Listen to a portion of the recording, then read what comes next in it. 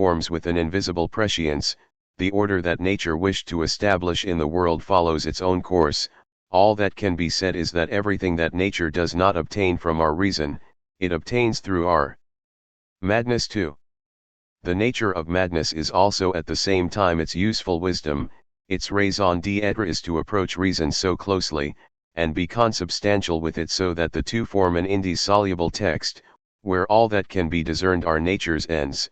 The madness of love is necessary for the preservation of the species, the delirium of ambition is required for the good order of political bodies, and insane greed is necessary for wealth to be created. Such individual, egotistical disorders are part of a greater wisdom, whose order surpasses individuals.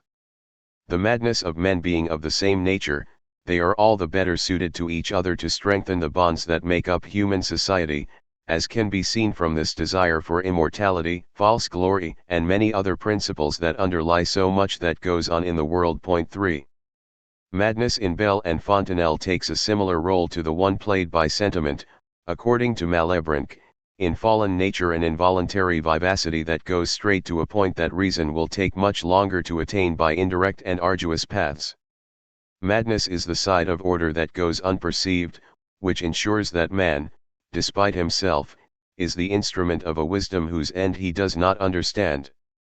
Madness measures the distance that exists between foresight and providence, between calculation and finality. And it masks a profound, collective reason that masters time itself. Point 4. Since the 17th century, madness had undergone an imperceptible shift in the order of reasons. Previously on the side of the reasoning that banished reason, it had now slipped into the position of a silent reason that expedites the slow rationality of reasoning, smudging its well-ordered lines and risking its way beyond its ignorance and apprehensions. The nature of madness was to be a secret reason, existing only through and for reason, having no presence in the world other than the one granted it in advance by reason, already alienated within it. But then how was it possible to assign a fixed place to madness, and to draw an outline that did not have the same features as reason itself? A hasty and involuntary form of reason, it could be allowed nothing that would show it to be irreducible. When Vucens the Younger explained that the oval center in the brain was the seat of the functions of the spirit, because arterial blood there became sufficiently refined to become the animal spirit, and that consequently the health of the spirit in its material form depends on the regularity, the equality, and the free passage of the spirits through these tiny canals, Fontenelle refused to recognize all that was immediately perceptible and decisive in a criterion so simple, which would allow an immediate division into the mad and the non-mad. Even if the anatomist was right to link madness to a disorder of these tiny fine vessels, such a disturbance might be found in anyone. There can be no head so healthy it does not have some minute-blocked vessel somewhere in the oval center. Point 5. He admitted that the demented, the furious, the maniacal, and the violent could be immediately identified, but this was not because they were mad, or inasmuch as they were, but only because their delirium was of a particular type that added its own particular indicators to the imperceptible essence of all madness. The frenzied are simply mad in a different fashion. Point 6. But outside of such differentiations, the general essence of madness lacked any recognizable form.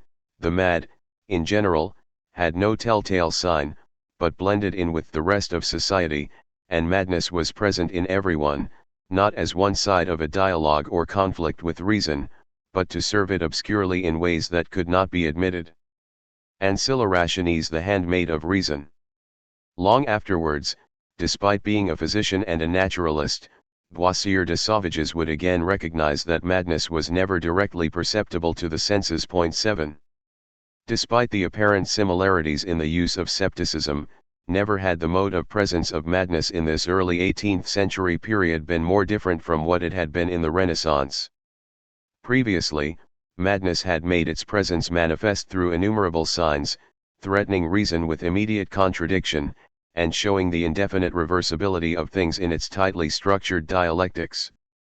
Things were now still equally reversible, but madness had become a more diffuse presence, devoid of obvious signs, exterior to the world of the senses, in the secret reign of a universal reason. It was at once plenitude and total absence, inhabiting all regions of the world, It spared no wisdom, no order, and escaped detection by the senses.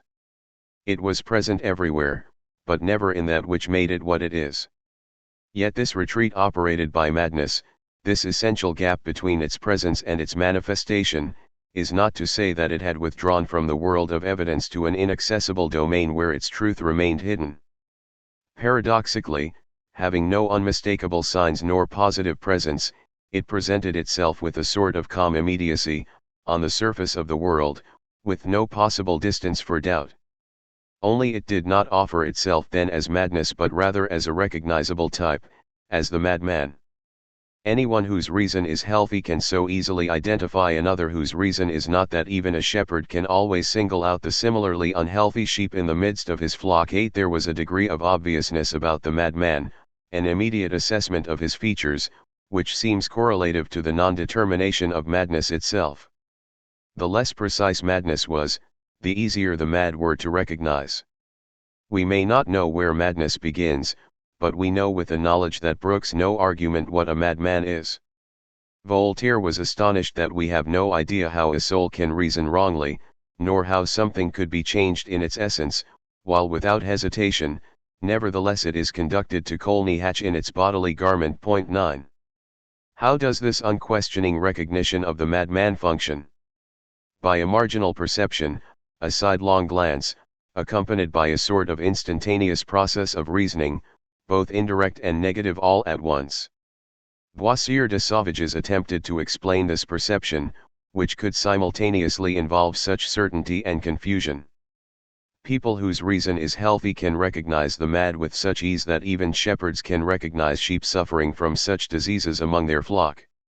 By the same token, when a madman is observed to reveal the hallucination or the madness with which he is taken, he does not have to produce faulty syllogisms.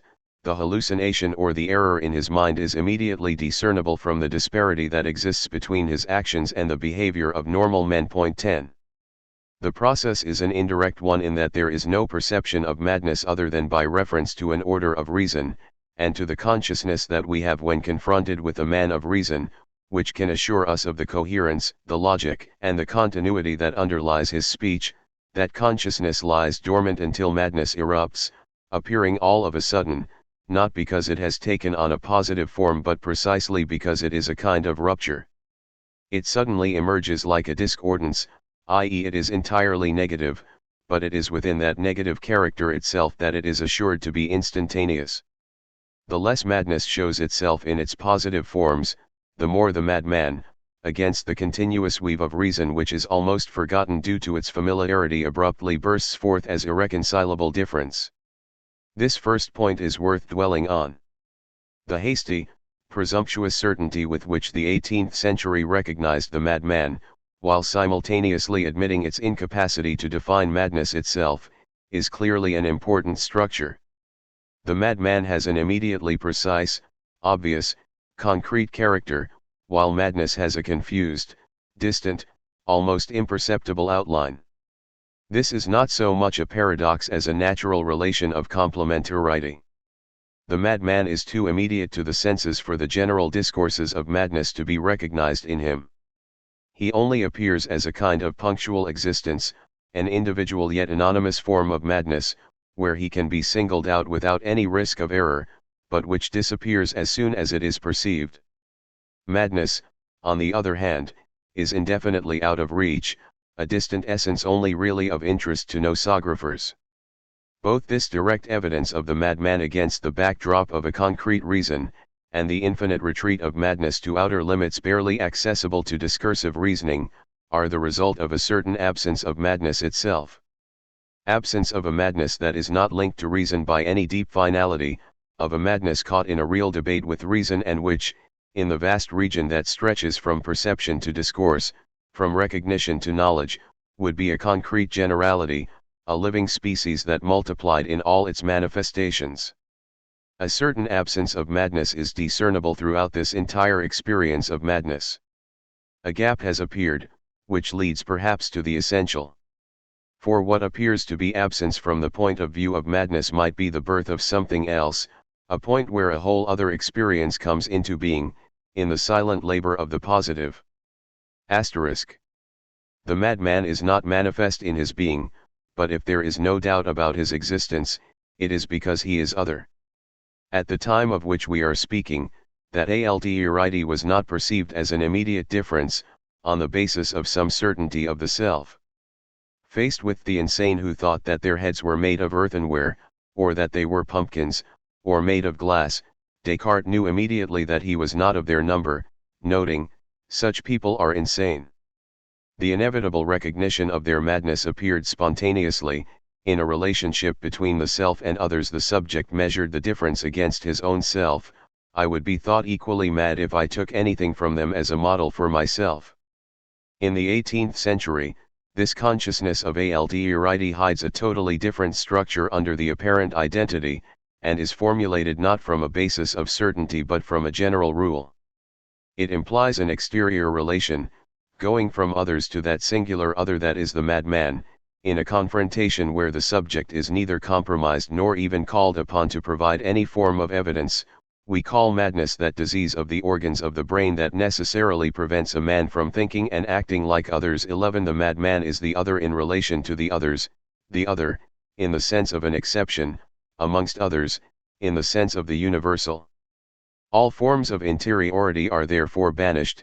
The madman is self-evidently mad, but his madness stands out against the backdrop of the outside world, and the relation that defines him, exposes him wholly, through objective comparisons, to the gaze of reason. Between the madman and the subject who notes that man is mad, a gulf emerges, which is no longer simply the Cartesian void of I am not that man, but is filled instead with the plenitude of a double system of altérité. It is a distance filled with boundary markers, which can thus be measured and can vary. The madman is different to a greater or lesser degree in a group of people, which in turn is more or less universal. The madman becomes relative, the better to be stripped of his powers. Once that uncanny presence within, perilously close in the thought of the Renaissance, lurking in the heart of reason, he is now expelled to a different realm, where the danger he presents is disarmed. Doubly so, in that what he now represents is the difference of the other in the exteriority of others. This new form of consciousness inaugurated a new relation between madness and reason. It was no longer a continuous dialectic, the way it had been in the 16th century, and it was no longer a simple, permanent opposition as it had been in the rigorous division in force at the outset of the classical age, but became instead a complex, strangely knotted collection of links. On the one hand, madness existed in relation to reason, or at least in relation to the others who, in their anonymous generality, were supposed to represent it and grant it the value of an exigence, and on the other hand it existed for reason, in that it appeared in the consideration of an ideal consciousness, which perceived it as difference from the others. Madness now had a double mode of facing reason. It was at once on the other side, and offered to its gaze. On the other side it was immediate difference, pure negativity that betrayed itself as non-being in a manner that could not be denied. It was the total absence of reason, immediately perceived as such against the backdrop of the structures of the reasonable. And, as an object before the gaze of reason, madness was a singular individuality whose individual characteristics, behavior, language, and gestures were each different from those to be found in a normal person. Through these particular aspects, madness unveiled itself to reason, taken not as a term of reference but as a principle of judgment. Madness was thereby caught up in the structures of the rational. What characterized madness after Fontenelle was the permanence of a double relation to reason, this implication, in the experience of madness, of reason taken as a norm, and of reason defined as the subject of knowledge. It could easily be objected that at any given period in history there was always a double apprehension of madness in that same fashion, a moral one against the backdrop of the reasonable, and another, objective and medical, against a backdrop of rationality. Leaving aside the great problem that is the madness of the ancient Greeks, it is true to say that by the time of the Romans, the consciousness of madness was caught in this duality. Cicero evokes the paradox of the sicknesses of the soul and their cure. When the body is ill, the soul can recognize it, know it, and form judgments about it, but when the soul is sick the body can do nothing for it, and can tell us nothing about it. the soul is called upon to make judgments on its own state, when it is precisely the faculty of judgment that is unwell. 12 It would be impossible to escape such a contradiction, were it not that there were two rigorously different points of view regarding the sicknesses of the soul. First of all was a form of philosophical wisdom, which could distinguish the mad from the reasonable, assimilating all forms of non-wisdom to madness. Omnes incipientes insaniunt, all those who lack reason are insane. 13 And could by teaching or persuasion dissipate the sicknesses of the soul. There is no need, as there is for the body, to look outside the self, and we must employ all of our resources and all our forces to ensure that we are in a state to cure ourselves. 14 And second, there was a form of knowledge that could recognize in madness the effect of violent passions, irregular movements of black bile, and all that order of causes that spring to mind when thinking of Athamas, Alcmaeon, Ajax, and Orestes. 15 Two forms of madness corresponded almost exactly to those two forms of experience, insania, which was widely conceived, particularly with the addition of foolishness, and furor, a far more serious matter that Roman law had recognized since the law of the 12 Tables. Because it was opposed to all that is reasonable, insania could never affect the wise. Furor, by contrast, an event of both the body and the soul that reason was capable of reconstituting in knowledge, could at any time affect the spirit of the philosopher. 16 Latin tradition therefore contained madness in the form of the reasonable and madness in the form of the rational, a distinction which even Cicero's moralism could not reduce. 17 What happened in the 18th century was a slippage between perspectives, thanks to which the structures of the reasonable and the rational became interwoven, ultimately creating a weave so tight that for a long period it was impossible to make any distinction between them. They progressively formed a unity in relation to a single form of madness, perceived altogether in its opposition to the reasonable, and in what it manifested of itself to the rational. The madman, who was the outsider par excellence, pure difference, other to the power of two, became in this very distance the object of rational analysis, fullness offered to knowledge and evident perception, the one precisely to the extent that he was the other. From the first half of the 18th century onwards, and it is this that lent this period such a decisive weight in the history of unreason, the moral negativity of the madman began to be nothing other than the positivity of what could be known about him. The critical distance, the pathos of refusal, of non-recognition, this absence of characteristics all became the space in which the various characters of madness serenely appear, slowly forming a positive truth. And it is doubtless that same movement that is to be found in the enigmatic definition of madness in the Encyclopedia. To stray unwittingly from the path of reason, because one has no ideas, is to be an imbecile. Knowingly to stray from the path when one is prey to a violent passion is to be weak, but to walk confidently away from it, with the firm persuasion that one is following it, that, it seems to me, is what is called genuinely mad. This is a strange definition, close, in its dryness, to the older philosophical and moral traditions. And yet half hidden within it is the whole movement that renewed thinking about madness, the superimposition and the forced coincidence between a definition in the negative terms of distance. Madness is always a distance from reason, a gap that has been instituted and measured, and a definition in terms of the plenitude of characters and traits that re-establish in a positive form the relationship with reason, confidence and persuasion, a system of belief that implies that the difference between madness and reason is also a resemblance, the opposition disappearing in a sort of illusory fidelity, the gap being filled with a group that is merely appearance, but the semblance of reason itself. So much so that the previous simple opposition between the powers of reason and of insanity is now replaced by a more complex and elusive opposition. Madness is the absence of reason, but an absence that takes on a positive form, a quasi-conformity, an almost identical resemblance that is never totally convincing. The madman leaves the path of reason, but by means of the images, beliefs, and forms of reasoning that are equally to be found in men of reason. The madman therefore is never mad to his own way of thinking, but only in the eyes of a third person who can distinguish between reason and the exercise of reason. Mixed up together in the perception of madness constructed in the 18th century then are elements that are both extremely positive and extremely negative. The positive is nothing other than reason itself, even if it wears an aberrant appearance. The negative is the fact that madness is nothing other than a vain simulacrum of reason. Madness is reason, with the addition of a thin layer of negativity. It is what is closest to reason, and most irreducible, reason marked with an ineradicable sign, unreason. Let us now pick up the threads of the argument.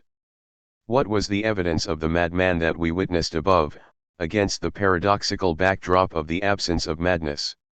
It was nothing other than the close proximity of reason, filling all that was positive in the mad, whose evident madness was a sign, affecting reason, but ultimately introducing nothing positive from the outside. And what of the interweaving of the structures of the rational and the reasonable? In a similar movement typical of the perception of madness in the classical age, reason immediately recognizes the negativity of the madman in the unreasonable, while recognizing itself in the rational content of all forms of madness. It recognizes itself as content, as nature, as discourse, in the end as the reason of madness, while simultaneously measuring the unbridgeable gap that exists between reason and the reason of the mad. In that sense the madman can be entirely invested with reason, mastered by it since it secretly inhabits him, but reason always ensures that he is other. If it has any grip on the mad, it is only as an object. This status as object, which will later be the foundation of the positive science of madness, is inscribed from the moment of the creation of this perceptual structure that we are currently analyzing, an acknowledgement of the rationality of the content, as part of the movement that simultaneously denounces all that is unreasonable in its manifestation.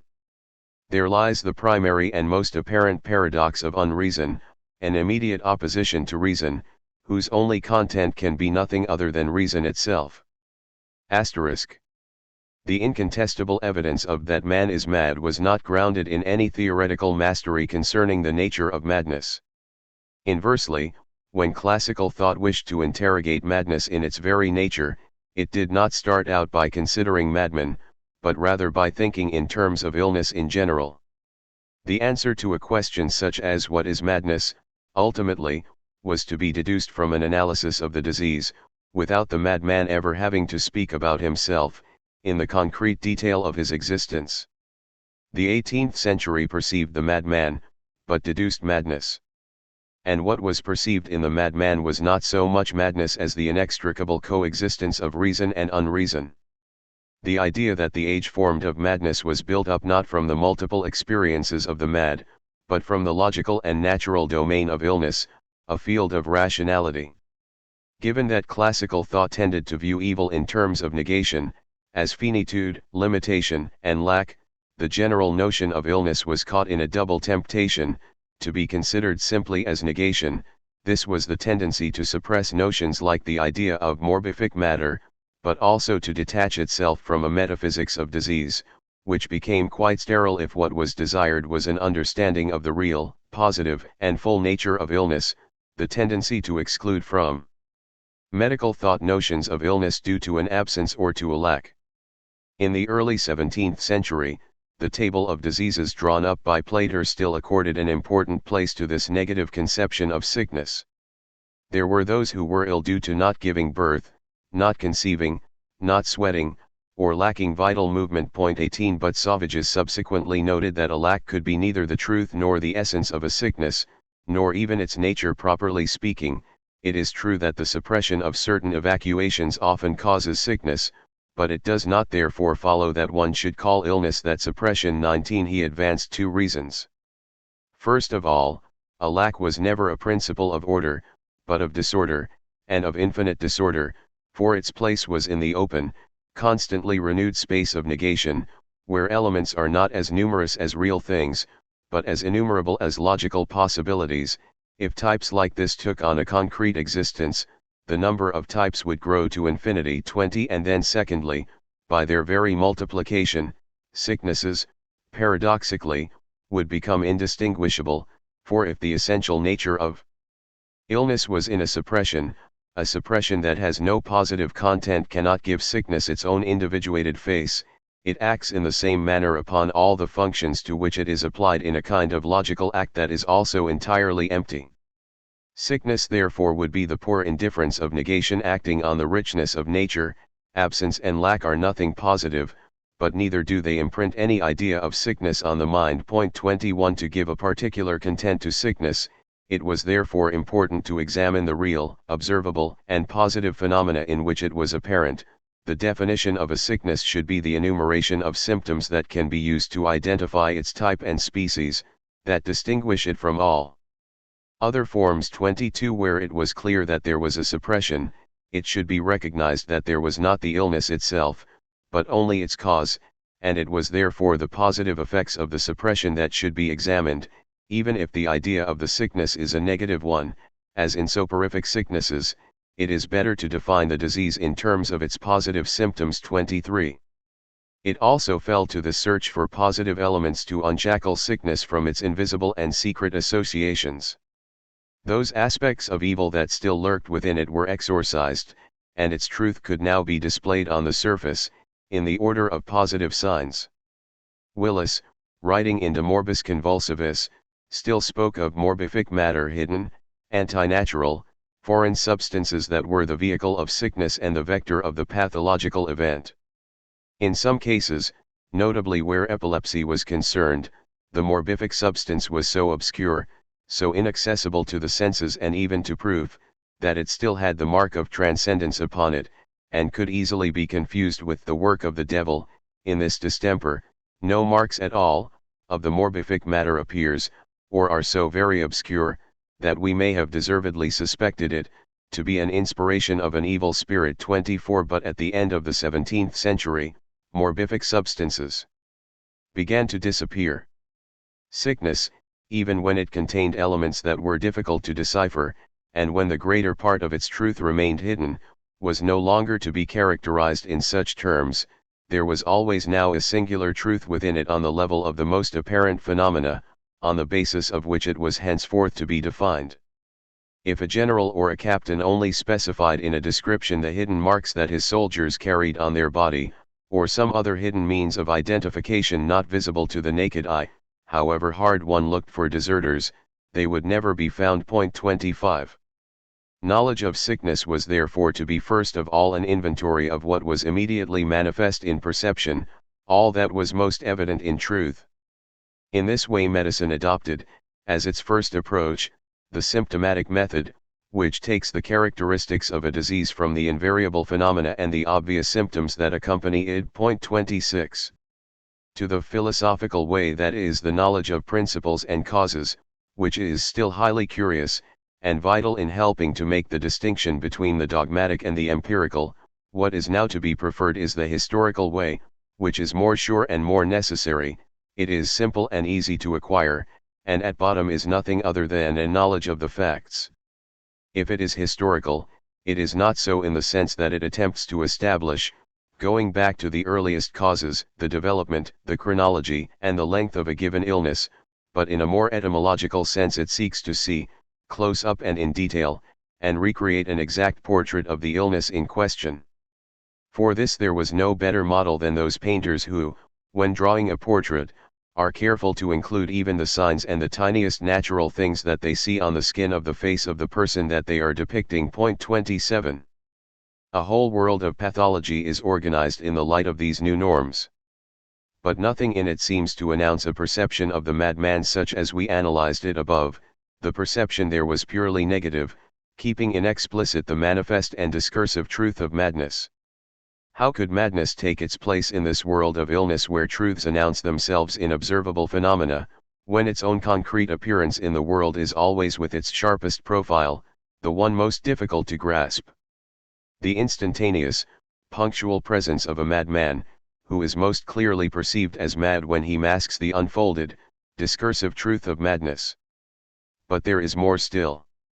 Behind the greatest concern of the classifiers of the 18th century is a metaphor as recurrent and as persistent as a myth, where the disorders of diseases are transferred to the order of the vegetal.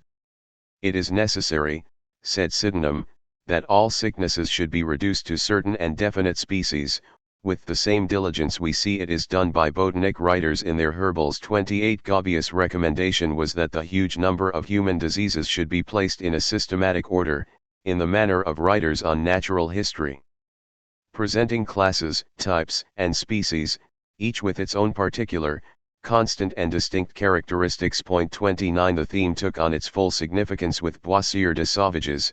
The order defined by botanists becomes the principle of organization for the whole world of pathology, and diseases are divided up into an order and in a space that is that of reason itself. 30 The project of a garden of species, pathological as well as botanical, belongs to the wisdom of divine providence.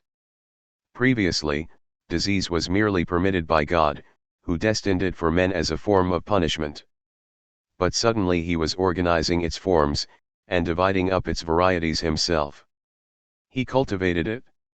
From now on there was also to be a god of sickness, the same one as he who protects the species, and there was no medical record of this careful gardener of illnesses ever passing away. If it was true that on man's side, sickness was a sign of disorder, finitude, and sin, on God's side, the side of the Creator, i.e. the side of their truth, diseases were a reasoned vegetation. And accordingly, it now fell to medical thought to escape these pathetic categories of punishment, and move instead to genuinely pathological ones, where sickness found its eternal truth. I think the chief reason why we still want an exact history of diseases is, because most suppose that they are only the confused and disordered effects of nature in defending herself, and that he labors to no purpose, who endeavors a just narration of their senses. However, when creating diseases or in maturing morbific humors, the Supreme Being subjected himself to laws no less binding than for producing plants or animals. 31. Henceforth, it will be enough for the image to be followed through to its term.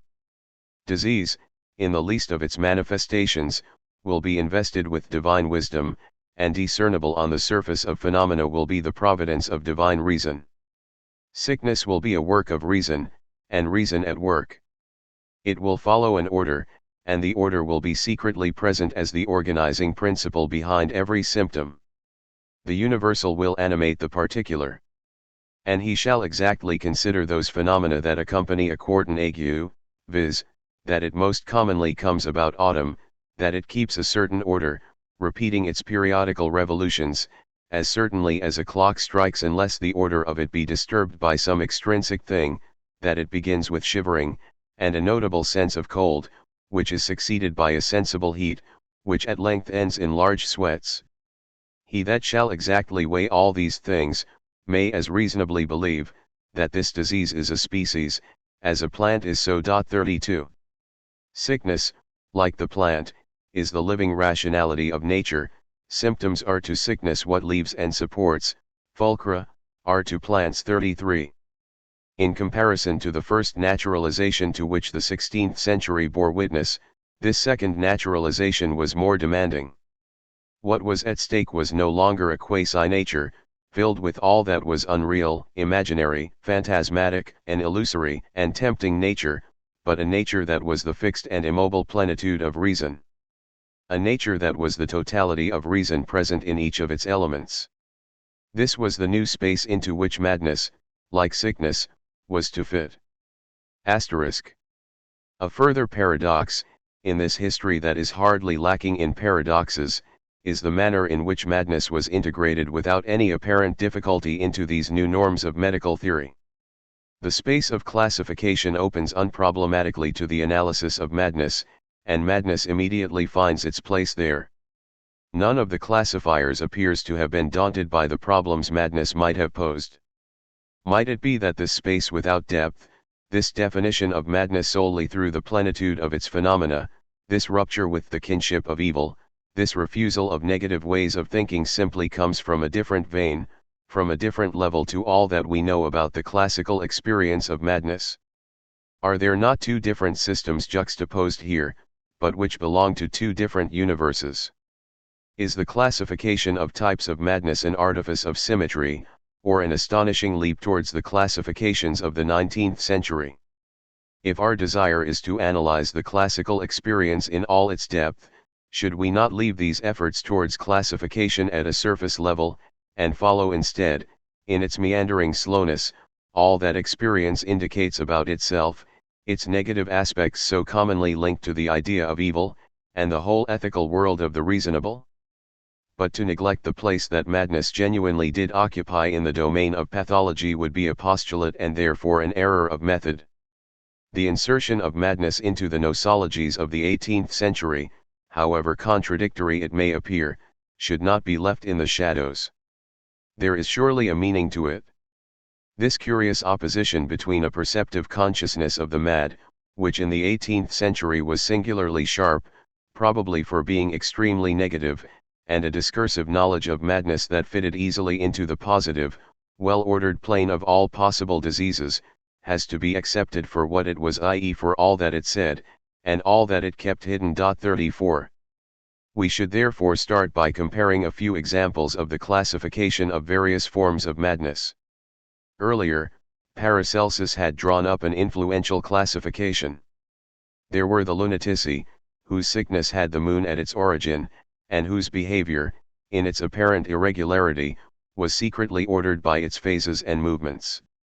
The insani owed their condition to heredity, unless they had contracted it, just before their birth, in their mother's womb.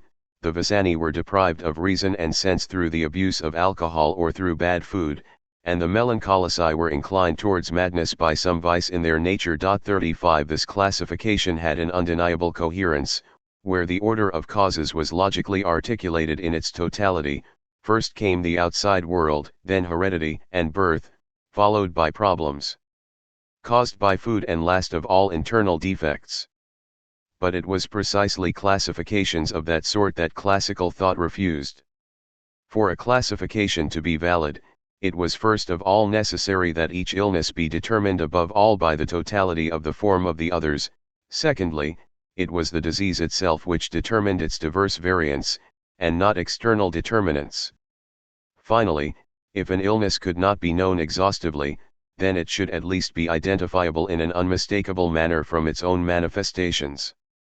The path towards that ideal can be followed from Plater to Linnaeus or Wichard, and what becomes apparent is a language where the divisions of madness are to be formulated on the basis of its own nature, and the natural totality that is formed by all possible illness.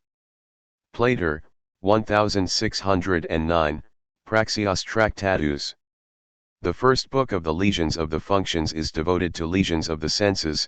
Among them a distinction is made between external and internal senses, imaginatio, ratio, memoria. They can be affected separately or together, and they may be diminished, totally abolished, perverted or exaggerated. Inside that logical space, particular diseases are defined sometimes by their causes, divided into internal or external, sometimes by their pathological context, health, sickness, convulsion, rigidity, or sometimes by associated symptoms, such as fever or its absence. Johnston, 1644. The idea of practical physic. Diseases of the brain are part of organic, internal maladies that are particular and non-poisonous. They are divided into troubles. Of the external senses, cephalalgia. Of the common sense, over great and extraordinary watchings. Of the sleepy and drowsy coma, or cataphora. Of the imagination, the vertigo. Of the imagination, and the ratiocination 36 when they are hurt. Of memory, delirium or dotage, frenzy, melancholy, madness, rabies or raging madness. Of the internal senses, waking coma, lethargy. Of the animal motion, lassitude or leaderness, restlessness or unquietness, rigor or extreme stiffness, tremor or trembling, the palsy, spasm or convulsions. Of the excretions of the head, catarrh. There are also composite sicknesses where many symptoms mingle, such as incubus or the night hag, catalepsis, epilepsy or falling sickness, charis, and apoplexy. 37. Boissier de Sauvages, 1763. Methodical nosology. Classes. Vices. Fevers. Phlegmasia. Spasms. Shortness of breath. Weaknesses. Pains. Madnesses. Flux. Cachexia.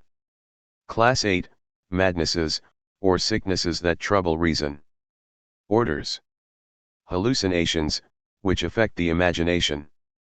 Types: vertigo, double vision, blunders, tinnitus, hypochondria, somnambulism. Strangeness, morositates, affecting the appetites. Types: depraved appetite, animal hunger, raging thirst, antipathy, homesickness, panicky terror, satyriasis, uterine frenzy, St. Vitus dance, hydrophobia. Delirium, affecting judgment. Types: transports of the brain, dementia, melancholy, demonomania, mania in general. Abnormal forms of madness. Types: amnesia, insomnia. Linnaeus, 1763 Genera Morborum. Class V, mental maladies. Ideal: delirium, transport, dementia, mania, demonomania, melancholy. Imaginative: tinnitus, visions, vertigo, panicky terror, hypochondria, somnambulism. Pathetic: depraved tastes, bulimia, polydipsia, satyriasis, erotomania, nostalgia, St. Vitus dance, rage, hydrophobia, cacocity, antipathy, anxiety. Wichard, 1790 Der Philosophisch Arzt. Sicknesses of the spirit, Geisteskrankheiten. Weakness of the imagination. Overactive imagination. Attention deficit, attentio volubilis. Obstinate and persistent reflection, attentio acerrima et meditatio profunda. Absence of memory, oblivio. Errors of judgment, defectus judicii. Idiocy, slow-witness, defectus, tarditas ingenii. Eccentric liveliness and instability of the spirit, ingenium velox, precox, vividissimum. Delirium, insania. Sicknesses of the feelings, Gemütskrankheiten. Excitement, pride, anger, fanaticism, erotomania, etc. Depression, sadness, envy, despair, suicide, court sickness, Hofkrankheit, etc. Asterisk. All this patient labor of classification, if it indicates a new structure of rationality that was in the process of taking shape, has left no trace of itself.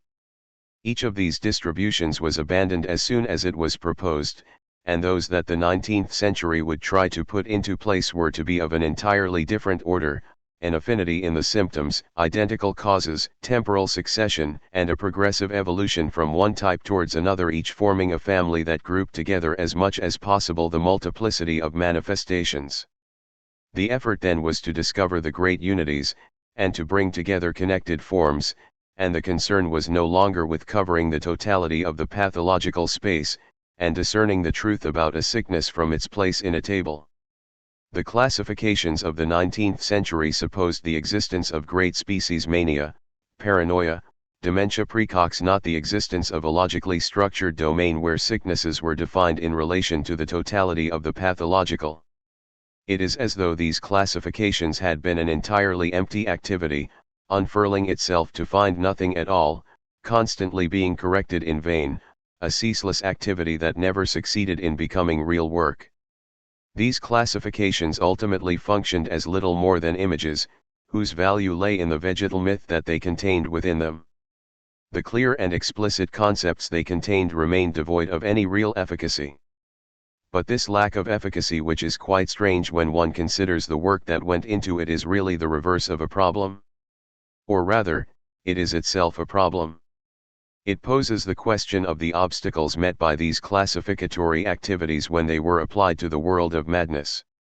What were the resistances that meant that these classifications had no purchase on their object, and that prevented new pathological concepts from emerging and stabilizing through all these species and classes? What was there in the experience of madness that prevented it from fitting into a coherent nosographic plane? What depth, what fluidity? What particular structure meant that it constantly eluded this project that was essential to the medical thought of the 18th century? Asterisk. The classificatory activity came up against solid resistance, as if to indicate that the project to divide up the various forms of madness according to their signs and manifestations contained within it a sort of contradiction, as though the relationship between madness and its visible forms was neither one of essence, nor one of truth. That much becomes apparent when one follows the thread of the classifications from their general order through to the detail of the diseases that were classed. There is always a moment where the great positivist theme classification in accordance with visible signs is rerouted, or finds an obstacle in its path. A separate principle surreptitiously creeps in, altering the sense of the organization and placing between madness and its perceptible figures either a series of moral denunciations or a system of causes. Madness alone cannot speak for its manifestations, and forms an empty space where all is possible, except a logical ordering of that possible space. The origin and significance of the order are thus to be sought outside that order. These heterogeneous principles will necessarily tell us a lot about the experience of madness in the medical thought of the 18th century. In principle, a classification should only examine the powers of the human spirit in the disorders to which it is prey. But let us take one example. Thomas Arnold, taking his inspiration from Locke, perceived the possibility of madness according to the two major faculties of the mind. One form was related to ideas, i.e. the quality of representative elements, and the truth content that they were intended to convey. The other was related to notions, the reflective activity that had constructed them and the architecture of their truth. Ideal insanity, the first type, included forms of madness that were frenzied, frenetic, incoherent, maniacal, and sensitive, related to hallucinations. But when madness brought its disorder to the notions, it could present itself in 9 different ways: delusive, whimsical, fanciful, impulsive, scheming, vain or self-important, hypochondriacal, pathetic, and appetitive. Thus far the coherence was preserved. But the content of pathetic madness had 16 variants: amorous, jealous, avaricious, misanthropic, arrogant, irascible, abhorrent, suspicious, bashful, timid, sorrowful, distressful, nostalgic, superstitious, fanatical, or desponding. 38 The slippage in perspectives is clear.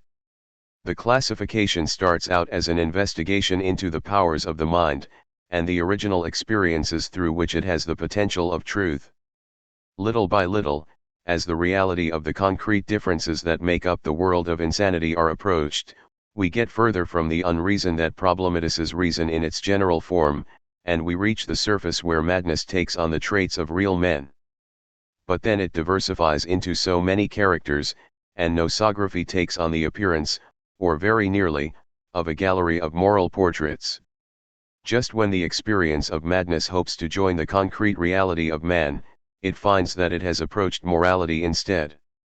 Arnold is not the only one to do this, and Weikhart's classification follows a similar pattern. 39 There again in the 8th class, the class of sicknesses of the mind, we start out with the distinction between imagination, memory, and judgment, but moral characterizations quickly take over. Vitet's classification even makes room, besides simple defects, for vice and sin. The memory of them is still vivid in Pinel's entry on nosography in the Dictionnaire des Sciences Médicales. What can we say about a classification where theft, baseness, wickedness, displeasure, fear, pride, vanity, and so forth are classed as sick afflictions of the mind? These are of course forms of mental sickness, and often incurable diseases, but their true place is in the maxims of La Rochefoucauld, or in the characters of La Bruyère, not in a work on pathology. 40. The quest was for the morbid forms of madness, and all that was found were deformations in morality. On the way, the notion of sickness itself was altered, moving from a pathological significance to a purely critical value. The rational activity that distributed the signs of madness was secretly transformed into a reasonable conscience that enumerated and denounced them.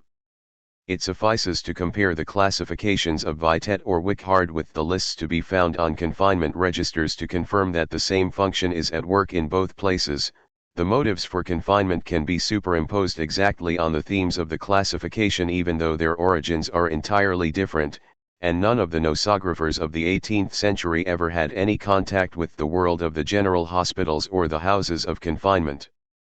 But as soon as thought, in its scientific speculation, tried to relate madness to its concrete faces, it necessarily met this moral experience of unreason. Between the classificatory project and the known and recognized forms of madness, the foreign principle that slipped in was unreason. Not all nosographies are caught in the slide towards such moral characterizations, but none are entirely pure, and if it is not morality that plays a diffractive, distributive role, it is the organism and the realm of corporeal causes that takes its place. The project of Boissier de Sauvages was a simple one. Yet one can easily discern the difficulties that he met in establishing a solid symptomatic basis for mental illness, as though madness were constantly in flight from its own truth. If one sets aside the class of abnormal forms of madness, the three principal orders are formed by hallucinations, strangeness, and delirium. On the surface, each is defined, in the full rigor of the method, on the basis of its most manifest signs. Hallucinations are sicknesses whose principal symptom is a depraved and erroneous imagination. 41 Strangeness should be understood as a depravity of taste or of the will. 42 And delirium as a depravity of the faculty of judgment.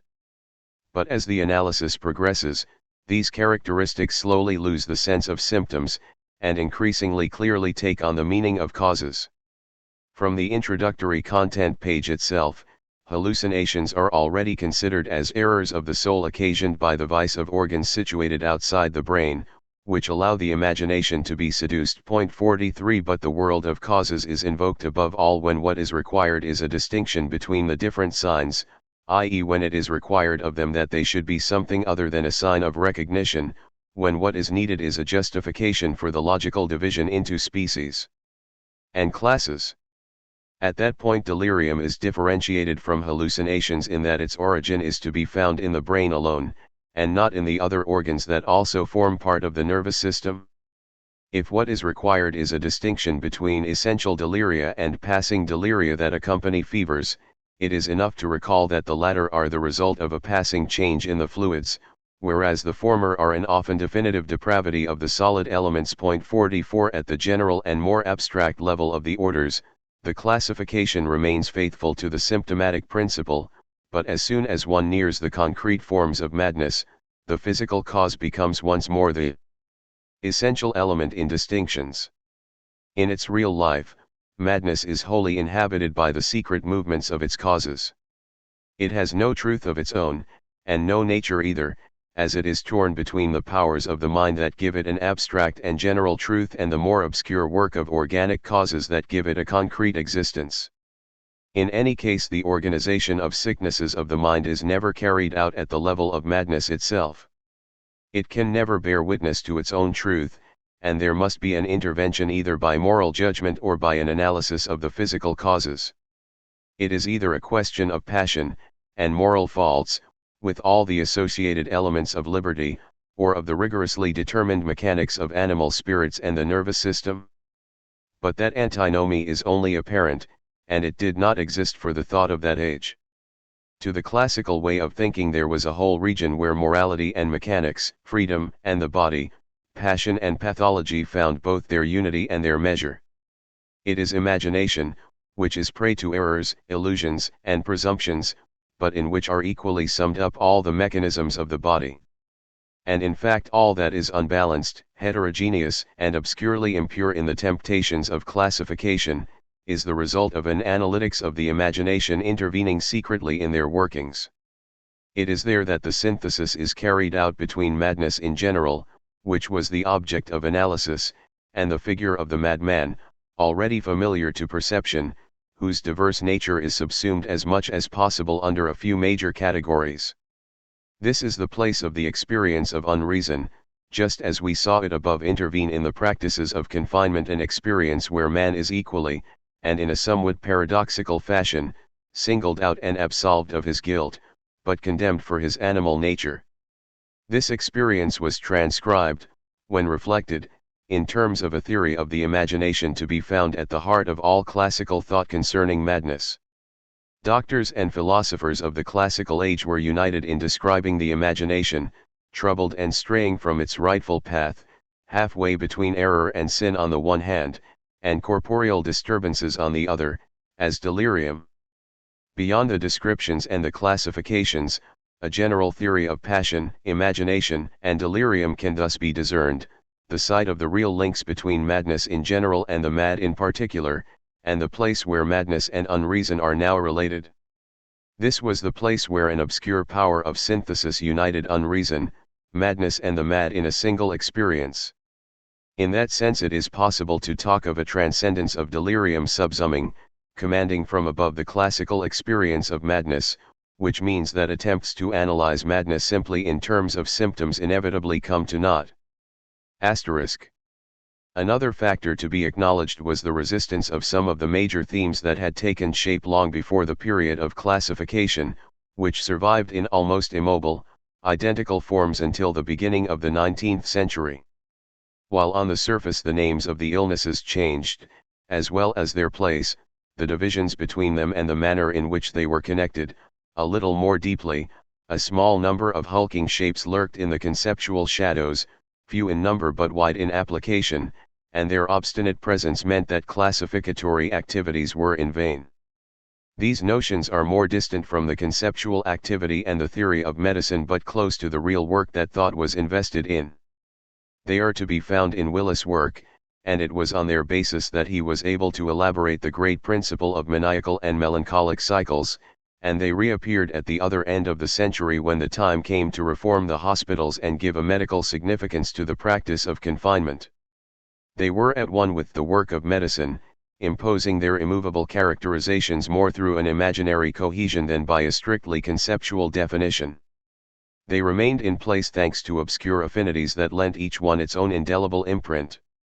Their trace can be found long before Bauer have, and survived long after Esquirol. In 1672, Willis published De Anima Brutorum, on the soul of brutes, the second part of which deals with diseases which belong to the corporeal soul and its subjects, viz., the brain and nervous stock. His analysis takes up the great illnesses long familiar to medical tradition, like frenzy, a state of fury associated with fever, which is to be distinguished in its brevity from delirium. Mania, Willis' translator into English simply used the term madness here, is a form of frenzy without fever. Melancholy includes neither fury nor fever, but is characterized by sadness and fear bearing upon a small number of objects, and could often be reduced to a single preoccupation. Stupidity is the fate of anyone lacking memory, judgment, or imagination. If Willis' writings were important in the definition of various different mental illnesses, it was in so far as the work was done within these major categories. Willis does not restructure the nosological space, but isolates forms that have a tendency to unify, even to blend different realities. Thus he almost goes so far as to propose a notion of melancholic mania, both of which are so much akin, that these distempers often change, and pass from one to the other. These two, like smoke and flame, mutually receive and give place one to another. 45 In other cases he manages to make a distinction where previously confusion reigned. The distinction is more practical than conceptual, a relative division by degrees, and the fundamental identity of the notions is not really called into question. This is the case for the great family of all those suffering from stupidity. First come those who are not capable of mastering literature or any of the liberal sciences, but who are sufficiently able to learn the mechanical arts, then come those who are simply capable of becoming farmers, then those who are capable of learning to subsist in life and learn the right habits, then the lowest rank of all, who barely understand anything and hardly act intentionally at all. 46 The real work is not what he did on new classes of illness, but on the traditional families where images were more numerous, and the familiar faces more easily recognized. In 1785, when Jean Colombier and François Doublet brought out their Instructions sur la manière de gouverner les incenses, more than a century had passed since Willis. The great nosological systems have been built, but it would appear that almost nothing remains of those monuments. Doublet is clearly writing for doctors and heads of medical establishments, and his aim is to aid with diagnosis and therapy.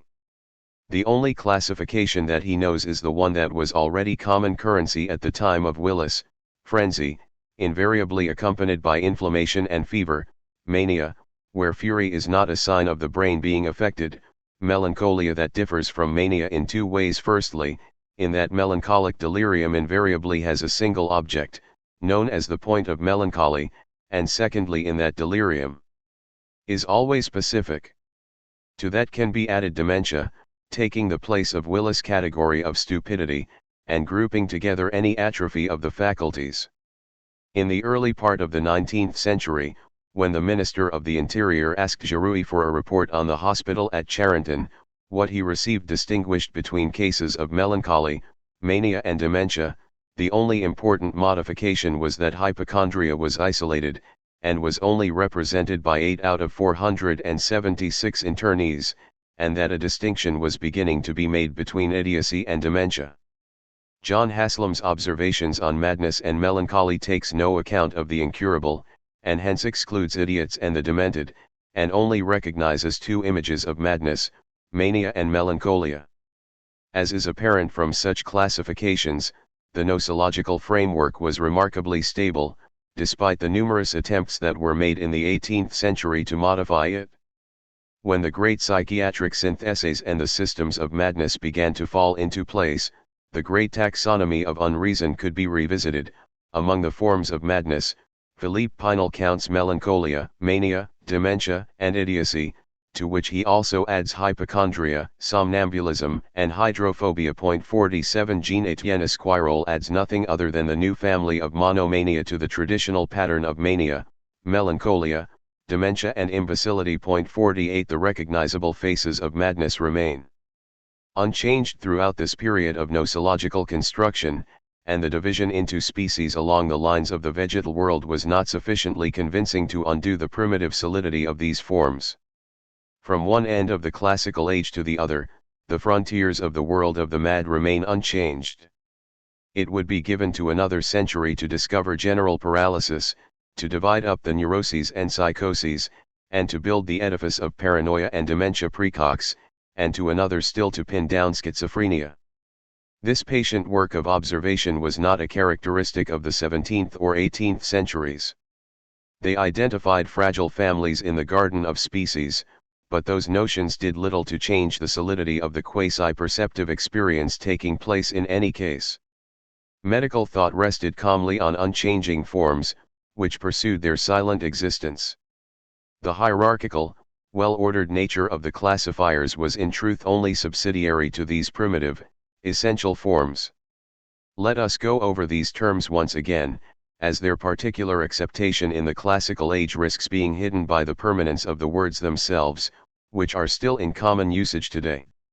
Their entries in Diderot and D'Alembert's encyclopedia are important reference points here, precisely because they did not aspire to originality. The encyclopedia notes that in opposition to frenzy, which was a fevered delirium, mania is a delirium without fever, in its essence at least. It includes all long-term sicknesses in which the patient loses not only his reason, but also fails to perceive the world as it is, and does things which are or seem to be ridiculous, extraordinary, or without motive. Melancholy is also a form of delirium, but a particular delirium, which fixes on a small number of objects with great determination, without fever or fury, in which respect it differs from frenzy or mania. This delirium is usually linked to an insurmountable sadness, a black humor, misanthropy, and a marked preference for solitude.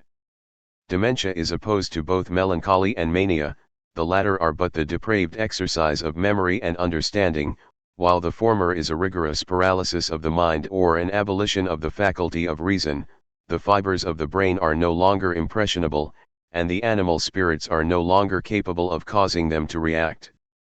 D'Amont, who wrote the entry, saw a less pronounced form of dementia in fatuit, conceitedness, which he took to be a simple weakening of the faculties of understanding and memory.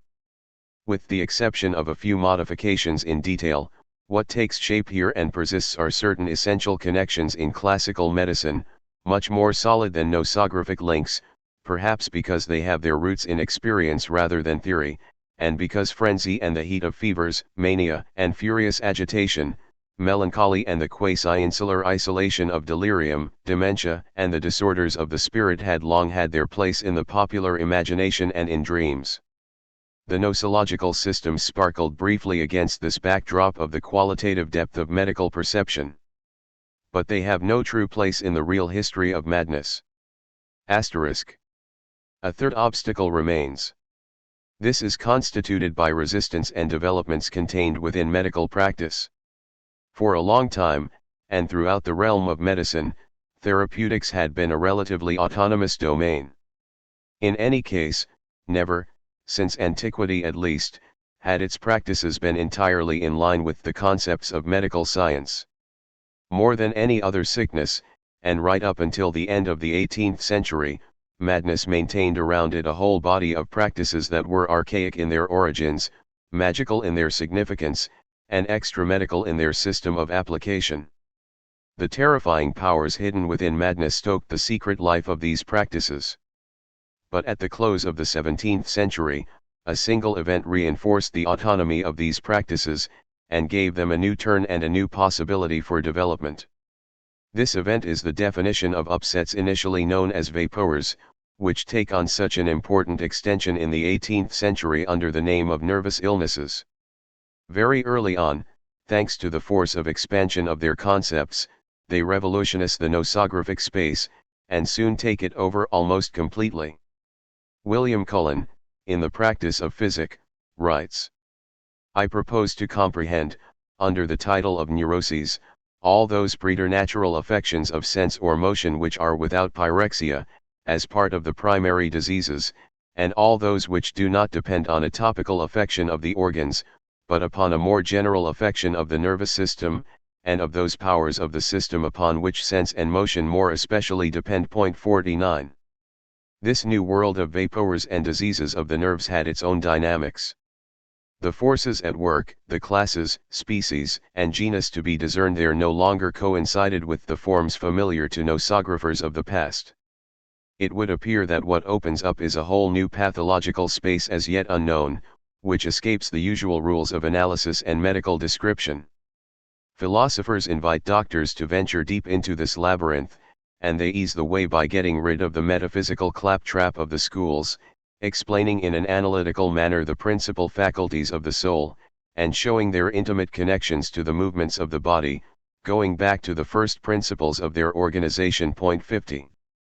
There are also innumerable projects for the classification of the vapors. None of them rely on the principles that had guided predecessors like Sydenham, Sauvage's, or Linnaeus. Viridet distinguishes between them in accordance with the mechanism of the illness and its location. General vapors come into being throughout the body, particular vapors come into being in a particular part.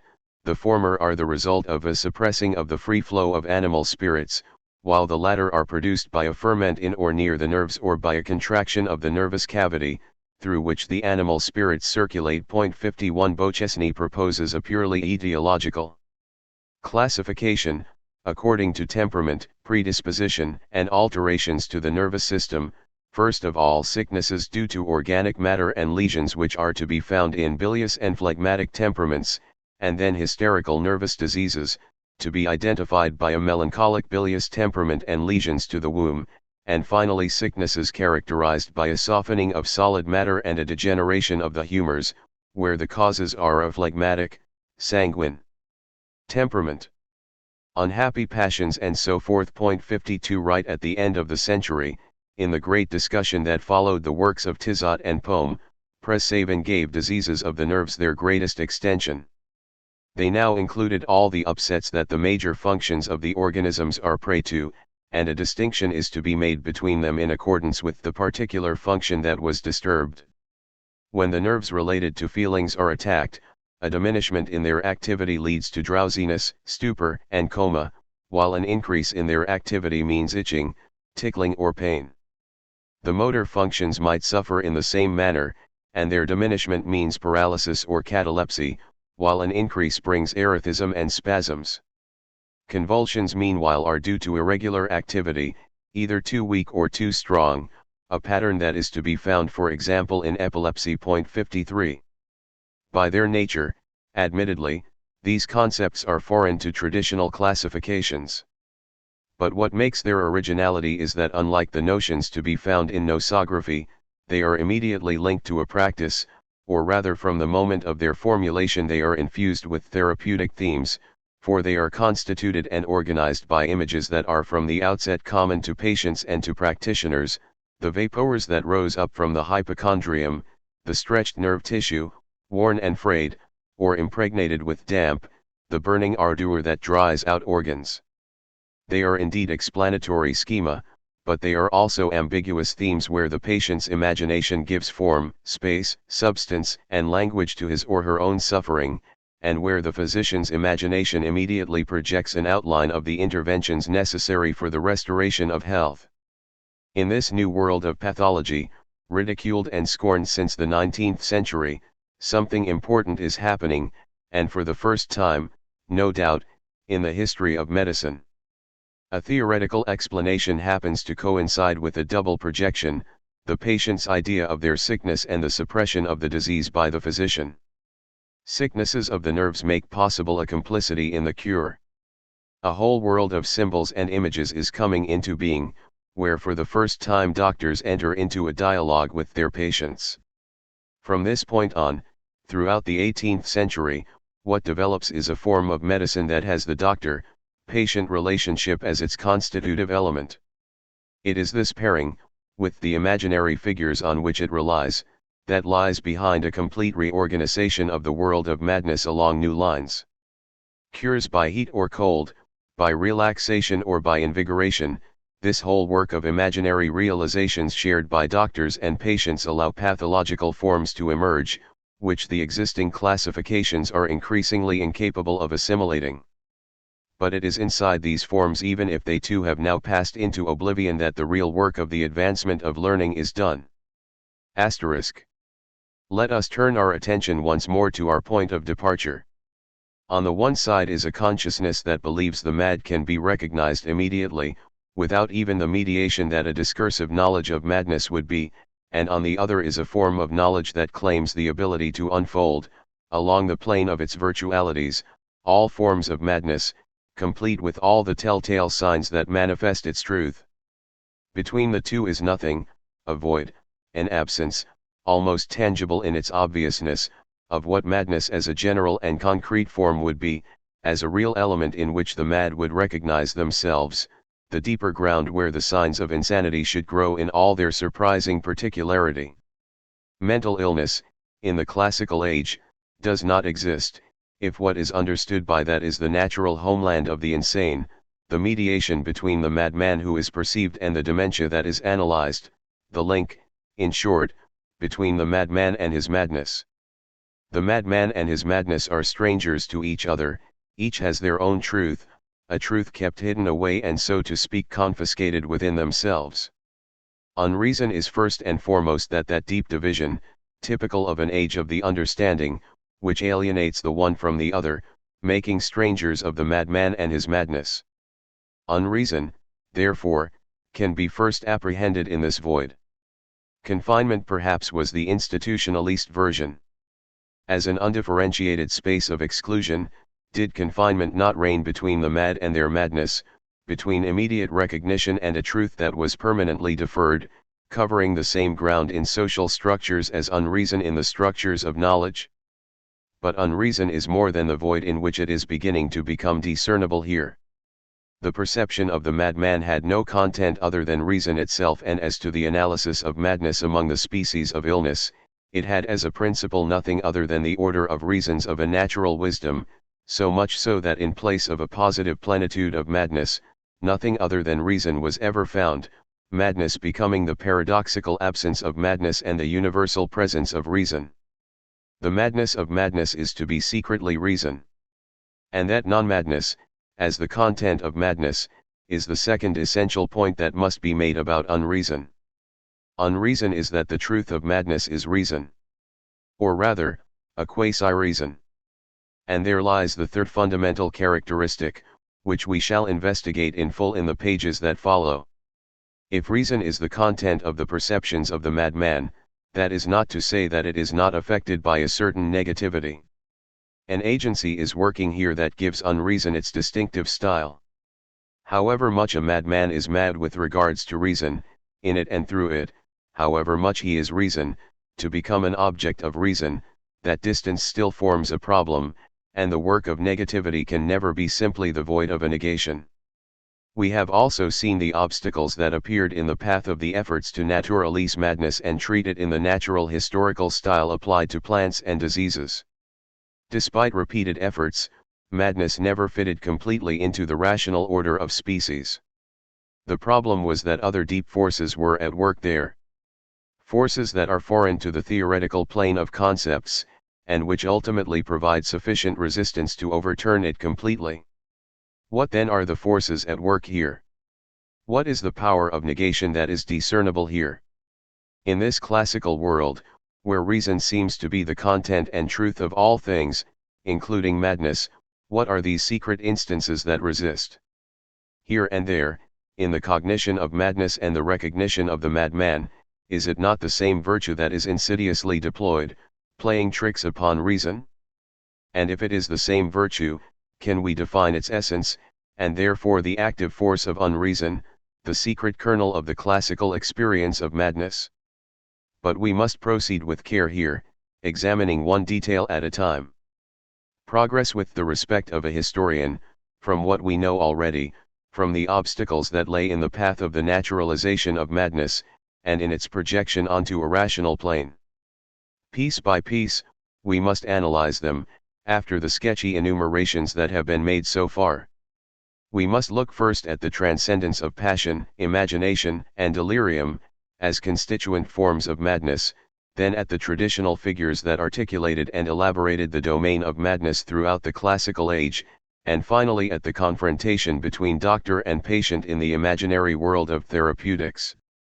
Perhaps it is there that the positive forces of unreason are to be found, in the work that is both the correlative and a compensation for the non-being that it is, for the ever deeper void and absence of madness. Our aim will be to describe this work and the forces to be found within it not as the evolution of historical concepts on the surface of knowledge, but rather, by cutting into the historical depth of an experience, to try to identify the movement through which a knowledge of madness finally became possible, a knowledge that is our own, from which Freudianism has failed to detach us completely, as such was not in fact its vocation. In that knowledge, mental illness is at last present, and unreason has finally departed, other than in the eyes of those who wonder what the stubborn and repetitive presence of a madness that necessarily comes with its own science, medicine, and doctors, a madness totally enclosed within the pathos of a mental illness, might signify in the modern world. 2. The transcendence of delirium. We call madness that disease of the organs of the brain. 1. The problems of madness revolve around the materiality of the soul. In this illness that nosologies are so quick to describe as sickness, how is the soul concerned? As a segment of the body attacked by disease like any other? As a general sensibility linked to the whole of the organism, and suffering with it? Or an independent, spiritual principle, only lacking power upon its transitory and material elements?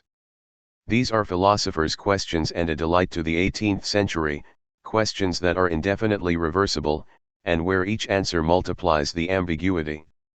There is first of all the weight of a tradition, the tradition of theologians and casuists, and also the tradition of lawmakers and judges. Provided he expresses a few of the external signs of penitence, a madman can receive confession and absolution, even if there is every indication that he is out of his mind. One has the right and the duty to suppose that the Spirit has illuminated his mind in ways that are not perceptible or material, ways that God uses sometimes through the ministry of the angels or by an immediate inspiration to it. Also mattered if a madman was in a state of grace when the madness first struck. If so, the madman will doubtless be saved, regardless of his actions while mad. The soul remains in the background, protected from disease, and preserved from evil by the disease itself. The soul is not sufficiently engaged in madness to sin on its account. Judges follow the same reasoning when they refuse to see the actions of a madman as a crime, and when deciding on placing him under guardianship always suppose that madness is only a temporary incapacity, the soul being no more affected here than it is inexistent or fragmentary in the child. Provided there is no interdiction, the madman, even incarcerated, is not stripped of his citizenship, and the Parliament of Paris formally pronounced that the de facto proof of alienation constituted by confinement in no way changed the legal capacity of the subject. Point 3. The souls of madmen are not mad. And yet for anyone who philosophizes about the exactness of medicine, and on its successes and failures, is the soul not both more and less than this free prisoner? Must it not be part of matter, as it is affected in the free exercise of its functions and in its most essential capacity, judgment itself, by and through matter? And if the whole tradition of the lawmakers is correct in establishing the innocence of a madman, it is not that his secret liberty is protected by its powerlessness, but rather that the irresistible force of the body affects liberty sufficiently to suppress it entirely. This poor soul is then not master of its own thoughts, but is constrained to be forever attentive to the images formed within it by traces in its brain. For but reason restored demonstrates even more clearly that the soul is nothing but organized physical matter, for madness is only ever destruction, and how could it be proved that the soul has really been destroyed, rather than simply bound in chains or hidden, or pushed aside?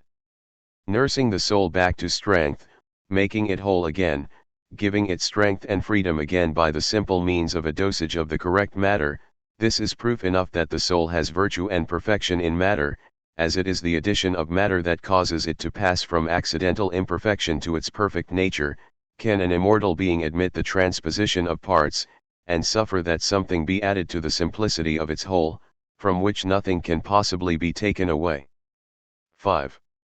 This dialogue, as old as the confrontation in Stoic thought between humanism and medicine, is taken up again by Voltaire, in an attempt to pin the matter down. Doctors and learned men seek to maintain the purity of the soul, and attempt to convince the madman that his madness is limited to the phenomena of the body. Whether he likes it or not, the madman must have a region of himself of which he is unaware, where a healthy soul is promised eternal life. My friend, although you have lost your common sense, your soul is as spiritual, as pure, as immortal as ours. But our souls are well housed, and yours badly. The windows of its house are blocked up, it lacks air, it suffocates. But the madman has his good moments, or rather, in his madness, he is at times the very moment of truth. Although devoid of sense, he has more common sense and reasons less awry than those who have all their wits. From the depths of his reasoning madness, i.e. from the heights of his mad wisdom, he knows that his soul is affected, and he reworks the paradox of Epimenides in the opposite sense, saying that he is mad to the bottom of his soul, and in saying so speaks the truth. My friends, as usual you take for granted the matter at issue. My windows are as open as yours, since I see the same objects and hear the same words. It must therefore follow that my soul uses its senses awry, and that my soul makes bad use of my senses, or that my soul is itself only a vitiated sense. In a word, either my soul is mad in itself, or I have no soul. Point 6. Voltaire's Epimenides is twin-headed in his prudence, seeming to say, either all Cretans are liars, or I am, while actually meaning both at once that madness has reached the deepest part of his soul, and consequently that his soul as a spiritual being does not exist. This dilemma suggests the process of reason that it conceals. We shall follow that path, which is not as simple as it first appears. From the one side, madness cannot be likened to a troubling of the senses.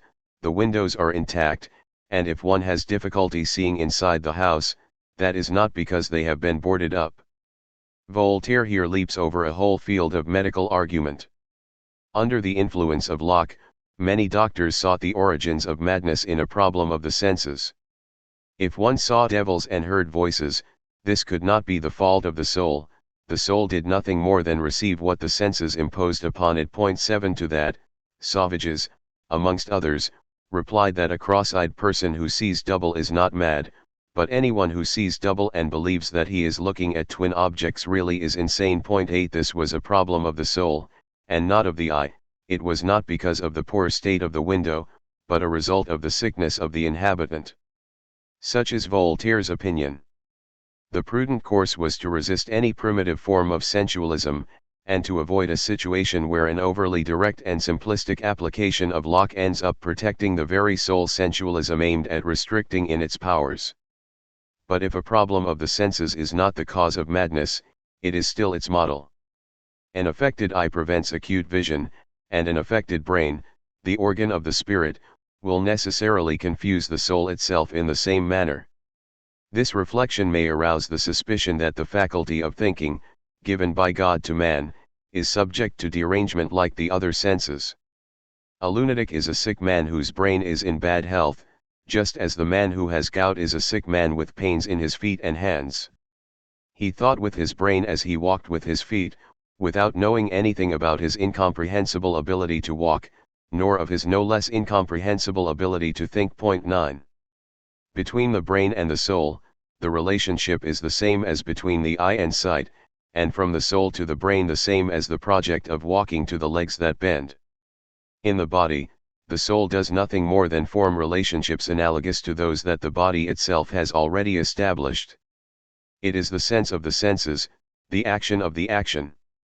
And just as walking is prevented by a paralysis of the leg, and vision affected by a problem with the eye, the soul can be affected by lesions in the body and above all in the privileged organ that is the brain, the organ of all organs, both of all the senses and of all the actions.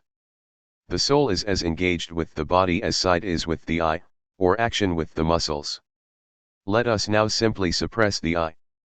It is shown thereby first that my soul is mad in itself, in its own substance, in the essential core of its nature, and that I have no soul, other than the one defined by the exercise of the organs of my body.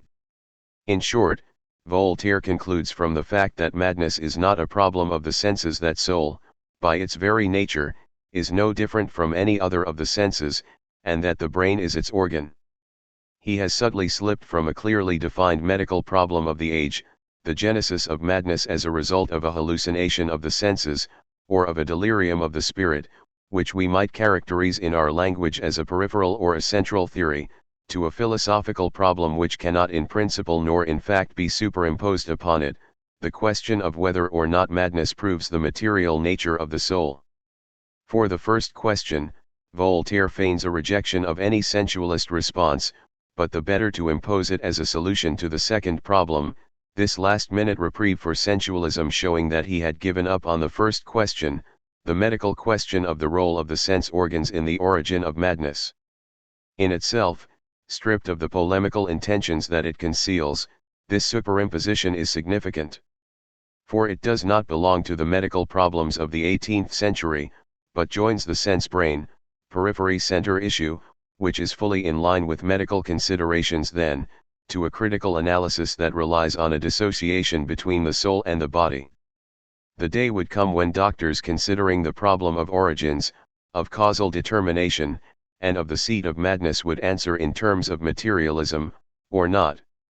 But these values would only be recognized in the 19th century, precisely when the problematic as defined by Voltaire would be accepted as self-evident. Then, and only then, would it be possible to have a spiritualist and a materialist psychiatry, one conception of madness that reduced it to the body, and another that left a place for the immaterial elements of the soul.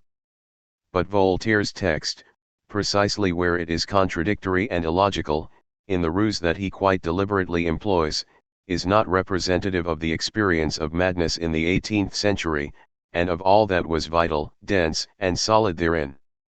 The text has more of an ironic inflection, slanted towards something that reaches beyond the time of that experience, towards the least ironic position possible concerning the problem of madness. It indicates and makes discernible, in another dialectical and polemical form, in the still empty subtlety of concepts, what would be unquestionably obvious in the 19th century, either madness is the organic disturbance of a material principle, or it is the spiritual troubling of an immaterial soul. The fact that through these complex detours, Voltaire has drawn up this simple set of problems from the outside does not mean that they were essential to the thought of the 18th century. The questioning of the division between the body and the soul was not born from the depths of classical medicine, but is a problem imported at a fairly recent date, out of time, from the point of view of a philosophical intention. What medicine of the classical age admitted unproblematically, the foundation upon which it progresses without asking itself any questions, was a different form of simplicity, more complex for us, as since the 19th century we are used to thinking the problems of psychiatry in terms of an opposition between body and mind, an opposition that is merely attenuated and eluded by notions like organo or psychogenesis. It was the simplicity that Tizot presented as a defense against the abstract chimera of the philosophes, the beautiful, discernible unity of body and soul, which precedes all the dissociations unknown to medicine. Searching for the causes of the influence of the mind on the body and body on the mind is a matter for metaphysics. Medicine ventures less far, but perhaps sees more clearly as a result. It ignores causes and observes only phenomena. Experience shows that a certain state of the body necessarily produces certain movements of the soul, which in turn modify the body. Experience shows that when the soul is busy thinking, a certain part of the brain is in a state of tension. Its research goes no further than that, and it seeks to look no further. The union of mind and body is so strong that it is difficult to conceive of the one acting without the consent of the other. The senses transmit the motive of thought to the mind by causing the fibers of the brain to vibrate, and while the soul reacts, the organs of the brain are in movement to some degree, in a state of varying degrees of tension. 10. One rule of method should be applied immediately. Whenever medical texts in the classical age speak of madness, vasanii, hallucinations, or troubles of the reason, or even in an explicit manner of mental illness and illness of the spirit, what is being referred to is neither a series of psychological troubles nor of spiritual facts that would stand in opposition to the domain of organic pathology. We should always bear in mind the fact that Willis classified madness as a disease of the head, and placed hysteria among the convulsions, and that Sauvages put blunders, vertigo, and tinnitus in the class of vasanii. And there are countless other anomalies too. Physicians with an interest in the history of medicine love to play at trying to identify the real diseases that lurked behind these classical descriptions.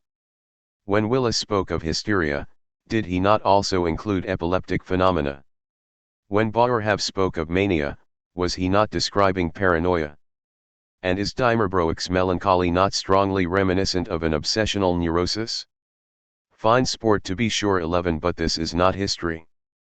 Perhaps from one century to another the same name does not refer to the same sicknesses, but this is because fundamentally it is not the same illness that is in question. To speak of madness in the 17th and 18th century is not, in the strict sense, to speak of a sickness of the mind, but of something where both the body and the mind together are in question. That, more or less, is what Zacchaeus meant when he proposed a definition that remains more or less valid for the whole of the classical age: Amentia proprio cerebri morbo et ratiocinatricis facultatis lasioni dependent. All forms of madness depend on a sickness of the brain, and damage done to the faculty of reason. Point 12. Leaving aside therefore a set of problems that were added at a fairly recent date to the experience of madness, we shall now endeavor to sketch out the structures that rightly belong to it, beginning with the most exterior ones, the cycle of causality, moving on to the more interior and less visible ones, the cycle of passion and image, and finally attaining, at the heart of that experience, that which made it what it was, the essential moment of delirium. Asterisk. The distinction between remote causes and immediate ones, familiar in all the classical texts, may not appear to be of great importance at first glance, offering only a fragile structure to organize the world of causality. In fact, its importance is considerable, as what lies behind this apparently arbitrary distinction is a highly rigorous structuring power. When Willis speaks of immediate causes of mania, he understands by that a double alteration of the animal spirits. First come the mechanical alterations, which affect the strength and trajectory of movement. In a maniac the spirits move with considerable violence, and can therefore force their way into unknown regions where they should not venture, and these new paths result in an eccentric flow of ideas, sudden and inexplicable movements, and a redoubled strength that seems to far exceed the patient's natural force. There is also a chemical alteration, where the spirits take on a more acid nature that makes them more corrosive and more penetrative, lighter and less heavy with matter. The result is a spirit as quick and impalpable as a flame, giving maniac behavior its characteristically lively, unpredictable, and ardent quality. Point 13. Such are the immediate causes. They are indeed so close that they seem little more than a qualitative transcription of all that is most visible in the manifestations of the sickness. The agitation, disorder, and unfevered heat that seem to animate the maniac, lending him a characteristic profile that is simply and immediately perceptible, are transferred by this analysis of immediate causes from the exterior to the interior, from the domain of perception to the domain of explanation, from visible effects to the invisible movement of causality. Point 14. But paradoxically, that which was originally a quality, once it becomes invisible, is transformed into an image. The ardent quality becomes the flame image, disorder in gesture and speech solidifies into the inextricable confusion of imperceptible furrows.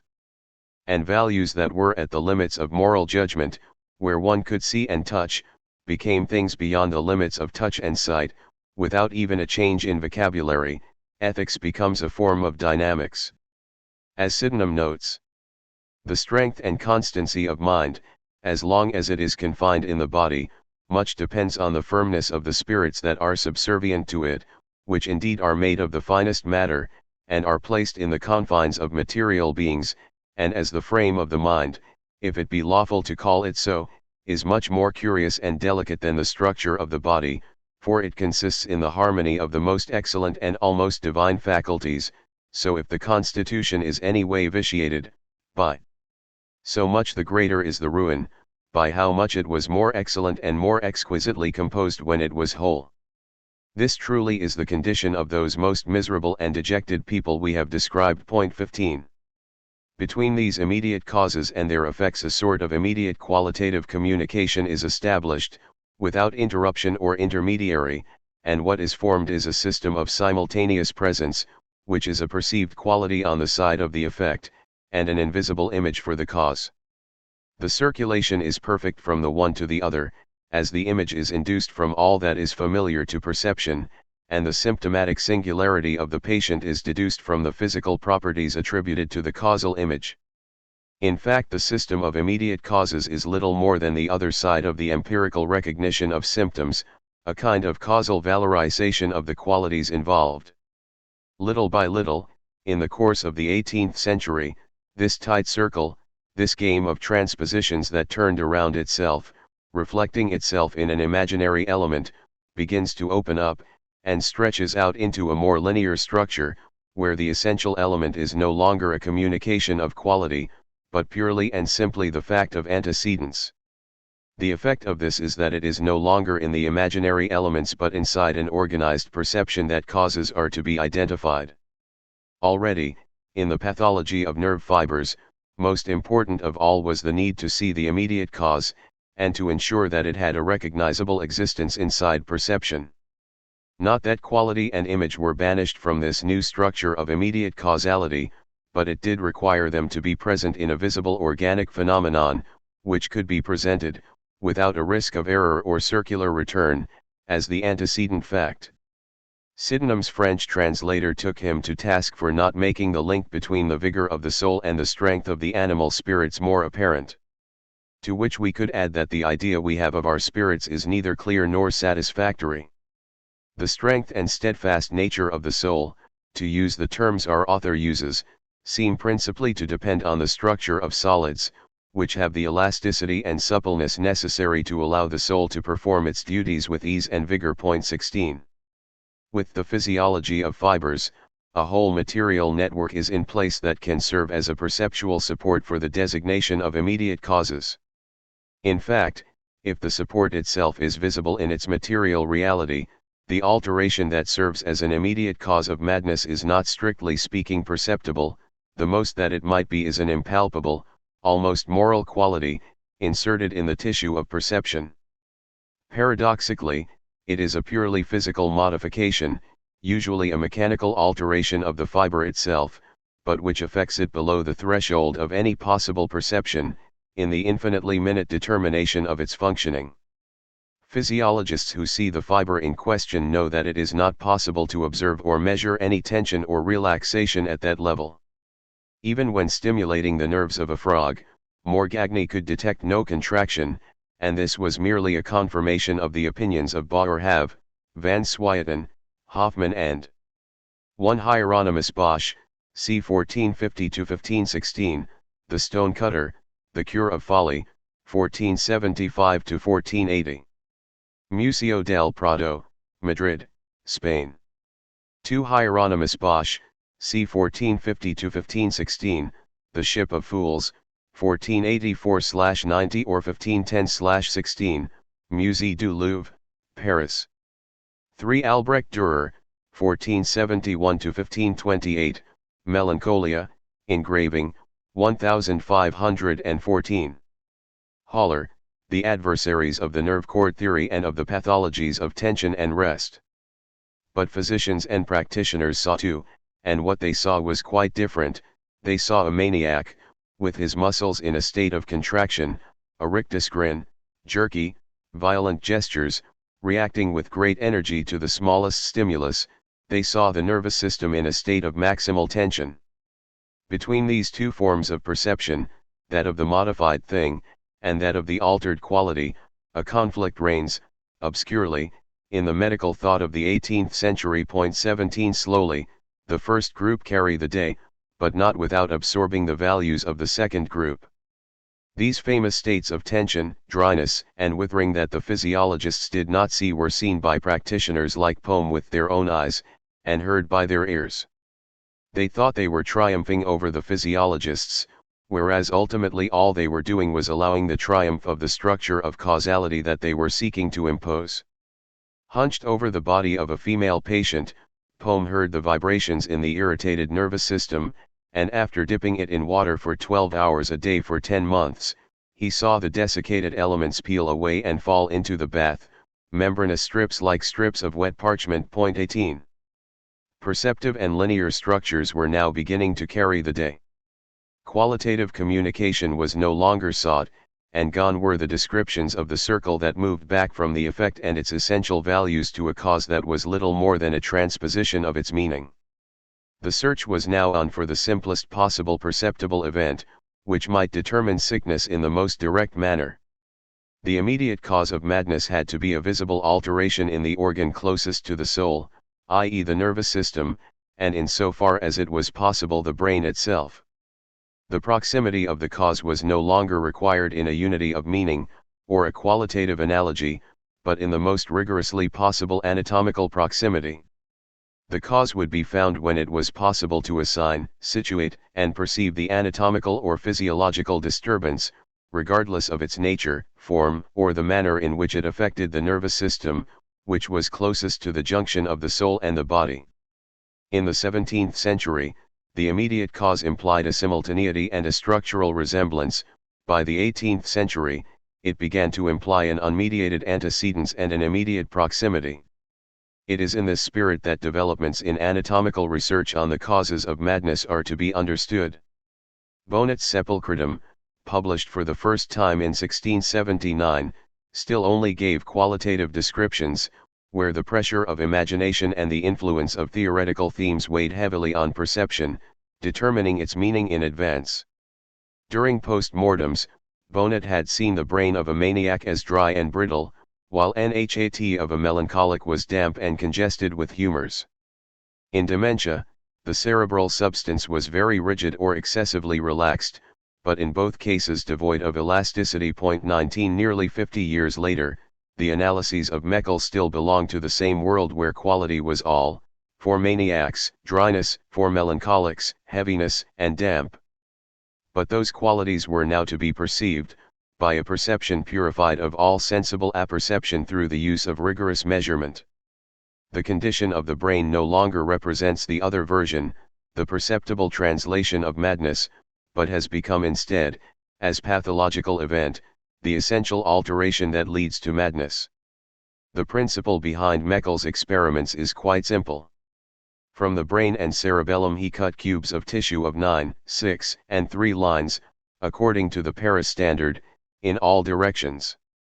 He observed that a 6-line cube taken from the brain of a subject who had died in a normal state of health, who had never suffered from any serious illness, weighed 1 dram and 5 grains, while a section from the brain of a young man who had died of consumption only weighed 1 dram and 3¾ grains, and one from his cerebellum weighed 1 dram and 3 grains. 20 In the case of an old man who had died of pleurisy, the weight of the brain was normal, but the cerebellum was lighter. The first conclusion he drew was that the weight of the brain was not constant, but varied according to different pathological states. Second, as the brain weighed less in diseases of exhaustion like consumption, as did the cerebellum in sicknesses where the humors and fluids flowed into the body, the density of those organs should be attributed to the fullness of the little canals to be found there. Modifications of the same order were to be found in the insane. Doing a post-mortem on a woman who had been constantly maniacal and stupid uninterruptedly for 15 years, Meckel noted that the ashy substance in her brain was too pale, and that the medullar substance was extremely white. This was too tough to be cut into pieces, and so elastic that no imprint of the finger would remain there. It closely resembled the white of a hard-boiled egg. A 6-line cube cut into the medullar substance weighed 1 dram and 3 grains, the corpus callosum was even less dense, and a cube taken from the cerebellum, like the brain, weighed 1 dram and 3 grains. Other forms of alienation brought different effects.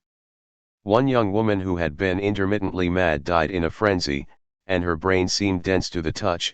The arachnoid membrane covered a reddish serum, but the medullar substance itself was dry and elastic, weighing 1 dram and 3 grains. It was therefore necessary to conclude that the dryness of the medullar canals can cause upsets in the brain, and consequently perturb reason, and inversely, that the brain is all the more effective in the uses for which it is intended when the medullar canals secrete the nervous fluid correctly. 21. The theoretical horizon against which Meckel's work should be set, and his hypothesis that madness was the result of perturbations in a nervous fluid secreted by the brain, are of little import. What is essential for the moment is the new form of causality that is apparent in his analyses. This causality is no longer caught up with the symbolism of qualities in the tautology of transposed meanings as it still was in the work of Bonnet. What we have instead is linear causality, where the alteration of the brain is an event considered in itself, a phenomenon with its own local, quantifiable values that can be recorded within an organized perception. Between this alteration and the symptoms of madness there was no other connection, no system of communication other than extreme proximity, a result of the fact that the brain was the organ closest to the soul. Disturbances of the brain therefore were to have their own structure, an anatomical structure offered to perception, and troubles of the mind had their own singular manifestation. Causality juxtaposed them, it did not transpose qualitative elements from the one to the other. Meckel's postmortems were not the result of a materialist methodology. He believed neither more nor less than his predecessors and contemporaries that madness was determined by an organic attack. But he did place the body and the soul in an order of causal proximity and succession in which there was no reversibility, no transposition, and no qualitative communication. This structure emerges more completely in the work of Morgagni and Cullen. In their analyses, the cerebral mass no longer plays the simple role of a privileged point of application for causality. Instead it becomes in itself a heterogeneous, differentiated causal space that develops its own anatomical and physiological structures, determining in a game of spatial configuration the various forms of madness. Morgagni observes that often, in the case of mania or fury, when the brain has an extraordinarily hard, firm texture, the cerebellum by contrast maintains its customary suppleness, and that in extreme cases, quite unlike the brain itself, it is unusually soft and flaccid. Sometimes the differences are to be found in the interior of the brain itself. While a part of cerebrum was harder and firmer than ordinary, other parts of it were preternaturally soft. 22 Cullen systematizes these differences, making the different parts of the brain the principal aspects of the organic disturbances of madness. For the brain to be in a normal state, Its state of excitement needed to be homogeneous in the different parts, either in a state of elevated excitement, for the waking state, or in a lesser degree of excitement or collapse, for sleep. But if excitement and collapse are unevenly spread around the brain, and if they combine and form a heterogeneous network of excited sectors and sectors that are sleeping, the result is dreams if the subject is asleep, and fits of insanity if he is awake. There are therefore chronic forms of madness when these states of unequal excitement and repose are constantly maintained by the brain, solidified in some sense into its very substance. For that reason the anatomical examination of the brain of the mad revealed hard, congested parts, and other softer parts that were in a state of more or less total relaxation. 23. The evolution that the notion of an immediate cause went through in the classical age, or more exactly the meaning that causality took on inside that notion, are now clear.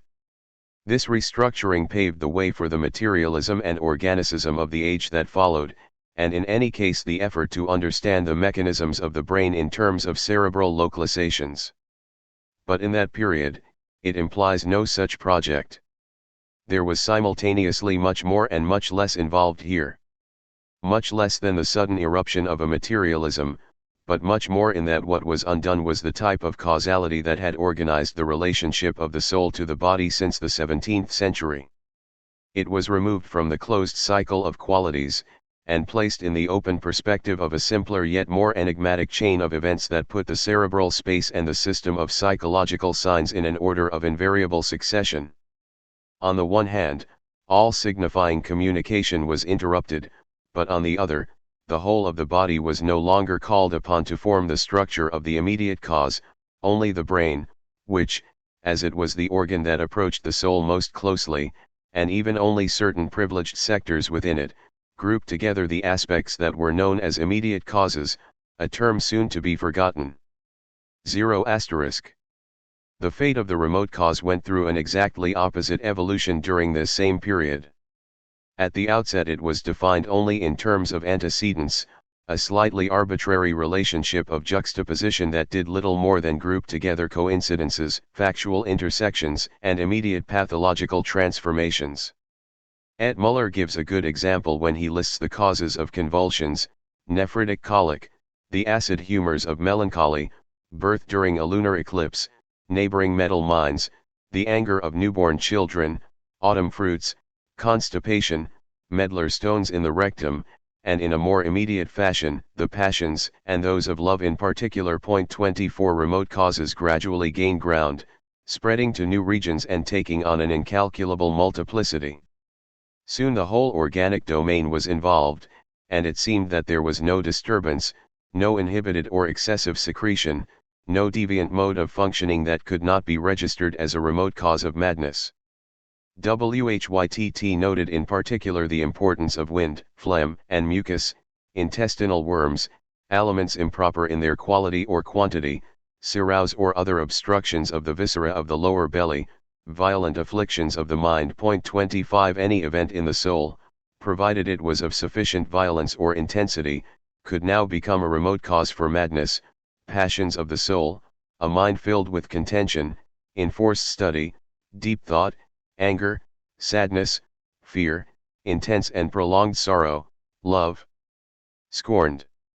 26 Anything in the outside world, in all its variations and excesses, its violence and its artificiality could bring on madness, air that was too warm, too cold, or too damp. 27 The climate under certain conditions. 28 Life in society, a love of science or a devotion to letters, both of which are increasingly widespread, a growing luxury that makes life too soft for masters and their servants. 29 The reading of novels, theatrical spectacles, and anything that excited the imagination. 30 In short, there was almost nothing that could not be ascribed as a cause in this ever-increasing circle.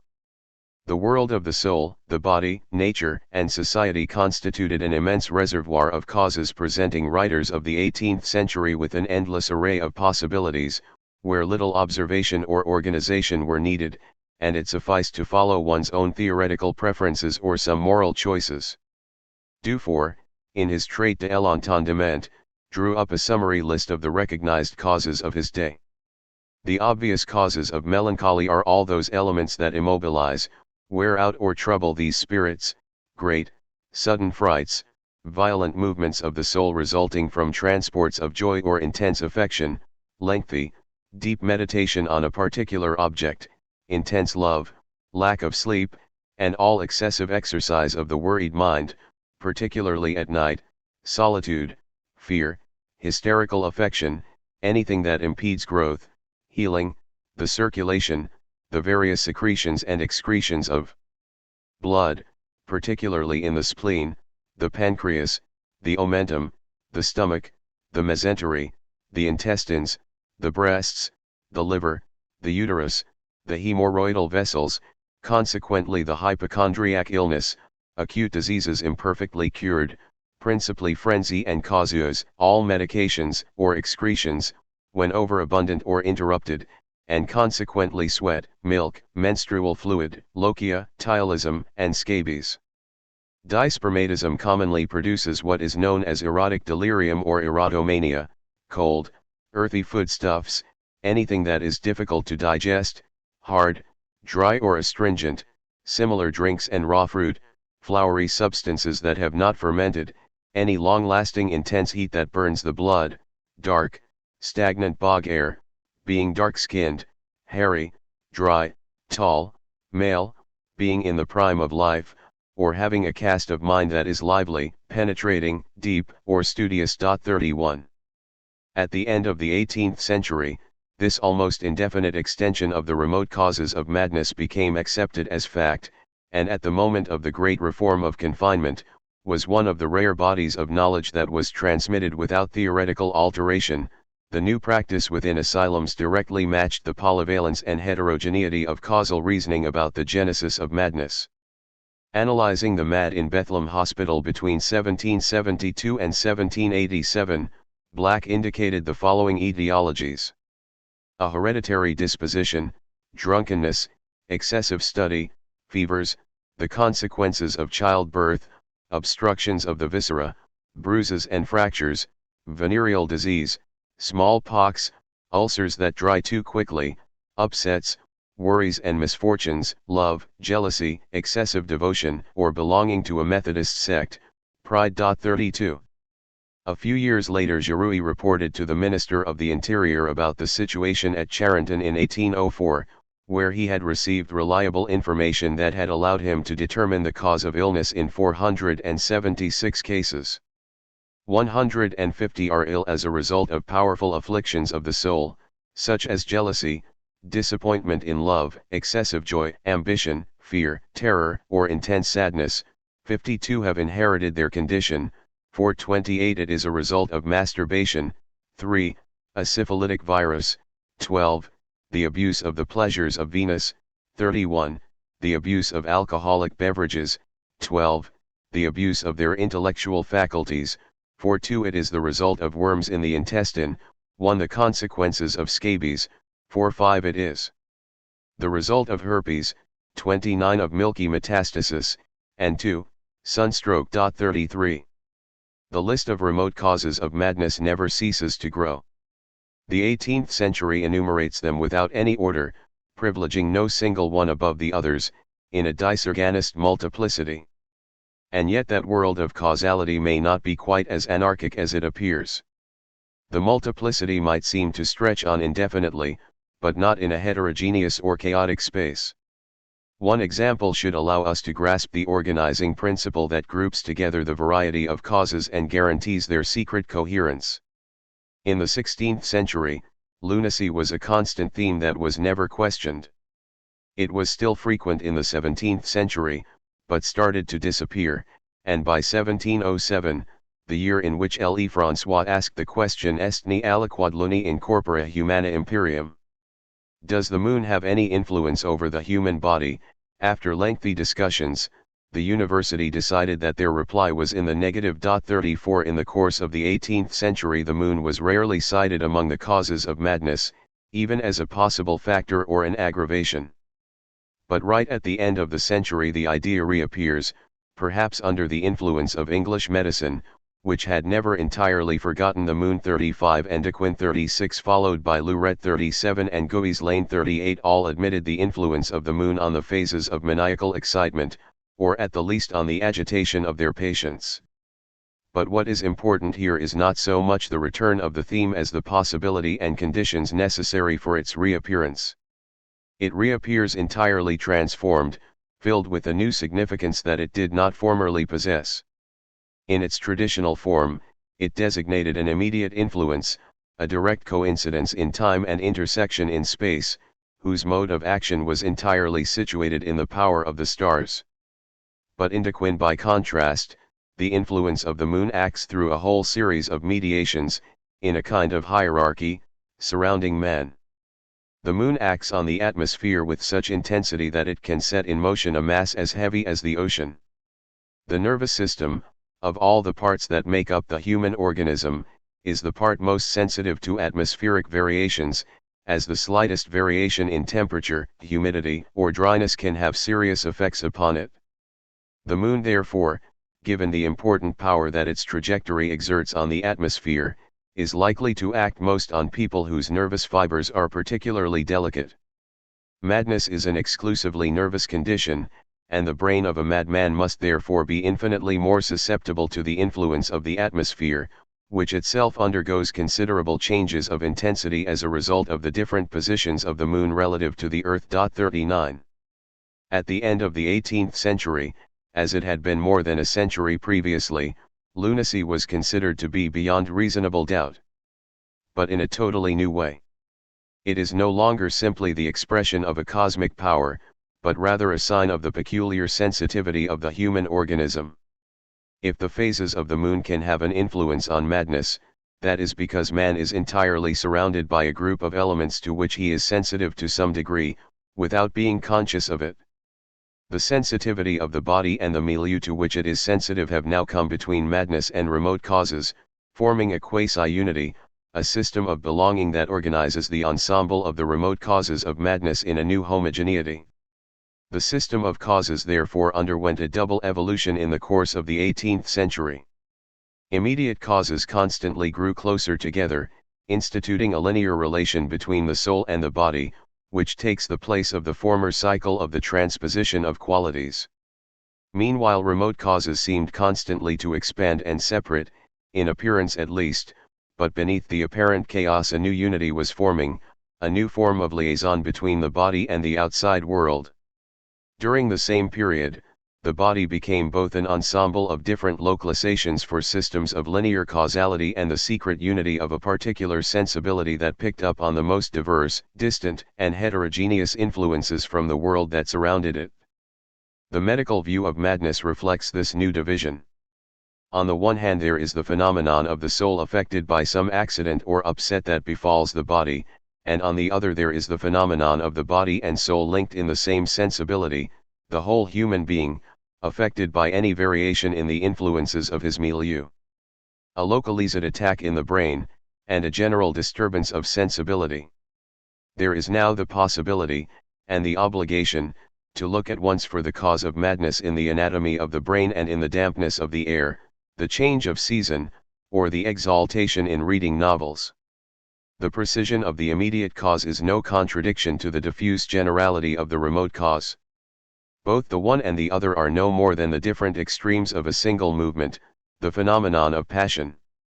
Asterisk.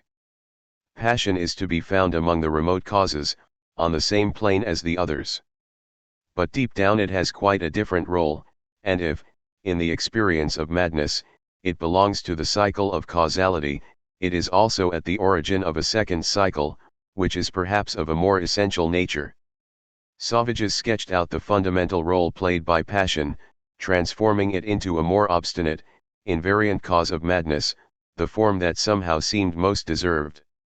The wandering of our spirit is the result of giving in blindly to our desires, and of not knowing how to refrain from giving free rein to our passions or moderate them. The result is the delirium of love, antipathy, depraved tastes, the melancholy that sadness causes, the fits that bring a refusal, excesses in eating and drinking, the incommodities and the corporeal vices that bring madness, which is the worst of all sicknesses. 40. Here we are still in the moral precedence of passion, and what is at stake in a confused fashion is the question of its responsibility. But what is really targeted through that denunciation is the radical link between the phenomena of madness and the very possibility of passion. Before Descartes, and long after his influence as a philosopher and physiologist had waned, passion was always the interface between the body and the soul, the point of contact between their activity and their passivity, which also served as the place and the reciprocally imposed limit of their communications. The medicine of humors perceived this unity as a form of reciprocal causality. The passions necessarily cause certain movements in the humors. Anger agitates the bile, sadness, melancholy, and the movements of the humors are sometimes so violent that they overturn the entire economy of the body and even bring death. The passions also increase the quantity of the humors, anger causing bile to proliferate, and sadness melancholy. The humors that are agitated by certain passions dispose those in whom they abound to the same passions, and to thinking about objects that ordinarily excite them, so bile disposes one to anger and causes one to think about those that one dislikes. Melancholy disposes to sadness, and causes thoughts about unfortunate things, and well-tempered blood brings joy. 41. The medicine of animal spirits replaces this vague determinism of a disposition with the rigor of a mechanical transmission of movement. If the passions are only possible in a being that has a body, and a body which is not entirely penetrated by the light of its spirit and the immediate transparency of its will, this is to the degree that in us, independently and usually despite ourselves, the movements of the mind obey a mechanical structure, that of the movement of the spirits. Before seeing the object of their passion, the animal spirits are spread throughout the body in order to preserve all the parts in general, but when a new object appears, this whole economy is thrown into jeopardy. Most of the spirits are forced into the muscles in the arms, the legs, the face and all the exterior parts of the body in order to give it the specific disposition of the dominant passion, and give it the countenance and movement necessary for the acquisition of the good, or flight from the evil that has appeared. 42. Passion therefore deploys the spirits that dispose us to passion, so that under the effects of passion, and in the presence of its object, the spirits circulate and are dispersed around the body, and become concentrated in a particular spatial configuration that privileges the trace of the object in the brain and its image in the soul, thereby forming in the corporeal space a sort of geometrical figure of the passion which in fact is its expressive transposition, but which also constitutes its essential causal nature, given that all the spirits being grouped around the object of passion, or at least of its image, the mind in its turn will no longer be able to divert from it the movement of its attention, and consequently will enter the throes of passion. One step further, and the whole system tightens into a unity where the body and soul communicate immediately in the symbolic values of shared qualities. This is what happens in the medicine of solids and fluids, which dominates the medical practices of the 18th century.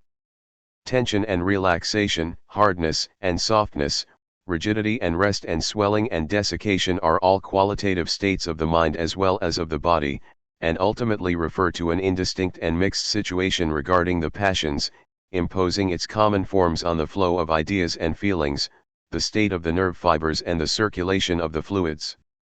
The theme of causality here appears to be too discursive, and the elements that it groups together are too disparate for any useful schema to be applied.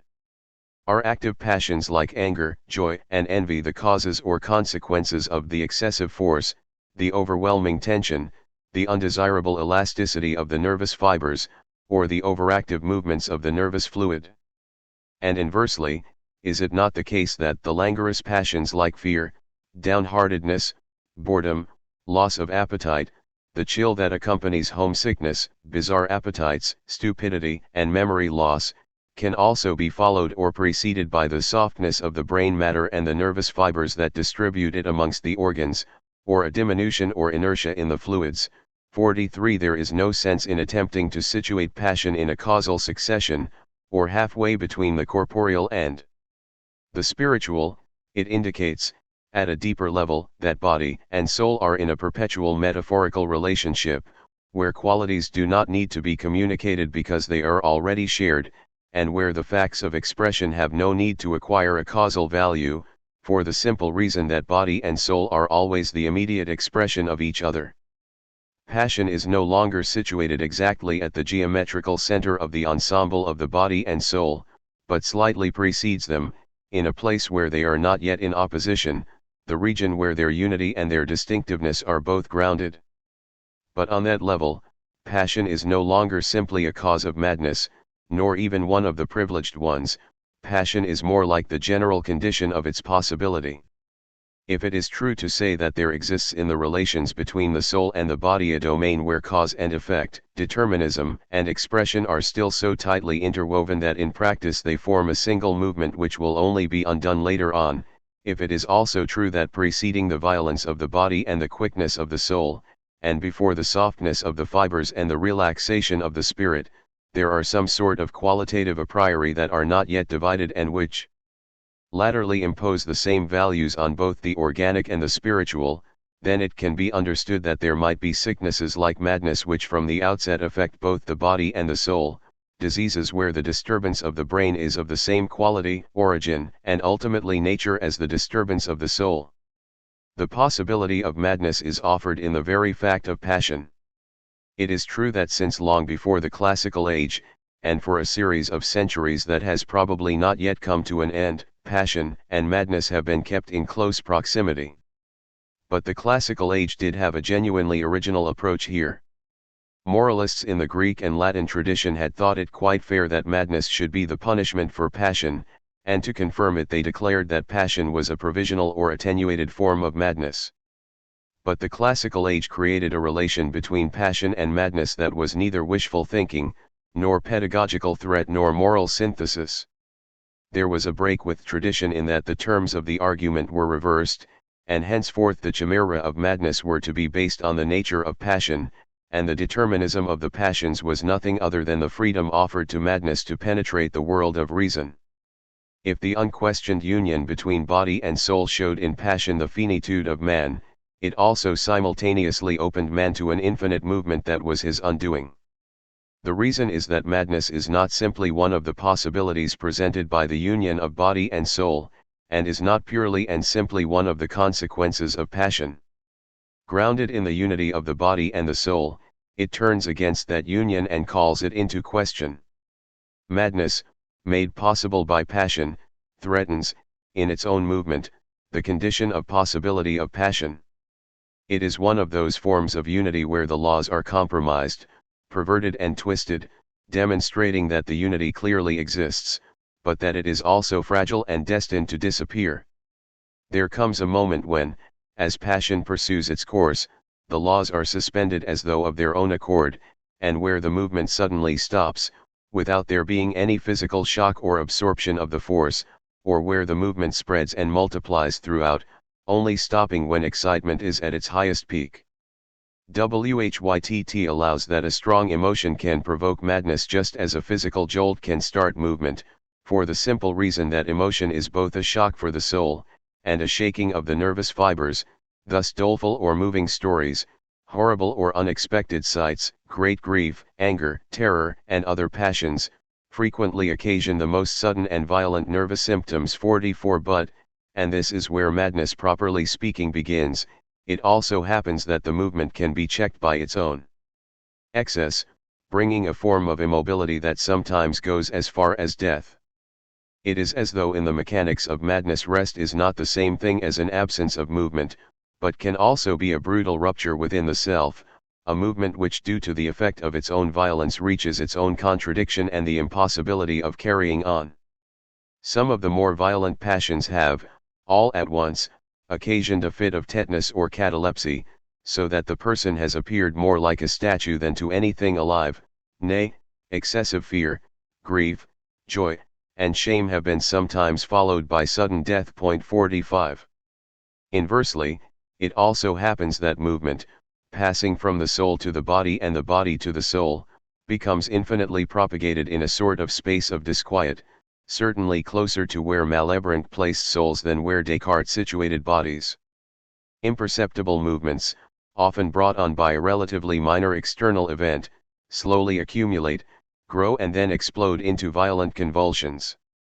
Lanzisi had already stated that the Roman nobility often suffered from the vapors, bringing hysterical falls and hypochondriacal crises, because, in the life they led at court, their spirit was constantly torn between fear and hope, and never had a moment's rest. 46 For many doctors, the life of cities, at court, and in salons, leads to madness through this cumulative multiplicity of excitement, which is prolonged and constantly repeated, and never dies down in intensity. 47 But in the image, given sufficient intensity, and in the events that constitute its organic counterpart, there is a certain force which if multiplied, can lead to delirium, as though movement, rather than losing force through being communicated, could drag other forces along in its wake and draw supplementary strength from the complicitous elements. This is how Sauvages explains the birth of delirium. A certain impression of fear is linked to a swelling in or pressure on a certain fiber in the medulla.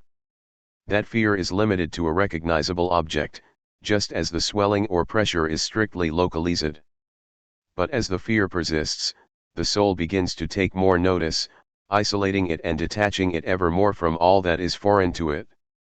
That isolation in effect gives it strength, and the soul, by concentrating too closely upon it, progressively begins to associate a whole series of more or less remote ideas with it. It joins to that simple idea all those others that are wont to nourish and augment it. For example, a man sleeping who dreams he is accused of a crime soon joins satellite ideas to that theme, and dreams of guards, judges, executioners, and the gibbet. 48. Being weighed down with these new ideas, and dragging them in its wake, gives an additional strength to the idea, which soon means that it can resist the strongest efforts of the will to fight against it. Madness, which finds its first possibility in the fact of passion and in the unfolding of that double process of causality which, originating in passion itself, spreads towards the body and towards the soul, is at the same time a suspension of passion, a rupture of causality, the liberation of the elements of that unity. Madness partakes of the necessity of passion and at the same time of the anarchy that passion brings, which although triggered by passion moves far beyond it, and goes so far as to challenge all that passion supposes. It culminates by being a movement of the nerves and muscles of such violence that nothing in the course of images, ideas, or will seems to correspond to it any longer. This is certainly the case for mania, when it suddenly intensifies into convulsions, or when it definitively degenerates into continuous fury. 49 Inversely, when the body is at rest or in a state of inertia, it can also engender and encourage an agitation of the soul, without interruption or appeasement, as is the case for melancholy, where external objects no longer have the effect that they had on a normal healthy mind, its impressions are feeble, and rarely draw the attention. The mind of the melancholic is almost entirely preoccupied with the vivacity of his own ideas. 50. In fact, this dissociation of the external movements of the body and the course of ideas is neither an indication that the unity of the body and soul has come undone, nor that in madness each of them develops their own autonomy. Admittedly, unity is compromised, in its rigor and totality, but it cracks along lines which, without destroying it, divide it into arbitrary sections. For when the melancholic becomes focused on one delirious idea, it is not solely the soul which is involved, but the soul with the brain, the soul with the nerves and their origin and fibers, a whole segment of the unity of the soul and body, which breaks away from the ensemble, and above all from the organs through which the perception of the real is operated. The same phenomenon is to be observed in convulsions and agitation. The soul is not excluded from the body, but is dragged along so quickly by it that it cannot retain its representations, and becomes separated from its memories, its will, its deeply held convictions, and thus ends up isolated from itself and from all that remains stable in the body, carried along by the most mobile fibers. Nothing in its behavior is then adapted to reality, truth, or wisdom. However much the vibration of the fibers imitates the events occurring in perception, the patient can no longer discriminate. The rapid and disordered pulsing of the arteries, or any other disturbance of any order, transmits the same movement as perception to the fibers, and they represent as present objects that are absent, and make the chimerical appear real. 51. In madness, the totality of body and soul is broken up.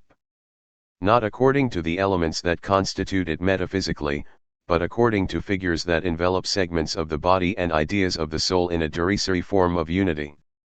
These fragments isolate man from himself, and above all from reality. As they detach themselves, they form the unreal unity of a phantasm, and by virtue of their autonomy impose themselves on truth. Madness is no more than a derangement of the imagination. 52. In other words, beginning with passion, madness is still only a vigorous movement in the rational unity of the body and the soul. It is the level of the unreasonable, but that movement quickly escapes the rationality of the mechanical, and in its violence, stupor, and insane propagation becomes an irrational movement, and at that point, slipping away from the weight of truth and its constraints, the unreal emerges. And that brings us to the third cycle that we must now examine. This is the cycle of chimeras, of phantasm, and error. After passion, it is the turn of non-being.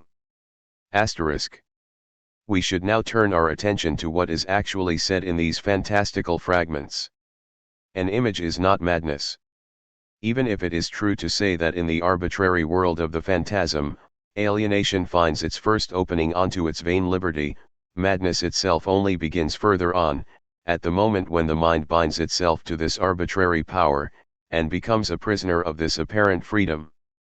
At the moment we are emerging from a dream, we might note, "I'm seeing myself dead." But that statement denounces and measures the illusions of the world of dreams, and indicates that we are not mad.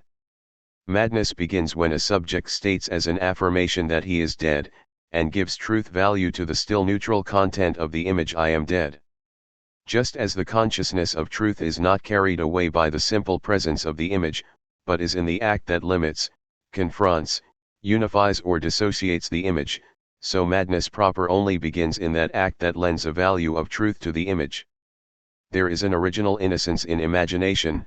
Imaginatio ipsa non erat quia nec negat nec affirmat, sed fixiter tantum in simplici contemplatione phantasmatis. The imagination does not err because it neither denies nor affirms, but it is fixed to a great degree on the simple contemplation of an image. 53. And only the mind can turn all that is given in the image into an abusive truth, i.e. error, or recognized error, which is another form of truth. A drunken man might believe that he sees two candles where in fact there is only one. A man with a squint, whose mind is cultivated, will immediately recognize his error, and know that he is only seeing 1.54. Madness therefore goes beyond the image, and yet is deeply embedded in it, for it solely consists of allowing the image to take on the value of total and absolute truth. The act of a reasonable man who, rightly or wrongly, judges an image to be true or false, goes beyond the image, and measures it against that which it is not. The madman, by contrast, never steps over the image that appears. He allows himself instead to be totally caught up in its immediate vivacity, and only gives his approval in so far as he is entirely absorbed in it. Many people, not to say all of them, fall into madness by being overly preoccupied by a single object. 55. Inside the image, trapped within it and incapable of escaping, madness is still more than the image, forming an act of secret constitution. So what is this act? It is an act of belief, an act of affirmation and negation, a discourse that sustains the image while working it, turning it over, ending it through reasoning, and organizing it around a particular segment of language. A man who imagines that he is made of glass is not mad, for any sleeper might have that image in a dream. But he is mad if, thinking that he is made of glass, he concludes that he is fragile and in danger of breaking, and that therefore he should avoid contact with hard surfaces, remain immobile, and so forth. 56. That is the reasoning of a madman, although we should note in passing that there is nothing absurd or illogical in the reasoning itself. On the contrary, the strictest figures of logic are clearly being correctly applied. Zacchaeus had no problem finding the full rigor of logic in the reasoning of the mad. One madman who was starving himself to death applied the following syllogism: "The dead do not eat. I am dead. Therefore I must not eat." One who suffered from persecution mania could produce an infinitely extended induction: A, B and C are my enemies. They are all men. Therefore all men are my enemies. An enthymeme is at play in the following: most of the people who have lived in this house are dead. I have lived here. Therefore I am dead. 57. The marvelous logic of the mad seems to mock that of the logicians, as it shadows it so closely, or rather because it is exactly the same, and at the heart of madness, at the basis of so many errors, absurdities, aimless words and gestures, what is sometimes to be found is the deeply buried perfection of a discourse. Ex quibus, concludes Zacchaeus, vides quidem intellectum optimi discurrere. From these things you truly see how best to discuss the intellect. The ultimate language of madness is that of reason, but wrapped up in the prestige of the image, confined to the space of appearances that it defines, both forming outside the totality of images and the universality of discourses. Singular, erroneous organization, whose dogged particularity makes up madness. Madness itself is never entirely within the image, which in itself is neither true nor false, neither reasonable nor mad, any more than it is in the reasoning, which is simple form, revealing nothing other than the indubitable figures of logic. And yet madness is there in both, in a particular figure of their relation. Let us take an example from Dimer Broke. A man was suffering from a profound melancholy. Like all melancholics, his mind was caught up with one particular idea, and the idea for him was a never-ending cause of sadness. He accused himself of having killed his son, and in his excessive remorse, he said that God had placed a demon by his side, to tempt him as Christ had been tempted. He could see the demon, and conversed with him, heard his reproaches and replied to them accordingly. He could not understand that the people around him refused to admit this presence. This then is madness, this remorse, this belief, this hallucination, and these discourses, a whole constellation of convictions and images that add up to a delirium. Dimer Broke sought the causes of this madness, and how it had come about. And this is what he learned: the man had taken his son swimming, and he had drowned. From that point on he felt responsible for the death. The development of the madness can thus be reconstituted as follows. Judging himself to be guilty, the man thinks that murder is execrable to God Almighty, and so it comes into his imagination that he is damned for all eternity. As he knows that the worst of damnation is being handed over to Satan, he tells himself that one of Satan's horrible minions is by his side. He doesn't see the demon yet, but as the idea never leaves him, he holds it to be a very truthful one, and he imposes a certain image of the demon on his brain. That image is offered to his soul by the action of the brain and the spirits with such clarity that he becomes convinced that he is continually seeing the real demon. 58. There are therefore in madness, such as it is analyzed by Dimer Broke, two levels. The first is the one that is obvious to all eyes, a groundless sadness in a man who wrongly accuses himself of having killed his own son, a deranged imagination that conjures up demons, and a disjointed reason that converses with a ghost. But on a deeper level there is also to be found a rigorous organization that follows the faultless structure of a discourse. The logic of that discourse calls up a set of extremely solid beliefs, and progresses by a chain of judgments and reasoning, and is a sort of reason in act. In short, beneath the obviously disordered delirium reigns the order of a secret delirium. In this second delirium, which is, in a sense, pure reason, reason that has slipped off the external rags of dementia, the paradoxical truth of madness is to be found. And this doubly so, as what is to be found there is both that which makes madness true, faultless logic, well-organized discourse, and the flawless flow within the transparency of a virtual language, and that which makes it truly mad, its own nature, the rigorously particular style of all its manifestations and the internal structure of delirium. But at a deeper level still, that delirious language is the ultimate truth of madness in that it is its organizing form, the determining principle in all its manifestations, whether it be those of the body or those of the mind.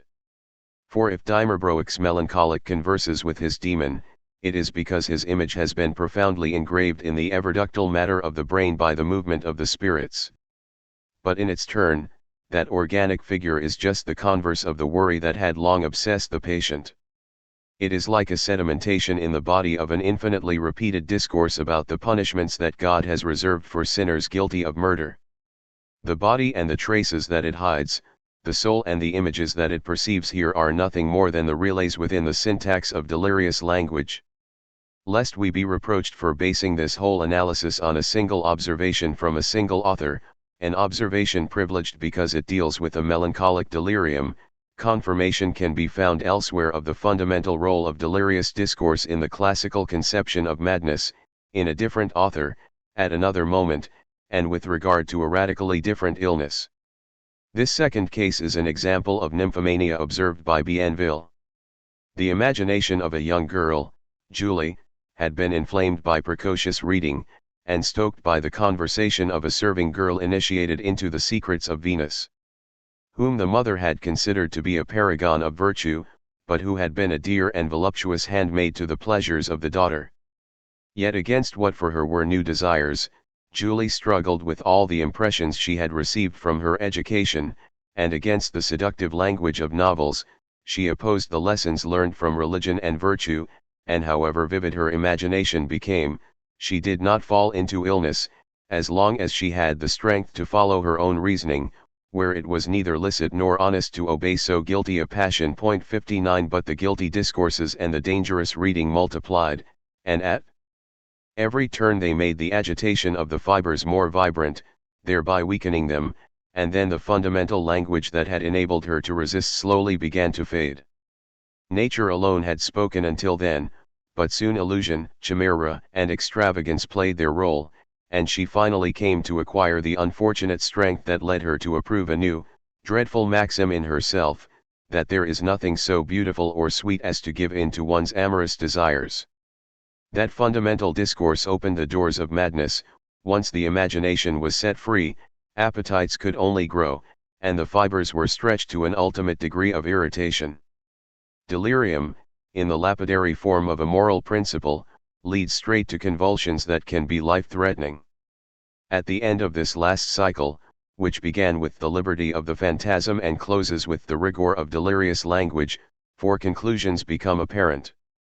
1. In classical madness, there are two forms of delirium.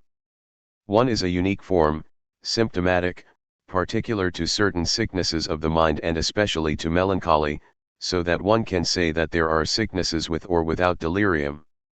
In any case, this particular delirium is always manifest, and is an integral part of the signs of madness, immanent to its truth and forming only one of its sections. But there is also a different form of delirium that is not always apparent, which is not formulated by the sufferers themselves in the course of their disease, but which cannot fail to exist in the eyes of anyone searching for the origins of madness, and attempting to formulate its enigma and its truth. 2. This implicit delirium exists in all alterations of the mind, even in places it might least be expected. Wherever it is a question of silent gestures, wordless violence, and inexplicable behavior, there is no doubt for classical thought that there is an underlying delirium, where each particular sign is attached to the general essence of madness. Regarding the delirious, Robert James' Medicinal Dictionary expressly invited readers to consider them as follows. We conclude therefore that the delirious are to be esteemed as laboring under a disorder of reason, who have some one of the voluntary actions excessive or deficient, contrary to reason, and all due decorum, as when the hand, for example, is employed after a ridiculous manner in fruitless picking of motes or catching of flies, or when anything is done by the patient contrary to his usual custom, and without a cause, as when he talks too much or little, contrary to his usual custom, or talks obscenely, or utters his words after an incoherent and broken manner, or fetches his breath slower than necessity requires, or exposes his pudenda to the bystanders. We call those delirious, also, whose mind, through some default of the senses, is incapable of receiving ideas, or is regardless of them when received, among whom are certainly to be reckoned those who labor under some unusual deficiency of the senses without a cause, or employ them in any unusual manner, as when the patient is either deprived of some voluntary action, or puts it to an ill use. 60. 3. Understood in this fashion, discourse covers the entire spectrum of madness. Madness, in the classical sense, does not designate a certain change in the mind or the body, but the existence of a delirious discourse that underlies the alterations of the body and the strangeness in behavior and speech. Thus the simplest and most general definition that can be given for madness is delirium itself. Delirium, from deliro, to rave, or talk idly, which is derived from lyra, a ridge or furrow of land. Hence deliro properly imparts, to deviate from the right, that is, right reason. 61. Suddenly it becomes less surprising that 18th century nosographers often class vertigo as a form of madness, and more rarely so hysterical convulsions. Behind the latter it is often impossible to find the unity of a discourse, while in vertigo what can be discerned is the delirious affirmation that the world really is spinning. 62. Delirium is the necessary and sufficient condition for an illness to be considered as madness. For language is the primary and ultimate structure of madness. It is the constituent form, since it is on language that all the cycles in which it reveals its nature rely. The fact that the essence of madness can ultimately be defined in the simple structure of a discourse does not bring it back to a purely psychological nature, but instead gives it a grip on the totality of the body and soul. This discourse is the silent language in which the spirit addresses itself in its own truth, and at the same time visible articulation in the movements of the body. The parallelism and complementarities, all the immediate forms of communication that we have seen manifest themselves in madness between the soul and the body, depend on this language and its powers. The movement of passion that is followed through until it reaches breaking point and turns on itself, the eruption of the image, and the agitation of the body that was the visible concomitant, all that we were trying to exhume was already secretly animated by this language. If the determinism of passion is surpassed and undone in the fantasy of the image, and if the image in its turn took over the whole world of beliefs and desires, it was because the delirium of language was already present in the form of a discourse that liberated passion from its limits, and clung to the liberated image with the constraining weight of its affirmation. It is in that delirium, which is both body and soul, language and image, and grammar and physiology, that all cycles of madness end and begin. The rigorous meaningfulness of delirium organized these cycles from the outset. Delirium is both madness itself, and beyond each of its phenomena, the silent transcendence that constitutes it, in its truth. Asterisk. One last question remains. In the name of what can this fundamental language be regarded as delirium? Allowing that it is the truth of madness, in what sense is it true madness, and the originary form of the insane? Why should it be in this discourse, which we have seen in forms so faithful to rules of reason, that so many telltale signs of the absence of reason will be found? This is a key question, but one to which the classical age had no direct answer. Attacking the issue head-on is not the most effective path to truth, and what must be investigated are the experiences to be found in close vicinity to the essential language of madness, that is dream and error.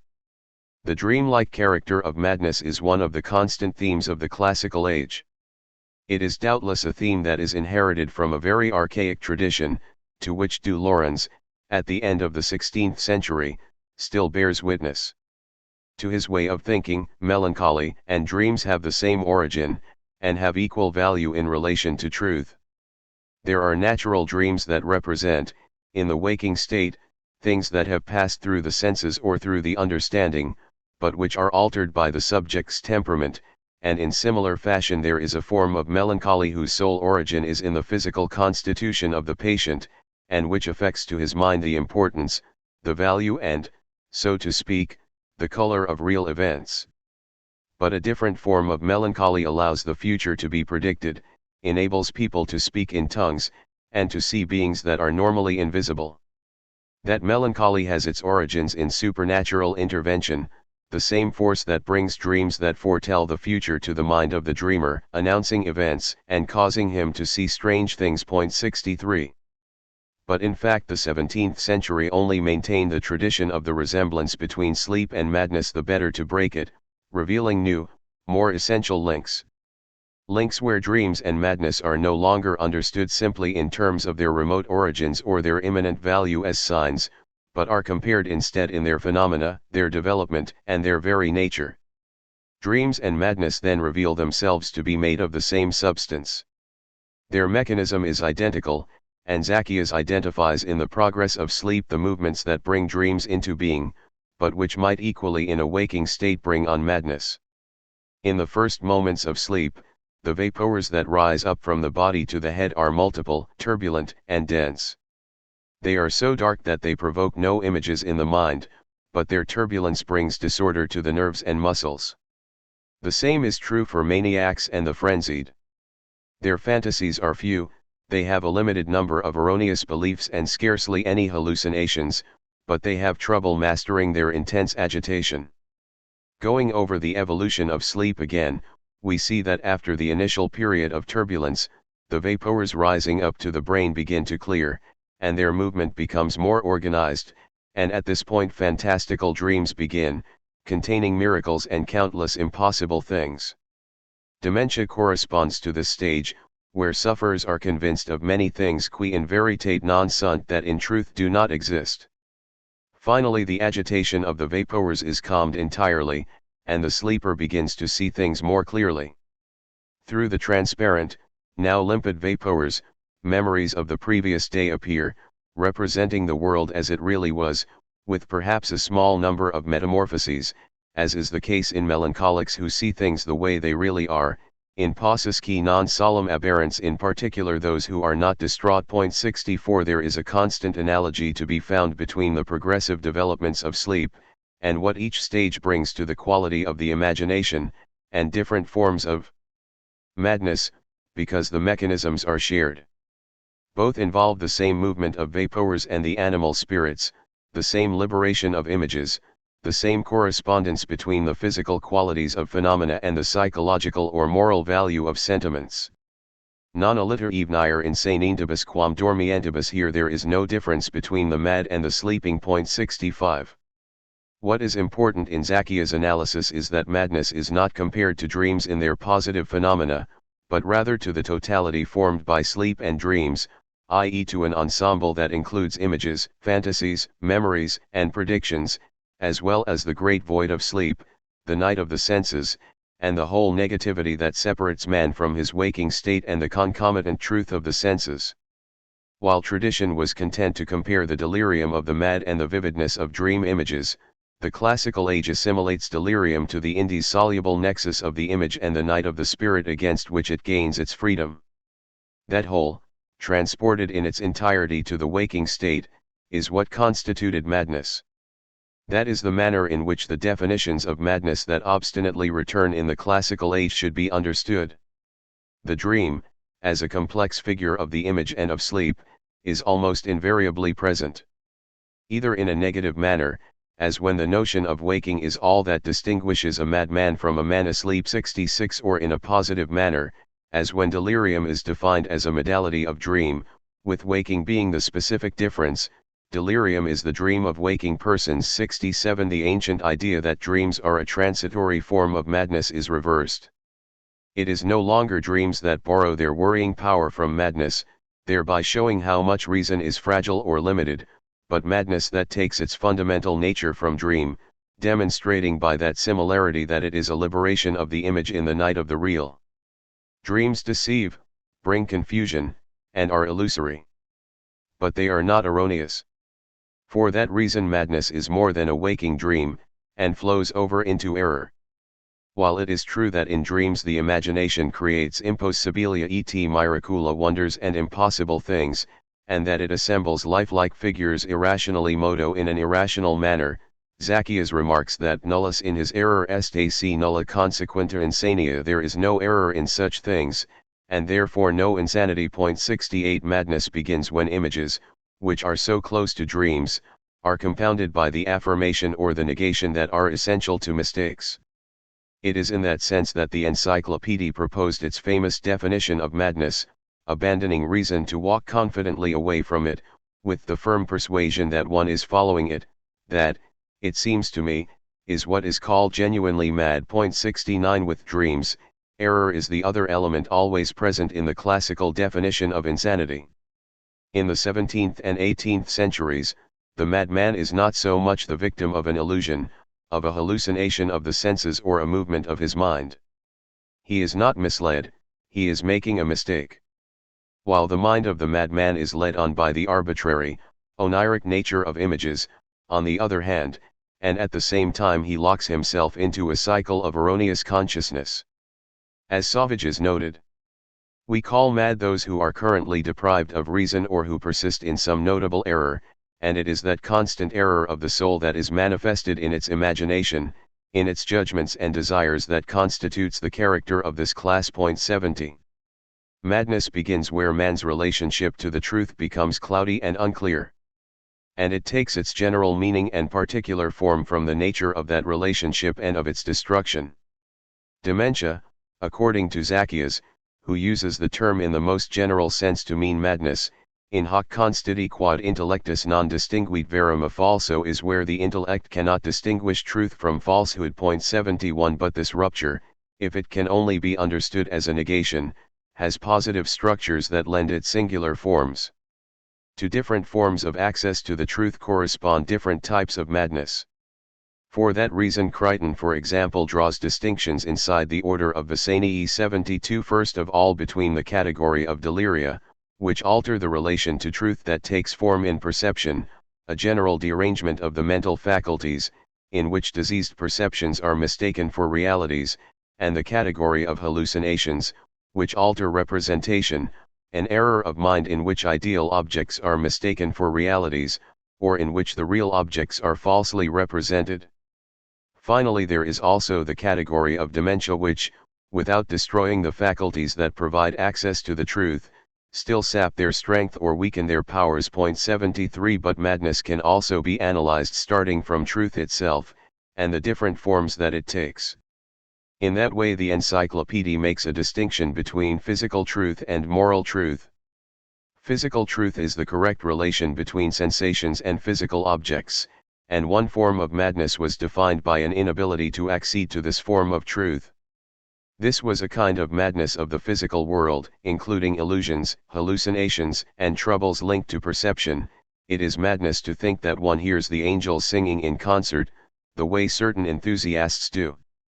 Moral truth, on the other hand, was seeing a correct relation between moral objects, or between those objects and ourselves. To lose the ability to discern those relations was a form of madness, such as the madness of character, of conduct, and of the passions.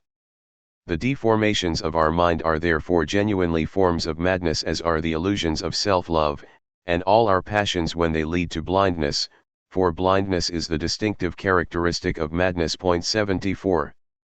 Blindness is perhaps one of the words that get closest to the essence of classical madness. It refers to that near sleep night that surrounds the images of madness, lending them an invisible sovereignty in their solitude, but it also refers to ill-founded beliefs, misjudgments, and the whole backdrop of errors inseparable from madness. In its constituent powers, the fundamental discourse of delirium thereby reveals the manner in which it is not after all a discourse of reason, despite the formal analogies and the rigor in its meaning. It spoke, but in the night of blindness, it was more than the loosely structured disorder of dreams as it deceived itself, but it was more than an erroneous proposition, as it was still covered by the global cloak of darkness that envelopes sleep. Delirium as the principle of madness was a system of erroneous propositions inside the general syntax of dreams. Madness is precisely the point of contact between the oniric and the erroneous, covering in all its various forms the surface where they meet, which joins and separates them at the same time. With error, it shared truthlessness and arbitrariness of affirmation or negation, while from dreams it borrowed the welling up of images and the colorful presence of the phantasm. But whereas error is simply non-truth, and dreams neither affirm nor judge, madness fills the void of error with images, and binds fantasies together through the affirmation of falsehood. In one sense therefore it is a form of plenitude, joining the figures of night to the powers of daytime, and the activity of the waking mind to the forms of fantasy, tying dark content to the forms of clarity. But is that plenitude not also the ultimate emptiness? The presence of images offers nothing but phantasms framed by the night, figures from the recesses of the world of sleep, detached from any reality familiar to the senses. However vivid they are, however rigorously they exist within the body, these images are nothingness since they represent nothing. The erroneous judgment is a judgment in appearance only, and affirming nothing real or true, it does not affirm at all, entirely caught up in the non-being of error. Joining vision and blindness, image and judgment, phantasm and language, sleep and waking, day and night, madness at bottom is nothing, for all that it unites in them is the negative. But its paradox is that it manifests this nothingness, causing it to overflow with signs, words, and gestures. It is an inextricable unity of order and disorder, of the reasonable being of things and the nothingness of madness. For madness, if it is nothing, can only show its face by emerging from itself and assuming an appearance within the order of reason, thereby becoming its own opposite. The paradoxes of the classical experience then become more explicable. Madness is always absent, in perpetual, inaccessible retreat, with no phenomenal or positive character, and yet it is present and perfectly visible in the unmistakably singular appearance of the madman. Examined close up, this most insane of disorders reveals ordered species, rigorous mechanisms in both body and soul, and a language articulated along the lines of a visible logic. All is reason in what madness has to say about itself, despite being a negation of reason. To sum up, a rational grip on reason is always possible and necessary, precisely because madness is non-reason. How can we avoid summing up this experience by the single word unreason? By that we mean all that which for reason is at once nearest and most distant, fullest and most empty, and that which presents itself in familiar structures, authorizing a form of knowledge, soon claiming to be a positive science, and something that always holds back in relation to reason, in the inaccessible reserve of nothingness. Asterisk. If our intention now is to reveal classical unreason on its own terms, outside of its ties with dreams and error, it must be understood not as a form of reason that is somehow diseased, lost or mad, but quite simply as reason dazzled. Dazzlement 75 is night at noon, the darkness that reigns at the heart of all that is excessive in the radiance of light.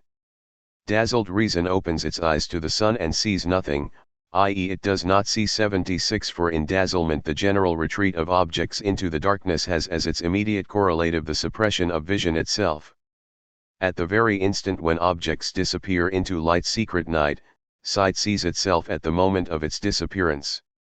To say that madness is dazzlement is to say that the madman sees the day, the same day that rational men see, as both live in the same light, but that when looking at that very light, nothing else and nothing in it, he sees it as nothing but emptiness, night, and nothingness. Darkness for him is another way of seeing the day.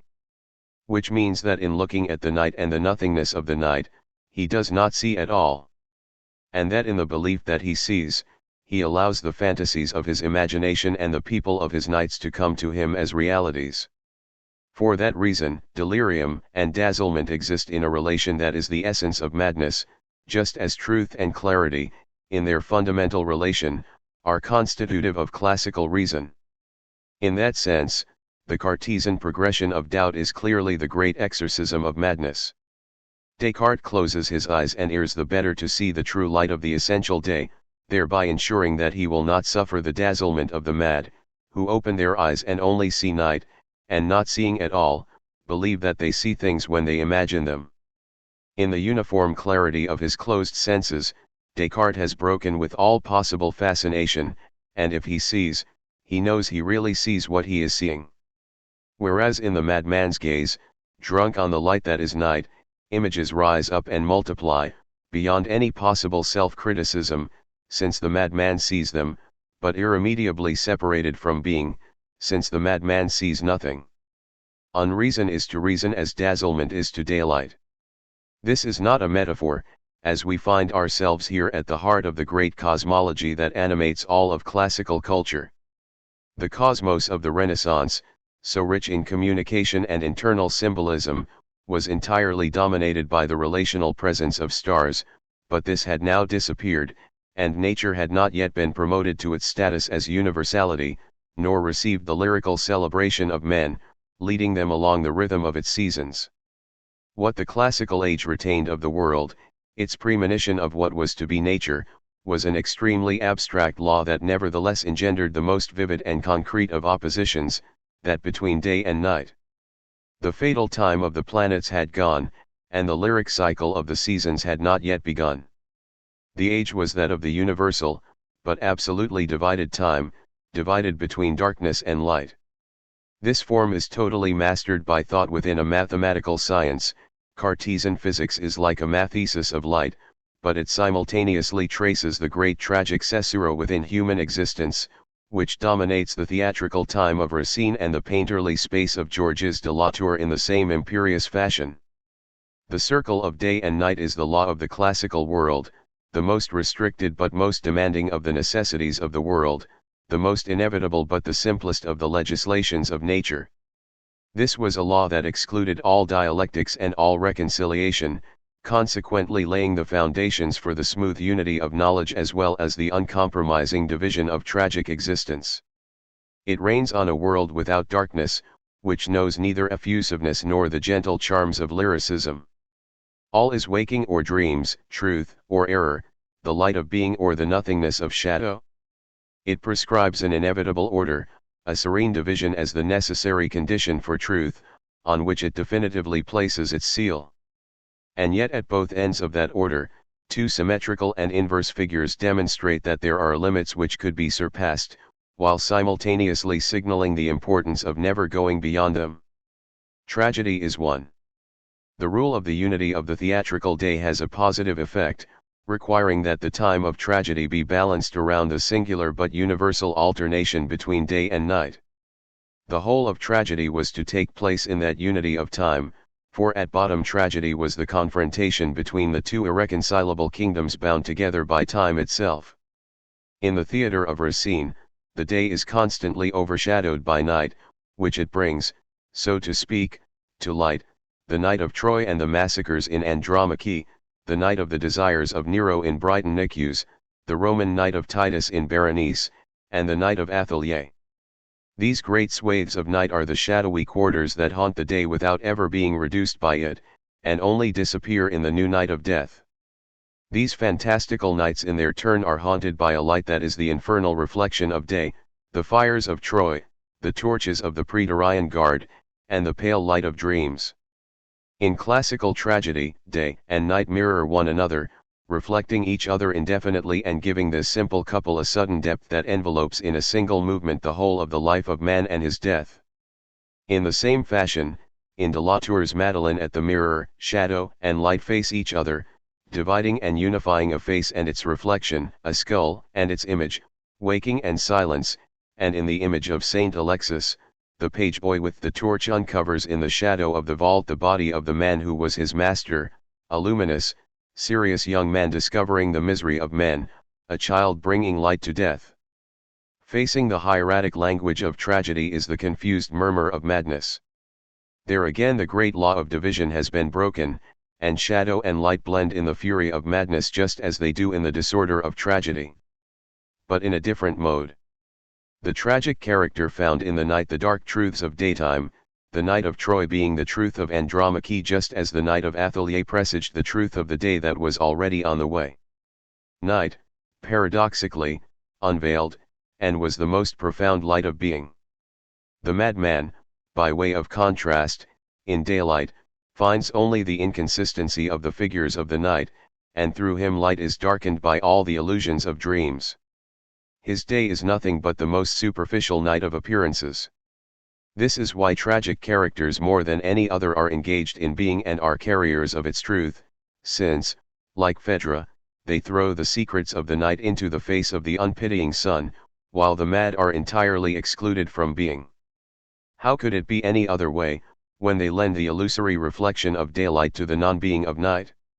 It is understandable then that tragic heroes, unlike the Baroque characters who had preceded them, could never be mad, and that inversely madness could never take on the tragic value we have known since Nietzsche and Artaud. In the classical epic, tragic characters and the mad face each other without any possible dialogue or common language, for the one can only pronounce the decisive language of being, where the truth of light and the depths of night meet in a flash, and the other repeats endlessly an indifferent murmur where the empty chatter of the day is cancelled out by the deceptive lies of the shadows. Asterisk. Madness is equinox between the vanity of fantasies of the night and the non-being of judgments of the light. And that, which we have learned piecemeal through the archaeology of knowledge, is something we were also told by a single tragic fulguration, in the last words of Andromache. It was as though at the moment when madness disappeared from tragic action, at the moment when tragic heroes were to be separated for more than 2 centuries from men of unreason, what was required of madness was one last roll. The curtain that falls on the last scene of Andromache also falls on the last of the great tragic incarnations of madness. But in that presence on the edge of its own disappearance, in that madness that is slipping away forever, what is announced is what madness was and would remain throughout the classical age. For is it not precisely at the instant of its disappearance that madness can best proffer its truth of absence, its truth which is that of the day at the limits of night? This had to be the last scene of the first great classical tragedy, or equally the first time that the classical truth of madness is pronounced, in a tragic movement that is the last one on the pre-classical stage. In any case, this truth was instantaneous, as its appearance could be nothing other than its disappearance. A lightning bolt can only stand out in gathering darkness. Orest, in his fury, goes through a triple circle of night, 3 concentric incarnations of dazzlement. Day has just risen on the palace of Pyrrhus, night is still discernible, bordering the light with shadow and imperiously marking its limits. On this feast day morning, the crime has been committed and Pyrrhus has closed his eyes on the day that was dawning, and a fragment of shadow is thrown onto the steps of the altar, at the threshold of light and darkness. The 2 great cosmic themes of madness are therefore present in diverse forms, as presage, backdrop and counterpoint to the fury of Orest. 77 It can then begin, in the unpitying clarity that will denounce the murder of Pyrrhus and the treachery of Hermione, in the early light where all is revealed in a truth that is both so young and so old at the same time. Here is a first circle of shadow, a dark cloud into which, all around Orest, the world begins to retreat. Truth slips away in this paradoxical darkness, this morning twilight where the cruelty of the truth will slowly metamorphose into the rage of fantasy. But what is this thick night that suddenly surrounds me? It is the empty night of error, but against the backdrop of that first darkness a flicker comes into being, the deceptive lure of images. The nightmare begins, not in the clear light of day but in scintillating darkness, the light of storms and murder. O gods! What rivers of blood flow around me!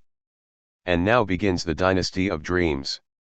In this night, fantasies take wing, and the fates appear and impose their will.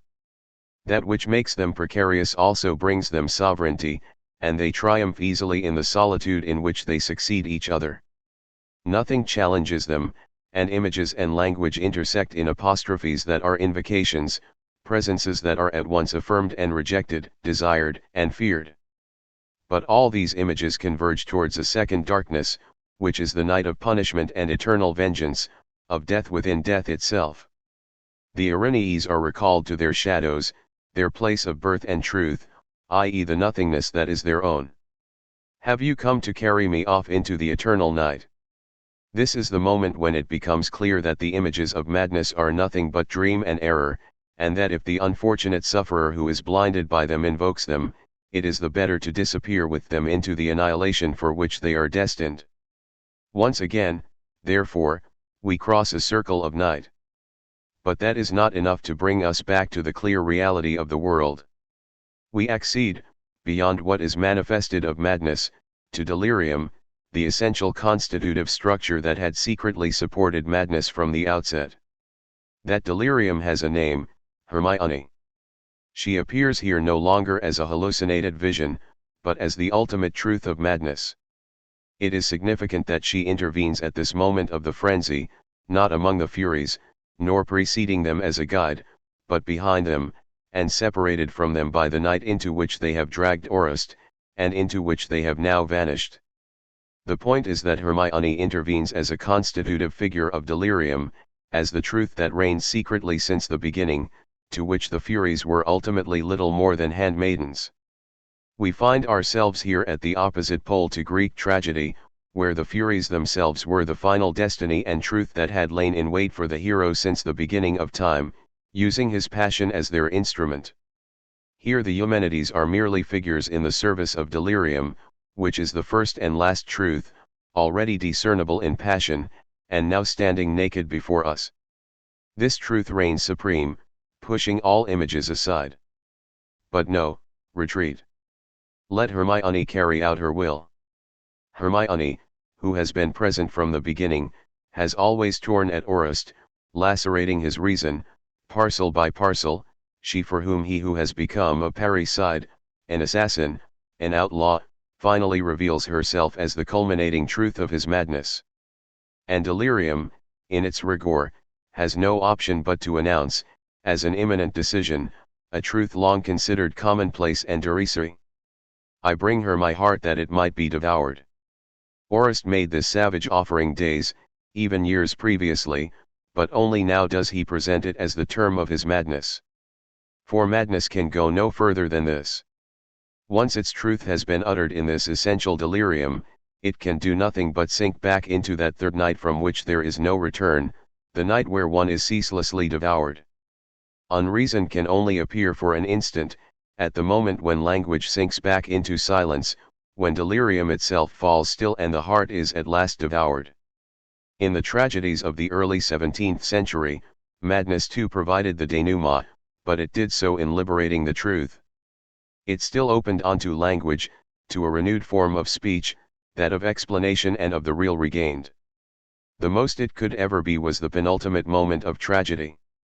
Not the closing moment, as in Andromache, where no truth appears, other than, in delirium, the truth of a passion that finds its fullest, most perfect expression in madness. The movement proper to unreason, which classical learning followed and pursued, had already accomplished its entire trajectory in the concise language of tragedy.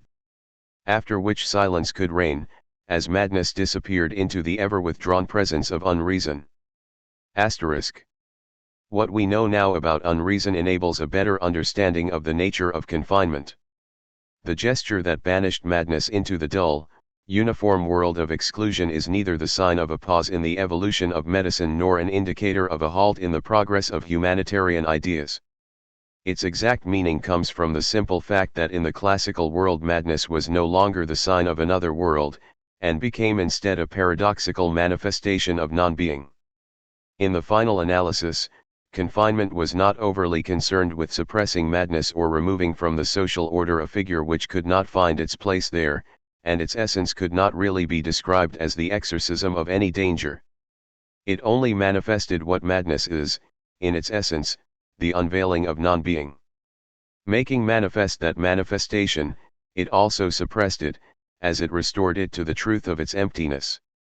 Confinement was a practice that corresponded most fully to madness when experienced as unreason, i.e. as the empty negativity of reason. Madness was considered to be nothing at all.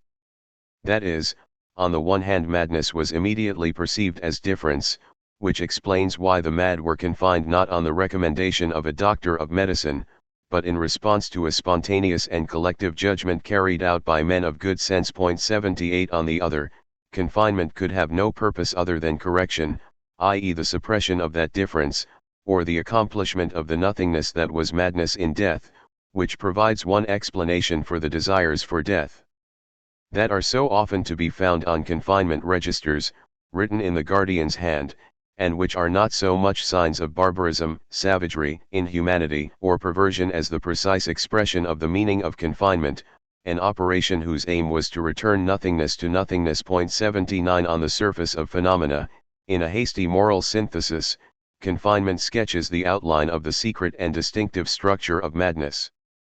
Is it confinement that roots its practices in this deep intuition? Is it because madness, under the effects of confinement, really had disappeared from the classical horizon, that it ultimately came to be considered as non-being? The answers to these questions echo each other in a perfect circularity. It probably serves no purpose to lose oneself in these endless, circular interrogations.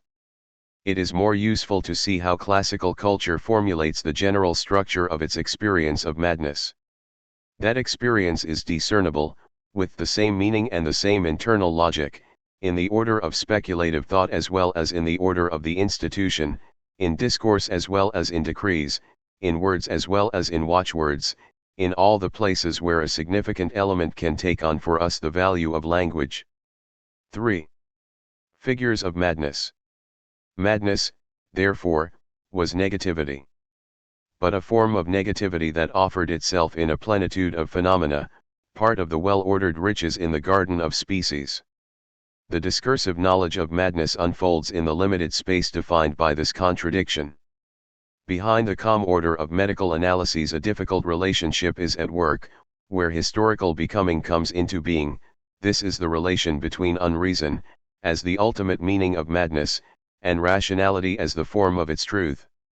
How madness, always situated in the originary regions of error, and always held back in relation to reason, might yet lay itself entirely open to reason and entrust her with all its secrets.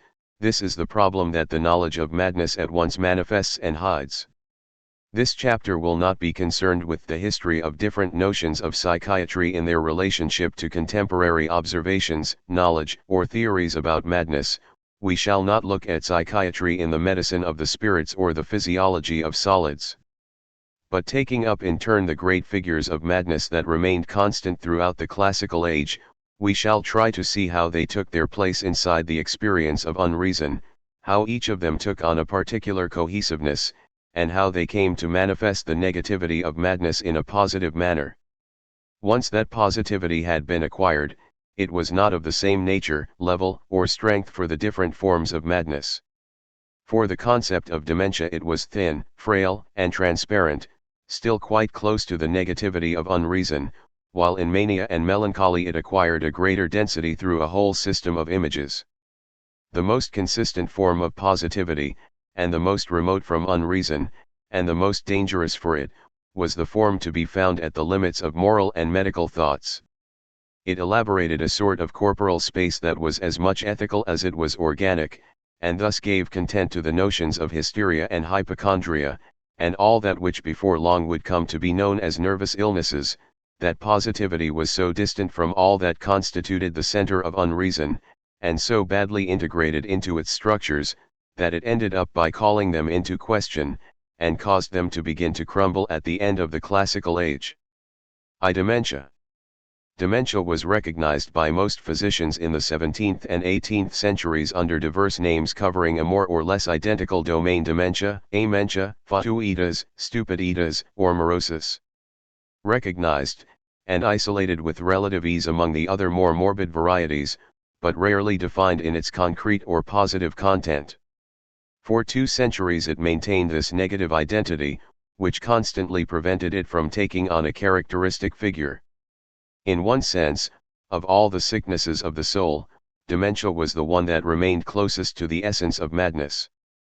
But of madness in general, madness experienced in the full force of its negativity, as disorder, the decomposition of thought, error, illusion, non-reason, and untruth. It was this form of madness, as the simple converse of reason and pure contingency of the mind, that one 18th century author defined very well, showing how no positive form would ever exhaust or limit its extension. The symptoms of madness vary ad infinitum. In it can be found in everything that has been seen or heard, anything that has been thought or meditated upon. It can bring together things that seem far distant. It can recall things that seem long forgotten. Remote images rise up, ancient aversions thought to have disappeared reappear, desires become more intense, but all is disturbed. In their confusion, ideas resemble the letters of a printing press thrown together without purpose or understanding. What results has no coherent sense at all. 1. Dementia is close to madness conceived of in the full negativity of its disorder. Dementia is thus in the mind both pure chance and total determinism, where any effect can be produced because any cause can provoke it. There is no disorder in the organs of thought that cannot bring on one of the aspects of dementia. It has no symptoms of its own as such, but is rather the open possibility of all the possible symptoms of madness. For Willis, the essential characteristic is stupiditas too, but within a few pages, stupiditas becomes the equivalent of dementia, stupiditas of morosis. Stupidity, or morosis, or foolishness and stupidity then becomes purely and simply a defect of the intellect and judgment, the ultimate impairment of reason in its higher functions. Yet that defect itself does not come first, for the rational soul troubled by dementia is not enclosed in the body without some mixed element forming a link between the two. In that mixed space between the rational soul and the body, which is extended yet punctual, corporeal yet thinking, the animus sensitivus of corporeus sensitive or corporeal soul is to be found, bearing the intermediary and mediating powers of imagination and memory. It is they who furnish the spirit with ideas, or at least with the elements it uses to build them, and whenever their functioning, their bodily functioning, is disturbed, the intellectus acies acuity of the mind is defective, or hindered, forthwith the eye of the intellect, as if covered with a veil, is wont to be much dulled, or wholly darkened. 3 In the organic and functional space that it inhabits and whose living unity it ensures, the corporeal soul has its seat, and there too are the instruments and organs of its immediate action. The seat of the bodily soul is the brain, and more particularly the corpus callosum for imagination, and the white matter for memory, and its immediate organs are formed by the animal spirits. 4 Thus, in cases of dementia, either the brain itself was affected or the spirits were disturbed, or there was a combined disturbance of the seat and the organs, i.e. the brain and the spirits. If the brain alone is the cause of the illness, then its origins can be sought in the dimensions of the cerebral matter, which was either too small to function correctly, or too abundant, and therefore less solid and, so to speak, of lower quality, mentis acumeni minus accommodatum, less adapted to the acuity of the spirit. It sometimes happens that the shape of the brain too is to blame, if it lacks the spherical, globosa, globus, shape necessary for an equitable reflection of the animal spirits. Whenever any depression or swelling has occurred, then the spirits are sent off in erratic directions, and their path can no longer transmit a true and faithful image of things and give the rational soul the sensitive idols of the truth. The result is dementia. In an even more subtle manner, for the rigor of its functioning, the brain must maintain a certain level of warmth and dampness, a sensible quality of physical consistency and texture. If it becomes too damp or too cold, as is often the case with children and old people, the first signs of stupiditas begin to appear. Those signs are also apparent when the texture of the brain becomes too coarse, as though impregnated with a heavy terrestrial influence. Such heaviness of the cerebral substance, might it not in turn be attributed to a heaviness of the air and a certain roughness of the local soil, which would explain the legendary stupidity of the Batavians? 5. In morosis, sometimes only the animal spirits are affected, perhaps because they themselves have been slowed by some similar heaviness, causing them to become roughly shaped and irregular in their dimensions, as though some imaginary gravitational force had dragged them down to the slowness of the earth. In other cases, they might have become aqueous, inconsistent, or voluble. 6.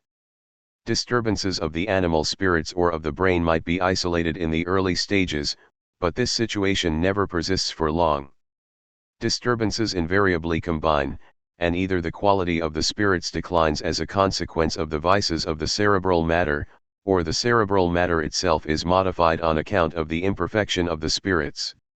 When the spirits are heavy and their movements too slow, or when they are excessively fluid, the pores of the brain and the channels that they pass through become blocked or take on vitiated forms. On the other hand, if the brain itself is defective, the spirits can no longer travel through it in the normal fashion, and consequently the result is a defective diathesis. We would look in vain, in this analysis of Willis, for an exact portrait of dementia, for the telltale signs that indicate its presence or its particular causes. It is not that his description lacks precision, but that dementia seems to cover the domain of all the possible alterations in any of the domains of the nervous stock, the spirits or the brain, softness or hardness, heat or chill, exaggerated heaviness or excessive lightness, or a deficiency or abundance of matter. All the possible pathological metamorphoses are gathered around the phenomenon of dementia to furnish virtual explanations. Dementia does not organize its causes or localize them, nor does it specify their qualities in accordance with the figure of its own symptoms. It is the universal effect of any possible deterioration. In some manner, dementia is madness, minus the particular symptoms of any specific form of madness, a sort of watermark that shows madness in the purity of its essence, in its general truth. Dementia is anything unreasonable in the orderly mechanics of the fibers and spirits of a well-ordered brain. But at that level of abstraction, the medical concept is not elaborated, it is too distant from its object, and formulated in purely logical dichotomies, it slips over virtualities, it works to no effect. Dementia, as a medical experience, does not crystallize. Asterisk. Towards the middle of the 18th century, dementia is still a negative concept. From the medicine of Willis to the physiology of solids, the shape of the organic world has changed, yet the analysis remains of the same type. The sole concern regarding dementia is with hunting down the various forms of unreason that the nervous system might display. At the beginning of his article on demence in the Encyclopédie, Aumont explains that reason considered in its natural existence is nothing other than the transformation of sense impressions, and that communicated by the fibers, they reach the brain, which then changes them into notions by the internal movements of the animal spirits. Unreason, or rather madness, appears whenever these transformations are no longer carried out along the normal paths, and are exaggerated, diminished, or abolished altogether. Their total abolition is pure madness, the paroxysm of madness, madness as if at the peak of intensity of its truth, in other words dementia. The question then is how it comes about, and how it is that all of a sudden the whole work of the transformation of impressions is abolished. Like Willis, Aumont groups all possible disorders of the nervous stock around unreason. There are disturbances brought about by intoxications of the system, by opiates, hemlock, or mandragora. Bonnet, after all, in his Sepulchridum, reported the case of a young girl who had lost her reason after being bitten by a bat. Certain incurable illnesses like epilepsy have exactly the same effect. But more frequently the cause of dementia is to be sought in the brain, which might have suffered as the result of a blow, or might have a congenital malformation so that its volume is too limited for the fibers to function correctly and for the spirits to circulate in the required manner.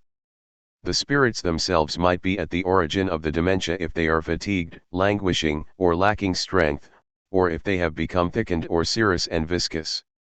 But the most common cause of dementia is to be found in the state of fibers that have lost the capacity to receive and transmit impressions. The vibration necessary for sensation to operate simply fails to happen, and the fiber remains immobile, doubtless because it is too flaccid or too stretched, and has become rigid. In some cases, it cannot vibrate in unison because it is too callous. Whatever the cause, the necessary springiness has disappeared. The reasons behind that inability to vibrate might be the passions, innate causes, or a whole variety of illnesses, from vaporous afflictions to old age. The whole domain of pathology was traversed to find the causes and an explanation of dementia, but the symptomatic figure was slow in coming, observations accumulated, causal chains stretched out, but we would seek the specific profile of the disease in vain. When François Boissier de Sauvages set out to write the entry on amentia for his 10-volume Nosology Méthodique, he lost the thread of his symptomatology, and could no longer be faithful to the botanical spirit that he hoped would preside over his work. He could only distinguish between the different forms of dementia according to their causes: amentia senilis, caused by the rigidity of the fibers making them insensible to object impressions; amentia serosa, caused by an accumulation of serous fluid in the brain. A butcher had noted that mad ewes neither ate nor drank, and that their cerebral matter was entirely changed to water; amentia aveninese, brought on in particular by opium; amentia atumori, amentia microcephalica. Sauvages himself had seen this type of dementia in a young girl in the hospital in Montpellier. She was called the monkey on account of her tiny head, and because of her resemblance to that animal, in a general manner, nothing weakened reason more than drying out of fibers, and amentia accipitate was observed whenever the fibers became desiccated, frozen, or coagulated, as demonstrated by the case of 3 young women who had been riding in a cart in the depths of winter, and were taken with dementia. Bartholin returned them to their wits by wrapping up their heads in the fleece of a freshly skinned sheep. Then there was amentia morosus, Sauvages being uncertain as to how it should be distinguished from serous dementia, amentia obictu, amentia rachialgica, amentia aquartana, due to quartan fever, and amentia calculosa, for one practitioner had found in the brain of a demented man a fish-shaped calculus swimming in the fluid in the ventricle. In a sense, there is no clear symptomatology for dementia. It has no form of delirium, hallucination, or violence of its own, and there is none that can be associated with it by a necessity of nature. Its truth consists in a juxtaposition, with on the one side the accumulation of possible causes, whose level, order, and nature can be as different as possible, and on the other a series of effects whose only common characteristic is that they demonstrate a lack or a defect in the functioning of the faculty of reason, which is unable to relate to the reality of things and the truth of ideas. Dementia is the most general and negative empirical form of unreason, all at once non-reason as a presence perceived in its most concrete form, but which cannot be assigned in its positive dimensions. Dufour tries to pin down this presence constantly in flight from itself in his trait de l'entendement humain. He goes through the whole multiplicity of possible causes, drawing up a list of all the partial determinisms that have been suggested regarding dementia, a hardening of the fibers, a dryness of the brain as in the theories of Bonnet, a softness or serosity of the encephalum as in Hildanus, the use of henbane, stramonium, opium, and saffron, according to the observations of Ray, Botane, and Berry, the presence of a tumor, of encephalitic worms, and malformations of the skull. These are positive causes, but they only ever lead to the same negative result, a rupture between the mind and the outside world and truth. Sufferers from dementia are negligent and indifferent to many things, they sing, laugh, and amuse themselves equally with good or evil. They do experience hunger, cold, and thirst, but remain unaffected, and they feel too the impressions that objects make on their senses, but seem little concerned with them. 7. The fragmentary positivity of nature is thus superimposed on the general negativity of unreason, but without any real unity. As a form of madness, dementia is only lived and considered from the outside, it is a limit where reason is abolished in an inaccessible absence. Despite the constancy of the description, the notion has no power of integration, and the being of nature and non-being of unreason do not find their unity here. Asterisk. Yet the notion of dementia does not disappear in an undifferentiated mass. It is in fact limited by 2 groups of neighboring concepts, the first of which is already quite ancient, while the second is a novel concept that comes into being during the classical age. The distinction between dementia and frenzy is a traditional one. It is a distinction easily drawn on the level of signs, as frenzy is invariably accompanied by a fever, whereas dementia is an apeirotic illness. The fever that characterizes frenzy means that both its immediate causes and its nature can be identified. It is an inflammation, excessive body heat, a painful burning of the head, a violence in gesture and speech, and a generalist ebullition of the whole individual. Cullen still characterizes it in terms of that qualitative coherence at the end of the 18th century. The symptoms by which this disease may most certainly be known are, a vehement pyrexia, a violent, deep-seated headache, a redness and turgescence of the face and eyes, an impatience of light or noise, a constant watching, and a delirium impetuous and furious. 8. Its distant origins had given rise to endless discussions, all of which center round the theme of heat. The 2 main questions were whether frenzy was a result of changes in the brain or a quality acquired from outside, and whether it was provoked by excessive movement or by an immobilization of the blood. In the polemic between La Mesnardier and Duncan, the former suggests that as the brain is a damp, cold organ filled with liquids and fluids, it is inconceivable that it might become inflamed. Such an inflammation is no more possible than the sight of fire burning in a river without artifice. Duncan's apologist in France does not deny that the primary qualities of the brain are opposed to those of fire, but believes that it has a local vocation that goes against its substantial nature. Placed as it is above the gut, it receives the cooking vapors and the exhalations of the whole body. In addition, it is surrounded and penetrated by an infinite number of veins and arteries that enclose it and can easily disgorge themselves into its substance. Furthermore, the soft and cold qualities that characterize the brain mean that it is easily penetrated by outside influences, particularly those that are opposed to its primary nature.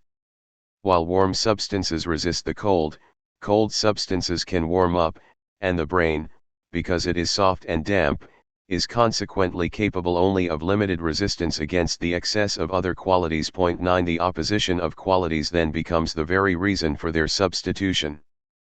But increasingly, the brain comes to be considered as the primary seat of frenzy.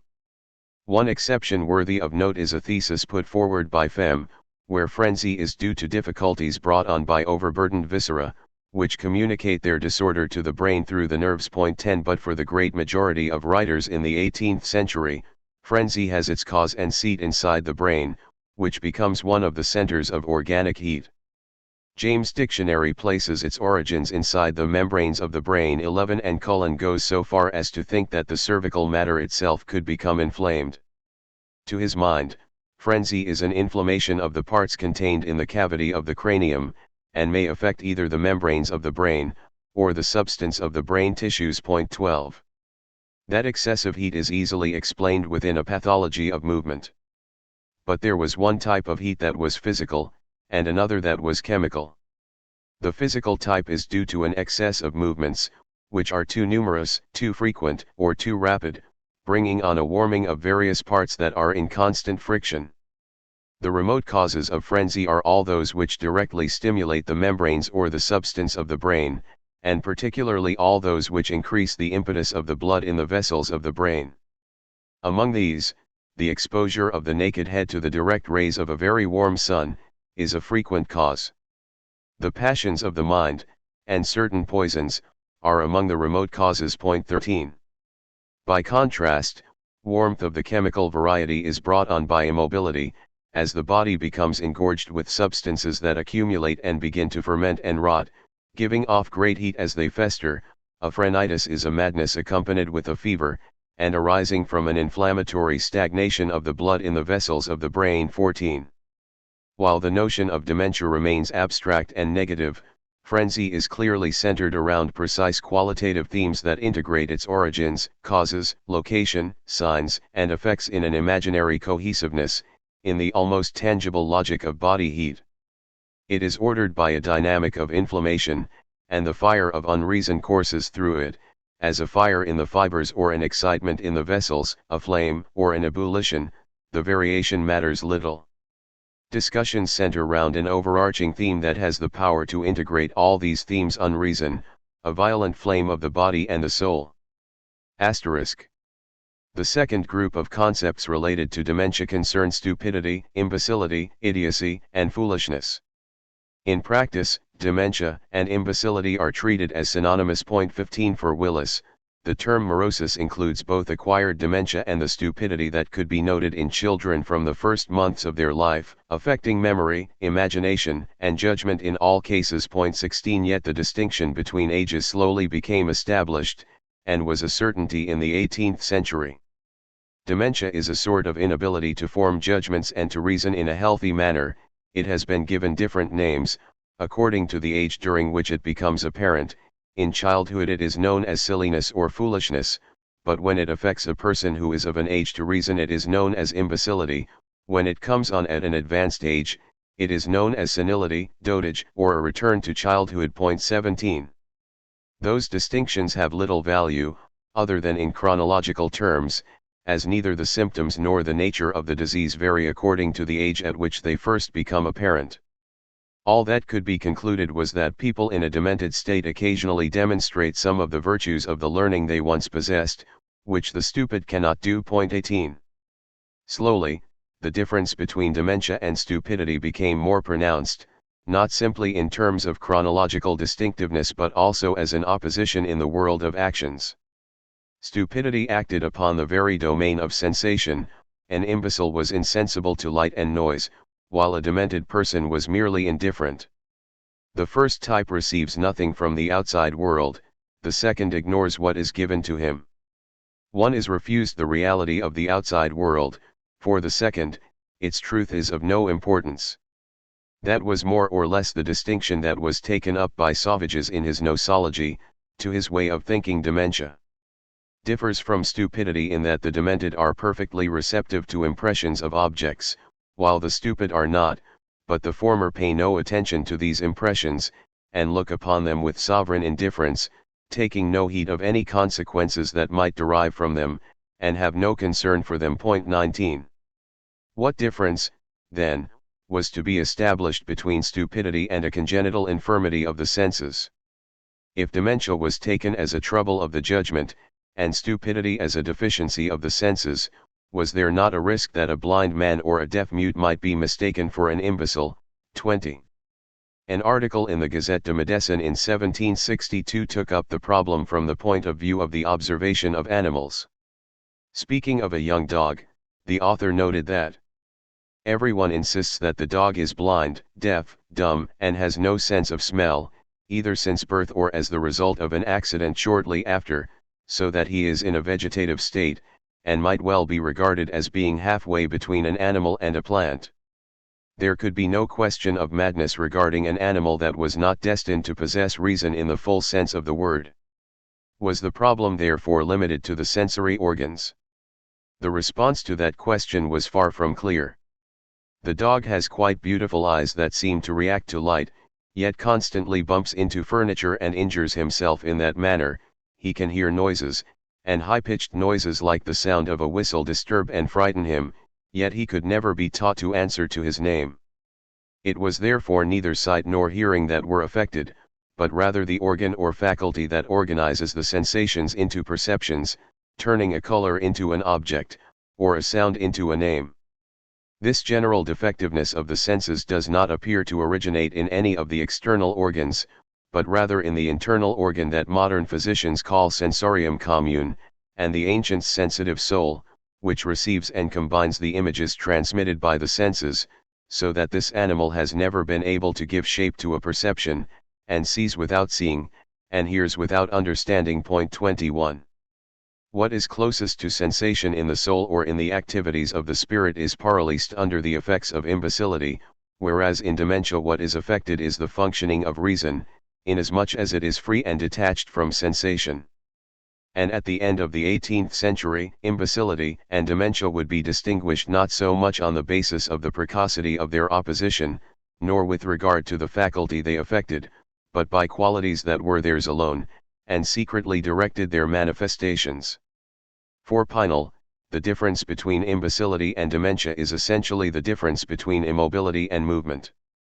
In idiocy, what was observed was a general paralysis, a somnolence of all the functions of understanding and moral affections, with the mind frozen in a sort of stupor.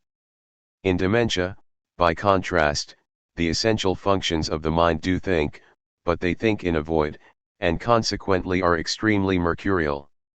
Dementia is like a pure movement of the mind, devoid of any form of consistency, a perpetual flight that time cannot immobilize in the memory, a rapid, or rather, quickly alternating, succession, an uninterrupted flow of ideas and isolated actions, inconsequential and disordered emotions, with no memory of any preceding state. 22. With these images, the concepts of imbecility and stupidity became fixed, and as a result dementia slowly emerged from its negativity, and began to be considered from within a certain intuition of time and motion.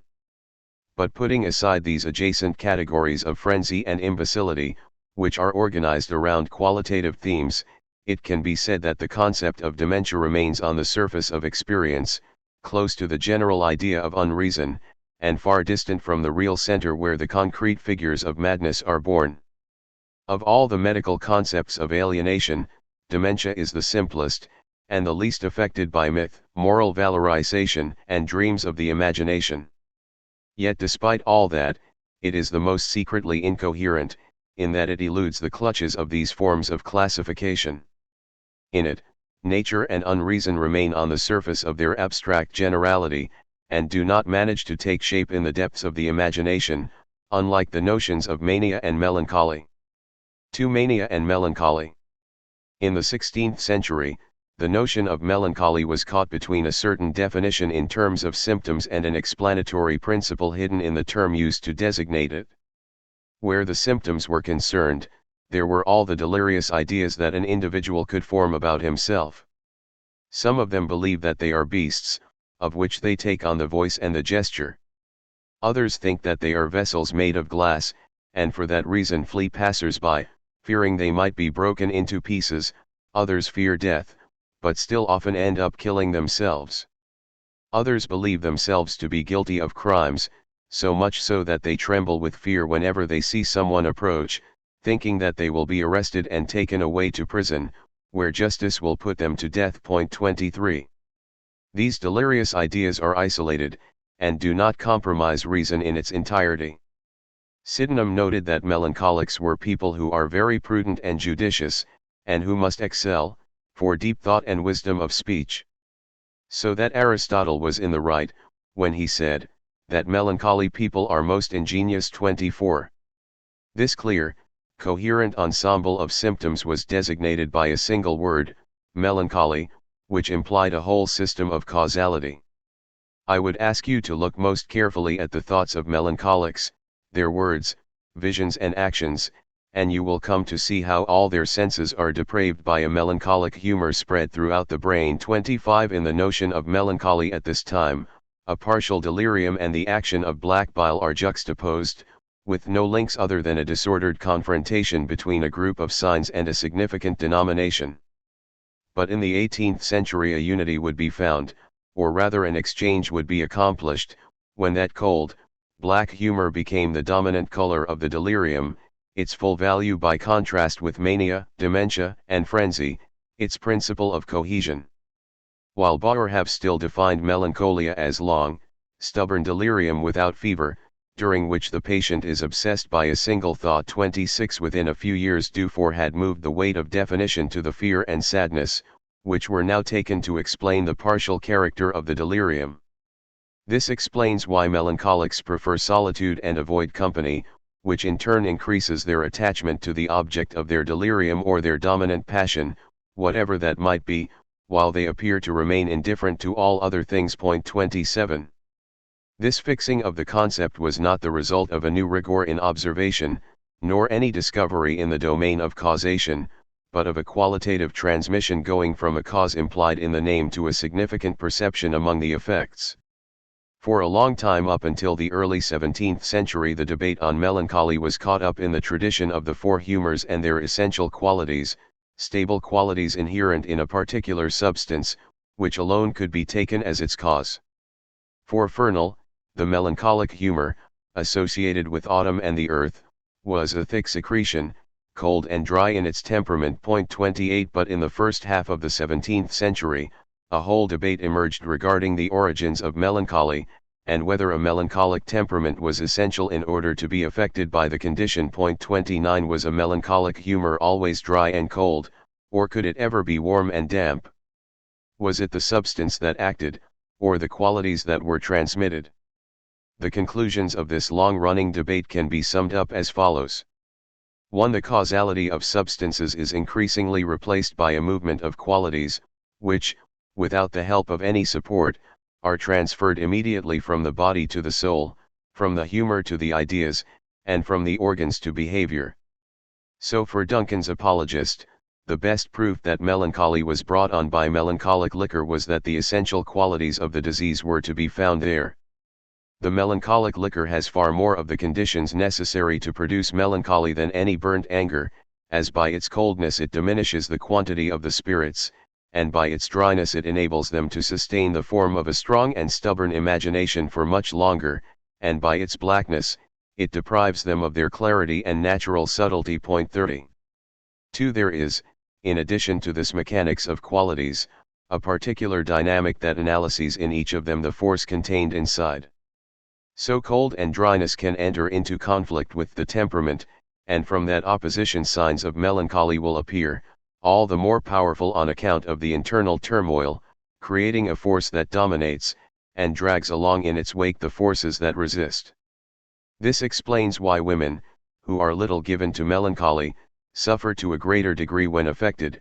They suffer more cruelly and become violently agitated, because as melancholy is more opposed to their temperament, it removes them further from their natural disposition. 31. 3. But it is sometimes inside a quality itself that the conflict comes into being. A quality might become altered in the course of its development and become the opposite of what it was. So, when the entrails are inflamed, when the entire body begins to roast, and all the juices burn, then the excessive heat might turn into cold melancholy, producing almost the same effect as when a candle is overturned and wax gathers. This cooling of the body is the natural result of inordinate heat once it has exhausted its vigor. 32. A sort of dialectics of quality is at work, where the qualities, free of all substantial constraints and primitive assignations, meander through reversals and contradictions. For finally, qualities can undergo changes as a result of accidents, circumstances, or the sufferer's way of life. A being who is cold and dry can become damp and warm, if his lifestyle inclines him that way. This sometimes happens to women who remain idle too long and sweat too little, less than men, so that heat, the spirits and humors build up inside them. 33. Thus freed from the substantiating support within which they had been imprisoned, qualities can henceforth play an organizing, integrating role in the notion of melancholy. On the one hand they will trace, among the symptoms and manifestations, a certain profile of sadness, darkness, slowness, and immobility. On the other, they will sketch a causal support that will no longer be so much the physiology of a humor as the pathology of an idea, a fear, or terror. The morbid unity is not defined on the basis of observed signs or inferred causes, but halfway between the two, above some of them, it is perceived as a certain qualitative coherence, which has its own laws of transmission, development, and transformation. It is the secret logic of this quality that orders the future of the notion of melancholy, not medical theory. This is evident from Willis' texts onwards. At first glance, the coherence of the analyses is assured on the level of speculative reflection. Willis' explanations are based entirely on animal spirits and their mechanical properties. Melancholy is a madness without frenzy or fever, accompanied by fear or sadness. In so far as it is delirium, i.e. an essential break with the truth, its origin is to be found in the disordered motions of the spirits and in a defective state of the brain, but could these movements alone provide a sufficient explanation for the fear and worry that makes melancholics sad and meticulous? Could there be a mechanism of fear and a circulation of the spirits peculiar to sadness? That was obvious to Descartes, but no longer so to Willis. Melancholy cannot be treated as a paralysis, apoplexy, vertigo, or convulsion. At bottom, it cannot even be analyzed as simple dementia either, even though delirious melancholy supposes a similar disorder in the movement of the spirits. Mechanical upsets do explain delirium, an error which is common to all forms of madness, dementia and melancholy, but not its particular quality, the color of the sadness and fear that gives melancholy its unique landscape. It was therefore necessary to enter into the heart of the diathesis. 34. After all, it is these essential qualities, hidden in the texture of the subtle matter, which explain the paradoxical movements of the spirits. In melancholy, the spirits are carried away by an agitation, but a weak agitation that lacks power or violence, a sort of impotent upset that follows neither a particular path nor the aperta opercula open ways, but traverses the cerebral matter constantly creating new pores. Yet the spirits do not wander far on the new paths they create, and their agitation dies down rapidly, as their strength is quickly spent and motion comes to a halt, non lunge perveniant. They do not reach far. 35. A trouble of this nature, common to all delirium, does not have the power to produce on the surface of the body the violent movements or the cries to be observed in mania and frenzy. Melancholy never attains frenzy, it is a madness always at the limits of its own impotence. That paradox is explained by the secret alterations in the spirits. Ordinarily, they travel with the speed and instantaneous transparency of rays of light, but in melancholy they become weighed down with night, becoming obscure, thick, and dark, and the images of things that they bring before consciousness are in a shadow, or covered with darkness. 36 As a result they move more slowly, and are more like a dark, chemical vapor than pure light. This chemical vapor is acid in nature, rather than sulfurous or alcoholic, for in acid vapors the particles are mobile and incapable of repose, but their activity is weak and without consequence. When they are distilled, all that remains in the still is a kind of insipid phlegm. Acid vapors, therefore, are taken to have the same properties as melancholy, whereas alcoholic vapors, which are always ready to burst into flames, are more related to frenzy, and sulfurous vapors bring on mania, as they are agitated by continuous, violent movement. If the formal reason and causes of melancholy were to be sought, it made sense to look for them in the vapors that rose up from the blood to the head, and which had degenerated into an ascites or sharp distillation. 37 A cursory glance seems to indicate that a melancholy of spirits and a whole chemistry of humors lies behind Willis' analyses, but in fact his guiding principle mostly reflects the immediate qualities of the melancholic illness, an impotent disorder, and the shadow that comes over the spirit with an acrid acidity that slowly corrodes the heart and the mind. The chemistry of acids is not an explanation of the symptoms, but a qualitative option, a whole phenomenology of melancholic experience. Some 70 years later, the animal spirits had lost their scientific prestige. The secrets of illness, it was then believed, were to be found in the liquid and solid elements of bodies. Robert James' Dictionary, published in England in 1743, contains an article on mania, proposing a compared etiology of mania and melancholy. That the brain, therefore, is the seat of all disorders of this kind, is sufficiently obvious, for the mind is the most noble part of body, which, though in a manner inconceivable by us, the wise and bountiful parent of mankind's species has made the common receptacle or repository of the soul, the genius, the fancy, the memory, and the external senses. But all these noble functions are changed, depraved, diminished, and totally destroyed, when the blood and humors receding from their natural temperature and quality are not conveyed to the brain in a moderate of equitable manner, but with a difficult flow, and long motion, or with too brisk and violent an impetus. 38. It is the distressing combination of this languishing flow, these engorged vessels, this heavy, laden blood that the heart pumps around the organism with considerable effort, and which penetrates the fine arterioles of the brain with great difficulty, where circulation needs to be rapid to maintain the speed of thought, that serves to explain the condition. Weight, heaviness, and encumbrance are still the primitive qualities that guide the analysis. The explanation is like a transfer towards the organism of the qualities perceived in the bearing, behavior, and speech of the sufferer, and the theory goes from the apprehension of quality to an explanation. But that apprehension constantly prevails, and counts for far more than theoretical coherence.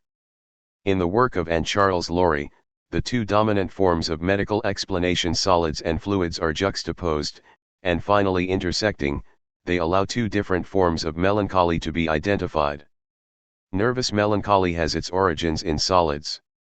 A particularly strong vibration shakes the fibers that receive it, and consequently the tension is increased among the other fibers, which become more rigid and more prone to vibration. If the sensation continues to grow until the tension becomes such that the other fibers can vibrate no longer, the resulting rigidity immobilizes the blood and stops the movement of the animal spirits. Melancholy is the consequence. In its other variety, the liquid form, the humors are impregnated with black bile, and become thickened, and filled with that humor the blood becomes denser and stagnates in the meninges, compressing the principal organs of the nervous system. The result again is a rigidity of the fibers, but this time as a result of a humoral phenomenon. Laurie distinguishes between two different types of melancholy, but in fact, using the same set of qualities, giving the condition its real unity, he fits them into two different systems of explanation. only the theoretical edifice is doubled. The qualitative experiential basis remains the same. A symbolic unity shaped by the sluggishness of the fluids, by the darkening of the animal spirits and the shadowy twilight that they spread over the images of things, by the viscosity of a blood that circulates through the vessels with difficulty, by the thickening of vapors that have blackened, acrid, and deleterious, and by the slowed visceral functions, which become bogged down more sensible than conceptual or theoretical, this unity gives melancholy its distinctive formula. It is this elaboration, rather than any painstaking observation, that reorganizes the signs and the mode of appearance of melancholy. Increasingly the theme of partial delirium disappears as the primary symptom of the condition, making way for indications of qualities such as sadness, bitterness, immobility, and a taste for solitude. By the late 18th century, forms of madness that lacked any delirium were easily classed as melancholic. They were characterized instead by inertia, despair, and a dull stupor. 39 In James' Dictionary, reference is already made to sufferers of an apoplectic melancholy, with no delirium.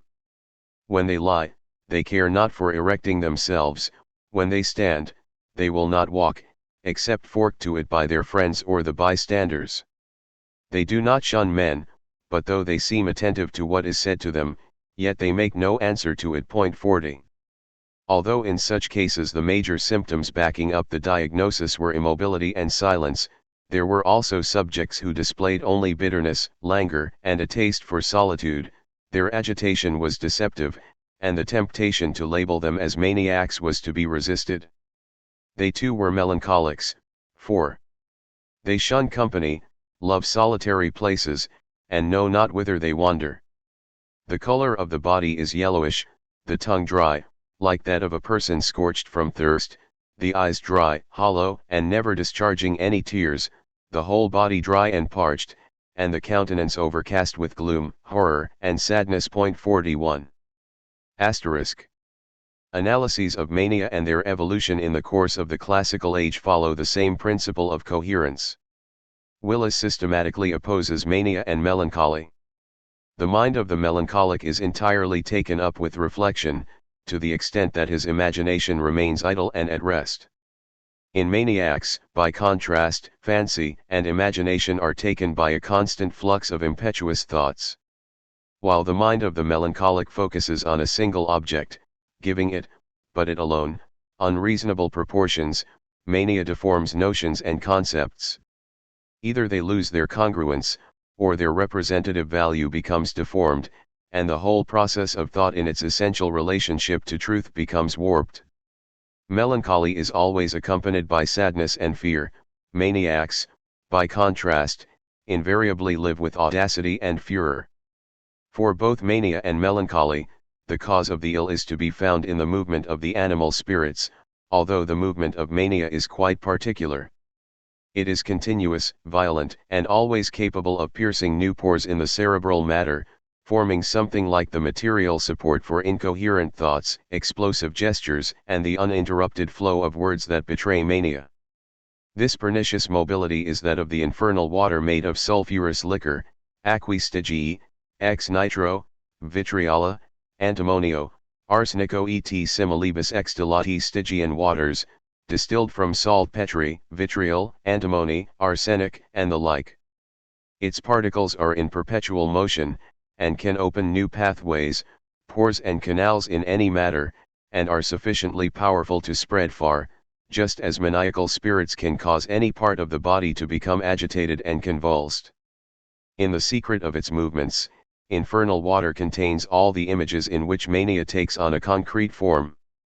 In an indissociable manner, it constitutes both its chemical myth and in some sense its dynamic truth.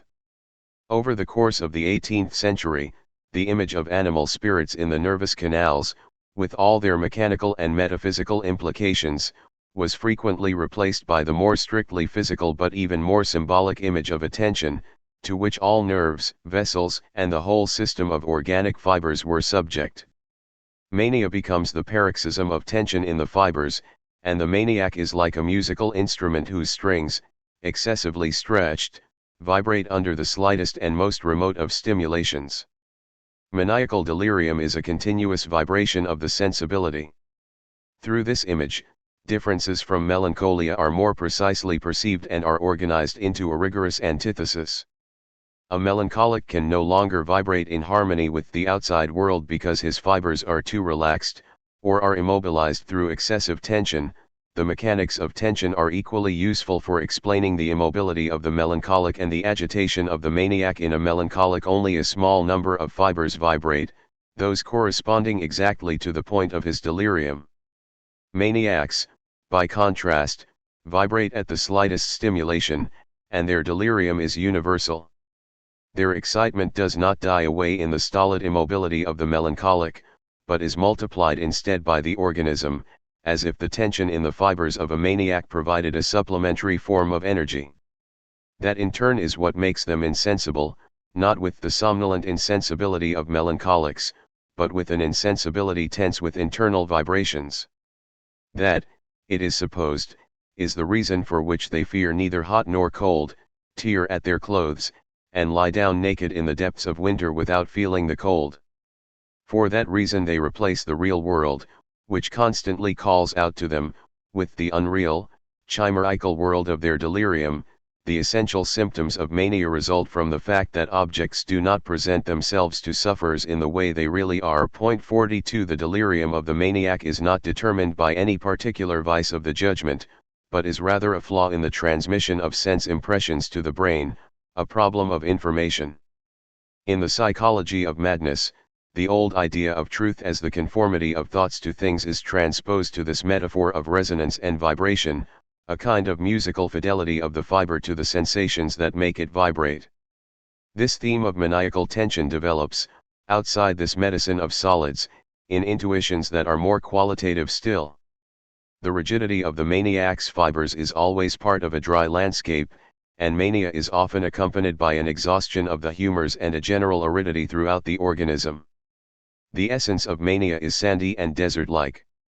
Bonnet, in his Sepulchredum, gives the assurance that according to his observations, the brains of maniacs are always dry, hard, and brittle. 43 Later, Albrecht von Haller confirms that the brains of maniacs were dry, tough, and broke easily. 44 Menuret recalls an observation made by Forestier which clearly demonstrates that too great a loss of humor dries out the vessels and the fibers, and can bring on a state of mania. This was the case of a young man who had married a woman in the summer, and become a maniac through the excessive commerce that he had had with her. What some only imagined or supposed, or saw in a dim quasi-perception, Dufour observed, measured and recorded. As part of a post-mortem, he cut into the medullar substance of a patient who had died of mania, and removed a 6-line cube that weighed 3 drams and 3 grains, whereas the weight of a sample of the same size from a healthy brain would be 3 drams and 5 grains. This inequality in the weight may seem inconsequential at first, but it becomes far more important if one notes the difference between the total mass of a healthy brain and the brain of a maniac. A normal adult brain weighs 3 pounds, the brain of a maniac weighs about 1 ounce less. 45. The desiccation and lightness of the maniac were therefore evident on the scales. That internal dryness and heat were further proved by the ease with which maniacs could tolerate extremes of cold. It was well known that they had often been seen to walk naked in the snow. 46 And that there was no need to provide heating for them when they were locked up in asylums. 47 And that cold could even be used as a cure. Since Van Helmont, maniacs were routinely given immersions in icy water, and Menuret gave an assurance that he had known one maniacal person who, after escaping from the prison where he was held, traveled several leagues in a violent rainstorm without a hat and almost naked, and by that exercise returned to health. 48 Montchau, who had cured a maniac by dropping icy water on him from the greatest possible height, was unsurprised by such a positive result, and his explanation gathers together all the themes of organic heat that had succeeded and been woven in and out of each other throughout the 17th century. Should we be surprised that water and ice provided a cure so promptly and completely when the blood boiled, the bile was furiously hot, and mutinous liquors carried agitation and irritation wherever they went? The effect of the application of cold, by contrast, was that the vessels contracted more violently, releasing the liquids that engorged them. The irritation of the solid parts caused by the extreme heat of the liquors that they contained ceased, the nerves relaxed, and the passage of the spirits, which had been irregular, reverted to a normal state. 49. The world of melancholy is damp, heavy and cold, while the world of mania is dry and ardent, made of both violence and fragility. It is a world where an imperceptible form of heat is everywhere apparent, a dry and brittle world, capable of being softened by any damp freshness. In the midst of these qualitative simplifications, mania finds its wide extension and its unity. It remained what it was in the early 17th century, a frenzy without fever, but in addition to those two characteristics, which were still only indicative, a whole perceptive theme developed, which became the real organizing principle behind the clinical picture. When the explicative myths faded, and humors, spirits, solids and fluids passed from fashion, all that was left was the scheme of coherence of qualities that were no longer named. That dynamic of heat and movement had slowly formed a constellation of features characteristic of mania, which now came to be seen as a natural complex, as a truth immediately revealed by psychological observation. What had been perceived as heat, imagined as an agitation of the spirits, and dreamt of as a tension in the fibers would now be visible in the neutralized transparency of psychological notions, the exaggerated intensity of internal impressions, a rapidity in the association of ideas, and a lack of attention to the world outside. The description provided by de la Rive already possesses that clarity.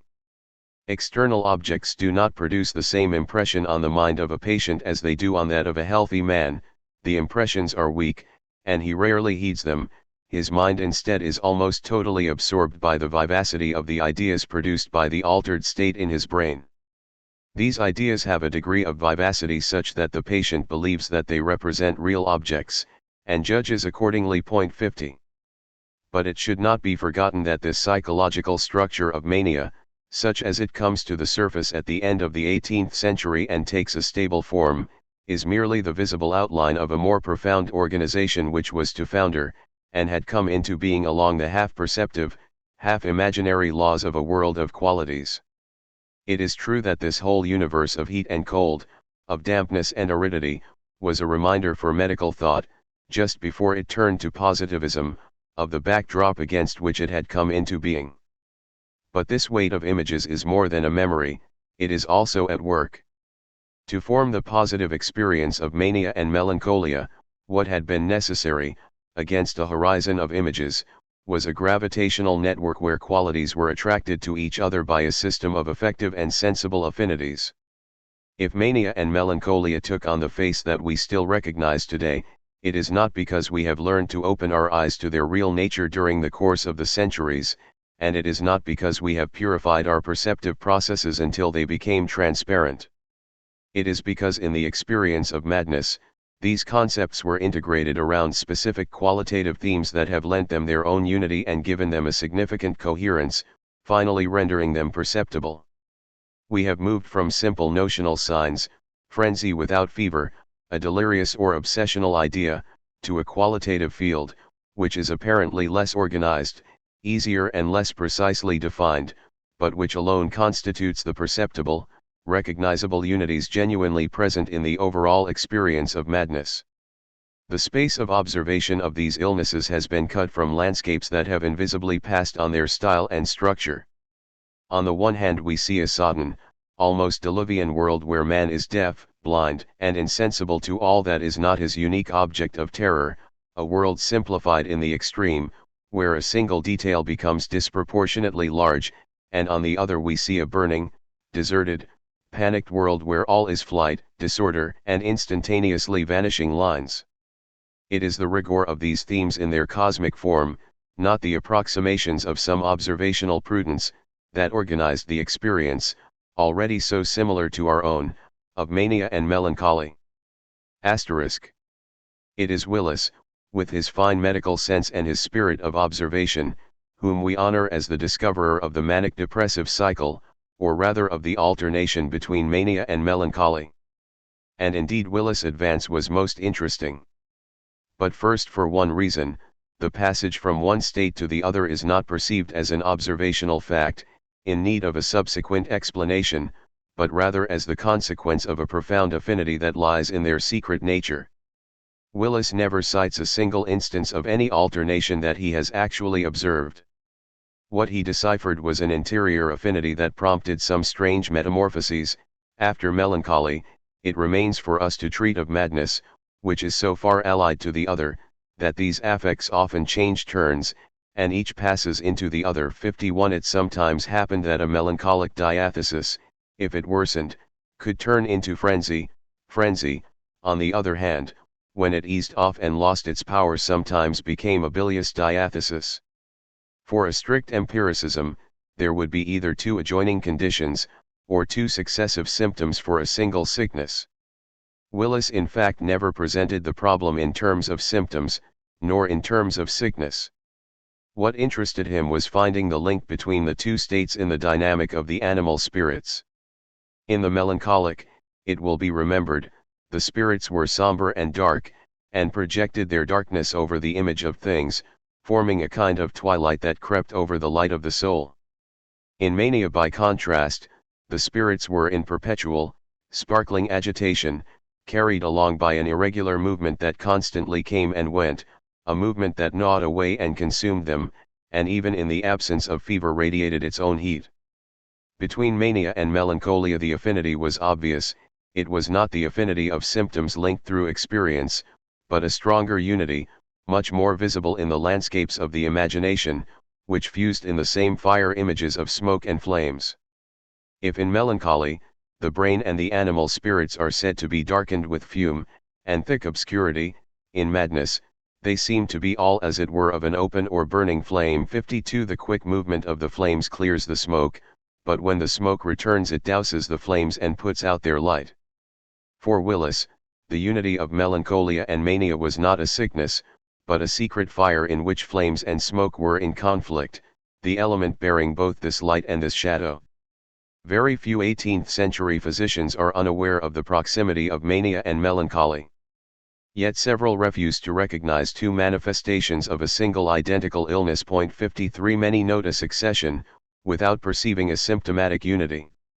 Sydenham prefers to divide up the domain of mania into ordinary mania, which proceeds from the overrichness and spirituousness of the blood, and a separate form that generally degenerated into idiotism. 54. The latter arrives from the depressed state of the blood, occasioned by its long fermentation. More common still is the recognition that the alternation between mania and melancholy is either a phenomenon of metamorphosis, or of remote causality. For Joseph Ledet, a melancholy that lasts a long time, exhausts itself and turns into delirium, loses its traditional symptoms and takes on a strange resemblance to mania. The final degree of melancholy has many affinities with mania. 55. But the status of that analogy is not fully elaborated. For Dufour, the link is even looser. He sees a remote causality, with melancholy being capable of provoking mania like worms in the frontal sinuses, or dilated or varicose vessels. 56. Without the support of an image, no amount of observation could transform the acknowledgement of a succession into a precise and essential symptomatic structure. Admittedly, the image of smoke and flames disappears in the work of Willis' successors, but the organizational work is still accomplished within images. The images become more functional, and better inserted into great physiological themes like circulation and body heat, and increasingly distant from the cosmic figures where Willis found them. In Boerhaave and his commentator Van Swieten, mania naturally forms the superior degree of melancholy, not simply on account of the frequent metamorphosis, but through the effect of a necessary dynamic concatenation, the cerebral fluid, which stagnates in bilious patients, after a certain time becomes agitated, as the immobility of the black bile that engorges the viscera makes it more acrid and noxious. The resulting fine acid elements are carried by the blood to the brain, bringing on the extreme agitation commonly observed in mania. Mania is therefore only distinguished from melancholy by a difference of degree, and follows on naturally, being born out of the same causes, and consequently responds to similar treatment. 57. For Friedrich Hoffmann, the unity of mania and melancholy is a natural consequence of the laws of movement and shock, but what is pure mechanics on the level of principles become dialectics in the development of life and of the illness. Melancholy is still characterized by immobility. The thickened blood causes congestion inside the brain where it begins to cause an obstruction, and where it is supposed to circulate it tends to stop, immobilized by its own weight. But if the heaviness slows down movement, it also means that the shock, when it comes, is more violent. The brain, the vessels that go through it, and its very substance, shaken with greater force, tend to oppose a stronger resistance, and hence become harder, and that hardening in turn means that the heavy blood is repulsed with ever greater force, its movement increases, and soon it is taken over by the agitation characteristic of mania. 58 There was therefore a natural progression from the image of engorgement to that of dryness, hardness, and vigorous motion, by a process of concatenation where the principles of classical mechanics are bent, warped and twisted beyond recognition on account of a fidelity to imaginary themes, which are the true organizing force behind this functional unity. Later, other images too would come, but they never played quite the same constitutive role, and functioned instead as interpretative variations on the theme of a unity that had now been firmly acquired. An example is the explanation that Spengler puts forward for the alternation between madness and melancholy, whose principle is borrowed from the electric battery. First of all, there is a concentration of nervous power and its fluid in a certain region of the system, and that sector alone is excited, the rest remaining in a state of sleep. This is the phase of melancholy. But when a certain degree of intensity is reached, that local charge suddenly spreads throughout the system, shaking it with considerable violence until the discharge is complete. That is the manic episode. 59 At that level of elaboration, the image is too complex and too complicated, and borrows from a model too remote to have any role in the organization in perception of the pathological unity. It is rather a result of the perception, which in turn relies on unificatory images, but of a far more elementary nature. These images are also a secret presence in the text of James' dictionary, one of the first where the manic-depressive cycle is given as a truth proven by observation, a unity easily discernible to any unprejudiced scrutiny. There is an absolute necessity for reducing melancholy and madness to the species of disorder, and consequently considering them in one joint view, since, from daily observation and experience, we find that they both arise from the same common cause and origin. This doctrine is confirmed by daily experience and acute observation, since we find that melancholic patients, especially if their disorder is inveterate, easily fall into madness, which, when removed, the melancholy again discovers itself, though the madness afterwards returns at certain periods. 60. What was constituted throughout the 17th and 18th centuries, under the influence of images, was thus a perceptual structure, and not a conceptual system or even an ensemble of symptoms. The proof of this is that, as is the case with perception, qualitative slippages could take place here without any noticeable changes in the shape of the ensemble. So Cullen, in both mania and melancholy, finds a prevailing object of delirium. 61 and inversely, attributes melancholy to a drier, firmer texture in the medullary substance of the brain. 62. The key point is that this process did not go from observation to the construction of explanatory images, but that on the contrary, images fulfilled the initial role of synthesis, and their organizing force made possible a structure of perception where symptoms could finally take on their significant value, and be organized into the visible presence of the truth. 3. Hysteria and hypochondria. Two problems arose here. First, the degree to which it was legitimate to treat them as mental illnesses, or at least as forms of madness, and second, whether they should be taken as a pair, as though they formed a virtual couple, similar to the early pairing of mania and melancholy. A glance at the classifications is revealing. Hypochondria does not always figure alongside dementia and mania, and hysteria is only very rarely to be found there. Plater speaks of neither as lesions of the senses, and at the close of the classical age, Cullen still classified them in a separate category to the Vicanii, the other forms of madness, hypochondria among the Adonamii, or diseases consisting in a weakness or loss of motion in the vital or natural functions, and hysteria among the spasmodic affections in the natural functions. 63. Also, it is rare to find the two grouped together in a logical manner in nosological tables, or even associated in any form of opposition. Sauvages classes hypochondria among hallucinations, the hallucinations that only affect the health, and hysteria among forms of convulsion. 64. Linnaeus uses the same distribution. 65. Both are probably being faithful to the teaching of Willis, who had studied hysteria in his De Morbis Convulsivus, and hypochondria in the section of De Anima Brutorum that dealt with sicknesses affecting the head, giving it the name Paschio-colica. These are two quite different diseases.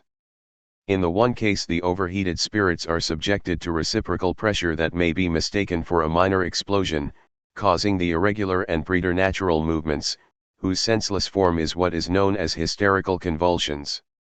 By contrast, in Paschio-colica, the spirits are irritated as the result of a matter that is hostile or inappropriate to them, infesta et improportionata, and what comes about is a disturbance and irritation, or corrugationes, of the sensitive fibers.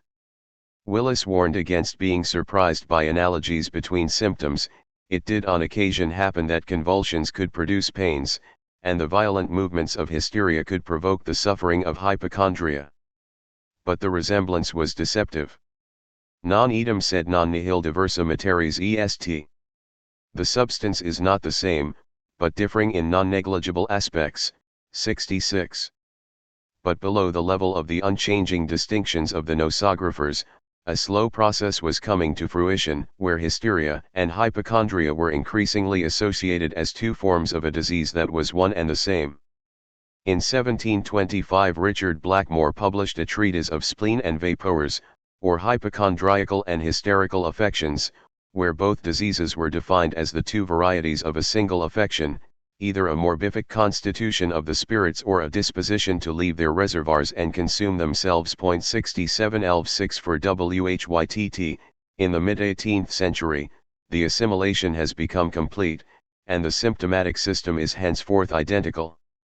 An uncommon sense of cold or heat in different parts of the body, suddenly moving from one place to another, pains in different parts of the body, hysteric faintings and convulsions, catalepsis and tetanus, wind in the stomach and bowels, a great craving for food, a black vomiting, a sudden and great flux of pale urine, nervous atrophy, a nervous or spasmodic asthma, a nervous cough, palpitations of the heart, the pulse often varying in quickness, strength, and fullness, periodical headaches, giddiness, a dimness of sight, low spirits, melancholy, and mania, the incubus or nightmare. 68.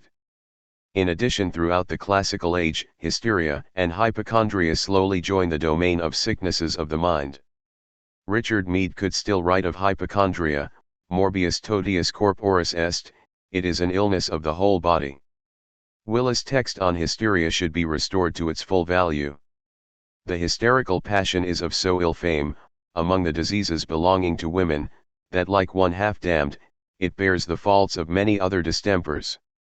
For when at any time, a sickness happens in a woman's body, of an unusual manner, or more occult original, so that its cause lies hid, and the curatory indication is altogether uncertain, presently we accuse the evil influence of womb, which for the most part is innocent, and in every unusual symptom, we declare it to be something hysterical, and so to this scope, which oftentimes is only the subterfuge of ignorance, the medical intentions, and use of remedies are directed. 69. With all due respect to traditional commentators on this text, which is invariably quoted in any study of hysteria, it does not mean that Willis suspected the absence of an organic basis in cases of hysterical affection. He merely says, and in an explicit way, that the notion of hysteria is a catch-all for the fantasies, not of the person who is or believes himself to be ill, but of the ignorant doctor who feigns comprehension. Nor does the fact that hysteria is classified by Willis among diseases of the head indicate that he considered it a disorder of the mind, rather that he attributed its origins to a change in the nature, the origin, and the initial course of the animal spirits. Nonetheless, at the close of the 18th century, almost without dispute, hypochondria and hysteria are firmly classed as mental illnesses. In 1755, Alberti published at Halle his dissertation De Morbis Imaginariis Hypochondriacarum, and Lidded, while defining hypochondria by its spasms, recognized that the mind is affected as much as and possibly more than the body, hence the term hypochondriac has become almost an offensive name avoided by physicians who aim to please. 70 As for hysteria, Joseph Rollin no longer ascribed to it any organic reality, at least in its basic definition, classing it from the outset as a pathology of the imagination, this disease in which women invent, exaggerate, and repeat all the various absurdities of which a disordered imagination is capable, has sometimes become epidemic and contagious. 71.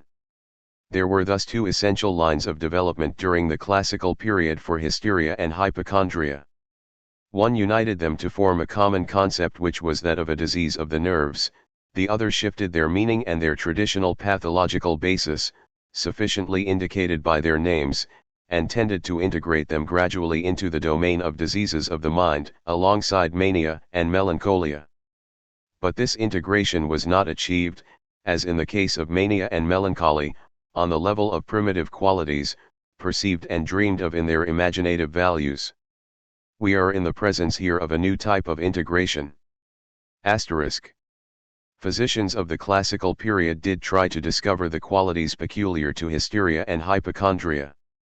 But they never reached the point of perceiving that particular coherence, that qualitative cohesion which gave mania and melancholy their unique identity. All qualities were contradictorily invoked, each cancelling the other, while leaving untouched the problem of the ultimate nature of these diseases. Hysteria was often perceived as being the effect of an internal heat that spread throughout the body, an effervescence or ebullition constantly manifested in convulsions and spasms. The heat was thought to be similar to the amorous ardor with which hysteria was often linked, as in young women seeking a match or young widows who had lost their husbands. Hysteria was ardent by nature, its symptoms referring more easily to an image than a disease. The image was drawn in all its material precision in the early 17th century by Jacques Ferrand, in Maladie d'amour ou mélancolie érotique. The author notes that women are often maddened by love to a greater extent than their male counterparts, but how artful they are at disguising it. In which respect their appearance is like those raised stills where the fire cannot be seen from the outside.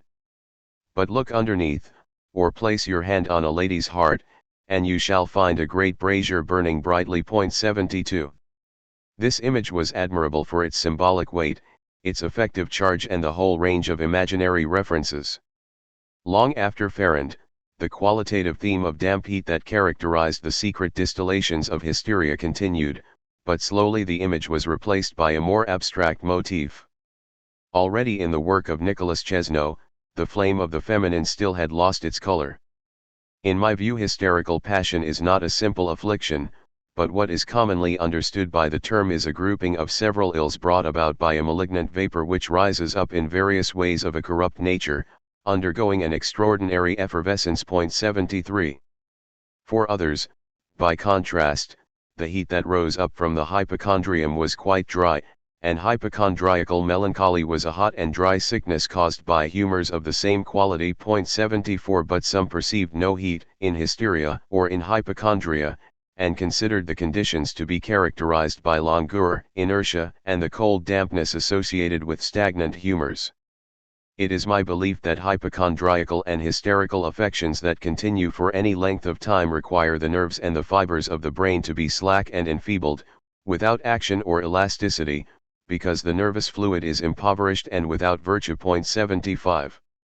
No text demonstrates more clearly the qualitative instability of hysteria than George Cheney's The English Malady. The unity of the condition is almost entirely abstract, and the symptoms are distributed among different qualitative regions and attributed to mechanisms specific to each of the regions in question. Anything associated with spasms, cramps, and convulsions is linked to a heat-based pathology symbolized by saline particles and noxious acrid or acrimonious steam. By contrast, all the psychological or organic signs of weakness, lowness of spirits, lethargic dullness, melancholy and moping, demonstrate that the nerves have become overly damp and flaccid, doubtless as the consequence of grossness, nescleanness, or viscidity of the animal juices, obstructing the glands, the serous pipes and the capillary blood vessels. Paralysis is taken to signify a chilling or an immobilization of the fibers, an interruption of the vibrations, which has frozen them, so to speak, into the general inertia of solids. 76. The easier it became to organize mania and melancholia in a register of qualities, the more difficult it became to find a place there for the phenomena of hysteria and hypochondria. Faced with them, the medicine of movement too was indecisive, and its analyses equally unstable. It is quite clear, at least to any form of perception that did not refuse its own images, that mania was linked to excessive mobility, and that in melancholy all forms of movement slowed down. For hysteria, and for hypochondria too, the choice is more difficult to make. George Ernst Stahl opts instead for a heaviness of the blood, which becomes so abundant and thick that it is no longer possible for it to circulate freely through the portal vein, it stagnates there, and engorges the veins, and an attack results from the effort required for it to find a way out, in the upper or lower regions of the body. 77 For Boerhaave and Van Swieten. By contrast, hysterical movement is the result of an excessive mobility in the fluids, which take on such lightness and such inconsistency that they are disturbed by even the tiniest movement. As Van Swieten explains, in weak constitutions, the blood is dissolved, and coagulates with great difficulty, so the serum lacks quality and consistency. The lymph resembles the serum and the other fluids produced by it. Accordingly, it is quite probable that hysterical passion and hypochondriacal sickness said to be without material foundation derive from the disposition or the particular state of the fibers. It is to this sensibility and this mobility that the anguish, the spasms, and the singular pain experienced so often by young women who are of a pale complexion, or people overly given to study and meditation, is to be attributed. 78 Hysteria is indifferently mobile or immobile, fluid or heavy, given to unstable vibrations or weighed down by stagnant humors. The style proper to its movements was yet to be discovered. A similar imprecision marks chemical analogies. For Lang, hysteria is the product of fermentation, or more precisely of fermentation of the salts, pushed out into different parts of the body, with the humors to be found there. 79 For others it is alkaline in nature. Michael et Müller, on the other hand, was convinced that ills of this nature were the result of an acidic reaction. The immediate cause is accrued acidity in the stomach. As the chyli is acidic, the quality of the blood is affected, and it no longer furnishes the spirits, the lymph becomes acidic, and the bile without virtue, the nervous stock becomes irritated, and the digestive yeast too is spoiled, becoming less volatile and excessively acidic. 80. Viridet attempts to reconstitute a dialectics of acids and alkalis concerning these vapors that come upon us, whose meetings and violent movements in the brain and the nerves provoke the signs of hysteria and hypochondria. Some animal spirits, which are particularly fine, are alkaline salts that move very quickly and transform into vapors when they become too thin, while others are the vapors of volatile acids. Ether brings sufficient movement for them to be carried to the brain and the nerves, where coming into contact with alkalis, they cause untold suffering. 81. There is a strange qualitative instability in these hysterical and hypochondriacal ills, and a strange confusion between their dynamic properties and their secret chemistry. While a reading of mania and melancholia seemed simple against a qualitative horizon, the deciphering of these latter ills seems to have been hesitant. The imaginary landscape of qualities, so decisive in the constitution of the pairing of mania and melancholy, probably remains secondary in the history of hysteria and hypochondria, where the role that it played was little more than that of a constantly changing backdrop. The path followed by hysteria did not lead through the dark qualities of the world as reflected in a medical imagination, the way it had done for mania. The space in which it took shape is of another nature altogether. It was the space of the body, in the coherence of its organic and moral values. Customarily, The honor of having liberated hysteria from the ancient myths about a displacement of the uterus goes to Le Poise and Willis. Jean Libaud, translating or rather adapting Maranello's work for the 17th century, still accepted, with a small number of caveats, the idea of a spontaneous movement of the womb. If it moved, it was to be more at ease, not that this came about through prudence, nor was it a conscious decision or an animal stimulus, but by a natural instinct, to safeguard health and to have the pleasure of something delectable. The idea that it could change its place and move around the body, bringing convulsions and spasms everywhere it traveled, had been abandoned, for it was now taken to be tightly held in place by the cervix, ligaments, vessels, and the sheath of the peritoneum, yet in some senses it could change its location. The womb therefore, even though it is tightly fixed to the parts that we have described and cannot easily change its place, still manages to roam, making strange, petulant movements around the woman's body. These diverse movements include ascensions and descents, convulsions, wanderings, and prolapses. It can wander up to the liver, spleen, diaphragm, stomach, chest, heart, lung, throat, and head. 82. Physicians of the classical age are more or less unanimous in refusing this explanation. In the early 17th century, speaking of hysterical convulsions, Le Poise wrote Eorum omnium unum caput esse parentum, it non per sympathiam, sed per idiopathiam, of all these the head is the sole source, and this not through sympathy, but through idiopathy. More precisely, the origin was to be found in an accumulation of fluids in the rear section of the cranium. Just as a river is the result of the concourse of many smaller vessels that come together for its formation, in the same way, through the sinuses that are on the surface of the brain and come together in the rear section of the head, a liquid gathers on account of the tilt of the head. The accumulated heat causes the temperature of the liquid to rise, and in this way the origin of the nerves is affected. 83. In his turn, Willis came up with a minute critique of the uterine explanation, and in his view it was from affections of the nervous tissue that such disturbances and irregularities were derived. The distemper named from the womb is chiefly and primarily convulsive, and chiefly depends on the brain and nervous stock being affected, and whatever inordination, or irregularity from thence happens, about the motion of the blood, is only secondary. 84. Yet these analyses were not sufficient to break the theme of an essential link between hysteria and the womb. But the link is now conceived in different terms.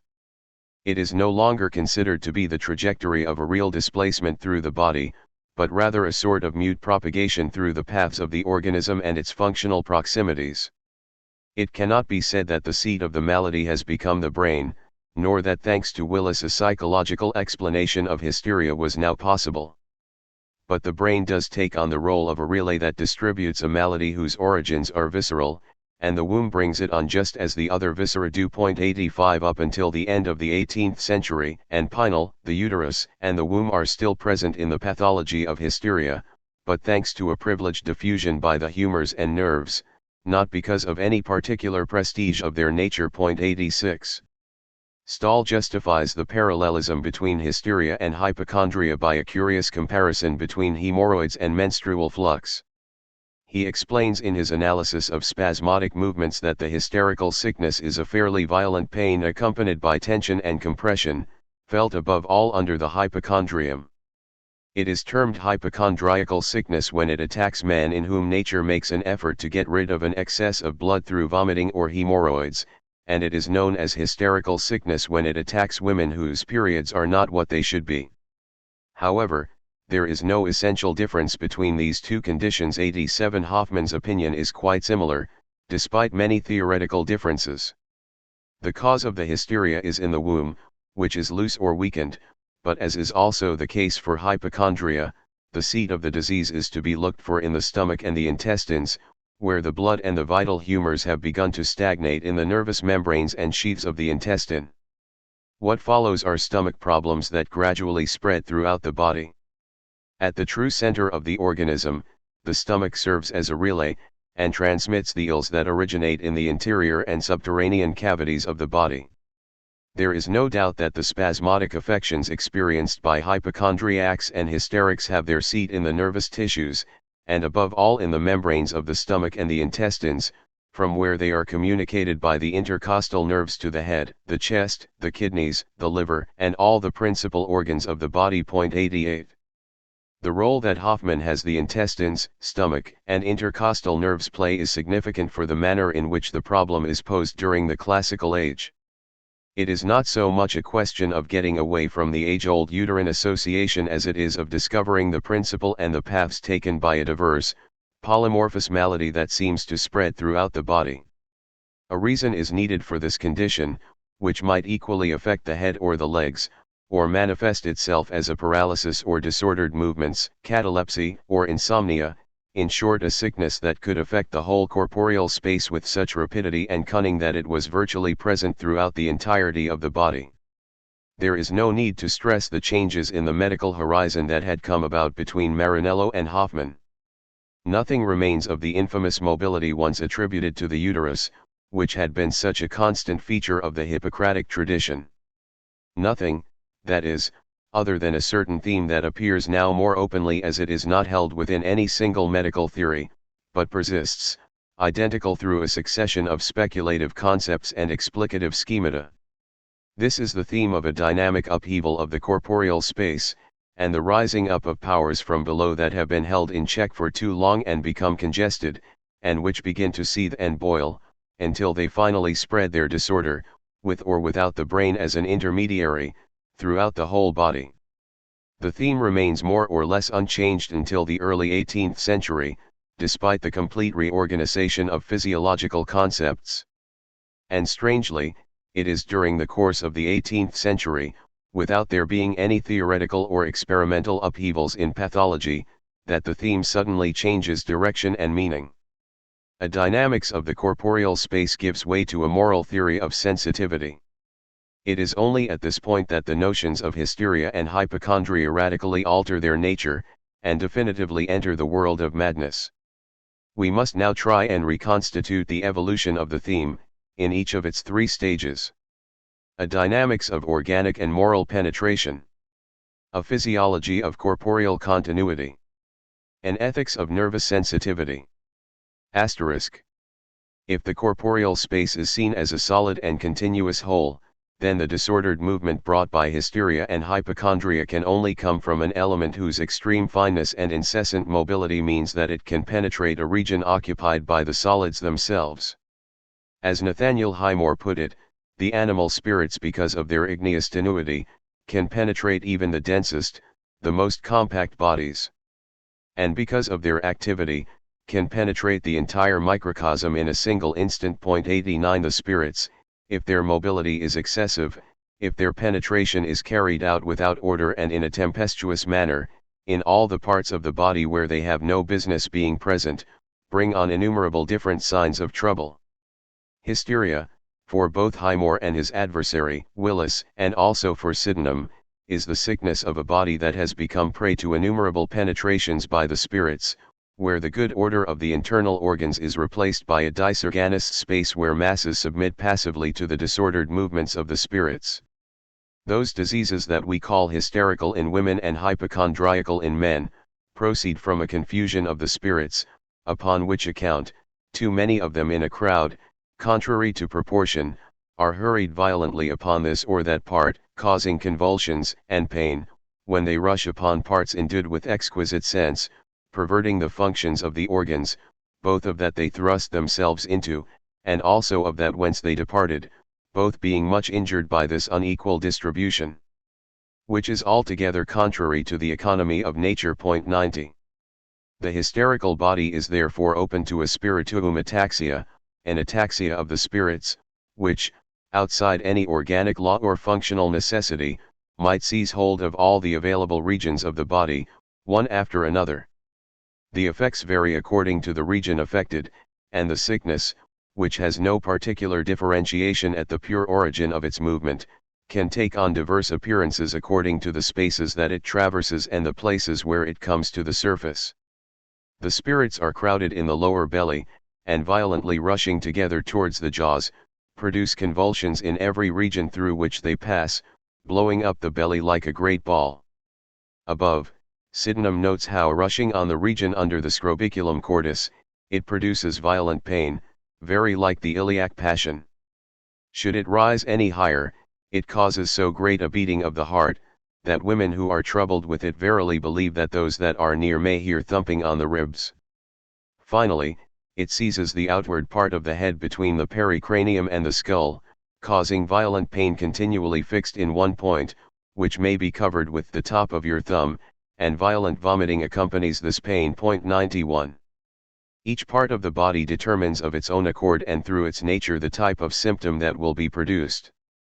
Hysteria therefore becomes the most real and the most deceitful of sicknesses, real in that it has its basis in the movement of the animal spirits, but illusory too in that it brings into being symptoms that seem to be due to a disturbance inherent to the organs, but which are no more than specific configurations on the level of the organs of a problem which is central or rather general. The generalist dysfunction of internal mobility assumes the appearance of a localized symptom on the surface of the body. Genuinely suffering from the generalist, excessive movement of the spirits, the organ in question imitates its own disease, and starting out from a problem of transmission within the body, it apes a condition that would be its own. In this manner, hysteria resembles almost all the diseases that mortals are inclinable to, for whatever part it seats itself, it presently produces such symptoms as belong to it, and unless the physician is very skillful, he will be mistaken, and think those symptoms come from some essential distemper of this or that part, and not from any hysteric disease. 92. Such is the cunning of a condition which, traversing the corporeal space in the homogeneous form of movement, shows itself in specific guises, but the appearance of the disease has no connection to its essence, and is a feint developed by the body. The more easily penetrable the interior space is, the more frequent hysteria will be and multiple its aspects. But if the body is firm and resistant, if the interior space is dense, well organized and solidly heterogeneous in its different regions, then the symptoms of hysteria are rare and its effects will remain simple. And here lies the difference between the feminine and masculine versions of hysteria, or rather the difference between hysteria and hypochondria. The principle that separates the two is not to be found in the symptoms, nor in fact in the causes, but in the spatial solidity of the body alone, in what might be termed the density of the interior landscape. For as the outward man is framed with parts obvious to sense, so, without doubt, the inward man consists of a due series, and, as it were, a fabric of the spirits, to be viewed only by the eye of reason, and as this is nearly joined, and, as it were, united with the constitution of the body, so much the more easily or more difficultly the frame of it is disordered, by how much the constitutive principles that are allotted us by nature, are more or less firm. Wherefore this disease seizes many more women than men, because nature has bestowed them a more delicate and fine habit of body, having designed them only for an easy life, and to perform the tender offices of love, but she gave men robust bodies, that they might be able to delve and manure the earth, to kill wild beasts for food, and the like. 93. Already, in the lines of this text, spatial density gives up one of its secrets. This density is also moral, and the resistance of the organs to the disordered penetration of the spirits is perhaps one and the same with the strength of the soul that imposes order on thoughts and desires. After all, the interior space only becomes permeable and porous when the heart has given up the struggle. This explains why so few women accustomed to hard labor become hysterical, and why the condition is so much more common among women who lead a life of luxury and leisure, and among women whose courage is cowed by some sadness. Therefore, as often as women advise with me about this or that disorder of the body, the reasons whereof cannot be deduced from the common axioms for finding out diseases, I always diligently inquire of them, whether they are not chiefly affected with that indisposition which they complain of, when they have been disturbed in their minds, and afflicted with grief. If they confess, I am abundantly satisfied, that the disease must come under this tribe which we now discourse of. 94. What we are faced with here is a new formulation of that ancient moral intuition which, since Hippocrates and Plato, had made the womb a sort of living, perpetually mobile animal, and which had given a spatial order to its movements. That theory saw in hysteria the uncontrollable movement of desires in those who lacked the ability or the strength to satisfy or master them.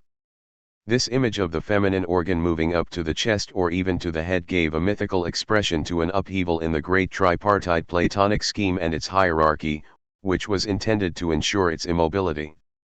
The moral intuition is identical in Sydenham and in the disciples of Descartes, but what has changed is the spatial landscape in which it is expressed.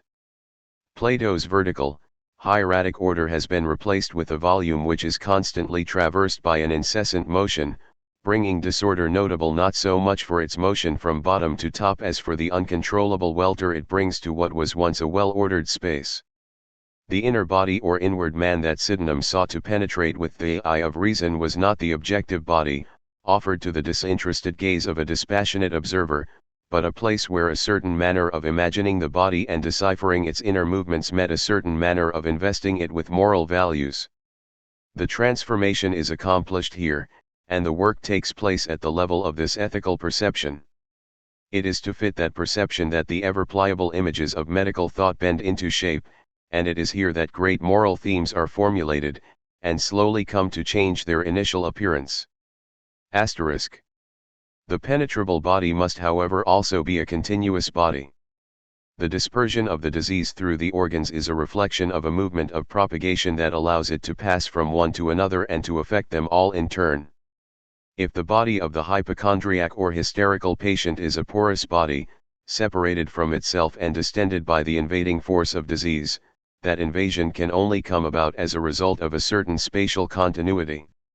The body in which illness circulates must have properties different from the body in which the sufferer's dispersed symptoms appear. This is a problem that haunts the medicine of the 18th century, and a problem that turns hypochondria and hysteria into diseases of the nervous stock. It creates idiopathic diseases using the element that formed the general agent of all the sympathies. Nervous fibers, it was agreed, had remarkable properties, which allowed extremely heterogeneous elements to be integrated. Thus it was thought astonishing that nerves, throughout the body, and in all organs, were of the same nature, given that their task was to transmit such extraordinarily diverse impressions.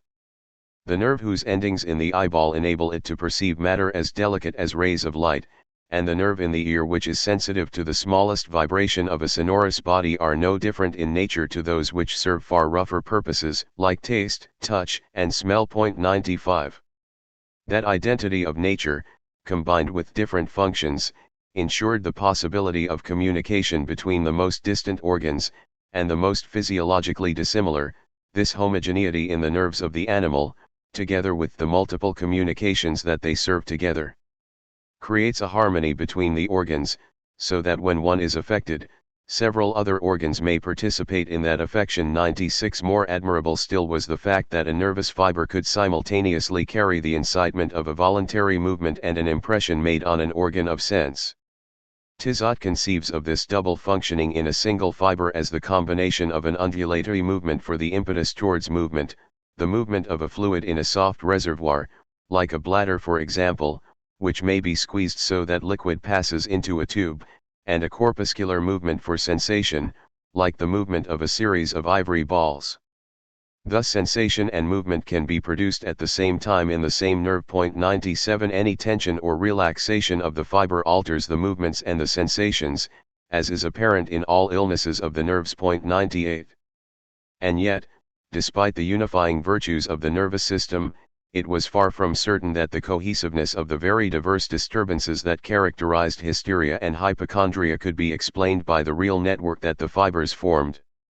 It was difficult to imagine the link between the signs which from one end of the body to the other betrayed the presence of a nervous affection, and more difficult still to find a causal link that would explain why certain delicate people, when faced with a heady perfume, the vivid account of a tragic event, or with the sight of a violent struggle, were affected with fainting and general convulsions. 99. The search was in vain, as there was no precise liaison between the nerves, and no predefined pathway, only a sort of remote action that was rather of the order of a physiological solidarity.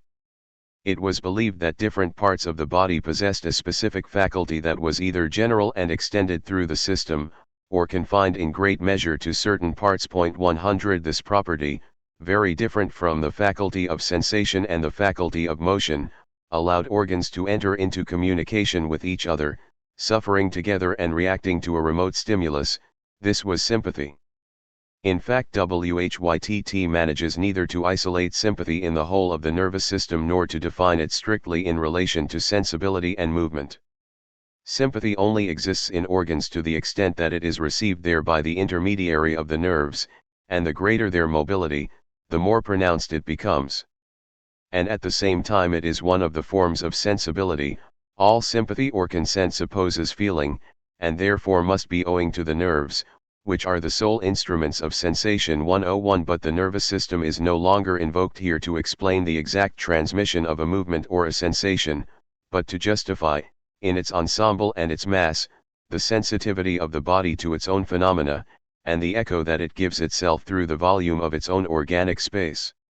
Illnesses of the nerves are essentially disorders of the sympathy. They suppose a general state of alert in the nervous system, which makes each organ susceptible to enter into sympathy with any other. In such a condition of the nervous system, the passions of the mind, errors in diet, and changes of heat or cold, or the weight and humidity of the atmosphere, will be apt to produce morbid symptoms, so that there will be no firm or continuous state of health, but almost a constant succession of greater or less complaints. 102. This heightened sensibility is probably compensated for by zones of insensibility, similar to sleep. Hysterics, in general, are the group whose internal sensitivity is more acute, with hypochondriacs demonstrating the phenomenon to a lesser degree. Women, naturally, fall into the first category, as together with the brain, the womb is the organ that entertains the most sympathy with other organs throughout the body.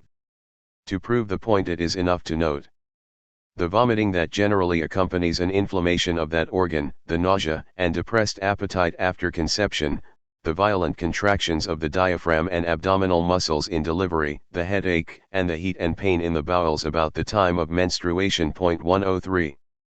The whole feminine body is crisscrossed with the obscure but strangely direct paths of sympathy, and is always complicitous with itself, to the point of forming for sympathy a place of absolute privilege. From one extremity of its organic space to the other, hysteria is a perpetual possibility. The sympathetic sensibility of their organism, pervading their entire body, condemns women to the nervous illness known as the vapors. Women, in whom the nervous system is generally more movable than in men, are more subject to nervous complaints, and have them to a higher degree. 104 WHYTT assures his readers that he has witnessed the pain of the THIRD throw a young woman of weak nerves into convulsions and insensibility, which continued for several hours, and returned, upon the pain becoming more acute. Diseases of the nerves are sicknesses of the corporeal continuity.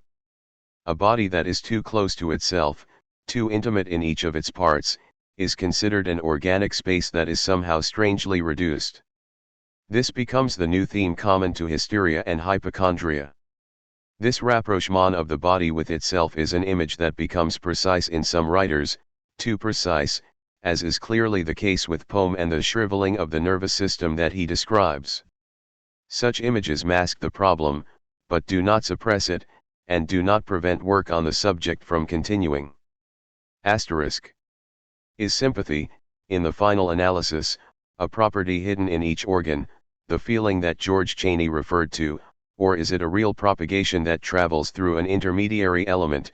105 And is the pathological proximity that characterizes nervous diseases an exasperation of that sentiment, or a greater mobility of that interstitial body? It is a curious fact, but doubtless characteristic of the medical thought of the 18th century, at a time when physiologists are striving to pin down exactly the functions and role of the nervous system, sensibility and irritability, sensation and movement, that physicians use such notions in a confused manner, in the indistinct unity of pathological perception, articulating them in a scheme quite different from the one that physiology proposes. Sensibility and movement are not distinguished. Tizot explains that children are more sensitive than others because everything inside them is lighter and more mobile. 106 Irritability, which Haller took to be a property of the nervous fibers, is confused with irritation, understood as a pathological condition in an organ brought about by prolonged excitement. It was therefore accepted that nervous diseases were states of irritation linked to an excessive mobility of the fibers. One sometimes comes across people in whom the smallest moving cause brings about a much greater movement than is normal in a healthy individual. The faintest sound or the tiniest ray of light can occasion extraordinary symptoms in such people. 107. In this deliberately maintained ambiguity regarding the notion of irritation, the medicine of the late 18th century can demonstrate a continuity between a disposition, irritability, and a pathological event, irritation, but it can also maintain at the same time the idea of a condition particular to an organ, which experiences, in its own individual way, a generalist attack, the sensibility of each organ assuring this communication, which remains discontinuous, and the idea of a propagation inside the organism of a single condition that might attack any of its parts. The mobility of the fibers ensures that continuity, despite the different forms that it takes in different organs. But if the notion of irritated fibers maintains a concerted confusion, it also permits a decisive distinction to be made in pathology. On the one hand, nervous patients are more irritable, i.e. more sensitive, in that they have thinner fibers, a more delicate organism, and also a more impressionable soul, a worried heart and a sympathy that is overly intense for the events that go on around them.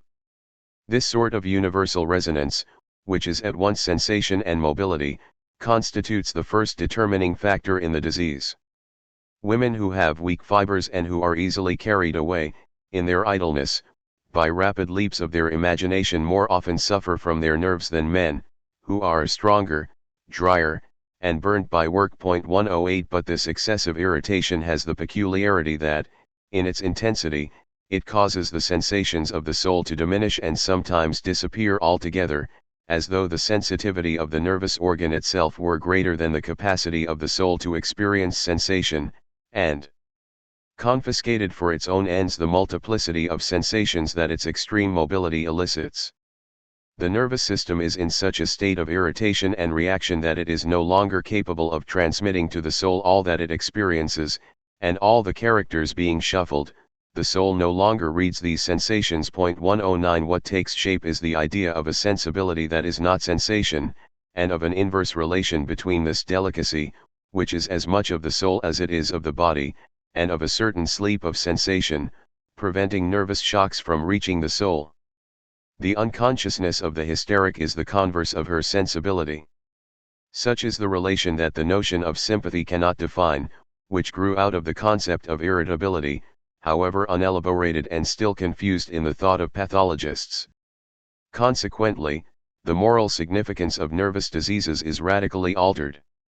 While nervous diseases had been associated with organic movements in the lower regions of the body, even via the confused and multiple paths of sympathy, they were still situated inside a certain ethics of desire. They were the revenge of a body that was too unrefined, and it was as a result of excessive violence that people fell ill. But the new thinking was that illness was a result of excessive sensation, and patients suffered from an excessive solidarity with the beings that surrounded them. Illness was no longer a constraint brought on by one's secret nature. Rather, one became a victim of all that which, on the surface of the world, would solicit the body and soul. As a result, people were at once more innocent and more guilty. More innocent as they were swept along by the total irritation of the nervous system into an unconsciousness whose degree was proportional to the extent of the illness.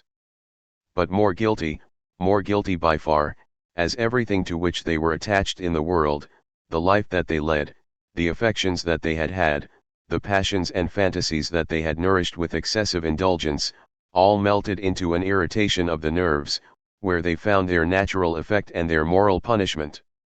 All life ended up judged against this degree of irritation, the abuse of non-natural things 110 the sedentary life of the city, the reading of novels, theatrical spectacles 111 an immoderate zeal for the sciences 112 an excessive passion for the sex, or for that criminal habit as repugnant to the moral as it is harmful to the physical. 113 The innocence of the nervous patient who could no longer even feel the irritation of the nerves was actually a fair punishment for a far more serious form of guilt, that of preferring the world to nature.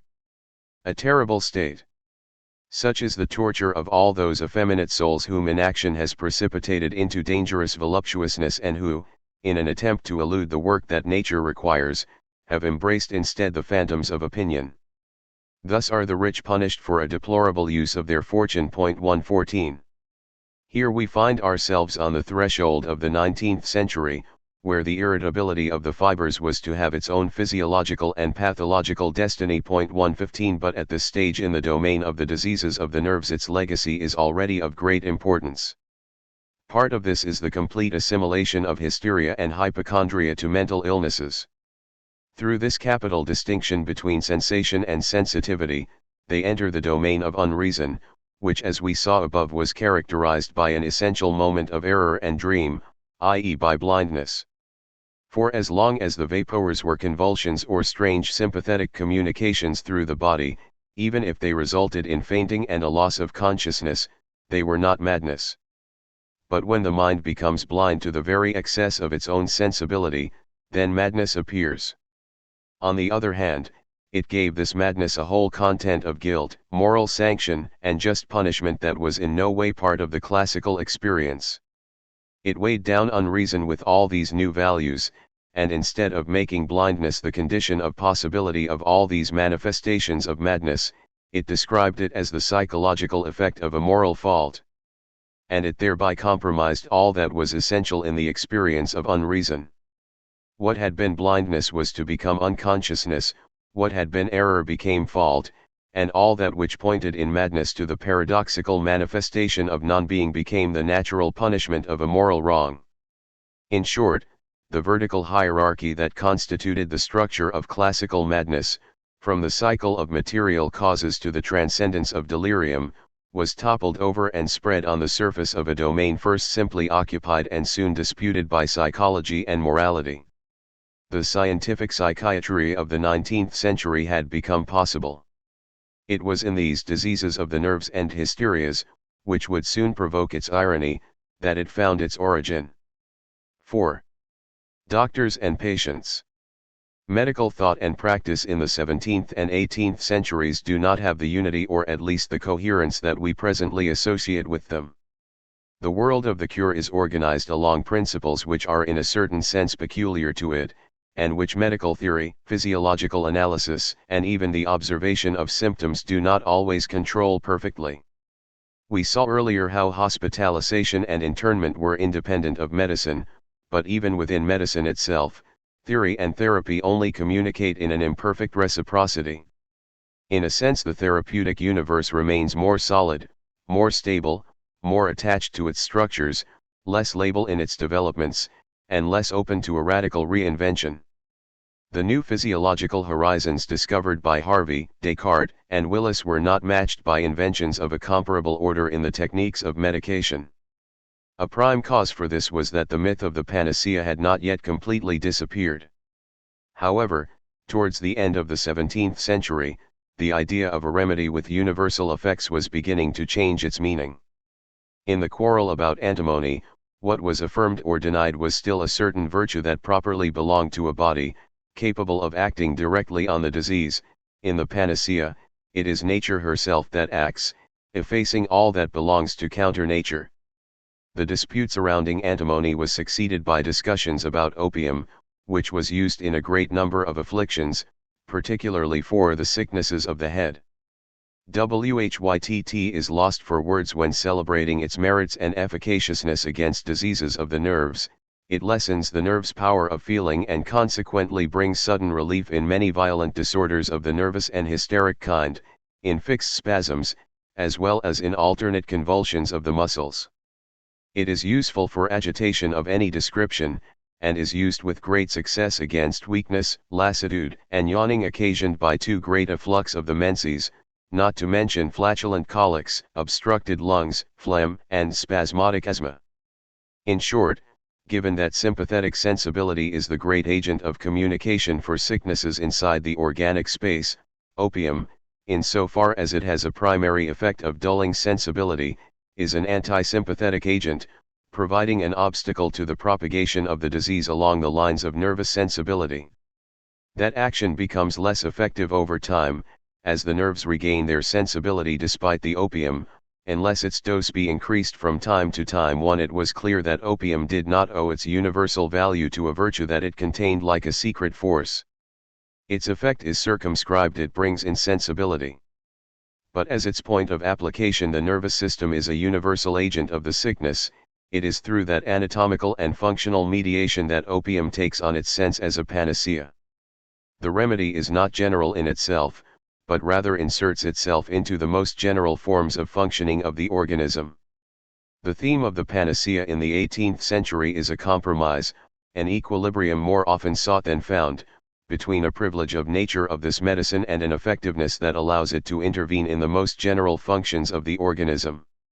Hecat's 1726 study of opium, Reflexions sur l'usage de l'opium, de comme ans et de narcotiques, is quite revealing of this compromise, a characteristic of the medical thought of the time. The physiological analysis is meticulous. Health is described as the just temperament of the fluids and the supple springiness of the solids, in short, the free and reciprocal association of the two masterful powers of life.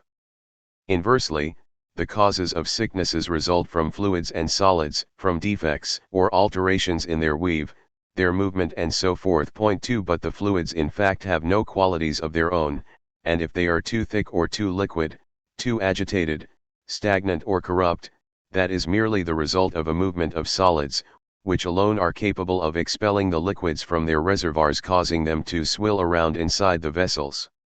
The main motor of health and sickness is therefore the vessels that beat, and the membranes that squeeze, and that springy virtue that moves, agitates and animates. Point 3 Opium is a solid with a peculiar property: when heated, it turns almost entirely into vapor. There is therefore good reason to suppose that it is made up of an assembly of spirituous and airy parts. These parts are quickly liberated in the organism as soon as the opium is absorbed by the body. The opium, once absorbed by the entrails, becomes a cloud of insensible atoms which, suddenly penetrating the blood, promptly traverse it, and with the finest elements of the lymph, infiltrate the cortical substance of the brain. Point 4.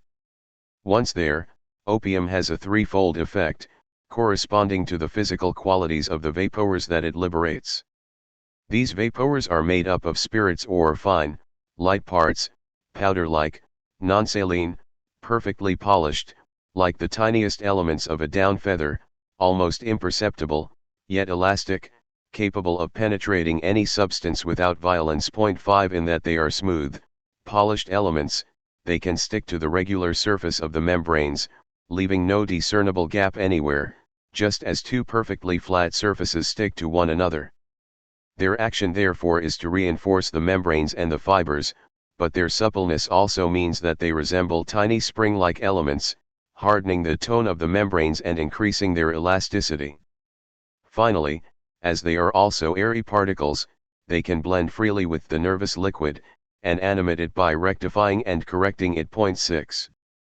The effect of the opium is total because the chemical decomposition that it undergoes inside the organism links it, by that metamorphosis, to the elements that in their normal state determine health, and in a decomposed state bring disease. Opium owes its value as a universal medication to the long process of chemical transformation and physiological regenerations. Yet Hecate clings to the idea that opium cures by a virtue of nature, and that it is the repository of a secret that puts it in direct communication with the source of life. Opium is linked to sickness in two ways. There is an indirect relation, mediated and subsidiary to the concatenation of various mechanisms, and a direct, immediate relation that precedes any discursive causality, an original relation that placed in opium an essence, a spirit. It is at once spiritual and spirituous, which is the spirit of life itself. The spirits that are there to be found in opium are the faithful repositories of the spirit of life placed there by the Creator.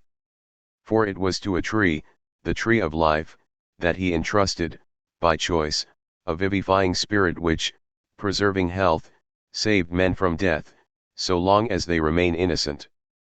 Perhaps it was also to a plant that he entrusted the spirit that can return sinners to health. 7. If opium is efficacious, it owes that property to the extent that it has brought well-being from the outset. It acts in accordance with a visible, natural mechanism, but that is because it had received a secret gift from nature. Throughout the 18th century, the idea of the efficacy of the drug will become increasingly linked to the theme of nature, but without ever shaking off these ambivalences. It is understood to work following a natural and discursive process, but the principle of its action is a proximity of essence, an original communication with nature, an opening onto its principal aid. It is against that ambiguity that the successive privileges accorded to natural medicines in the 18th century should be understood. A natural medicine is one whose principle is hidden in nature, but whose results are visible for a philosophy of nature, air, water, the ether, and electricity. The idea of the panacea survives in each of these therapeutic themes, metamorphosed, as we have seen, but remaining an obstacle to any search for a specific drug, whose localized effect would be directly in relation to a particular symptom or a unique cause. The world of the cure, in the 18th century, is largely linked to the space of generalist abstraction. But only in part. Since the Middle Ages, the privilege of the panacea had been opposed by more localized remedies with more specific efficacies. Between the microcosm of illness and the macrocosm of nature, a long-established network of links established and maintained a complex system of correspondences. The ancient idea persisted that any sickness or disease to be found in the world could be eradicated if men were sufficiently fortunate to find the antidote, which necessarily existed, if only in an infinitely remote corner of nature.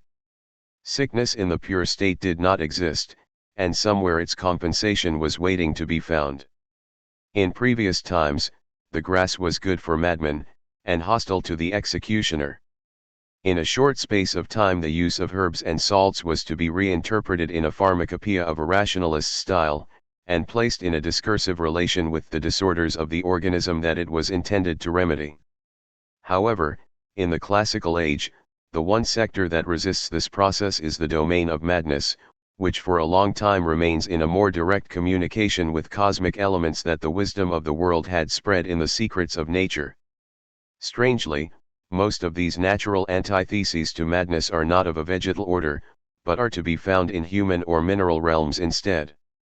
As though the disturbing power of alienation, which gave it a place apart among the different forms of pathology, could only be combated by the most subterranean secrets of nature, or by the subtlest essences that make up the visible shape of man. Here was a phenomenon of the soul and the body, a stigma that was properly human, at the limits of the world of sin, the sign of a fall that was a reminder of man's original fall, and as such madness could only be cured by men, and by their envelope as mortal sinners. But the classical imagination had not yet entirely disposed of the idea that madness was linked to dark powers, to the nocturnal forces of the world, and that it was in some fashion a force that rose up from the subterranean depths where nightmarish desires had their origins. It was therefore also linked to gems and precious stones, to all those ambiguous treasures whose sparkle was simultaneously a blessing and a curse, bright colors that enclosed a fragment of night. The lengthy persistence of these moral and imaginary themes doubtless provides some explanation of why, until well into the classical age, human and mineral medicines were still applied to madness, flying in the face of most medical concepts of the age. In 1638, Jean de Serres retranslated the renowned pharmaceutical works of Jean de Renau, where it was noted that the architect of nature divinely infused a particular and admirable virtue into all precious stones, obliging kings and princes to wear them in their crowns, that they might use them to ward off evil spells, cure diseases and preserve good health. 9. Lapis lazuli, for instance, when worn, strengthens vision, and brings good spirits. When washed and correctly prepared, it purges the melancholic humor in a harmless manner. Of all stones, emeralds have the most numerous powers, but are also the most ambivalent. Their main virtue is to preside over wisdom and virtue themselves. According to Renaud, not only do they ward off epilepsy, in all those who wear the stone surrounded by gold on their finger, but also strengthen the memory and help resist the temptation of concupiscence. The story is often told of the Hungarian king who, while engaged in amorous pursuits with his queen, felt a beautiful emerald that he wore on his finger break into 3 pieces during their endeavors. So much does the stone favor chastity. Point 10. There would be little interest in quoting this ensemble of beliefs but for the fact that they figure, quite explicitly, in pharmacopoeia and medical treatises of the 17th and 18th centuries. Certain practices, however, were excluded, as their sense was too evidently magical. Lemery, in his Dictionnaire de Drogues, refuses to allow all the properties with which emeralds are credited. It is claimed that they are good for epilepsy, and that they hasten childbirth when worn as an amulet, but these last qualities are imaginary.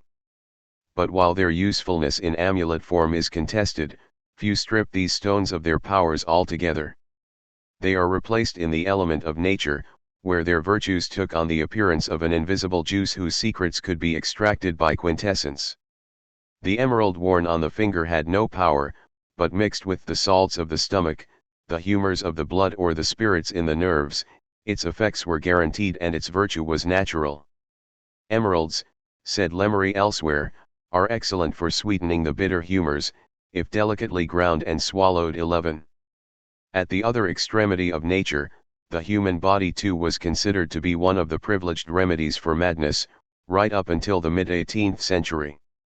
In the complex mixture that formed the organism, there was no doubting that the wisdom of nature had hidden away secrets which alone could combat all the disorder and fantasy that human madness had invented. Here again we see the archaic theme of the microcosmic man, where the elements of the world come together, which are at once the principles of life and health. Lemery notes in all body parts of men, in his excrescences and excrement, the presence of 4 essential bodies, oil and volatile salts blended and enveloped in phlegm and earth. Point 12. Using man to remedy man was using the world to combat its own disorder, turning wisdom on madness and nature against antithesis. Human hair is good for defeating the vapors, if the patient is made to smell its odor when burnt. Fresh urine is excellent for hysterical vapors. 13. Buchhaus recommends mother's milk, the natural food par excellence. Buchhaus was writing after Rousseau, for any nervous illness, and urine for all forms of hypochondriac sickness. Point 14. But it is convulsions such as hysterical spasms and epilepsy that attract the most obstinate attention from human remedies, particularly those that can be taken from the skull, which is the most precious part of a man. The violence in convulsions could only be countered with violence itself, and for that reason the long preferred choice was the skull of a hanged man, as he had been killed by a human hand and the body was not buried in consecrated ground. Point 15. Lemery cites the frequent use of the powdered bone of the skull, but if he is to be believed, the elixir was nothing but a dead head, and therefore lacking essential virtues. It was preferable to use the head or brain of a young man who had recently died a violent death. Point 16. Human blood that was still warm was also a remedy for convulsions, although excessive use of this particular cure was believed to provoke mania. Point 17. With the overdetermination of the image of blood, we find ourselves here in a different region of therapeutic efficacy, in the realm of symbolic values. Here was another obstacle between the traditional pharmacopoeia and the new forms of medicine and physiology. Some purely symbolic systems remained in place until the end of the classical age, and rather than recipes and secret practices, what they transmitted were images and muted, dream-like symbols whose origins were immemorial. The serpent, the occasion of the fall, the visible form of temptation, the enemy of woman par excellence, was also her precious remedy in this world of compensation. The bringer of sin and death necessarily also brought healing and life. And among the snakes, it was the most poisonous ones that were the most effective against the vapors and other ills that women were prey to. It is to vipers, writes Madame de Seven, that I owe my excellent health. They temper the blood, purify and refresh it. Her desire was for real snakes, not for some bottled remedy or an apothecary's product, but the genuine article fresh from the fields. They must be genuine snakes in flesh and blood, and not the powdered variety. Powder brings heat, unless you take it in soup or with cooked cream or some other refreshing drink. Ask Monsieur de Boissy to procure you dozens of vipers from the Poitou region in a box, divided into groups of 3 or 4 so that they are comfortable, bedded down with moss and bran. Take 2 every morning. Cut off their heads, skin them, chop them into pieces and use them to stuff a chicken. Do this for a month. 18.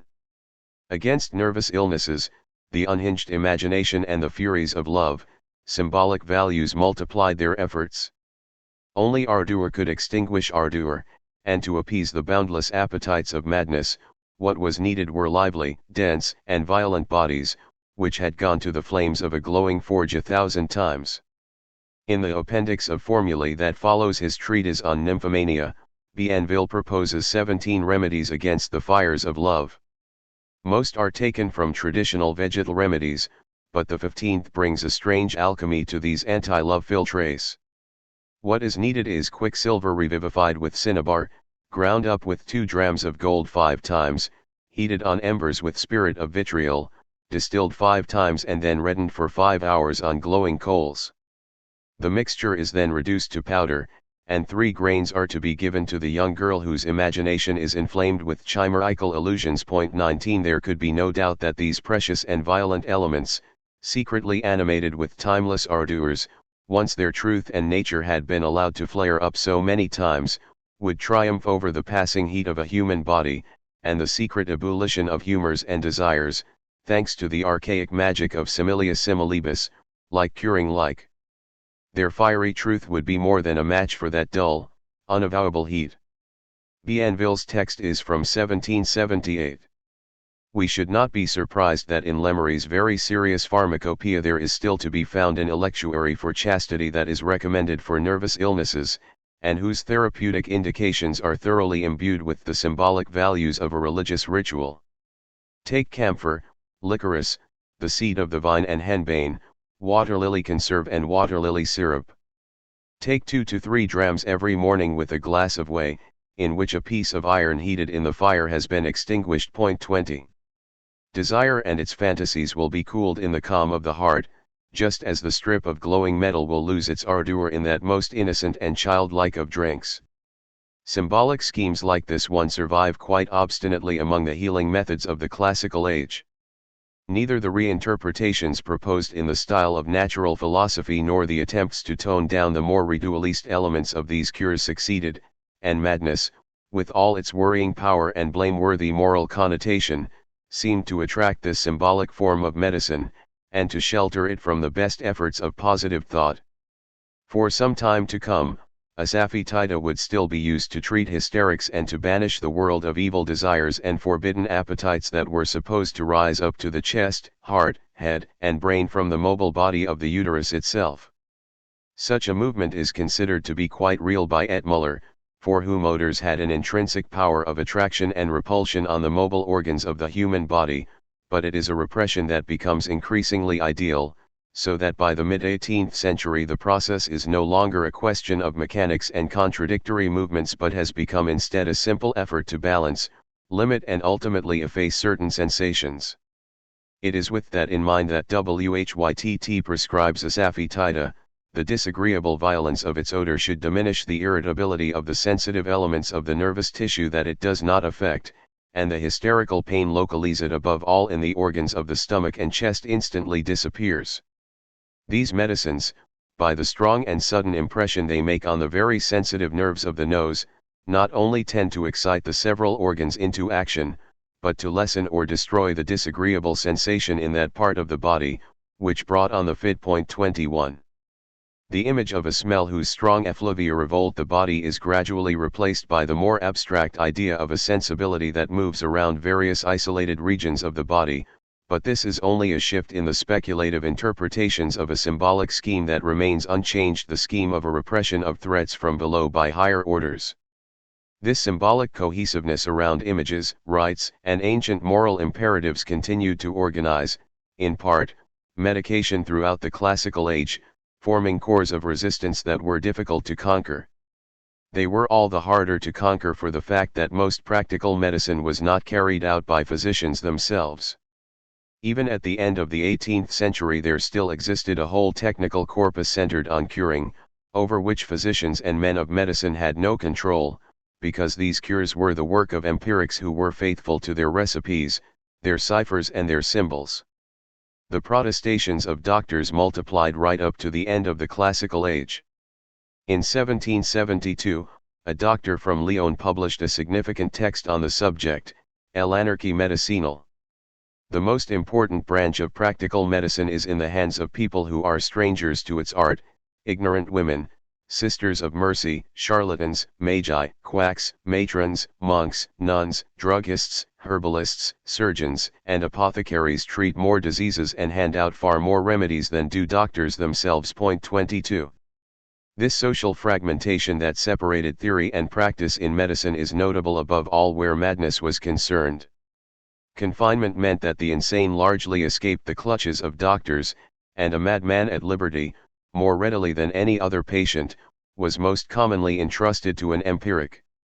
In England and France in the second half of the 18th century, when hospitals for the insane began to open, it was generally admitted that they should be looked after and treated by the guards rather than by the doctors.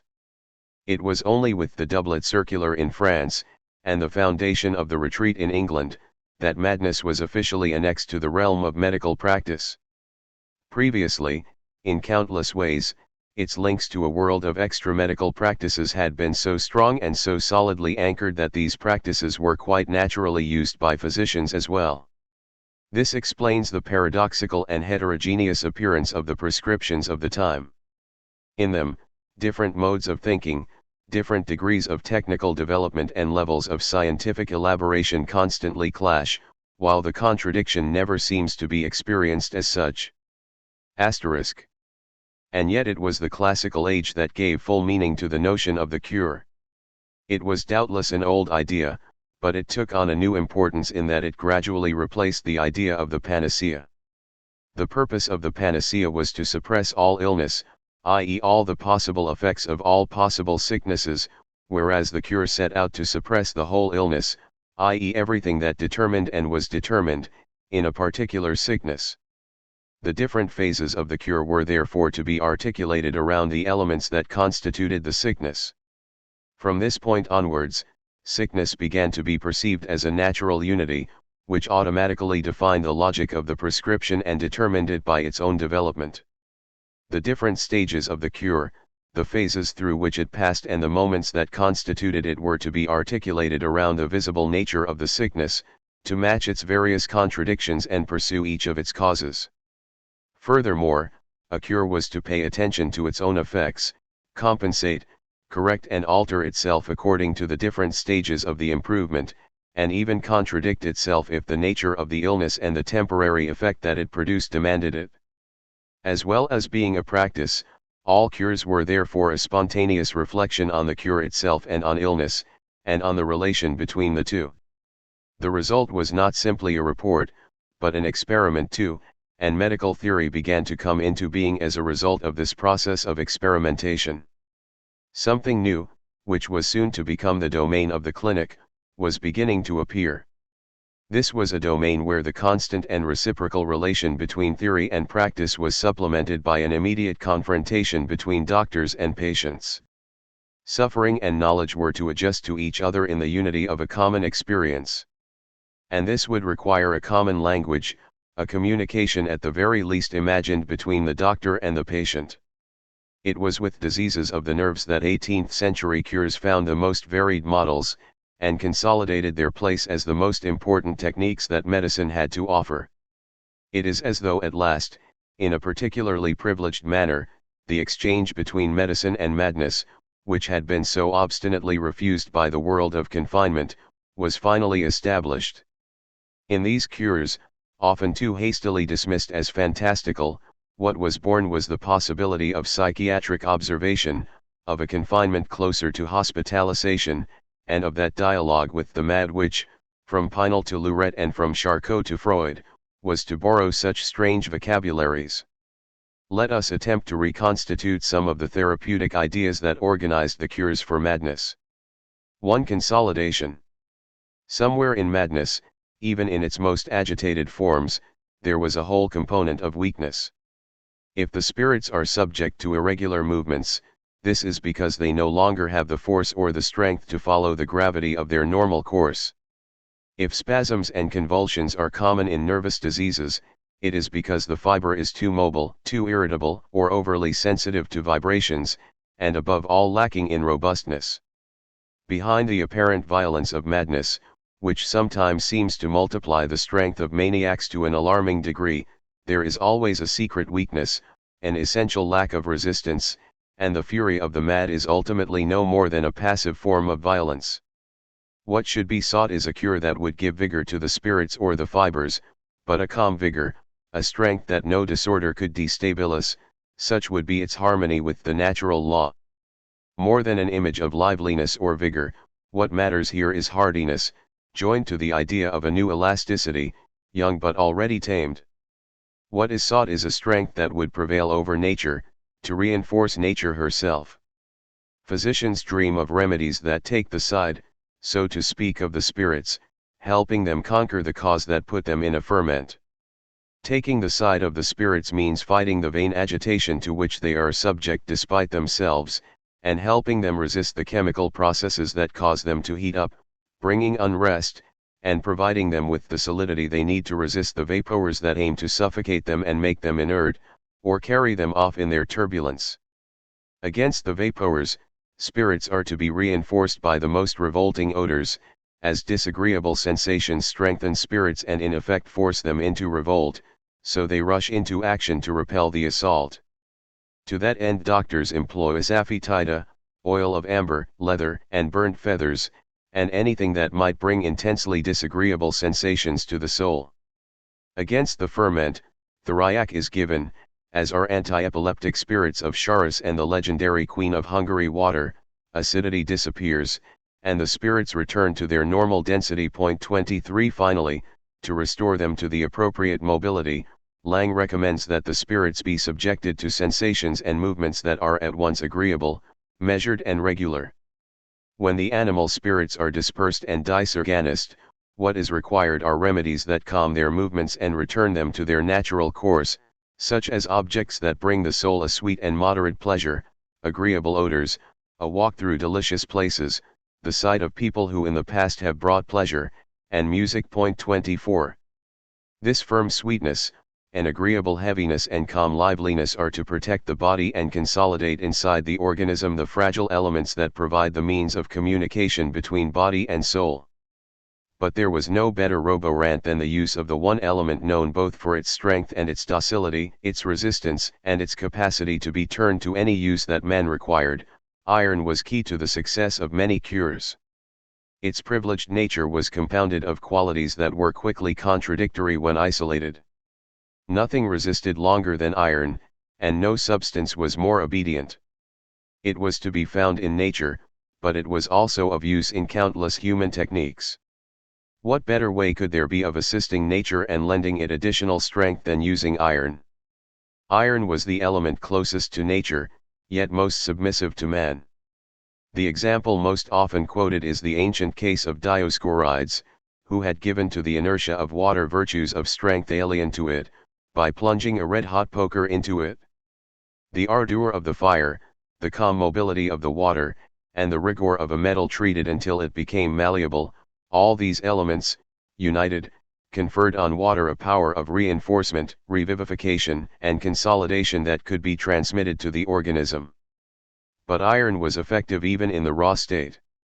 Sydenham recommends it in its simplest form, by the ingestion of iron filings. 25 Whytt knew a man who, to cure himself of weak stomach nerves that had brought on a permanent state of hypochondria, took as many as 230 grains a day. 26 This was because, as well as all its virtues, iron has the remarkable property of transmitting its power directly and without any intermediary or transformation.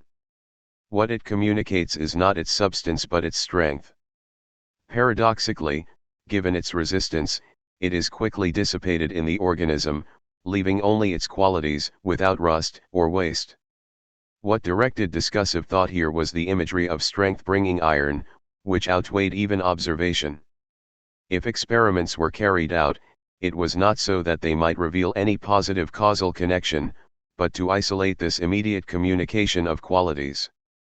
Wright fed some Mars salts to a dog, and observed an hour later that the chyle, when mixed with tincture of oak apples, did not demonstrate the dark purple shades that would unmistakably reveal that the iron had been absorbed. He therefore concluded that iron, without passing through the digestive processes, without passing through the blood, and without substantially penetrating the organism, directly fortified the membranes and the fibers. More than a proven effect, the consolidation of the spirits and the nerves appeared to be an operative metaphor that implied a transfer of force without any discursive dynamic. Strength passed through contact, independently of any exchange of substances, or any communication of movement. 2. Purification. With its associations of clogged viscera and minds bubbling with false ideas, fermentation of vapors and violence, corruption of liquids and of spirits, madness calls for a whole series of therapeutics that can all be linked to the same purification process. The dream was of a total purification, the simplest but also the most impossible of cures. It was to consist of the replacement of the thick, overloaded blood of melancholics, heavy with bitter humors, with light, clear blood whose fresh movement would dissipate delirium. In 1662, Moritz Hoffmann had suggested blood transfusions as a remedy against melancholy. Within a few years, the idea had had sufficient success for the London Philosophical Society to plan a series of operations on subjects locked up in Bethlehem Hospital, but Allen, the physician in charge, refused. 27 Dennis, however, did try it on one of his patients, a man stricken with amorous melancholia. He drew 10 ounces of blood, which he replaced with a slightly lesser quantity drawn from the femoral artery of a calf, and repeated the operation the following day with only a few ounces. The patient's condition improved, his mind cleared day by day, and soon he was entirely back on his feet. All the professors at the School of Surgery confirmed this. 28 But despite further subsequent successes, the technique was quickly abandoned. 29 Preferred methods were medications that acted against corruption. It was well known from experiments dating back 3,000 years that myrrh and aloes preserve corpses. 30 It was supposed that the changes undergone by bodies were of the same nature as those that accompanied sicknesses of the humors, so products like myrrh and aloes, or better still Paracelsus' famous elixir, were highly recommended in the treatment of the vapors. 31 Corruption, however, was not simply to be prevented, it was to be destroyed as well.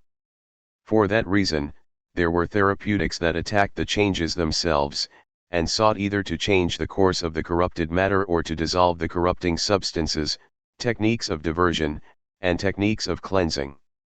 Among the first group were all the properly physical methods that tended to lacerate the surface of the body, creating wounds, centers of infection that freed the organism and centers of evacuation towards the exterior.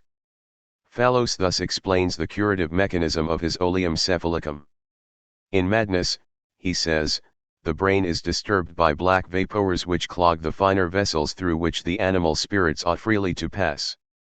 The blood therefore loses its direction, and clogs the veins in the brain, where it remains and stagnates, unless it is shaken up by a movement which causes a hurry and confusion of the mind.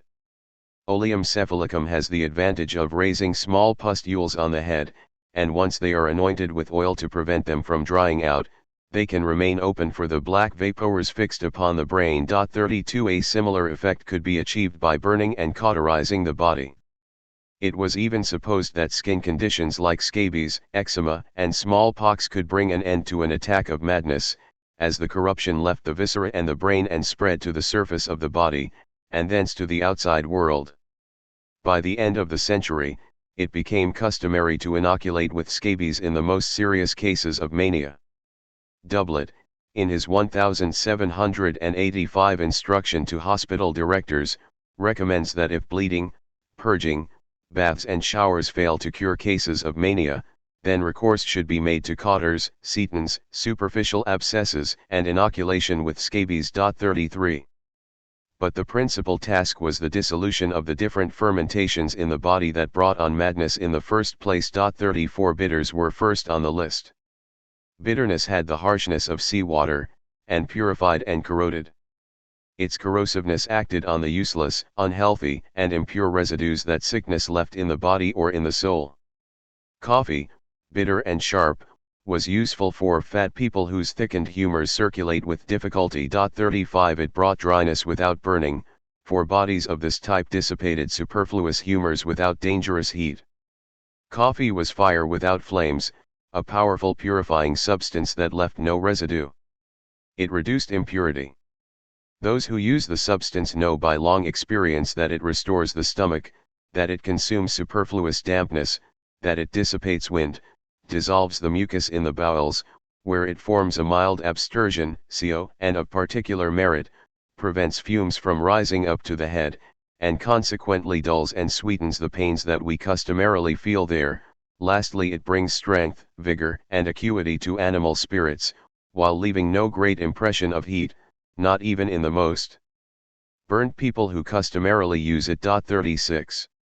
Bitter but tonic, the quinine that Whitt freely prescribed to people whose nervous fibers were delicate was effective against weakness and feebleness, and one cure that consisted of nothing but quinine, his tincture of the bark, once a day for near 2 years, intermitting now and then a week or 10 days, was enough to cure one woman afflicted with a nervous condition. 37 Delicate patients might blend quinine with something sweeter tasting, but if the constitution was strong, nothing was more effective than quinine mixed with vitriol. 20 or 30 drops of elixir of vitriol was a sovereign remedy. 38. Naturally, soap and its associated products also had a privileged place in this type of purification.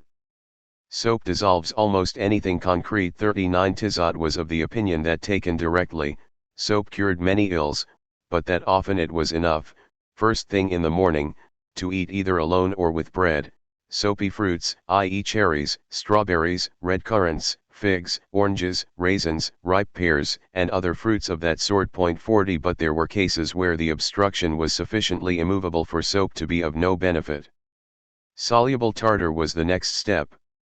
Musil was the first person to think of prescribing tartar against madness and melancholy, and published several victorious observations on the subject. 41 These were confirmed by Whitt, who also demonstrated that tartar acted as a cleansing product as it was most effective against obstructive diseases. As far as I have observed, the soluble tartar is more useful in maniac or melancholic disorders, proceeding from noxious vapors in the primary arteries, than in those which are only due to a fault in the brain. 42. Among other solvents, Rollin quotes honey, chimney soot, oriental saffron, wood lice, powdered shrimp claw, and bezoar. 43. Halfway between these techniques of dissolution and the externalization of the malady there existed another series of practices, the most frequent of which was the application of vinegar. As an acid, vinegar dissolved obstructions and destroyed bodies that were in the process of fermenting. But when applied externally, it worked as a revulsive, drawing harmful liquids and humors to the surface. Curiously, but not uncharacteristically for the therapeutics of the time, no contradiction was perceived between these two modes of action. Given that by its nature vinegar was both revulsive and detersive, it was normal that it should act in both manners, even if one of the modalities of its action could not be analyzed in a rational and discursive manner. It functioned directly, without an intermediary, by the simple contact of two natural elements. What was therefore recommended was rubbing vinegar into the head and the skull, which should be shaved whenever possible. 44 The Gazette de Médecine quoted the case of an empiric who had managed to cure a large number of madmen by a quite prompt and simple method. His secret is as follows. After purging from above and below, he soaks the patient's feet and hands in vinegar and leaves them in that position until they fall asleep, or rather until they wake up, and the majority find themselves cured when they awaken. He also applies pounded dipsacus leaves to the patient's skulls, or fuller's teasel. 45. 3. Immersion.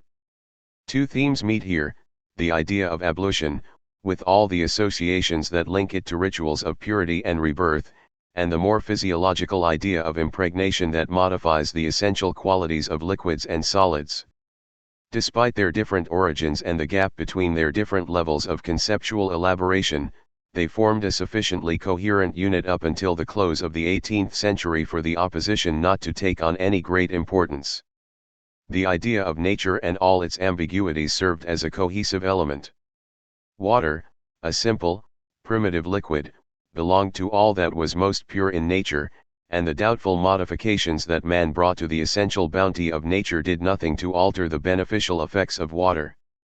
When civilization, social life, or the imaginary desires elicited by the reading of novels or theatrical spectacles brought on a nervous illness, the return to the limpidity of water had a ritual sense of purification, and through its transparent freshness innocence was reborn. But at the same time, water, which nature had included in the composition of all bodies, restored equilibrium and was a universal physiological regulator. Tizot, who was a disciple of Rousseau, expressed all these themes, through an imagination that was as much moral as it was medical. Nature gave water to all nations as their sovereign beverage, she gave it the strength to dissolve all sorts of food, it is agreeable to the palate, choose therefore water that is cold, light, and soft, it fortifies and cleans the intestines. The Greeks and Romans considered it a universal remedy. 46. The use of immersion goes back a long way in the history of madness. The baths practiced at Epidaurus would be proof enough of that, but cold applications of all varieties must have been common currency in the classical world since Soranus of Ephesus protested against their abuse, if Saelius Aurelianus is to be believed. 47. During the Middle Ages, it was traditional to plunge maniacs into the water several times, until they had lost their strength and forgotten their fury. Sylvius also recommended impregnations for cases of melancholy and frenzy. 48. The 18th century idea that the usefulness of baths had suddenly been discovered by Van Helmont was therefore something of a reinterpretation. According to Menuret, this invention, which he dated back to the mid-17th century, was the result of a fortunate coincidence. A lunatic was being transported in a cart, when suddenly he managed to slip off his chains and jumped into a lake, where he tried to swim and passed out. When he was recaptured, it was first thought that he had died, but when he came to, he had miraculously found his wits once again, and went on to live for a long time, suffering no more from madness. The story was that this anecdote had been a flash of inspiration for Van Helmont, who set about plunging lunatics into baths of fresh water and sea water indiscriminately. The only concern is that they should be plunged suddenly and unexpectedly into the water, and that they should be kept there a good length of time. There is no risk to life. 49.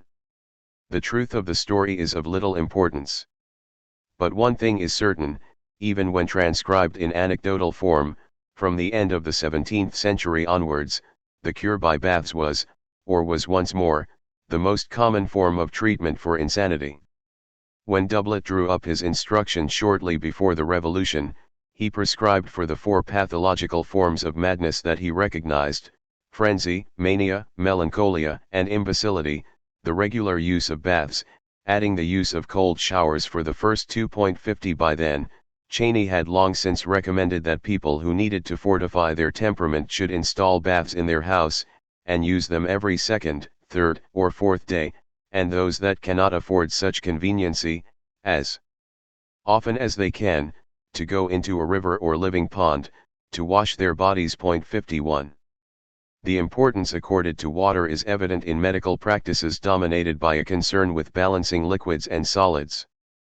For if it had powers of impregnation that placed it in the first rank of humectants, water could also transmit supplementary qualities like heat and cold, and virtues of constriction, refreshment, and heat, and thus possess the consolidating effects associated with bodies like iron. In fact, in the fluid substance of water, the game of qualities was highly labile, and just as easily as it penetrated the weave of tissues, it allowed itself to be impregnated with all the qualitative influences to which it was subjected. Paradoxically, the universality of its use in the 18th century was not a result of the widespread recognition of its effects and its mode of action, but of the ease with which the most contradictory forms could be attributed to that effectiveness. In water, all possible therapeutic themes met, forming an inexhaustible reserve of operative metaphors. It is in this fluid element that the universal exchange of qualities could take place. Naturally, cold water cooled. For that reason it was used in mania and frenzy, sicknesses of heat where the spirits were in ebullition, solids tightened and liquids were heated to the point of evaporation, leaving the brain of the patient dry and brittle, as anatomists regularly demonstrated. Reasonably enough, Boissieu includes cold water among his list of refreshing cures. Baths were the foremost antiphlogistic, purifying the body of any excessive igneous particles to be found there.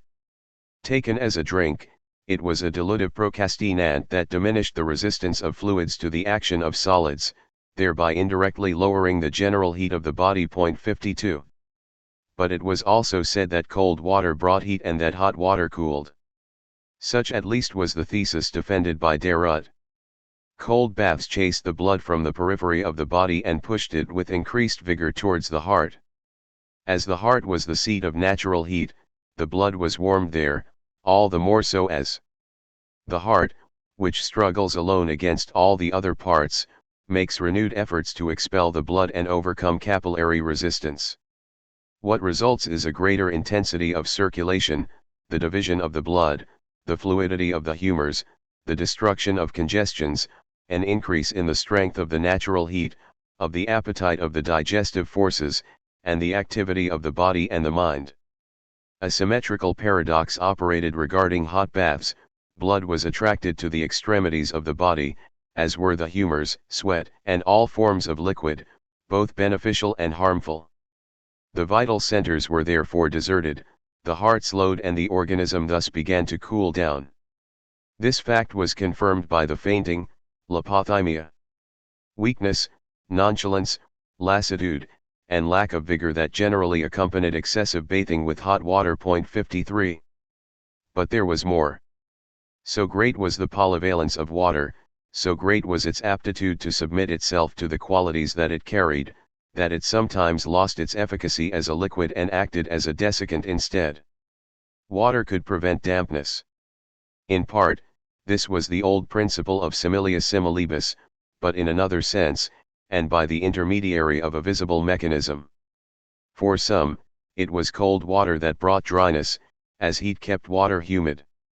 Heat dilated the pores of the organism, distended its membranes, and allowed humidity to impregnate them as a secondary effect. Liquids made their way through heat. For that reason, the hot drinks so widely used in the 17th century risked becoming a danger, and those who took too many risked relaxation, general dampness, and a weakness of the whole organism. As these were traits commonly associated with the feminine body, as opposed to the dry, virile solidity of the male. 54. The abuse of hot drinks could lead to a general feminization of the human race. Not without reason, the reproach is made to the majority of men that they have softened and degenerated, taking on the habits and inclinations of women. The only thing lacking is a physical resemblance. The abuse of humectants could accelerate the metamorphosis, and render the two sexes almost identical both physically and morally. Woe betide the human race if this prejudice ever spreads to the masses. There will be no more laborers, artisans, or soldiers, as they will have lost the strength and vigor necessary for their profession. 55. In cold water, the low temperature was more important than the power of humidity, because by forcing the tissues to contract, it prevented the possibility of impregnation.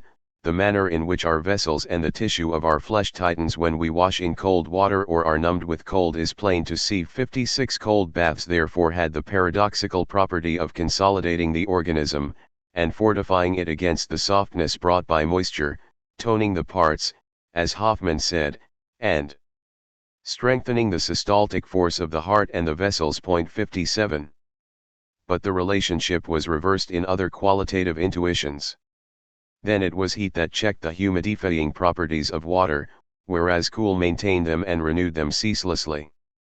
Against the sicknesses of the nerves due to shriveling of the nervous tissue and dryness of the membranes, Pohm did not recommend hot baths, as they encouraged the heat that reigned in the body, but warm or cold, they were capable of penetrating the tissues of the organism, and returning them to their natural suppleness. 58 This was the method that was practiced quite spontaneously in America. 59 Its effects and even its mechanism were quite discernible to the naked eye, as the cure progressed, as when the crisis reached its highest intensity, patients floated to the top of the water in their bath, so much had the internal heat rarefied the air and the liquid in their bodies, but if they remained too long in the water, 3, 4 or even 6 hours per day, then relaxation followed, water progressively impregnated the membranes and fibers, the body grew heavier and naturally sank down to the bottom of the water. 60.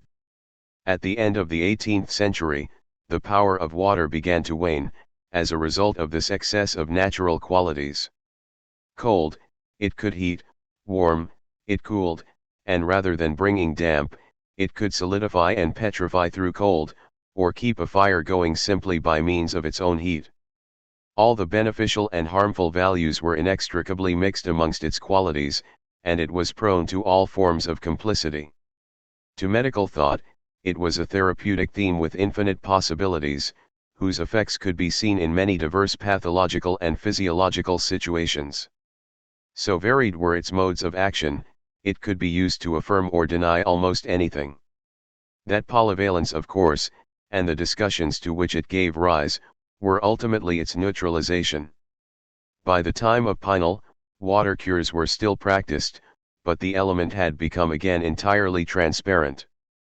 Water was cleansed of all its qualitative charges, and its action had become purely mechanical. The shower, which until this point had been less employed than baths and drinks, then took over as the preferred technique.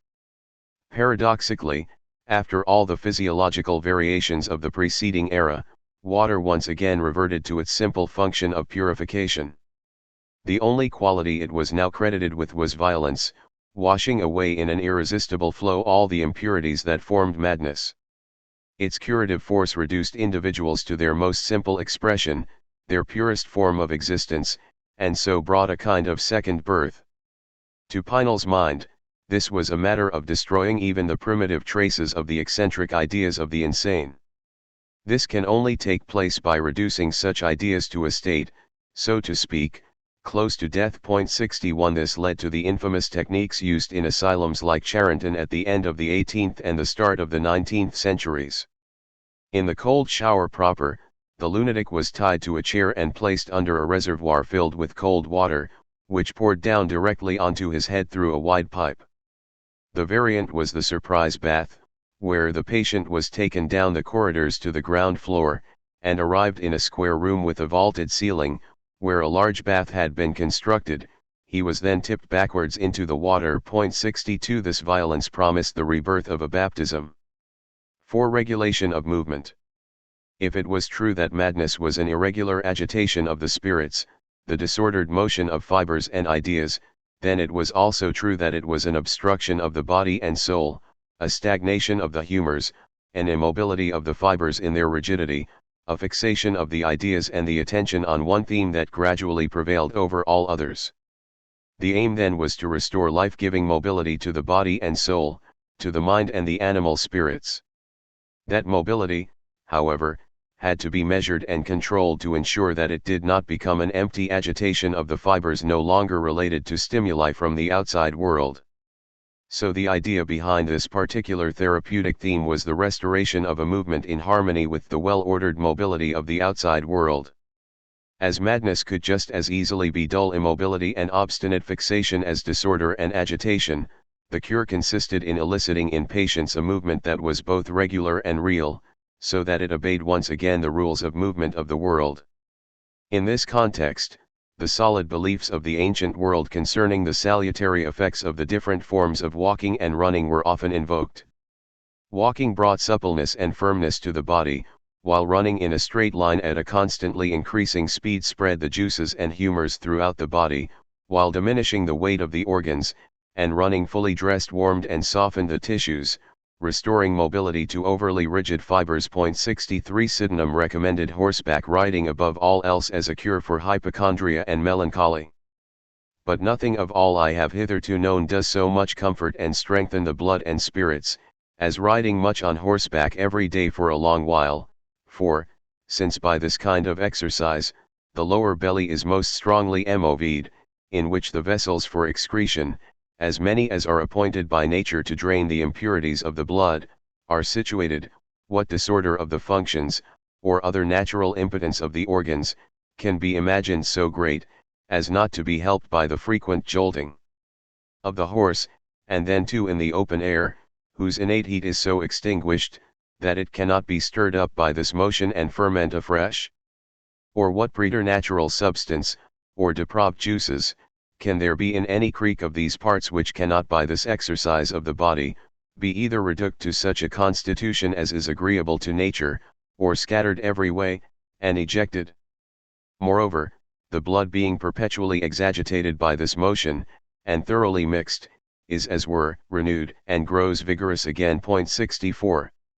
Of all the movements of the world, the motion of the sea was perhaps the most natural, the most regular, and the most closely tied to the movement of the cosmos. Delancre had judged the motion perilous for the human heart, seeing the very image of evil infinity in the hazardous temptations and improbable, unattainable dreams that it inspired. The 18th century considered it a privileged regulator of organic mobility, where what spoke was the rhythm of nature itself. Gilchrist wrote an entire treatise on the use of sea voyages in medicine. Whitt found the cure impractical for subjects suffering from melancholy. As we find it very difficult to prevail with any patient in this place to undertake a long sea voyage, I can say little on this from my own experience. However, a young gentleman who had long been subject to epileptic fits at land, was never seized with them when at sea. 65. Travel had the supplementary advantage of acting directly on the course of the ideas, or at least in a manner more direct that many as it passes only through the sensations. Variety in the landscape dissipated the obduracy of melancholy. This was a remedy that had been known since antiquity, but it was prescribed in the 18th century with renewed zeal. 66 It took many forms, and included not simply real journeys but also imaginary voyages in literature and the theatre. To relax the brain in all cases of vaporous afflictions, L. E. Camus prescribed walks, journeys of all descriptions, horse riding, exercise in the open air, dance, theatrical spectacles, light-hearted reading, and any occupation to distract the mind from its central preoccupation. 67 The countryside, through the sweetness and variety of its landscapes, roused melancholics from their brooding, distancing them from the places that might recall the memory of their pain. 68. Inversely, the agitation brought on by mania could also be controlled by the beneficial effects of regular movement. Here it was not so much a matter of re-establishing movement as of regulating the agitation, and momentarily halting its course to arrest the attention. Travel was effective not on account of its interruptions of continuity, but because of the novelty of the objects that it proposed and the curiosity that it engendered. It should permit the capture from the exterior of a mind without rule, lost to itself in the vibration of its inner movement. If it can be perceived that there are objects or persons that can call off their attention from the pursuit of their own disordered imagination, and can fix it a little upon some others, these last may be frequently presented to them, and for this reason a journey, both by its having the effect of interrupting all train of thought, and by presenting objects engaging attention, may often be useful. 69. Used for the changes that it brought to melancholy, or the regularity that it imposed on mania, movement therapy conceals the idea that the world was establishing control over the mind of the madman. The therapy was both a forcing of the mind back into step and a conversion, as movement prescribed rhythm, and also constituted in its novelty and variety a constant appeal to the spirit to emerge from its own preoccupations and re-engage with the world. If it is true to say that an ethical memory lurked in the immersion techniques, a practice redolent of religious ablution and rebirth, then it is also fair to say that a similar moral theme was also to be found in movement cures, but that this was the inverse of the former. Here the call was for the mind to return to wisdom by accepting its place in the general order, thereby forgetting madness, which was the moment of pure subjectivity. We see here how the great organizing structures of the experience of madness in the classical age penetrated even the empirical mechanisms of the cure. As error and fault, madness was impurity and solitude, a retreat from the world and from truth, and it was therefore an imprisonment in evil.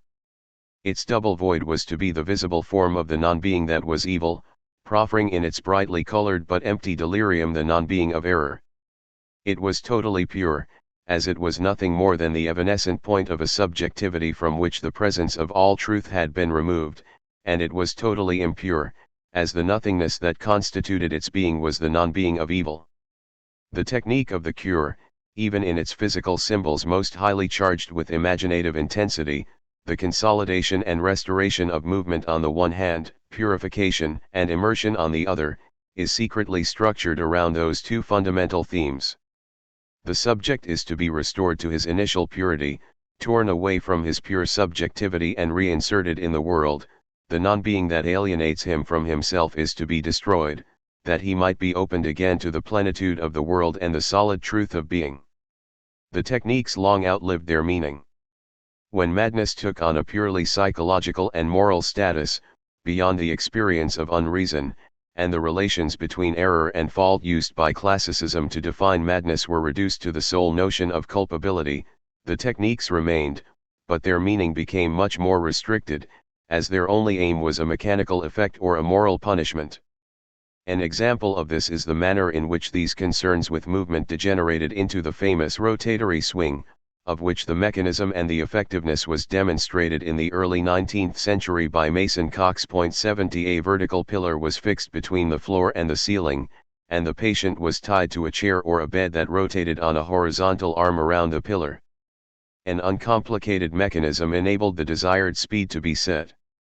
Mason Cox quotes one of his own observations, the case of a man struck with a melancholy stupor. His countenance attached to saturnine blackness, the eyes, suffused with bile, were immovably fixed on the ground, the limbs seemed deprived of their locomotive powers, the action of the lungs, and the circulation, retarded, the tongue parched and silent, and the whole man resembled an automaton. 71. He was placed on the rotatory machine, and subjected to ever-increasing motion. The results surpassed all expectations, and the excessive rotation meant that the rigidity of melancholy was replaced by a manic agitation. But after the initial effects had worn off, the patient returned to his original state.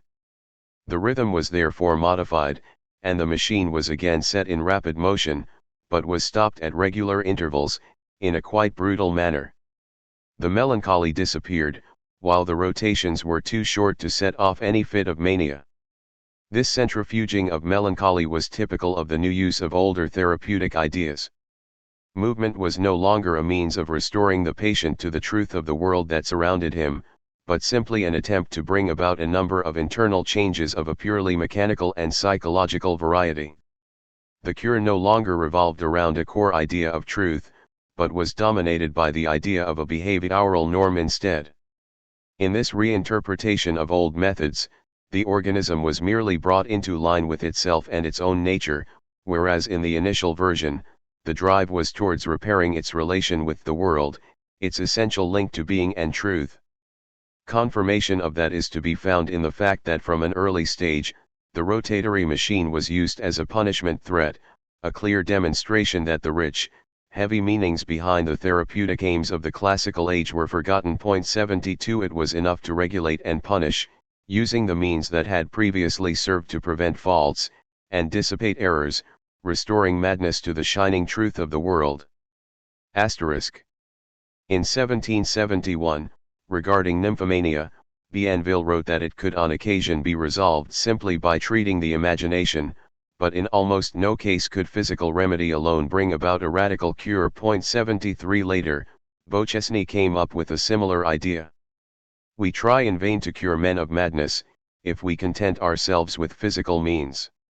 Material remedies will never bring complete success, without the help that a fair, healthy mind will bring to a weak and feeble spirit. 74.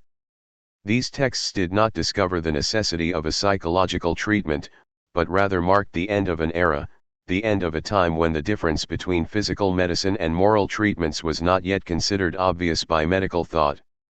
The unity of symbols was beginning to fall apart, and techniques were beginning to detach themselves from their global significance.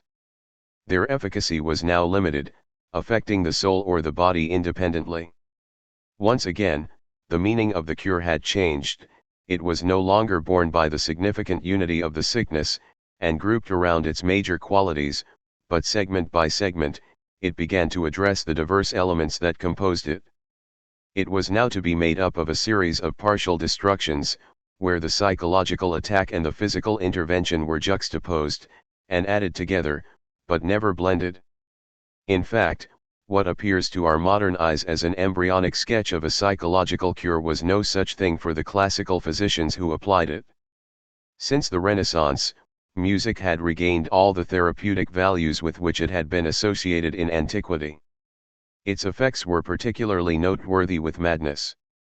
Schenk cured a man who had sunk into a profound state of melancholy by making him listen to concerts of musical instruments of which he was particularly fond. 75 Albrecht II cured a man suffering from delirium, when all other remedies had failed, by having a song sung during his fits, which woke the patient, bringing him great pleasure, and vanquishing the paroxysm for good. 76 The literature even quotes cases of frenzy that were cured by music. 77 But these observations never lend themselves to a psychological interpretation.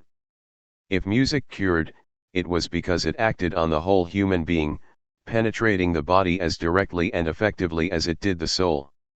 Dimmer-Broek claimed to have known plague sufferers who had been cured by music. 78 Few still believed with Porta that music, in the material reality of its sound, brought to the body the secret virtues hidden in the substance of the instruments, and that lymphatic sufferers were cured by a lively air played on a holly flute, nor that melancholics were soothed by a sweet air played on a hellebore flute, nor that impotent or frigid men could be cured with a flute made from larkspur or iris. Stems. 79 But if music no longer transported the virtues hidden in substances, it was effective on the body thanks to the qualities that it imposed upon it. Music was the most rigorous of all the mechanics of quality, as its origin was nothing other than movement, but once in the ear it was immediately transformed into qualitative effect. The therapeutic value of music came from the manner in which that transformation was reversed in the body, as quality broke up once more into movement, and the pleasure of sensation became once more what it had been at the outset, regular vibration and an equilibrium of tension. Man, as the unity of body and soul, walked backwards through the cycle of harmony, going from the harmonious to the harmonic. The music fell into its component parts, but health was restored. But there was another path, more direct and more effective, where man no longer played the negative role of anti-instrument, but reacted as though he himself had become the instrument. If one conceives of the human body as an assemblage of fibers of varying tensions, ignoring their sensibility, their life, and their movement, one can easily understand that music will have the same effect on the fibers as it does on the strings of adjacent instruments. This resonant effect had no need to follow the long and complex path of auditory sensation. The nervous fibers vibrate with the music that fills the air. The fibers are like deaf dancers moving in unison to music that they cannot hear. And on this occasion it is inside the body, from the nervous fiber all the way to the soul, that the recomposition is enacted, the harmonic structure of consonance restoring the harmonious function of the passions. 80. The use of passion in the therapeutics of madness should not be understood as a kind of psychological medication. To employ passion against dementia meant nothing more than addressing the unity of the body and soul in its most rigorous aspect, using an event in the double system of its effects, and in the immediate correspondence of their signification. Curing madness with passion meant that one placed oneself in the reciprocal symbolism of the body and the soul. Fear, in the 18th century, was considered to be one of the passions that it was most desirable to elicit in the insane. It was thought of as being the natural complement of the constraints imposed on maniacs and the frenzied, and the dream was of a training whereby each fit of anger in a maniac would be immediately accompanied and compensated by a reaction of fear. It is by strength that we triumph over the frenzy of the maniac, and it is by opposing fear to anger that anger can be tamed. If the terror of a punishment and public shaming become associated in the mind with fits of anger, the one will not manifest itself without the other, the poison and the antidote will become inseparable. 81. But fear was effective not only on the level of the effects of the illness, the sickness itself was reached and suppressed. It had the property of fixing the functioning of the nervous system, and somehow petrifying the overly mobile fibers, putting a brake on their disordered movements. Fear, being a passion that diminishes excitement, may therefore be opposed to the excesses of it, and particularly to the irascible excitement of maniacs. 82. If the antithetical coupling of fear and anger was effective against manic irritation, it could also be used in the opposite manner against the ill-grounded fears of melancholics, hypochondriacs, and anyone of a lymphatic temperament. Tizot, taking up the traditional idea that anger was a discharge of bile, thought that it had its uses for dissolving the phlegm that gathered in the stomach and the blood.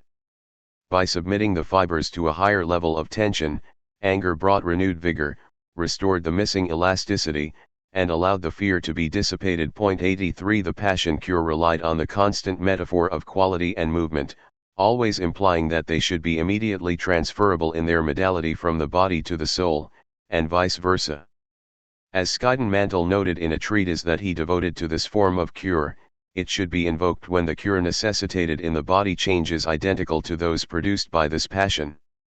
And in that sense, it could be a universal substitute for any other form of physical therapy, as it was simply an alternative path that would produce the same chain of effects.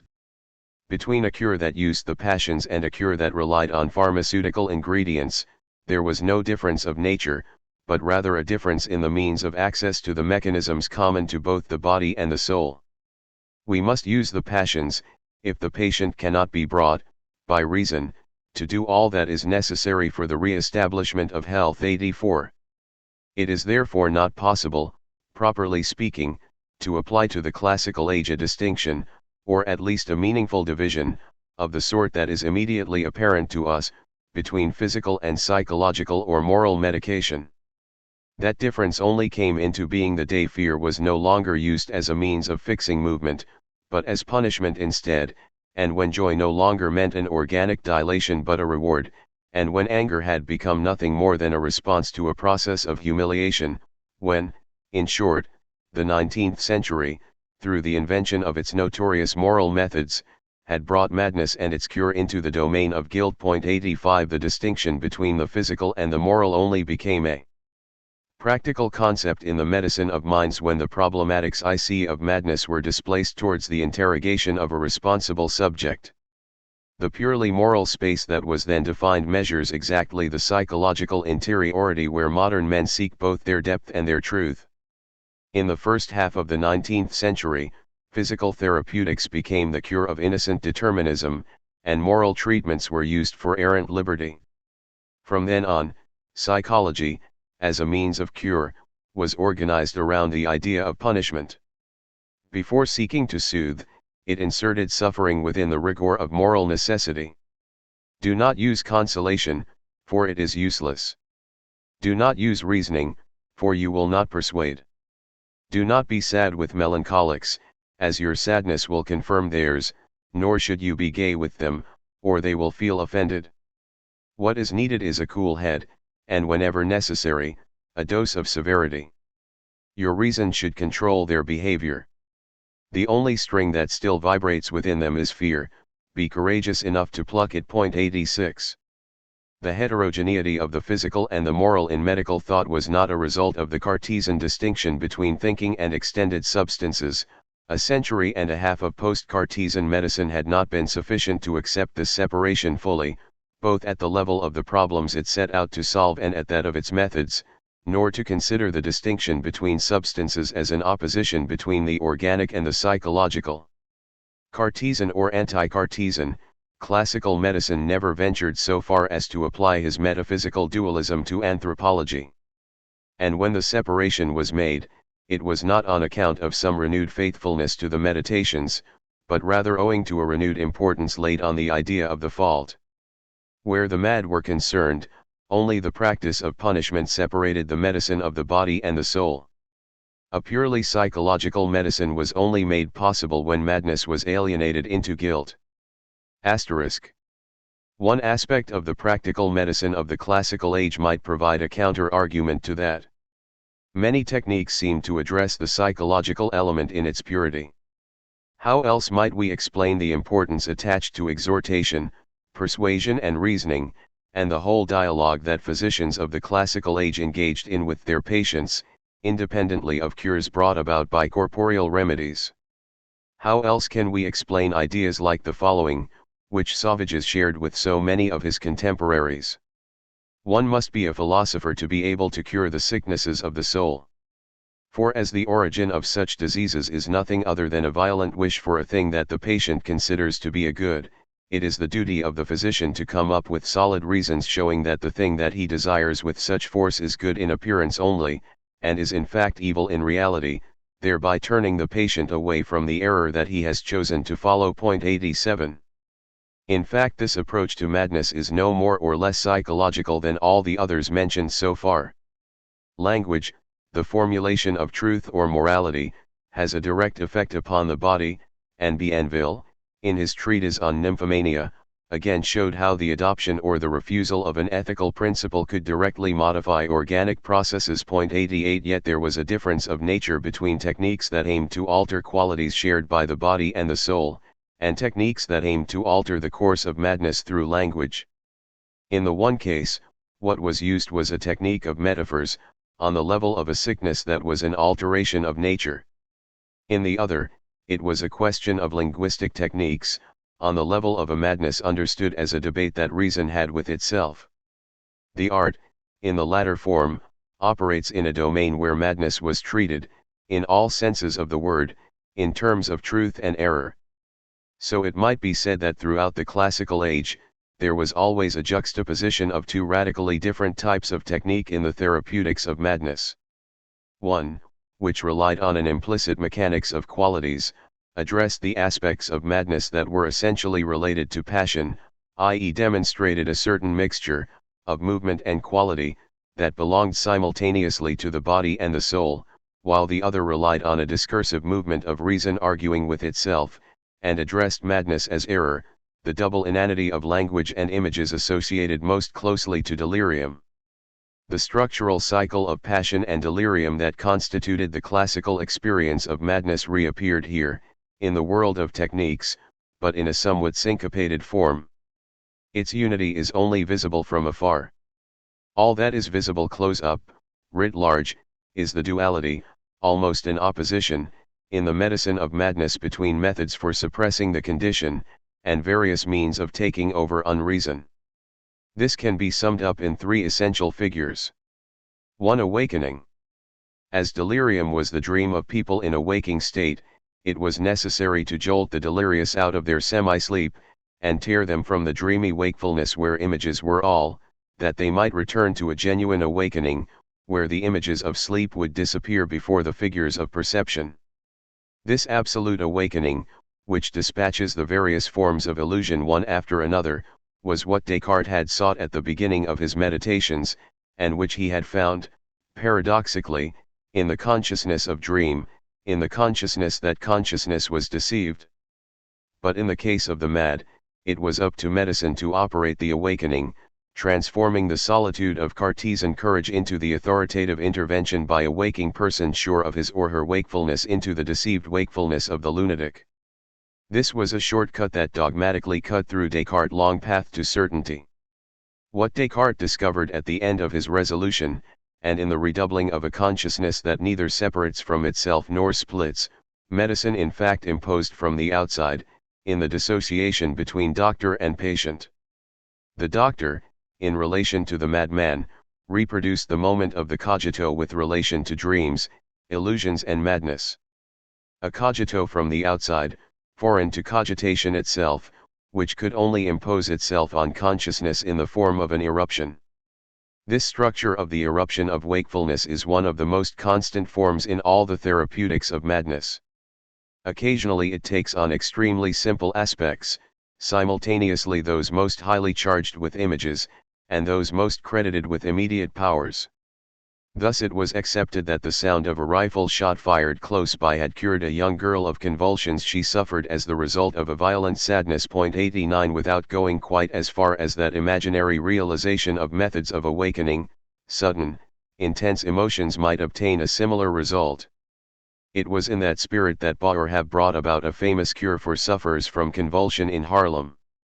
An epidemic of the disease had spread through the city hospital, and high doses of antispasmodic drugs had failed to have any effect. Bauer have ordered that stoves filled with burning coals be brought in, and that iron hooks of a certain shape should be heated in them. He then announced that as all other methods to cure the seizures had failed, he had only one remedy left at his disposal, which was to burn to the bone a certain spot on the arm of any man, woman, or child who suffered a convulsion. 90. A slower method, but one more certain of the truth onto which it opened, was the awakening to wisdom, and its insistent, imperative passage through the landscape of madness. It was to that wisdom, in all its different forms, that Willis turned to cure madness. Imbeciles needed pedagogic wisdom, an assiduous and diligent master, to gradually introduce them to all that children learned in schools. Melancholics were to be treated with a form of wisdom that took as its model the most rigorous and evident forms of truth, so that the imaginary component of their delirium evaporated in the light of incontestable truth. In their case mathematical or chemical studies were recommended.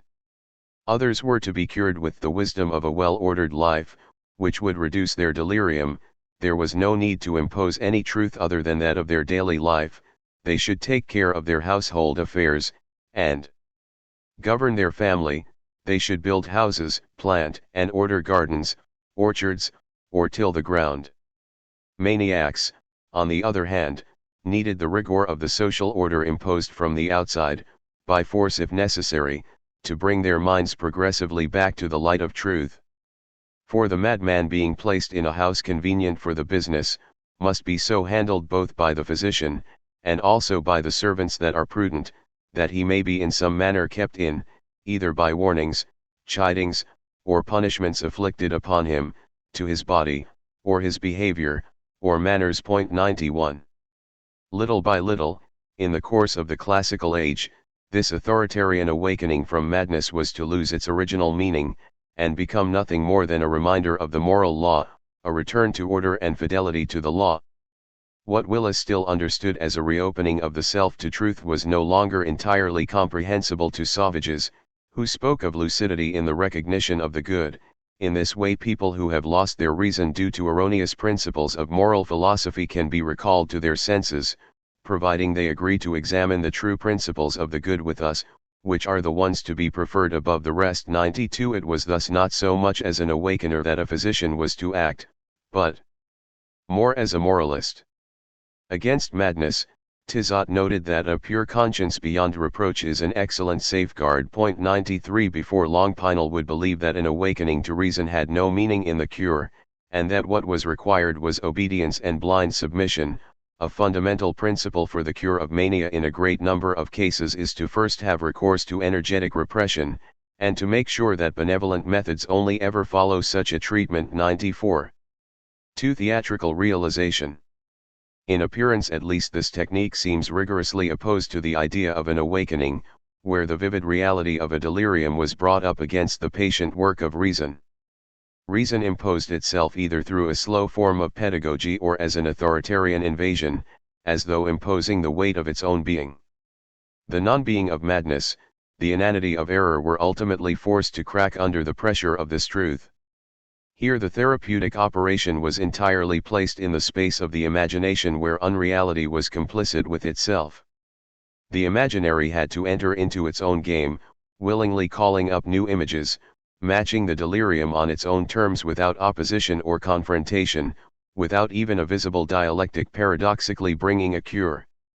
Health was to invest the sickness and destroy it in the midst of the nothingness in which it was contained. Imagination, when sick, can only be cured by the effects of another healthy, properly employed imagination. It matters little whether that cure is effected by fear, by a vivid or painful impression on the senses, or by an illusion. 95 Illusions could cure the illusory, whereas only reason could liberate the self from unreason. What then was this troubling power that the imaginary possessed?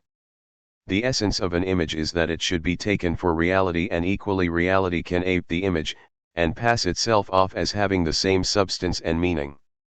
Without disturbance or rupture, perception can continue the dream and fill in the gaps, bringing confirmation to all that is precarious in it and allowing it to accomplish its work.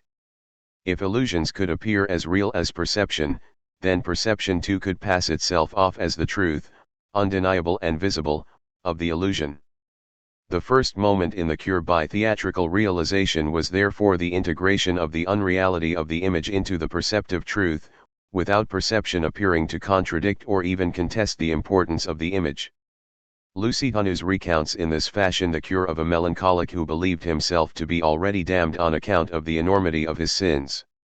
As there was no means of convincing him by reasonable argument that he might yet be saved, his delirium was accepted, and an angel dressed in white was made to appear, sword in hand, announcing, after a severe exhortation, the remission of his sins. 96. That example also demonstrates the second moment of the cure. Realization within the image was not sufficient, it was also necessary to continue the delirious discourse. For in the senseless speech of the patient, there was a voice that spoke, obeying its own grammar, and bringing a meaning. Grammar and meaning had to be maintained in such fashion that the realization of the fantasy in reality did not seem to involve any change of register, or the transposition into a new language with a modification in meaning. The same language should continue to be understood, bringing one new deductive element to the rigor of its discourse. That element was anything but indifferent. The idea was not simply to prolong the delirium, but to continue it until it was accomplished. It was to be led towards some form of paroxysm and crisis, where, with no intrusion from the outside, it would be confronted with itself and forced into a debate with the requirements of its own truth.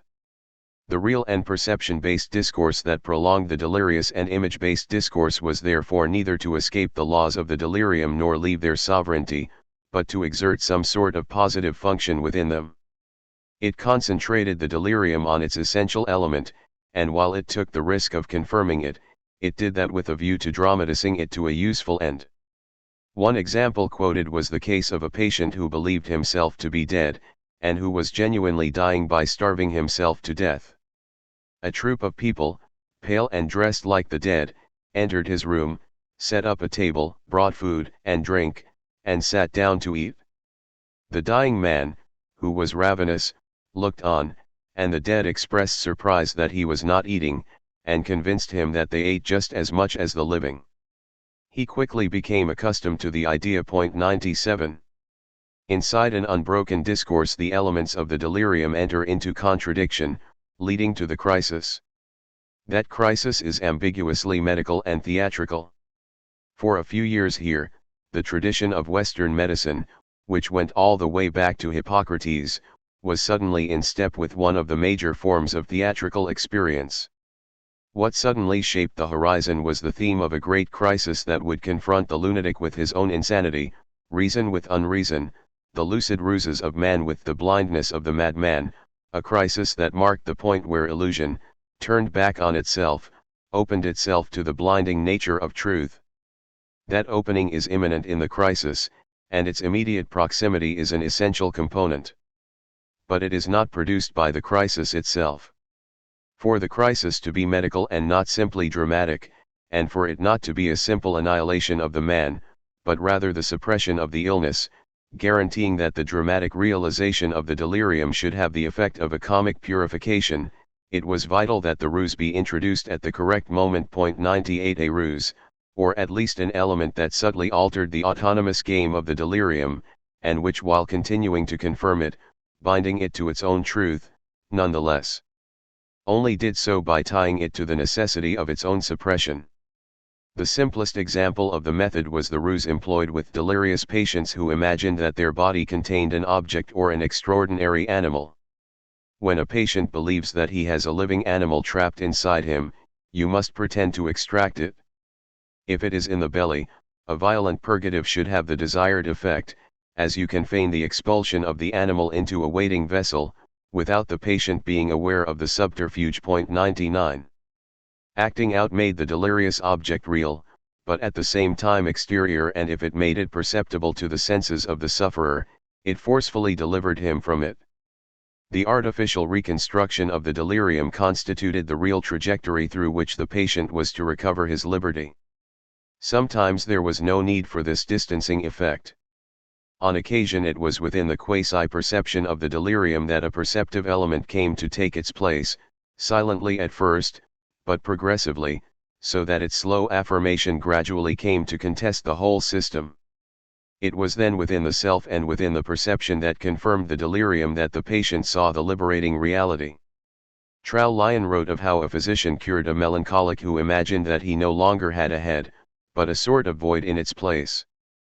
The doctor entered into the delirium with the patient, and agreed to the patient's demand that he stop up the hole by placing a large lead ball on his head. Soon the discomfort that quickly resulted from the painful weight was enough to convince the patient that he did indeed have a head. 100 Finally, the ruse and its function of comic reduction could be assured with the complicity of the doctor, but without any direct intervention on his part, through the spontaneous action of the organism of the patient. In the case quoted above of the melancholic who was really dying as he had lost the desire to eat on account of his belief that he was already dead, the theatrical production of the meal of the dead was sufficient incentive for him to eat again. The food restored his strength, the use of food calmed him down, and the organic problem disappeared. The delirium, which was both the cause and the effect of it, also vanished. 101 The real death that would have resulted from the imaginary death was brushed aside by reality, through the very enactment of unreal death. An exchange of non-being with itself was carried out in a cunning fashion. The non-being of delirium was transferred to the real being of sickness, and suppressed it by the fact of the expulsion of the delirium through the theatrical enactment. That coming into being of the non-being of delirium effaced it as non-being, and that by the pure mechanisms of its internal contradiction, a mechanism that is at once a game of words and a game within the deception, language game, and games within the image. Delirium is suppressed as non-being in that it is perceived, but as the being of a delirium rests entirely in its non-being, it is suppressed as delirium altogether. Its confirmation in the fantastical theatre restores it to a truth which, by ensnaring it in reality, drives it out of reality, forcing it to disappear in the non-delirious discourse of reason. What we have here is a minute rehearsal, at once theatrical and medical, of esse est percipi, to be is to be perceived. Its philosophical meaning is followed to the letter, and yet it is used in the opposite sense to its natural direction. It beats against the current of its own meaning. From the moment when delirium penetrates the field of percipi, the perceived, then despite itself it becomes a part of being, i.e. it enters into contradiction with its own being, which is non-esse, non-being. The theatrical and therapeutic game which is then played out consists of harmonizing, inside the delirium, the demands of this particular being with the laws of being, the moment of the theatrical invention, the setting up of the comic illusion, then promoting between the two the tension and contradiction which are already inscribed there and which soon cease to be silent, the moment of the drama, and finally unveiling, and bringing out into the cruel light of day, the truth that the laws of being of delirium are nothing more than the appetites and desires of an illusion, the demands of non-being, and consequently, that the percipi, the being perceived which gave it its being, already secretly contain the seeds of its ruin, the comedy and the denouement. A denouement in the strict sense that being and non-being are freed of the confusion they suffer in the quasi-reality of delirium, and are returned to the poverty of their true nature. Discernible here is a curious structural analogy during the classical age between different modes of liberation. In the artifice of medical techniques and the serious games of theatrical illusion they share the same equilibrium and the same movement. It can now be understood why madness as such disappeared from the theatre at the end of the 17th century. to reappear only in the final years of the century that followed. The theater of madness was effectively realized in medical practice, and its comic reduction was of the order of an everyday cure. 3. The return to the immediate. As madness was an illusion, the cure for madness, if it could be truly effected by the theater, could also be brought about by even more direct means, through the suppression of theater. Directly entrusting the vain world of madness to the plenitude of nature, which never lies, as its immediacy knows not non-being, meant giving madness over both to its own truth, since madness, as a form of sickness, was indeed a natural being, and to its closest contradiction, since delirium, as appearance without content, was also the opposite of the abundance, often secret and invisible, of nature. Nature thus appeared to be the reason of unreason, in the double sense that it both contained its causes and simultaneously concealed the principle of its suppression. It should be noted that these themes are not in evidence throughout the classical age. Although they follow the same experience of unreason, they take up where the theme of theatrical enactment left off, and their appearance indicates a moment when the interrogation of being and the lure begins to cede its place to a problematics of nature. The games of theatrical illusion lose their meaning, and the artful techniques of imaginary realization are replaced by the simple, more ingenuous art of a natural reduction. But this replacement has an ambiguous sense, as it is both a reduction through nature and a reduction to nature. The return to immediacy is the therapeutics par excellence, because it is the rigorous refusal of therapeutics, and brings a cure in that it is a forgetting of all treatments. It is in the passivity of man with regard to himself, and the silence that he imposes on his art and artifice, that nature unveils an activity that is the exact reciprocal of the renunciation. On close examination, man's passivity is revealed to be a genuine activity. When men take medication, they elude the law of work that nature imposes upon them, sliding into the world of artifice and counter-nature of which madness is but one manifestation, and it was in ignoring sickness, and retaking their place amongst the activity of natural beings, that men, in an apparent passivity which at bottom was an industrious fidelity, could finally be cured. That at least was how Bernardin de Saint-Pierre explained how he was delivered of a strange sickness in which, like Oedipus, he saw two sons. Medicine had come to his aid, revealing that the sickness was nervous in origin. He took the most highly recommended medication to no avail, and quickly noted how physicians were killed by their own remedies. "I owe my return to health to Jean-Jacques Rousseau," he wrote. "I had read in his immortal writings, among many other natural truths, that man was made to work, not to meditate. Up until that point I had always exercised my soul and rested my body, but I changed my habits, exercising my body and resting my soul. I gave up most of my books, and cast my eyes instead over the works of nature, which spoke to my senses in a language that neither time nor nations could alter. My story and my journals were the grasses of the fields and the meadows. It was not that my thoughts went painfully towards them, as in the system of men, but that their thoughts came to me in 1,000 agreeable forms. 102. Despite the formulations that certain Rousseau disciples might have proposed, this return to immediacy was neither absolute nor simple.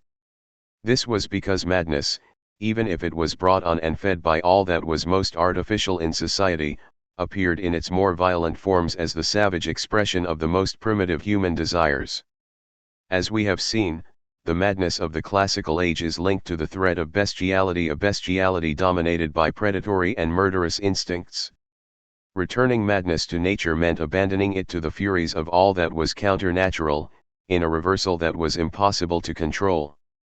The cure for madness supposed a return to all that was immediate, not in relation to desire but to the imagination, a return that removed from the lives of men and their pleasures all that was artificial, unreal, and imaginary.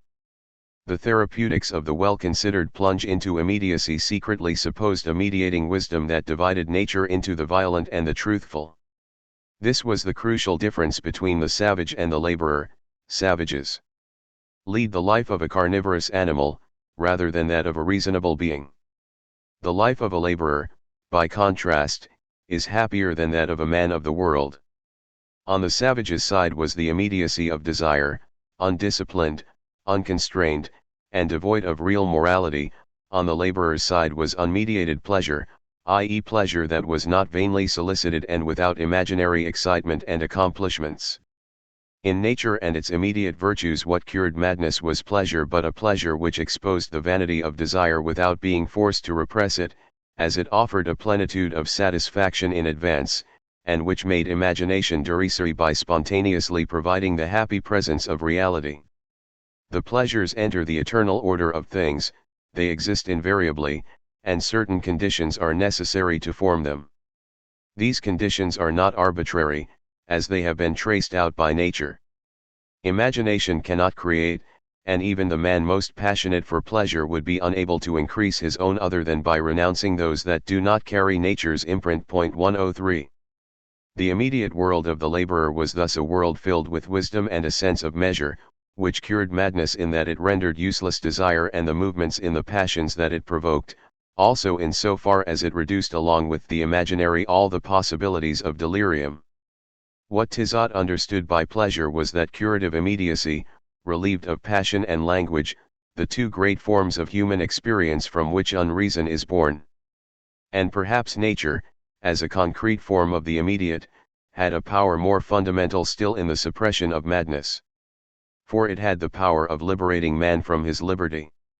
In nature, the nature at least that was measured by the double exclusion of the violence of desire and the unreality of fantasy, man was freed from social constraints, which obliged him to calculate and sum up his imaginary pleasures, those that carry the name without being such in truth, and the uncontrollable movement of his passion. By that fact, men were subtly ensnared in a system of natural obligations from within their very lives. The pressure of their healthiest needs, the rhythm of the days and the seasons, and the nonviolent necessity to find food and shelter constrain the disorder of the mad to a regular observance. Remote imaginings were dismissed, together with all that was overly urgent in desire. In the sweetness of a pleasure that does not constrain, men were linked to the wisdom of nature, and that fidelity in the form of liberty caused unreason to disappear, which juxtaposed in its paradox the extreme determinism of passion and the extreme fantasies of the image. In these mental landscapes where ethics were juxtaposed with medicine, the dream was of a liberation from madness. A liberation not to be understood in its origins as the discovery by philanthropy of the humanity of the mad, but rather as a desire to open madness to the sweet constraints of nature. Since the end of the Middle Ages, the village of Geel had been witness to the now forgotten association of the confinement of the mad and the exclusion of lepers, but in the last years of the 18th century it suddenly underwent a brusque reinterpretation. All that had previously marked there the violent and pathetic separation between the world of the mad and the world of men was reinvested with the idyllic values of a rediscovered unity between unreason and nature. For previous times, the village had been an enclosure for the insane, thereby signifying that men of reason were protected. It now demonstrated that the mad had been freed, and that in that liberty that placed them on an equal footing with the laws of nature, they readjusted to men of reason. In Geel, according to Jewish description, 4/5 of the inhabitants are mad, but mad in the full force of the term, and yet they enjoy the same liberty as the other citizens without any problem. Healthy food, clean air, and all the attributes of liberty is the regime that they are prescribed, and to which the majority, by the end of a year, owe their cure. 104. Without anything in the institutions really changing, a slow modification in the meaning of exclusion and confinement was beginning to appear. It was beginning to take on positive values, and the empty, colorless, and nocturnal space where unreason had previously been returned to its nothingness was slowly being peopled with a nature to which this newly liberated madness was obliged to submit. Confinement, as the separation of reason and unreason, was not suppressed, but at the heart of its intentions, the space that it occupied allowed natural powers to appear, which were more constricting to madness, and more fitted to subjugating it in its essence than all the repression and limitations of the previous system. Madness was to be liberated from this system, so that inside the space of confinement, now charged with a positive efficacy, it might be free to cast off its savage liberty, and welcome instead the commands of nature, which had the force of both truth and law. As law, nature constrained the violence of desire; as truth, it diminished and dominated the counter-natural and the fantasies of the imagination. Pinel gave a description of this new idea of nature, when describing the hospital at Saragossa. What had been established there was a sort of counterweight to the wanderings of the spirit, in the attractions and charms inspired by the cultivation of the fields, through the natural instinct that pushes men to fecundate the earth and tend the needs of the fruits of nature with their industry. From early morning, they can be seen merrily wandering around the diverse parts of a vast enclosure that belongs to the hospital, dividing their labors in a pattern that follows the cycle of the seasons, cultivating wheat, vegetables, and the cottage garden, taking turns to look after the harvest, the trellising, the grape harvest and the beating of the olive trees, and in the evenings, returning to the tranquility of their solitary asylum, where they sink into a calm sleep. A lengthy experience has demonstrated at this hospital that this is the surest means of returning them to reason. 105. Beneath the conventional images, a rigorous meaning is to be discerned. The return to the immediate is effective against unreason only in so far as it is an arranged immediate, thus separated from itself. It is an immediacy where violence is isolated from truth and savagery from freedom, and where nature can no longer be recognized in the fantastical images of the counter-natural. An immediacy, in short, where nature is mediated by morality. In an arranged space such as this, madness will no longer speak the language of unreason, with all there is within it that transcends the natural phenomena of sickness. It will be entirely contained within a pathology. This was a transformation that later periods considered to be a positive step, the coming, if not of a truth, then at least of something that made the knowledge of the truth a possibility. But from the point of view of history, it should be seen for what it really was, the reduction of the classical experience of unreason to a strictly moral perception of madness, which secretly unified all the conceptions that the 19th century would later consider to be scientific, positive, and experimental. The metamorphosis carried out in the second half of the 18th century initially operated through the techniques related to the idea of the cure. But before long it was out in the open, and it quickly won over the reformers, leading to a major reorganization of the experience of madness in the closing years of the century. Soon Pinel was able to write, "How important it is, to prevent hypochondria, mania, and melancholia, to follow the immutable laws of morality." 106. Asterisk. There is no sense in hunting for a distinction in the classical age between physical therapeutics and psychological medication, for the simple reason that psychology did not exist. When, for example, the absorption of bitters was prescribed, it was not simply a question of physical treatment, as the soul as well as the body was to be scoured.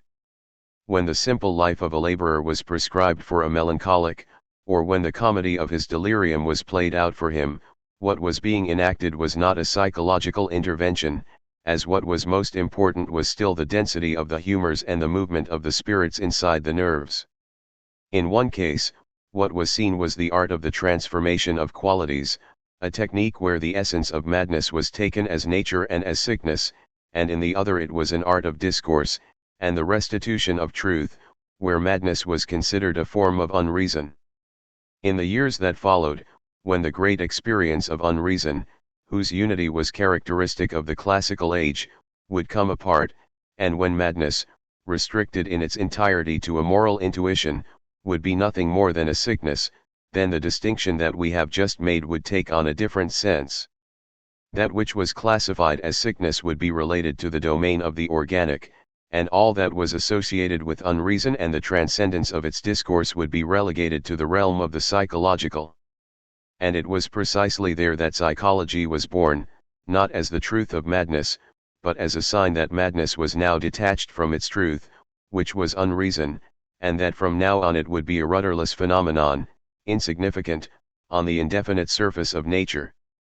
An enigma with no truth other than the one that could reduce it? It is for that reason that we must do justice to Freud. Between his 5 case histories and Janet's scrupulous psychological healing there is more than the weight of a discovery, there is also the sovereign violence of a return. Janet enumerated the elements of a division, drew up an inventory, annexed some new territory, and perhaps conquered a few regions. But Freud took up madness at the level of its language, reconstituting one of the essential elements of an experience that positivism had reduced to silence. He did not set out to bring a major addition to the list of psychological treatments of madness, but restored instead the possibility of a dialogue with unreason to medical thought. We should not be surprised that the most psychological of medications was so quickly paired up with its opposite and with organic conformations. Psychoanalysis is not about psychology, but it is about an experience of unreason that psychology, in the modern world, was meant to disguise. Part 3. Introduction. For them, I was the incarnation of the Petites Maisons. One afternoon, there I was, watching carefully and speaking little, listening as little as I could, when I was accosted by one of the strangest people in this land, where God knows there is no shortage of such fellows. He was a mixture of haughtiness, baseness, good sense, and unreason one. At the moment when doubt faced its greatest dangers, Descartes became aware that he could not be mad, with the understanding that for some time to come, up until the evil genius hypothesis, all the powers of unreason were watching around his thought. But as a philosopher, setting out to doubt everything in a systematic fashion, he could not be one of those insane persons. But Rameau's nephew knows very well, and it is the most permanent feature among his fleeting certitudes, that he is mad. Before he began, he sighed deeply and put his hands to his brow, then he regained his composure and said, "I should tell you that I am an ignoramus, a madman, an impertinent person and an idler. That consciousness of being mad is still quite fragile. It is not the hermetic, secret, and sovereign consciousness which communicates with the deep powers of unreason. Rameau's nephew is a subservient consciousness, open to the winds and transparent to the look of others. He is mad because that is what people tell him and because he has been treated as such. They wanted me to be ridiculous, so that's what I became. To unreason in him is all on the surface, with no depth other than that of opinion, in thrall to all that is least free and denounced by all that is most precarious in reason. Unreason is entirely on the level of the futile madness of men. It is, perhaps, nothing other than that mirage. What then is the significance of the figure of unreasonable existence embodied in Rameau's nephew, which was still secret for his contemporaries, but is decisive for our retrospective examination?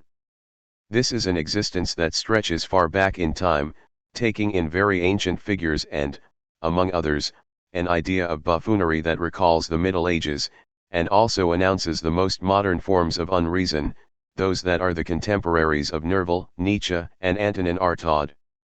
To examine Rameau's nephew and the paradox of his very public yet unperceived existence in the 18th century, is to move slightly out of step with the chronicle of evolution, but at the same time it allows us to perceive the great structures of unreason in their most general form, those which slumber beneath the surface of Western culture, just below the temporality of historians. Le Neveu de Rameau might quickly teach us, among the hurried figures of its contradictions, what was most essential in the upsets that renewed the experience of unreason in the classical age. It needs to be investigated as a shortened paradigm of history. And given that in an instant it illuminates like a bolt of lightning the great broken line that stretches from the ship of fools to the last words of Nietzsche and perhaps Artaud's cries of rage, we should try to understand all that this character contains, and see how reason, madness, and unreason are confronted in Diderot's text, and examine the new links that grew up between them. The history that we shall write in this last part takes place inside the space opened by the words of the nephew, although clearly much of that space will be left unexplored. The last character in whom madness and unreason are united, Rameau's nephew, is also where the moment of separation is prefigured. In the chapters that follow we shall try to retrace the movement of that separation, through its first anthropological phenomena. But it is only in the last texts of Nietzsche or in Artaud that it took on, for Western culture, its philosophical and tragic dimensions. Asterisk. So the character of the madman reappears in Le Neveu de Rameau. A reappearance in clownish form. Like the fool of the Middle Ages, he lives among the forms of reason, Slightly marginal no doubt in that he is not at all like the others, but still integrated in that he is there as a thing, at the disposal of reasonable people, a possession to be shown off and shunted around. He is owned like an object. But he himself immediately denounces the equivocal nature of that possession. For if for reason he is an object to be appropriated, then it must be that reason has need of him. That need depends on the content and meaning of its existence. Without the madman, reason would be deprived of its reality, and would be empty monotony, bored with itself, an animal desert constantly confronted with its own contradiction. Now that they no longer have me, what do? They're as bored as dogs. 3. But a reason that is only itself when it possesses madness can no longer define itself as being in immediate identity with itself, and alienates itself in that appurtenance. A man who would be wise should have no fool, so anyone who has a fool is not wise, and if he's not wise, he's a fool. Perhaps, even if he was king, he would be the fool of his fool, for unreason becomes the reason of reason, to the exact extent that reason only recognizes it as a possession. What started out as mere clowning, in the derisory figure of the unwanted guest, reveals, in the final analysis, an imminent power of derision. The adventure of Rameau's nephew recounts the necessary instability and the ironic reversal of any form of judgment that denounces unreason as being exterior and inessential to its workings. Unreason slowly creeps back to that which condemns it, imposing a form of retrograde servitude upon it, for a wisdom that believes it can form a pure relationship of judgment and definition with madness, that man is a madman, has from the outset set up a relationship of possession and obscure belonging, that man is my madman, in that I am reasonable enough to recognize his madness, and that recognition is the mark, sign, and almost the emblem of my reason. Reason cannot report the presence of madness without compromising itself in a relationship of ownership. Unreason is not outside reason, but precisely in it, invested and possessed by it, turned into an object. For reason, it is what is most interior and also most transparent, that which is offered to the gaze more than any other thing. Whilst wisdom and truth are always indefinitely deferred for reason, madness is only ever that which reason can possess of itself. For a long time there was a king's fool. But no king ever had a titular wise man. 5. Thus the triumph of madness again comes about through a double return, the flow of unreason back towards reason, which only assures its certainty through its possession of madness, and a return towards an experience where wisdom and madness are indefinitely intertwined. Not being mad would be being mad through another trick that madness played. Yet this implication is of a style quite different from that which threatened Western reason at the end of the Middle Ages and throughout the Renaissance. It no longer designates those obscure and inaccessible regions that transcribed for the imagination into the fantastical fusion of worlds at the end of time, but displays instead the irreparable fragility of relations of belonging, the immediate fall of reason into a possession where it searches for its own nature. Reason becomes alienated in the very movement through which it takes possession of unreason. In these few pages by Diderot, the relationship between reason and unreason takes on a radical new face. The destiny of madness in the modern world is strangely prefigured here, and almost enacted.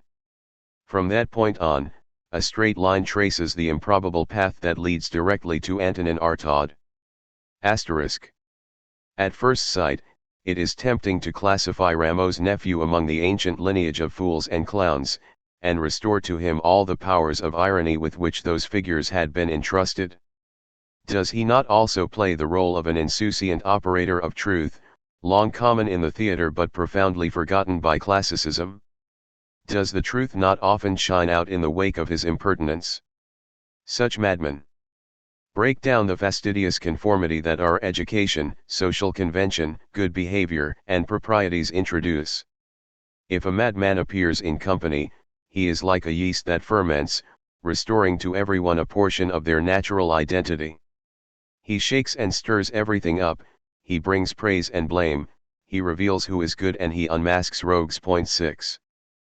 But if madness takes it upon itself to bring the light of truth to the world, it is no longer because its blindness communicates with something essential by means of strange powers, but simply because it is blind, and its power is made of nothing but error. If we say something worthwhile, then as with madmen and the inspired, it is by chance. 7. We should take this as meaning that chance is the only necessary link between truth and error, the sole path of paradoxical certainty, and in that respect madness, as the glorification of chance, chance that is neither sought after nor desired, but simply results of its own accord, appears to be the truth about the truth, as well as manifest error. For error made manifest is, in the full light of day, both the being that it is, and the non-being that makes it an error. At that point, madness takes on a new meaning for the modern world. On the one hand, unreason is all that is most immediately close to being, and that which is most deeply rooted in it. Its being is made more pure and more urgent by the sacrifice of truth, reason, and wisdom. Any delay or barrier that arises between being and unreason is intolerable. I would rather be, and even be an impertinent reasoner, than not be at all. 8. Rameau's nephew is hungry and says so. All that is voracious and shameless in his character, the cynicism that is occasionally reborn in him, is not a hypocrisy that finally decides to reveal its secrets, for his secret is precisely in not being able to be hypocritical. Rameau's nephew is not the other side of Molière's Tartuffe, he simply demonstrates the immediate pressure of being in unreason, and the impossibility of mediation. 9. But at the same time, unreason is enthralled to the non-being of illusion, and exhausts itself in the darkness. If it is reduced, by interest, to all that is most immediate in being, it also imitates all that is most distant, most fragile, and least consistent in appearances. It is at once the urgency of being and the pantomime of non-being, immediate necessity and the indefinite reflection of a mirror. The worst of it is the contrived postures into which we are coerced by the force of necessity. A man in need doesn't walk like the others, but jumps and squirms, or crawls, and drags himself along, and spends his whole life switching from one posture to another. 10. A blend of the rigor of need and of aping the useless, unreason is in a single movement, pure, inescapable egotism, and a fascination with the outermost trappings of the inessential. Rameau's nephew is that simultaneity, that fully conscious eccentricity, that systematic will to delirium, which is lived as a total experience of the world. I must say that what you call a beggar's pantomime is the hurly-burly of life on earth. 11. To be oneself that noise, that music, that spectacle, that comedy, to realize oneself as both a thing and an illusory thing, and thus to be not simply a thing but also void and nothingness, to be the absolute emptiness of the absolute plenitude that fascinates from the outside, to be the circular, voluble vertigo of that nothingness and that being, to be at once the total abolition that is an enslaved consciousness and the supreme glory that is a sovereign consciousness, that no doubt is the meaning of Rameau's nephew, which in the mid-18th century, long before Descartes' word was truly understood, offers a lesson more anti-Cartesian than anything to be found in Locke, Voltaire, or Hume. Rameau's nephew, in his human reality, in that fragile life that only spares him anonymity by granting him a name that is not his own, the shadow of a shadow, is beyond and short of any truth, the delirium, realized as existence, of the being and non-being of the real.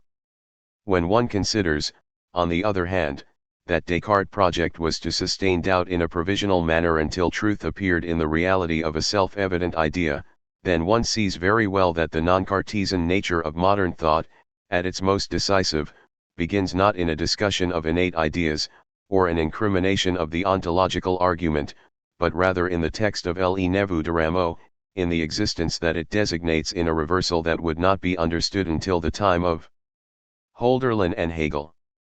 What is called into question there is also to be found in Diderot's paradox sur le comédien, but is now the other side of the coin, no longer that part of reality which is to be elevated to the non-being of acting by a cold heart and a lucid intelligence, but rather the aspects of the non-being of existence that can be realized in the empty plenitude of appearance, by means of a delirium reaching the furthermost degree of consciousness. After Descartes, it is no longer necessary to traverse courageously the uncertainties of delirium, dreams, and illusions, and it is no longer necessary to overcome once and for all the perils of unreason. Rather, it is from the depths of unreason that reason can be interrogated, and what appears once more is the possibility of regaining the essence of the world in the dizzying spin of a unifying delirium, in an illusion equivalent to the truth, that brings together the being and non-being of the real as one. Asterisk. At the heart of madness, delirium takes on a new meaning. Until now it had been defined entirely in the space of error, as illusion, erroneous belief, or ill-founded opinion, but tenaciously pursued, enveloping all that thought can produce when it is no longer placed in the domain of truth.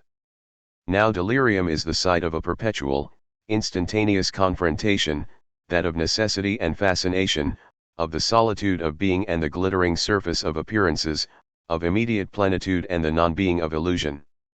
Nothing of its previous association with dreams has disappeared, but the appearance of the resemblance has changed. Delirium is no longer a manifestation of all that is most subjective in dreams, and it is no longer the slippage to what Heraclitus had previously called, the madness of solitary delusion. If there is still a resemblance to dreams, it is through all that which, in dreams, is the play between luminous appearances and dull reality, the insistence of need and the servitude of fascination, all the elements that form a wordless dialogue between day and light. Dreams and delirium no longer communicate through the night of blindness, but in the light where all that is most immediate in being confronts all that is most indefinitely reflected in the mirages of appearance. It is in this tragic dimension that dreams and delirium now meet and mingle, in the uninterrupted rhetoric of their irony. A tragic confrontation between need and illusion in an oniric mode, announcing Freud and Nietzsche. The delirium of Rameau's nephew is also an ironic repetition of the world, its destructive reconstitution in a theater of illusion. Shouting, singing, twirling like a man possessed, acting at the same time all the roles of all the male and female dancers and singers, a whole orchestra, an entire opera, dividing himself into 20 different roles, running around in circles, before suddenly stopping like a man possessed, his eyes wild, foaming at the mouth. He cried, shouted and sighed, he looked moved, tranquil and furious, he was a woman fainting in agony, a miserable creature filled with despair, a temple that rose up, the birds that fall silent with the setting sun. He was night with its darkness, he was shadows, he was silence. 12. Unreason does not reappear as the furtive presence of the other world, but right here, in the burgeoning transcendence of any act of expression, from the source of language itself, in the initial and final moment where man is suddenly exterior to himself, gathering into his intoxication all that is most interior to the world. Unreason no longer wears the strange faces that the Middle Ages liked to recognize, but the imperceptible mask of the familiar and the identical. Unreason is at once the world itself and the same world, separated from itself by the thin surface of pantomime.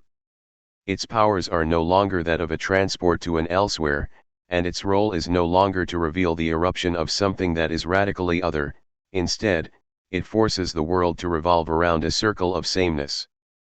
But in this vertigo, where the truth of the world is only maintained within an absolute void, man meets also the ironic perversion of his own truth, at the moment when it passes from the dreams of interiority to the forms of exchange.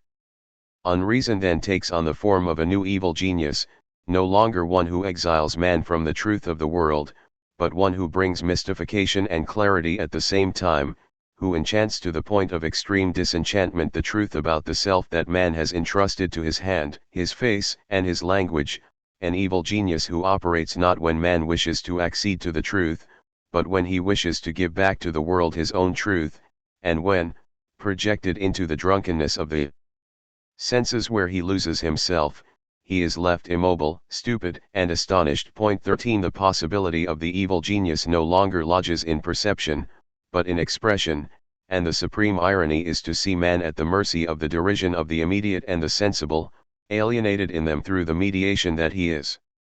The laughter of Rameau's nephew prefigures and reduces in advance the whole movement of 19th-century anthropology. In all post-Hegelian thought, man moves from certainty to the truth through the work of the mind and of reason, and yet Diderot had long made it clear that men are constantly sent back by reason towards the non-true truth of the immediate, and this through a mediation that involves no work, a mediation that has always already been carried out since the dawn of time. This mediation without patience, which is both extreme distance and absolute promiscuity, entirely negative because its only force is subversion, but totally positive in that it is fascinated by all that it suppresses, is the delirium of unreason, that enigmatic figure in which we recognize madness. In its efforts to restore through expression the sensible drunkenness of the world and the urgent games of need and appearance, delirium finds itself ironically alone. The sufferings of hunger remain an inscrutable well of pain. Asterisk. Half remaining in the shadows, this experience of unreason changes little from Rameau's nephew up until Raymond Roussel and Antonin Artaud. But for that continuity to be demonstrated, it must be freed from the pathological connotations it has been assigned. The return to immediacy in the late poetry of Hölderlin and the consecration of the sensible in Nerval can offer nothing but an altered or superficial meaning so long as we set out to understand them from a positivist conception of madness. Their true meaning should be asked of the moment of unreason in which they are placed. For it is from the center of that experience of unreason which is the concrete condition of their possibility that the two movements of poetic conversion and psychological evolution are to be understood. They are not linked to each other by a relation of cause and effect, and they proceed in what is neither a complementary nor an inverse mode. Both rest on the same base, that of submerged unreason. The experience of Rameau's nephew already demonstrated all that it contains of the drunkenness of the sensible, the fascination with the immediate, and the painful irony where the solitude of delirium originates. What is at stake here is not the nature of madness, but the essence of unreason. If that essence could go unnoticed, it was not simply that it is hidden, but that it loses itself in all that might bring it out into the light. For, and this is perhaps one of the fundamental traits of our culture, it is impossible to remain in a decisive and indefinitely resolved fashion at the distance specific to unreason. For it must be forgotten and abolished no sooner than it is measured, in the vertigo of the sensible or the confinement of madness. Van Gogh and Nietzsche in different ways were evidence of this. Fascinated by the delirium of the real, by its scintillating appearance, and by time abolished and absolutely refound in the justice of light, ensnared by the immutable solidity of the most fragile of appearances, they thus were rigorously excluded and trapped within suffering beyond all exchange, and which figured, not only for others but for them as well, in their own truth, which had once more become immediate certitude, madness itself. The moment of the Sagan, of the embrace of the lure of the sensible, was also the moment they retreated into the shadows of insanity. But to us, those two moments are as distinct and distant as poetry and silence, day and night, the accomplishments of language in its manifestation and its loss in the infinity of delirium. For us, confronting unreason in all its redoubtable unity has become impossible. The 19th century, in all its inflexible seriousness, rent the indivisible domain designated by the irony of Rameau's nephew, and drew an abstract frontier through that former unity, demarcating the realm of the pathological. In the mid-18th century that unity had been briefly illuminated by a bolt of lightning, but it was more than half a century again before anyone dared revisit such a region. After Hölderlin, Nerval, Nietzsche, Van Gogh, Raymond Roussel, and Artaud ventured there, with tragic consequences, i.e. to the point at which the alienation of the experience of unreason pushed them into the abandonment of madness. And each of those existences, each of the words that made up those existences repeats with the insistence of time the same question, which probably concerns the essence of the modern world: why is it not possible to remain in the difference that is unreason? Why is it that unreason always has to separate from itself, fascinated in the delirium of the sensible and trapped in the retreat that is madness? How was it that it was deprived of language to such an extent? What is this power that petrifies all those who dare look upon its face, condemning to madness all those who have tried the test of unreason? The great fear. The 18th century was unable to understand the full meaning of Le Neveu de Rameau.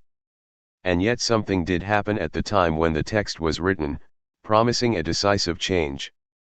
Curiously, unreason, which had been put to one side in the distance that was confinement, and which had progressively found itself alienated in the natural forms of madness, suddenly reappeared, charged with new dangers, as though possessing a different power to call things into question. But what the 18th century perceived in it at first was not the secret interrogation, but only the social disgrace, the torn clothing, arrogance in rags, the insolence that was tolerated, and whose worrying powers were silenced with amused indulgence.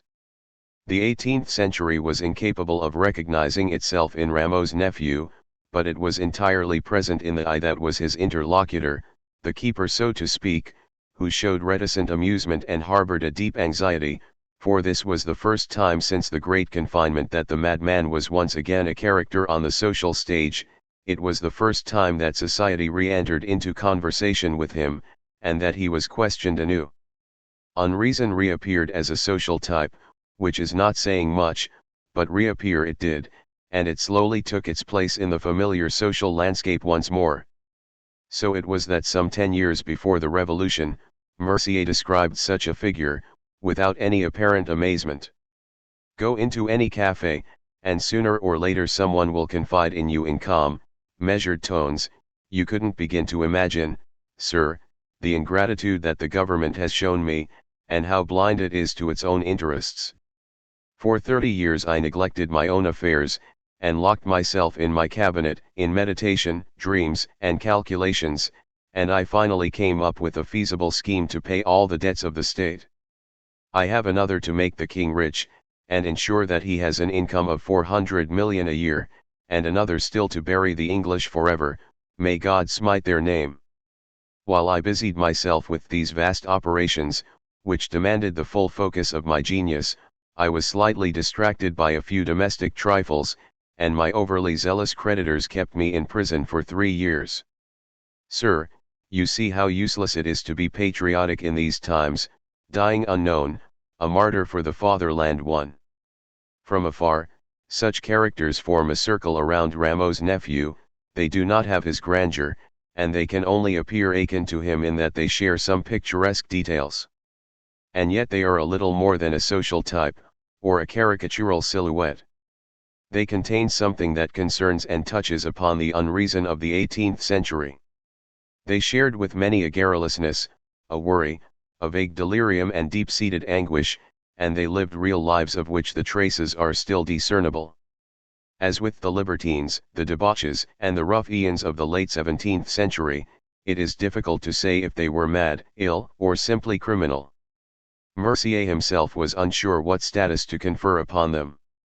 In Paris there are thus some totally honest men, economists, or anti-economists, who have a warm heart and hold dear the interest of the public at large, but who are nonetheless crackpots, i.e. are very short-sighted, and understand neither the century that they inhabit nor the men they must deal with.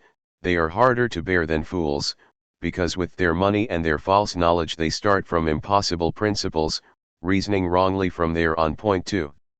Such planners of crackpot projects 3 really did exist, forming a circle around the reason of the philosophers and all their reforming projects, their plans and their constitutions, providing a muffled accompaniment of unreason. The rationality of the age of reason found in them a distorting mirror, a sort of harmless caricature.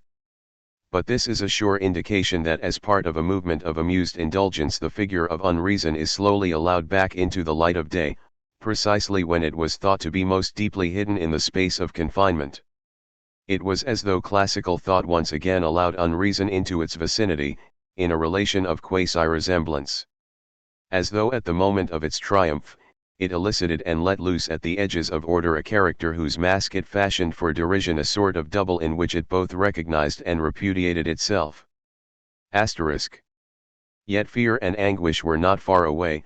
Like the recoil of confinement, they reappeared with redoubled strength. Previously, people had feared being confined, and that fear lived on. In the late 18th century, Sada would still be haunted by the fear of those he called the black men, who were looking for him to make him disappear. 4 But now the territory of confinement had taken on powers of its own, and had become in its turn a breeding ground of evil, which it could spread of its own accord, instituting a new reign of terror. Suddenly, in the space of a few years in the mid-18th century, a fear emerged. It was a fear formulated in medical terms, but deep down it was animated by a whole moral mythology. People were in dread of a mysterious sickness that apparently emanated from houses of confinement and was soon to spread throughout the cities. There was talk of jail fever, and the carts transporting the condemned were blamed, as were the chain gangs who were marched through the towns, leaving a trail of disease in their wake. It was thought that scurvy was contagious, and widely believed that air contaminated by the disease was spreading through residential areas. The great image of medieval horror rose up once again, leading to a new panic among the metaphors of terror. Houses of confinement were no longer simply the lazar house on the edges of towns, but became themselves a form of leprosy that scarred the face of the town. A terrible ulcer on the political body, an ulcer that is wide, deep, and draining, an image repugnant to the gaze.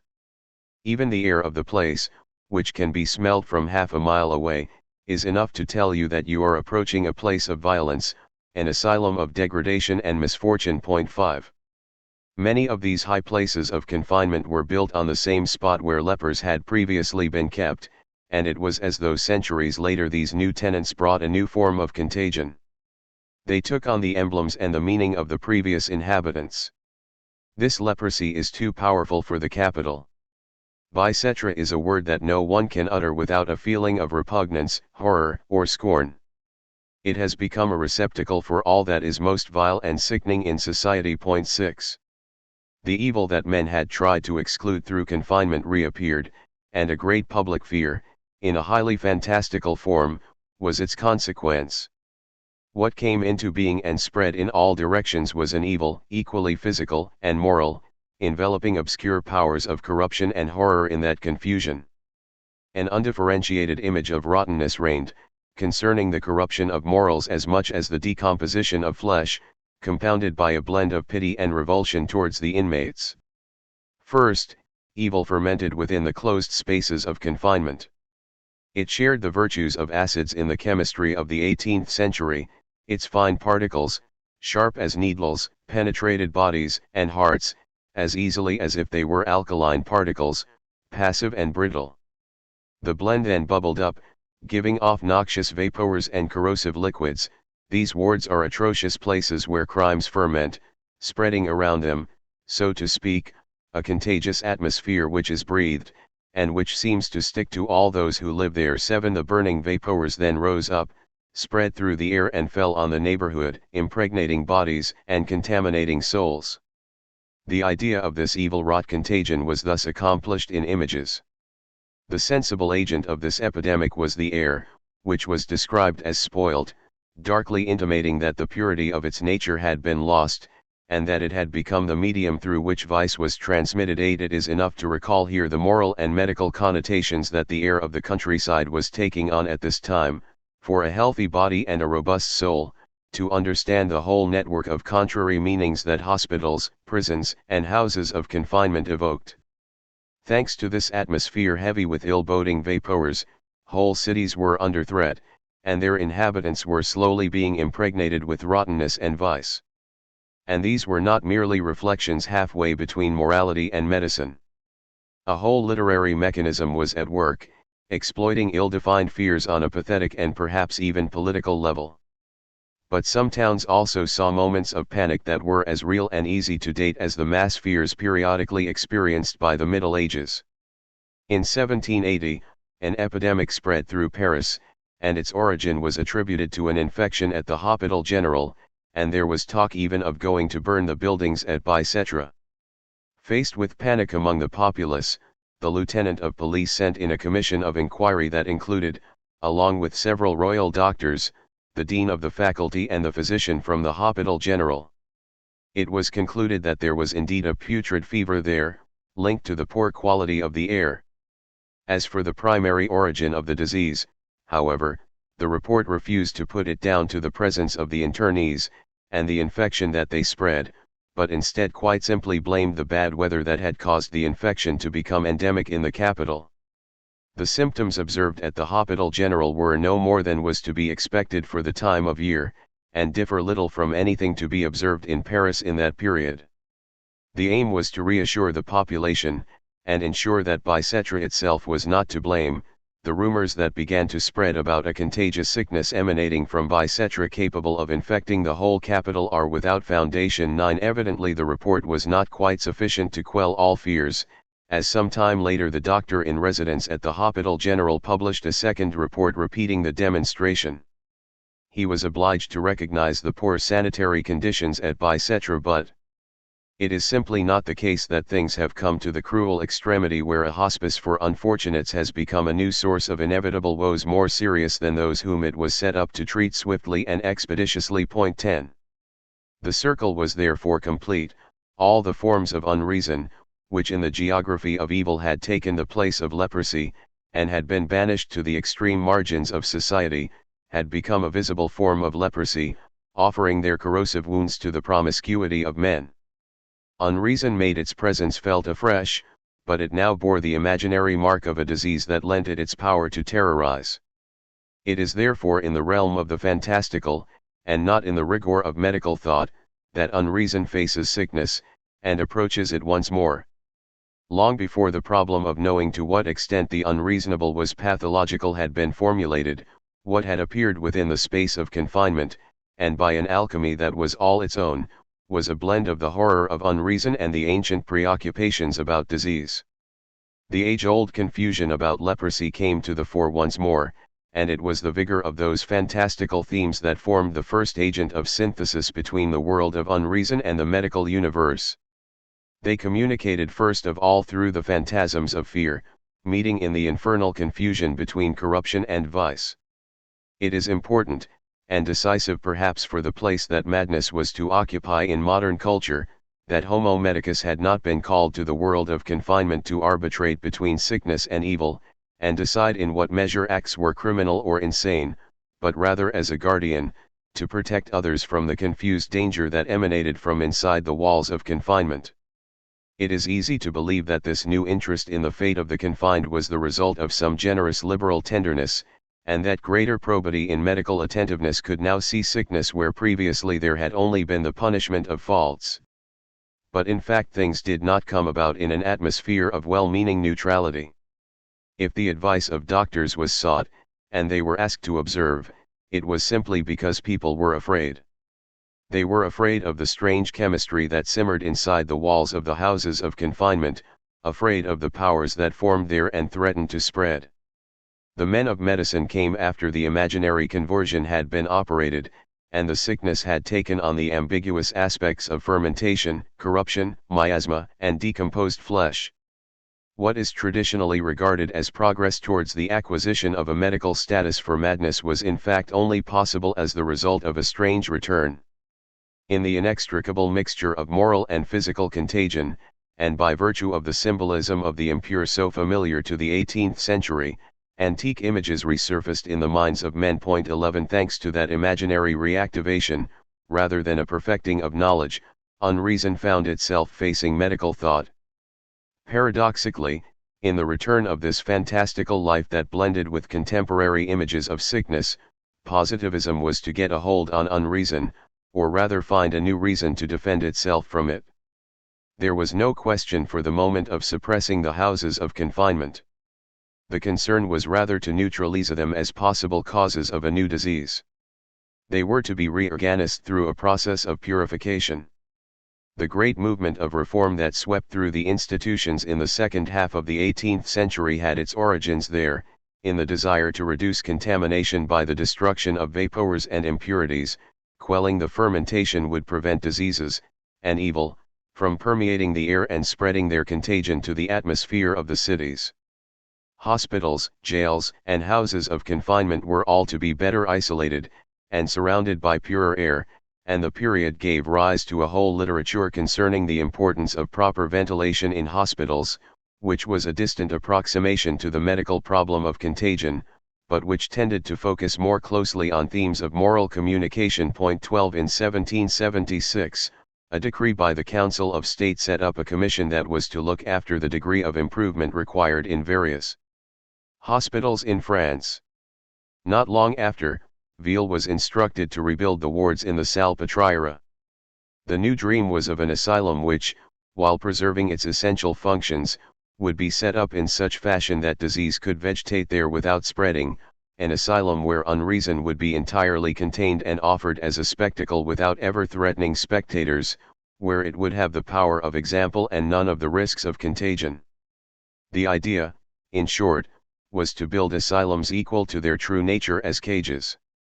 It was this same dream of sterilized confinement, if we can use such an anachronistic term in this context, that reappeared in 1789, in a pamphlet on national benevolence by a priest named Desmonceau, who proposed using asylums as tools to teach the wages of immorality.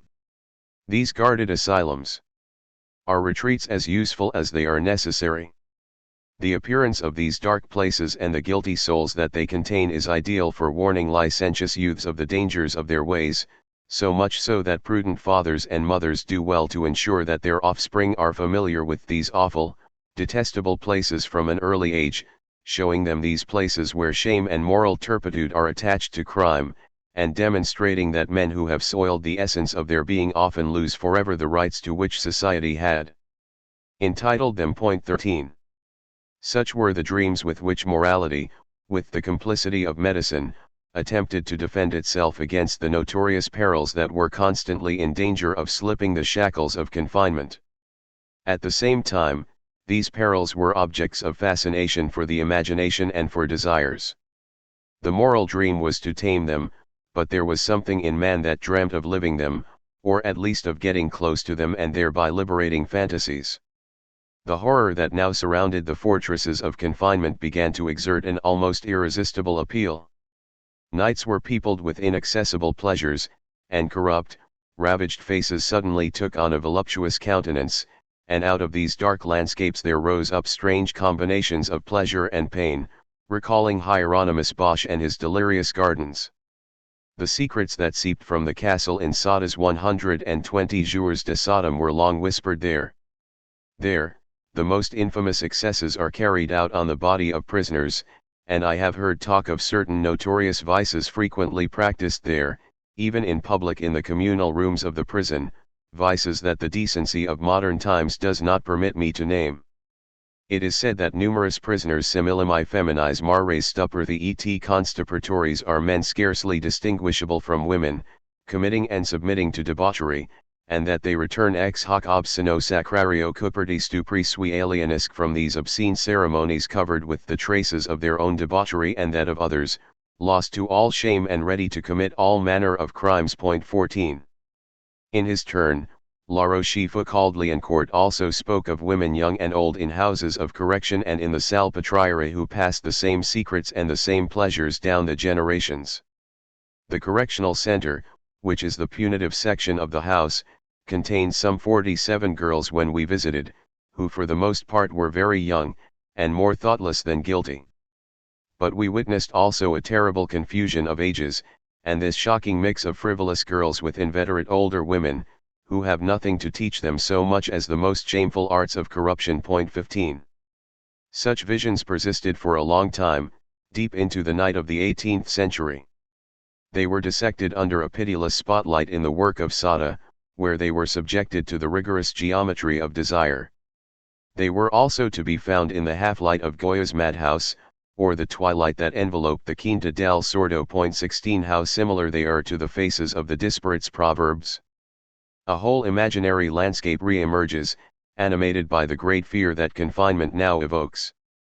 What classicism had locked up was not simply unreason in the abstract, where the mad, the libertine, the criminal, and the sick all intermingled, but also a prodigious reserve of fantasy, a sleepy world of monsters, which were believed to have sunk back into the Bosch night from which they had first emerged. It was as though a new and totally opposed cultural role had been added to the fortresses of confinement, with their social role of segregation and purification. At the moment when on the surface of society they separated reason and unreason, they also kept, in depth, images where both seemed to mingle and fuse. They had long functioned like a great memory that had kept silent, and lurking in their shadows was the dark power of an imaginary that many hoped had been exorcised for good. Erected by the new classical order, they had preserved, against it and against the times, forbidden shapes that were transmitted intact from the 16th to the 19th century. In this timeless space, the Brocken rose beside Dulgriot, and Sadas Noirsuil stands shoulder to shoulder with the great legend of Gilles de Rais. 17 Confinement permitted and even fostered this resistance of the imaginary.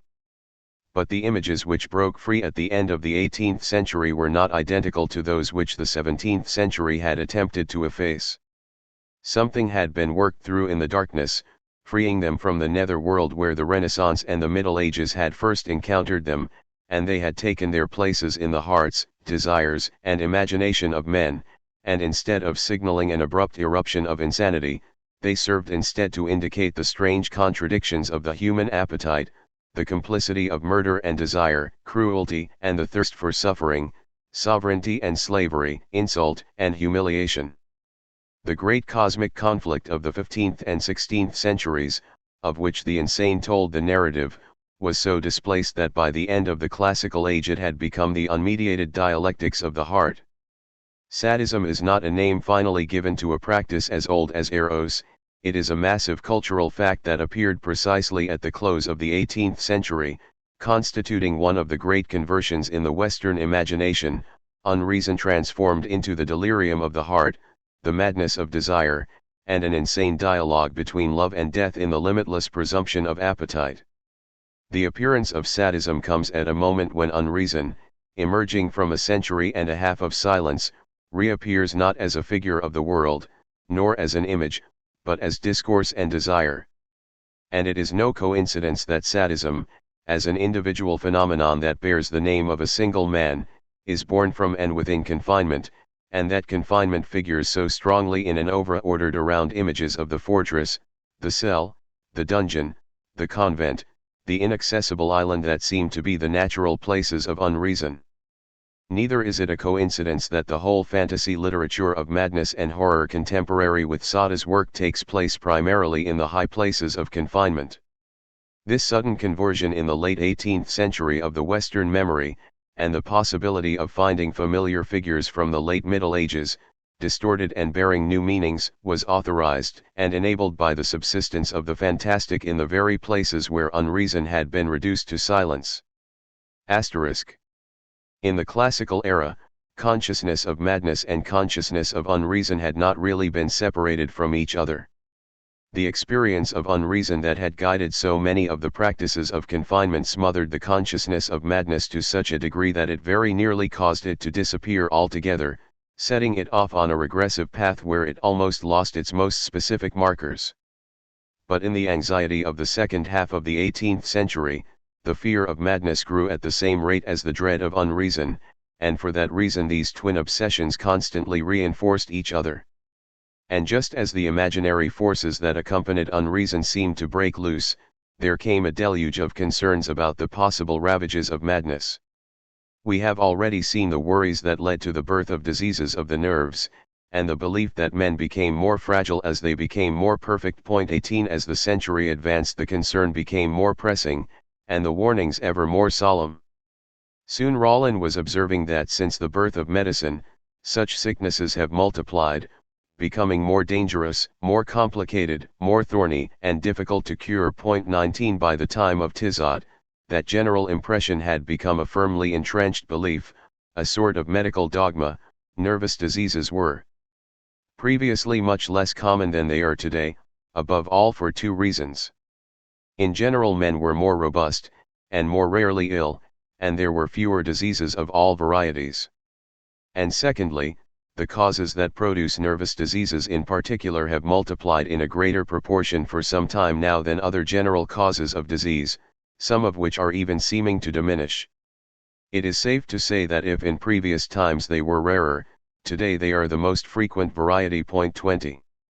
Before long, the awareness of the fragility of reason, so common in the 16th century, and the knowledge that it could be definitively compromised at any moment by madness, was once again a common preoccupation.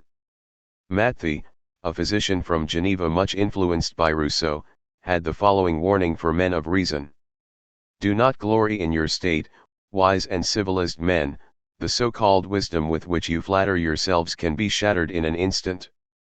An unexpected event, or a sudden, intense emotion of the soul can send even the greatest or most reasonable man into a frenzy, or turn him into an idiot in a moment. 21. The threat of madness took its place once more among the most pressing matters of the century. And yet this consciousness was of a very specific style. The dread of unreason was effective in the extreme, and caught up almost in its entirety to this movement of imaginary resurrections. The fear of madness was much freer regarding that heritage, and while the return of unreason took on the appearance of a massive repetition, re-establishing its links with its previous incarnations down the ages, the consciousness of madness by contrast was accompanied by a certain analysis of modernity, which immediately placed it within a temporal, social, and historical framework.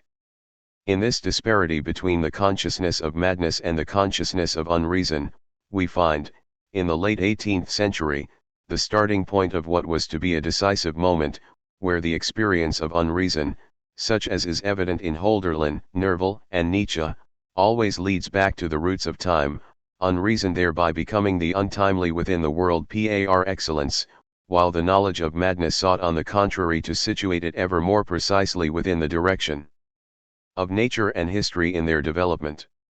It is from this period onwards that the time of unreason and the time of madness were to be affected by two opposing vectors, unreason becoming an unconditional return, and an absolute plunge, madness developing along the chronology of a history. 22.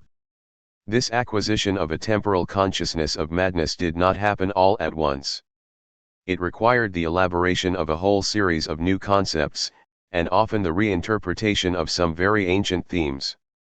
Medical thought of the 17th and 18th centuries had willingly admitted an almost immediate link between madness and the world, as in the belief about the influence of the moon, or the widespread conviction that climate had a direct influence on the nature and quality of the animal spirits, and consequently on the nervous system, the imagination, the passions, and all the sicknesses of the soul. 23. That dependence was neither clear in its principles, nor univocal in its effects.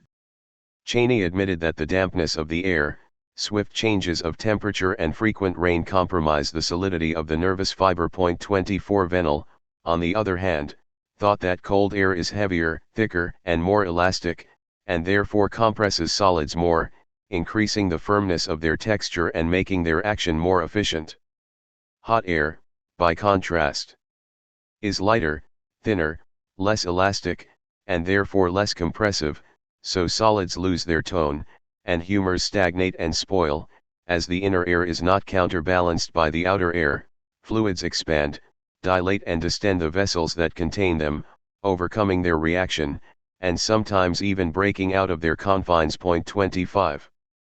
To the classical mind, madness could easily be the effect of an external milieu, or more exactly the stigmata of a certain solidarity with the world, just as the access to the truth of the world, after the fall, had to pass through the tortuous and often distorting medium of the senses, so the possession of reason depended to some extent on the physical state of the machine, and all the mechanical effects that might act upon it. 26. This we might term a naturalistic, theological take on the ancient themes of the Renaissance, where madness was linked to a whole selection of dramas and cosmic cycles. But a new notion was to emerge from this global apprehension of a dependence. Owing to the growing concern, the link with the constants or the great circular patterns of the universe, i.e. the theme of madness as linked to the seasons of the world, was slowly supplemented with the idea of a dependence on a particular element of the cosmos. The fear was more urgent, the effective intensity of everything that reacted to madness never ceased to grow, and it is as though what emerged from the cosmic whole and its seasonal stability was an independent, relative, and mobile element, subject to constant progression and continuous acceleration, whose task it was to explain this incessant multiplication, the grand contagion of madness.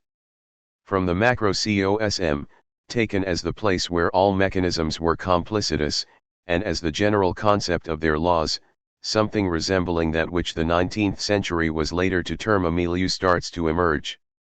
Perhaps we should allow this notion, which had not yet found its equilibrium or its final denomination, to retain its unfinished nature, and speak instead, like Buffon, of penetrating forces, which allowed not only for the formation of an individual, but also the appearance of the different varieties of the human species, the influences of climate, of nutrition, and of the way of life. 27 This negative, differential notion first appeared in the 18th century, to explain variations and diseases rather than adaptations and convergence. It was as if the penetrating forces formed the converse, or the negative, of what was later to become the positive notion of a milieu. Paradoxically for us, we can observe the notion coming into being when men appear insufficiently constrained by social ties, and seem to float in a time where obligations have disappeared, and when they become too distant both from the true and from the sensible. Penetrating forces designates a society that no longer contains desires, a religion that no longer regulates time and imagination, and a civilization that no longer limits the airings of thought and sensibility. 1. Madness and freedom. For a long time, certain forms of melancholy were considered to be specifically English.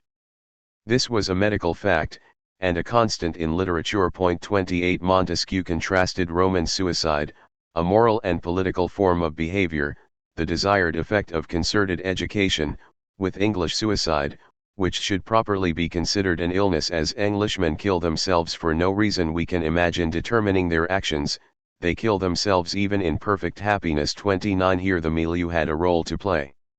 For if in the 18th century happiness was linked to nature and reason, unhappiness, or at least all the factors that put an end without reason to happiness, had to be of a different order. That order was to be sought first of all in extremes of climate, and in the deviation of nature from its own equilibrium and happy mean. Temperate climates belong to the order of nature, excessive temperatures to that of the milieu. But that was insufficient to explain the English malady, and Cheney was of the opinion that the wealth, the refined food and the general abundance that the inhabitants enjoyed, the life of leisure and laziness led by the richest society were at the origin of these nervous troubles. 30 Increasingly a political and economic explanation was sought, where riches, progress and the institutions were seen as determining factors for madness. In the early 19th century, Spurzheim made a synthesis of these analyses in one of the last texts on the subject. Madness, in England, was more frequent than elsewhere, and was no more than the price to be paid for the liberty to be found there, and for the widespread wealth of the country. Freedom of conscience brought more dangers than despotism or authoritarian rule. Religious sentiments have no restrictions upon them, anyone can preach to anyone else who wants to listen, and the long-term effects of hearing so many different opinions are that minds are tormented in their search for the truth. These were the perils of indecision, of attention not knowing where to attach itself, of a soul that vacillated. Another peril were the quarrels and passions of a mind that clung firmly to the beliefs that it had chosen. All things find their opposition, and opposition excites the sentiments. In religion, politics, science, and any other field, anyone can form a party, but they must expect also to find stiff competition. Such an excess of liberty also meant that time could never be mastered, so the English suffered from its uncertainties, and everyone was abandoned by the state to its fluctuations. The English are a mercantile nation, and a mind always preoccupied with speculation is continually agitated by fear and hope. Selfishness, the soul of commerce, can quickly turn to envy, calling other faculties to its side. In any case, such liberty was far distant from true, natural freedom. It was constrained on all sides, and constantly harried by the demands opposed to the most legitimate desires of the individuals. This was the freedom of interests, of coalitions and financial associations, not of men or their hearts and minds. For financial reasons, families were more tyrannical than elsewhere. Only rich daughters found husbands, the others being reduced to other means of satisfaction that ruin the body and disturb the manifestations of the soul. The same causes dispose to libertinage, and this in turn predisposes to madness. 31 Mercantilist liberty thus appeared as the element within which opinion could never accede to the truth, where the immediate was necessarily a realm of contradiction, where time, now impossible to master, had lost the certainties of the seasons, and where men were dispossessed of their desires by the laws of interest. In short, freedom, far from allowing men to become their own masters, drove them ever further from their essence and their world. In it, they were fascinated by the absolute exteriority of others and of money, and the irreversible interiority of passion and unfulfilled desire. Between man and the happiness of a world where he found his place, between man and a nature where he found his truth, the freedom of the mercantile state was a milieu, and on that account it was a determining factor in madness. At the time when Spurzheim was writing, the time of the Holy Alliance and the restoration of authoritarian monarchies, liberalism was made to bear all the sins of the madness of the world. It is strange to see how man's greatest desire, which is his personal freedom, has also its disadvantages. 32 But for our purposes, the key element in such an analysis is not the critique of liberty, but the use of a notion which for Spurzheim meant the non-natural milieu, where the psychological and physiological mechanisms of madness were favored, amplified and multiplied. 2. Madness, religion, and time. Religious beliefs prepare a sort of imaginary landscape, an illusory milieu that encourages hallucinations and all forms of delirium. Doctors had long feared the effects of unusually intense devotion and overly strong beliefs. An excess of moral rigor or an unhealthy concentration on salvation and the life to come were often enough to push patients into melancholy. The encyclopedia had many examples to offer. The overly strong impressions caused by certain excessive preachers, and the undue fear of the future suffering reserved by our religion for those who fail to uphold its tenets, can bring about astonishing revolutions in the feeble-minded. In the hospital at Montélimar, it is reported that several women were struck down with mania and melancholia after a mission had visited the town.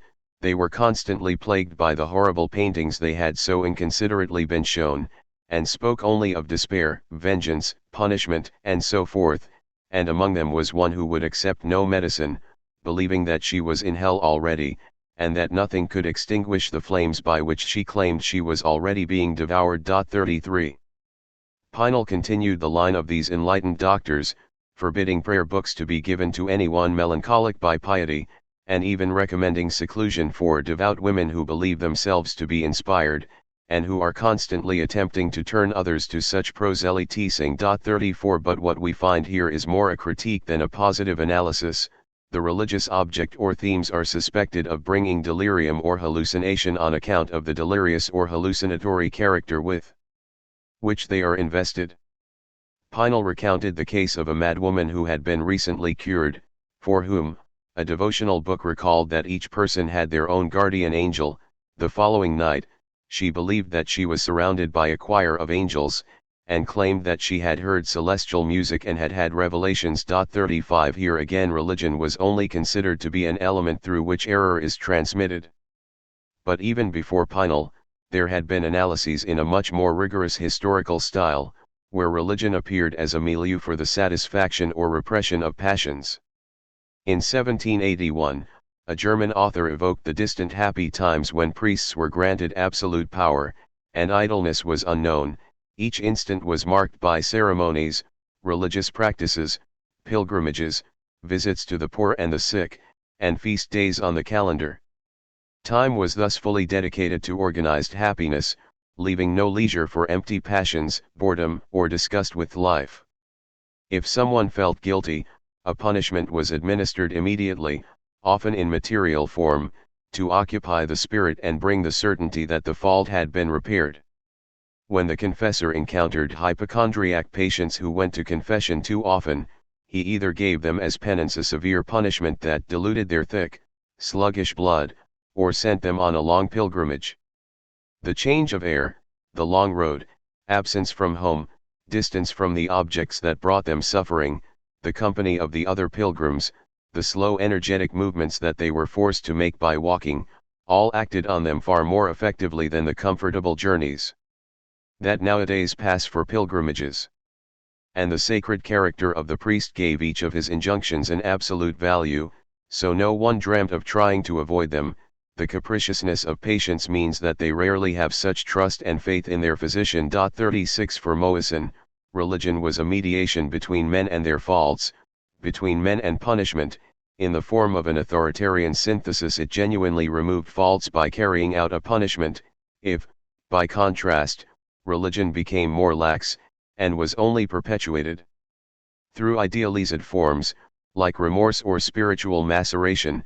Then it led directly to madness. Only the substantiality of the religious milieu enabled men to escape alienation in the excessive delirium of guilt. In the plenitude of its rights and its demands, it spared men the useless leisure of prelapsarian passions, and the empty repetition of remorse after the act. It organized all human life around the instant, in its full accomplishment. The ancient religion of happier times was the perpetual celebration of the present. But as soon as it became more idealized in the modern age, it surrounded the present with a temporal halo, an empty milieu, that of leisure and remorse, where men's hearts were given over to worry, and where passions opened time to indifference or repetition, a milieu where madness could ultimately develop freely. 3. Madness, civilization, and sensibility. In general terms, civilization was a milieu favorable to the development of madness. If progress in the sciences tended to dissipate errors, it also had the effect of spreading a taste or even a mania for study. This aloofness, with its abstract speculations and a perpetual agitation of the spirit with no exercise of the body, often brought the most harmful effects. Tizot explained that in the human body, it was the parts that exercised most frequently that were the first to harden. In a laborer, the muscles and fibers of the arm hardened, giving such men their characteristic strength, and the robust health that they enjoyed until an advanced age. But in men of letters it is the brain that hardens, so much so that they often become incapable of stringing two ideas together, in which case dementia beckoned. 37 The more abstract or complex a science, the greater the risk of madness it presented. Forms of knowledge that remained close to the immediacy of the senses, according to Pressavin, put less strain on the inner sense and the organs of the brain, bringing nothing but a sort of physiological happiness. Sciences whose objects are easily perceived by the senses, and which are agreeable to the soul in the harmony of their relations, require only a slight effort from the whole body, which is beneficial to all its functions. But forms of knowledge that had few direct links to the senses and no connection to the immediate brought only tension to the brain, throwing the equilibrium of the whole body out of kilter. The sciences of things whose relations are difficult to grasp due to the absence of any connection with the senses, or where these relations are excessively multiplied and oblige us to make a great mental effort in our research, present the soul with a form of exercise that fatigues the inner sense on account of the over-lengthy strain placed upon the brain. 38. Knowledge thus forms around sensibility a whole milieu of abstract relations where men risk losing the physical happiness in which their relation to the world normally takes place. Knowledge admittedly advances and multiplies, but so does its price. It was far from certain that there were any more men of knowledge, but one thing was sure: there are more people who have their infirmities. 39 The milieu of knowledge grew more quickly than knowledge itself. But science was not the only factor that distanced men from the sensible. Sensibility itself could play that role, particularly if it was no longer commanded by the movements of nature, but ruled instead by habit or by the demands of society. Modern men, and modern women even more so, turned day into night and night into day. The time when our women get up in Paris bears but a distant relation to what nature intended. The best hours of the day are gone, the pure air has disappeared, and no one has benefited from it. Vapors and harmful exhalations, attracted by the heat of the sun, are already rising up through the air, and this is the time when beauty chooses to rise from her slumbers. 40. This disorder of the senses continued at the theatre, where illusion was cultivated and vain passions were elicited by artificial means, bringing dangerous movements of the soul. Women above all love these spectacles, which enflame and exalt them, so that their soul is so strongly stirred that it produces a commotion in their nerves, which may be fleeting, but whose consequences are often most serious. The momentary loss of their senses, and the tears that they shed at a performance of one of our modern tragedies are the least of the accidents that may then befall them. 41. Novels were a more artificial milieu still, and even more harmful for a disordered sensibility. The verisimilitude that modern writers strove to attain, and the artfulness that they deployed to imitate the truth only enhanced the prestige of the violent and dangerous sentiments that they sought to awaken in their female readers. In the early centuries of French gallantry and manners, the less perfected minds of women were content with stories and accounts as marvelous as they were unbelievable, but now they want credible facts, and emotions so marvelous that their own are quite moved and confounded, and then they cast all around them in real life to find the marvels that so enchanted them in literature, but everything seems lifeless and devoid of sentiment, as what they seek is not to be found in nature. 42. The novel was the milieu for the perversion of sensibility par excellence. It detached the soul from all that was immediate and natural in the sensible, dragging it into an imaginary world of feelings that were all the more violent for being unreal, and therefore unregulated by the sweet laws of nature. This plethora of authors generates a crowd of readers, and constant reading produces all the diseases of the nerves. Perhaps of all the causes that have been harmful to the health of women over the last century, the infinite multiplication of novels is the most important. A girl of 10 who reads rather than running around will be a woman who suffers from the vapors at 20, and not a solid wet nurse. 43. Slowly, and in a still disparate style, the 18th century put in place a whole new order of concepts around this consciousness of madness and its menacing increase. In the landscape of unreason where it had been placed by the 17th century, madness concealed a meaning and origin that were obscurely moral, its secret likened it to sin, and the immanent animality perceived in it paradoxically did nothing to make it more innocent. In the second half of the 18th century, it was no longer recognized in all that brought men close to their timeless fall, or to their indefinitely present animality. It was situated instead in the distance that men took from themselves, from their world, and from all that was offered to them in the immediacy of nature. Madness became possible in this milieu where man's relation with his feelings, with time, and with others was altered, and was made possible by that rupture with immediacy in man's life and his becoming. It was no longer of the order of nature nor of the fall, but bore witness instead to a new order, where history began to be felt, and where, in an obscure, shared origin, the alienation of physicians and the alienation of philosophers started to take shape, two configurations in which man in any case corrupts his truth, but between which, after Hegel, the 19th century stopped seeing any trace of resemblance. Asterisk. This new way of apprehending madness through the determinate action of penetrating forces was probably decisive in the history of modern madness as Pinel's spectacular unchanged deigning of the mad at Bicetra. What was strange and important was first of all the negative value of the concept, at this still archaic stage of its elaboration. In the analyses that we have just evoked, these forces do not designate what in nature can constitute the environment of a living being, and neither are they a place of adaptation or of reciprocal influence and regulation. They are not even the space in which a living being can deploy and impose the norms of its existence. The ensemble of these forces, if one unearths the significance that the thought of the 18th century obscurely placed upon them, constitutes precisely what in Cosmos was opposed to nature. 44 The milieu upset time in the return of the seasons, in the alternation of day and night, it spoiled the realm of the sensible and its calm echoes in man, through the vibrations of a sensibility only attuned to the excesses of the imagination, and it distanced men from their immediate satisfactions, obliging them to submit to laws of interest that prevented him from hearing the voice of his own desire. The milieu began where nature began to die in man. Rousseau had already demonstrated how nature had ended, and how the human milieu had taken its place, with the cosmic catastrophe that was the collapse of the continents. 45 A milieu was not the positivity of nature such as it was offered to living being, but rather the negativity in which nature in its plenitude was withdrawn from the living being, and in that retreat, in that non-nature, something was substituted for nature, which was the plenitude of artifice, an illusory world that announced the antithesis to come. And it was precisely there that the possibility of madness took on its full significance. The 17th century discovered it in the loss of truth, an entirely negative possibility, where the only thing in question was that faculty of waking and attention in man that was not nature but freedom.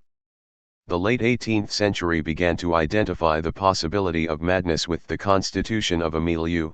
Madness was lost nature, misplaced sensibility, the wanderings of desire, time dispossessed of its measure. It was immediacy lost in the infinity of mediations. And facing it was nature, madness abolished, a happy return of existence to its closest truth. "Come, you lovable, sensual women," wrote Beauchesne, "and flee the dangers of false pleasures, fleeting passions, luxury, and inaction. Follow your young husbands to the countryside, and on journeys, race them across grassy, flower-strewn prairies, then come back to Paris as an example to your companions, showing them the beneficial exercise and work that befits your sex. Love, and bring up your children above all, and you will learn to what degree this pleasure is greater than any other, and how it has been reserved for you by nature. You will grow old slowly, if your life is pure." 46. Milieu therefore plays a role that is almost a mirror image of the role previously taken by animality. In earlier times there was the lurking presence of the beast, the point through which madness, in its rage, could erupt in man. The deepest point, the ultimate point of natural existence, was also the point where the counter-natural was exalted, human nature being to itself, immediately, its own counter-nature.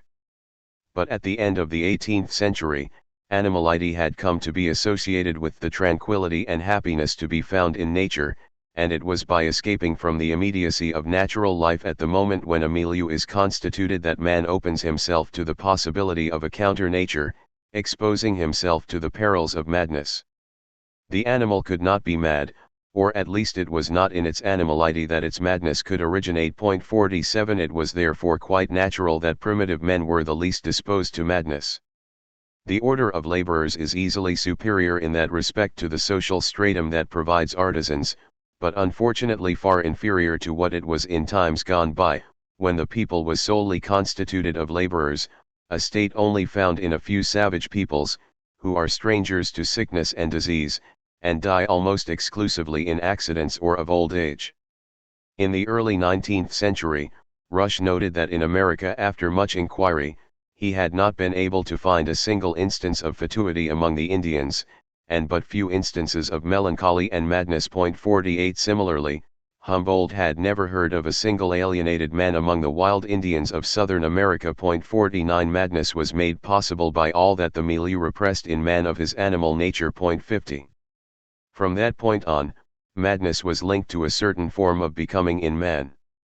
For as long as madness was experienced as a cosmic menace or the immanence of the animal, it lurked in the shadows around man, or in the depths of his heart, as a perpetual, immobile presence.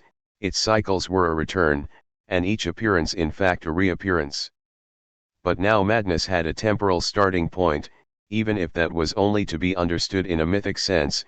It followed a linear vector, which indicated an infinite progression. As the milieu constituted by and around man grew ever denser, the risks of madness grew. The time within which they unfolded became an infinite openness, a time of multiplication and growth.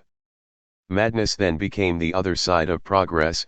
By multiplying mediations, civilization offered men ever-increasing means to become insane. Matthieu did little more than sum up a general feeling common to many men in the 18th century when he wrote at the time of the Bourbon Restoration that the greatest miseries of man in society, as well as his most numerous pleasures, are born out of the excellence of his nature, of his perfectibility and the excessive development of his physical and moral faculties. The multitude of his needs, his desires, and his passions are all the result of civilization, the source of vice and virtue, of all good and all evil combined. It is from the heart of the opulence and luxury of city life that groans of misery and cries of rage and fury are heard. Bicêtre and Bethlehem are proof of that. 51. That simple dialectic of good and evil, progress and suffering, reason and unreason is a familiar feature of the 18th century, but its importance was decisive in the history of madness. It overturned the temporal perspective against which madness was commonly measured, and placed it within the indefinite unfolding of a time of which the point of origin was fixed but the end constantly deferred. It placed madness within an irreversible duration, breaking its cosmic cycles and obliterating the fascination with the past fault. It promised that madness would one day take over the world, not in the apocalyptic form of the triumph of the insane the 15th century had imagined, but in a continuous, pernicious, and progressive manner that had no foreseeable end figure, growing ever more youthful from the very aging of the world around it. What came into being just before the revolution was one of the great obsessions of the 19th century, and before long it had a name: degeneration. Obviously, one of the most common themes in Greco-Latin culture is the idea that children no longer uphold the values of their parents, this going hand in hand with a nostalgia for some antique wisdom, the secrets of which are lost in the madness of the modern world. But that was still a moral idea, whose only support was critical. It was less a perception than a refusal of history. But in the 18th century, by contrast, this empty temporality of decadence and decay began to be filled with a more concrete content. Degeneration was no longer a slippery moral slope, but was determined by the lines of force of the human milieu, or by the laws of physical heredity. It was not because they forgot time, understood as the memory of the immemorial, that men became degenerate, but rather because time grew heavy within them, becoming more pressing and more present, like a sort of material memory of the body, totalizing the past and detaching existence from its natural immediacy. Children bear the consequences of the ills of their fathers.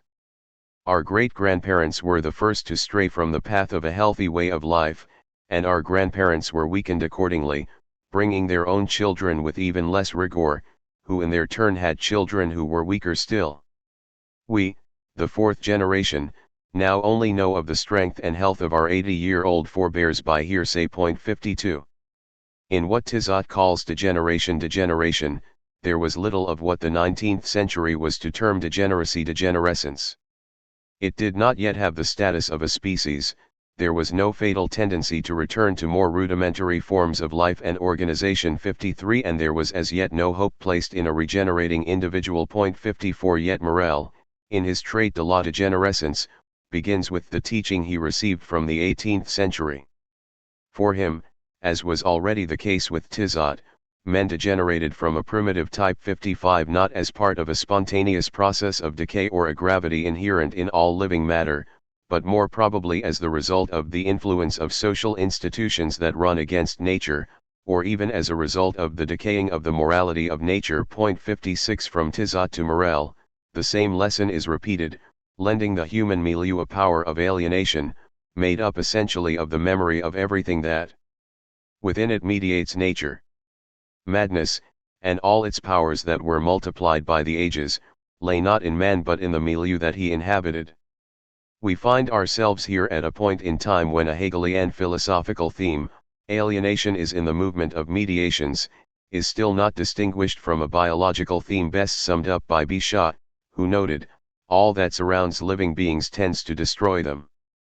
The death of the individual is exterior to him, like his madness and his alienation. It was in that exteriority, the weighty memory of things, that men lost their truth. And how better to regain it than in another memory?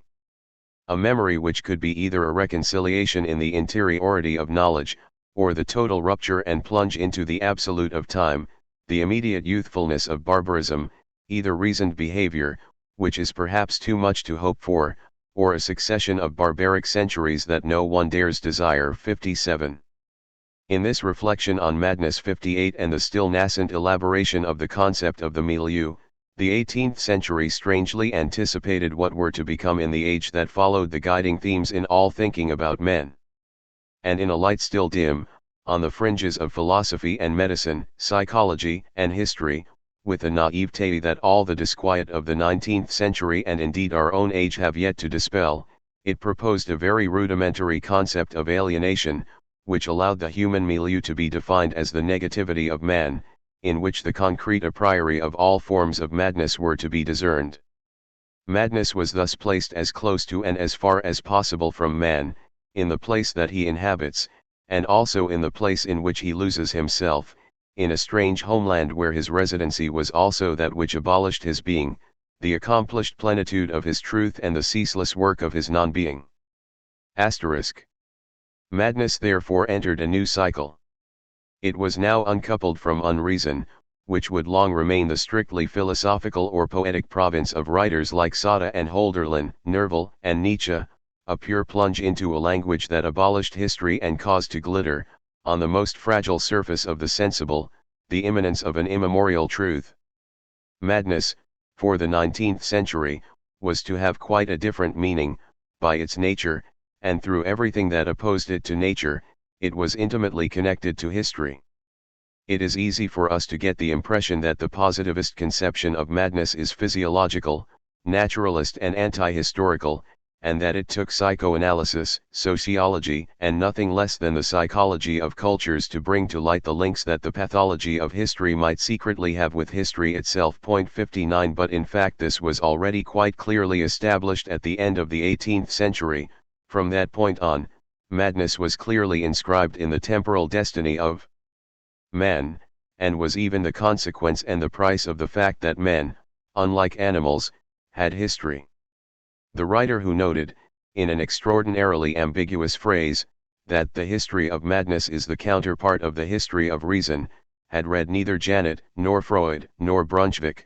He was a contemporary of Claude Bernard, who posited what seemed to him to be an obvious equation: to each age its own variety of madness. 60 Few periods had a more acute consciousness of the historical relativity of madness than the opening years of the 19th century. How many points of contact there are from this point of view, wrote Pinel, between medicine and the history of the human species. 61 Pinel judged himself lucky to have had the opportunity to study diseases of the mind at a moment as propitious as the Revolution, as this era, more than any other, fostered the vehement passions that were most commonly at the origins of alienation. What age could be more favorable to a study of these effects than the tempestuous storms of revolution, which exalt human passion, or rather mania in all its forms, to the highest degree? 62 For many years to come French medicine was to look for the traces of the terror of 1793 in the generations that followed, as though the violence of history and madness had somehow been sedimented into the silent time of heredity. There is no doubt that during the Revolution, the terror was harmful to certain individuals, even when they were at their mother's breast.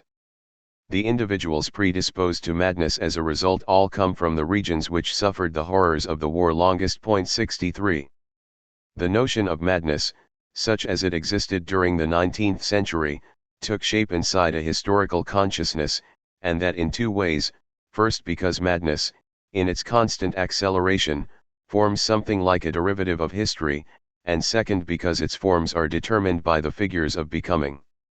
Madness, as it was then perceived or at least experienced, was relative to time, and essential to the temporality of man, more fundamentally historical, in short, than it is for us today. Yet that relation to history was to be quickly forgotten. Freud, with difficulty and in a manner that was perhaps not really radical, was later obliged to free it from evolutionism. This was because this relation, in the course of the 19th century, turned into a social and moral conception that betrayed it entirely. Madness was no longer conceived of as the counterpart of history, but as the hidden face of society. In Morel's work, we can see the clearest illustration of this reversal of historical analysis into social criticism, taking madness out of the movement of history and making it an obstacle to its normal flow and its promises of reconciliation. For him, its most fertile breeding ground is poverty, whereas for the previous century it had been riches, or progress. The milieu most favorable to its proliferation is dangerous or insalubrious professions, and habitations that are unhealthy or overpopulated, compounded with various intoxications. If one joins to these generally poor conditions the profoundly demoralizing influence exerted by poverty, a lack of education, a lack of foresight, the abuse of alcohol, venereal excesses, and insufficient food, one begins to have an idea of the complex circumstances that tend to modify in an unfavorable manner the temperament of the poor. 64 Madness thus eluded all that might be historical in human becoming, and instead took on meaning in social morality. It became the stigma of a class that had abandoned the forms of bourgeois ethics, and just as the philosophical concept of alienation was taking on a historical meaning thanks to the economic analysis of work, the medical and psychological concept of insanity was severed from history to become instead a moral criticism in the name of the compromised salvation of the species. In a word, the fear of madness, which for the 18th century was the fear of the consequences of its own becoming, was slowly transformed in the 19th century, to the point that it wound up as an obsession about the contradictions that nevertheless guaranteed that its structures remained in place. Madness became the paradoxical condition of the continuation of the bourgeois order, to which from the outside it nevertheless constituted the most immediate threat. It was thus perceived both as an indispensable degeneracy, as it was the condition of the eternity of bourgeois reason, and as an accidental or contingent forgetting of the principles of morality and religion, as it was necessary to render futile, by judging it, that which is in immediate contradiction with an order whose end could not be foreseen. Towards the middle of the 19th century, therefore, that historical consciousness of madness, which had been kept alive in the age of militant positivism, fell into a deep sleep. This passage through history, however precarious and forgotten it might be now, was nonetheless a decisive moment for the experience of madness common to the 19th century. What appeared was a new relation to madness, more immediate in some senses, but more external as well. In the classical experience, men communicated with madness by means of error, in other words, the consciousness of madness necessarily implied an experience of the truth. Madness was error par excellence, the absolute loss of truth.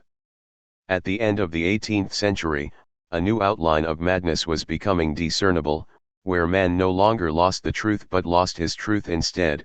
It was no longer that the laws of the world were suddenly out of reach, but rather that he was severed from the laws of his own essence. Tizot described this new development in the history of madness at the end of the 18th century as a forgetting by man of all that had made up his most immediate truth, as men had recourse to artificial pleasures, contrary to the customs of nature, many of which are nothing more than an attempt to be different, where strangeness is sought for its own sake. It is of real merit, for those it saves from the harmful feeling of an empty excitement, a feeling that no man can tolerate for any length of time, and which makes his surroundings ever dearer to him. There is no doubt that this is one of the origins of luxury, which is merely to be equipped with a multitude of superfluous things. This state is that of a hypochondriac who needs a great variety of remedies to satisfy him, and who suffers all the same. 65. In madness, man is separated from his own truth, and exiled into the immediate presence of surroundings in which he loses himself. When men of the classical age lost the truth, it meant that they were thrown back to an immediacy where their animal nature raged, and the primitive decay that accompanied it was a sure sign of original guilt. But to talk of a madman in the 19th century was to single out a man who had abandoned the ground of his own immediate truth and had lost himself. 2. The new division. In the course of the 18th century, the position of madness began to move. First came the fear that seemed to link unreason to age-old worries, lending it once more a presence that confinement had so nearly managed to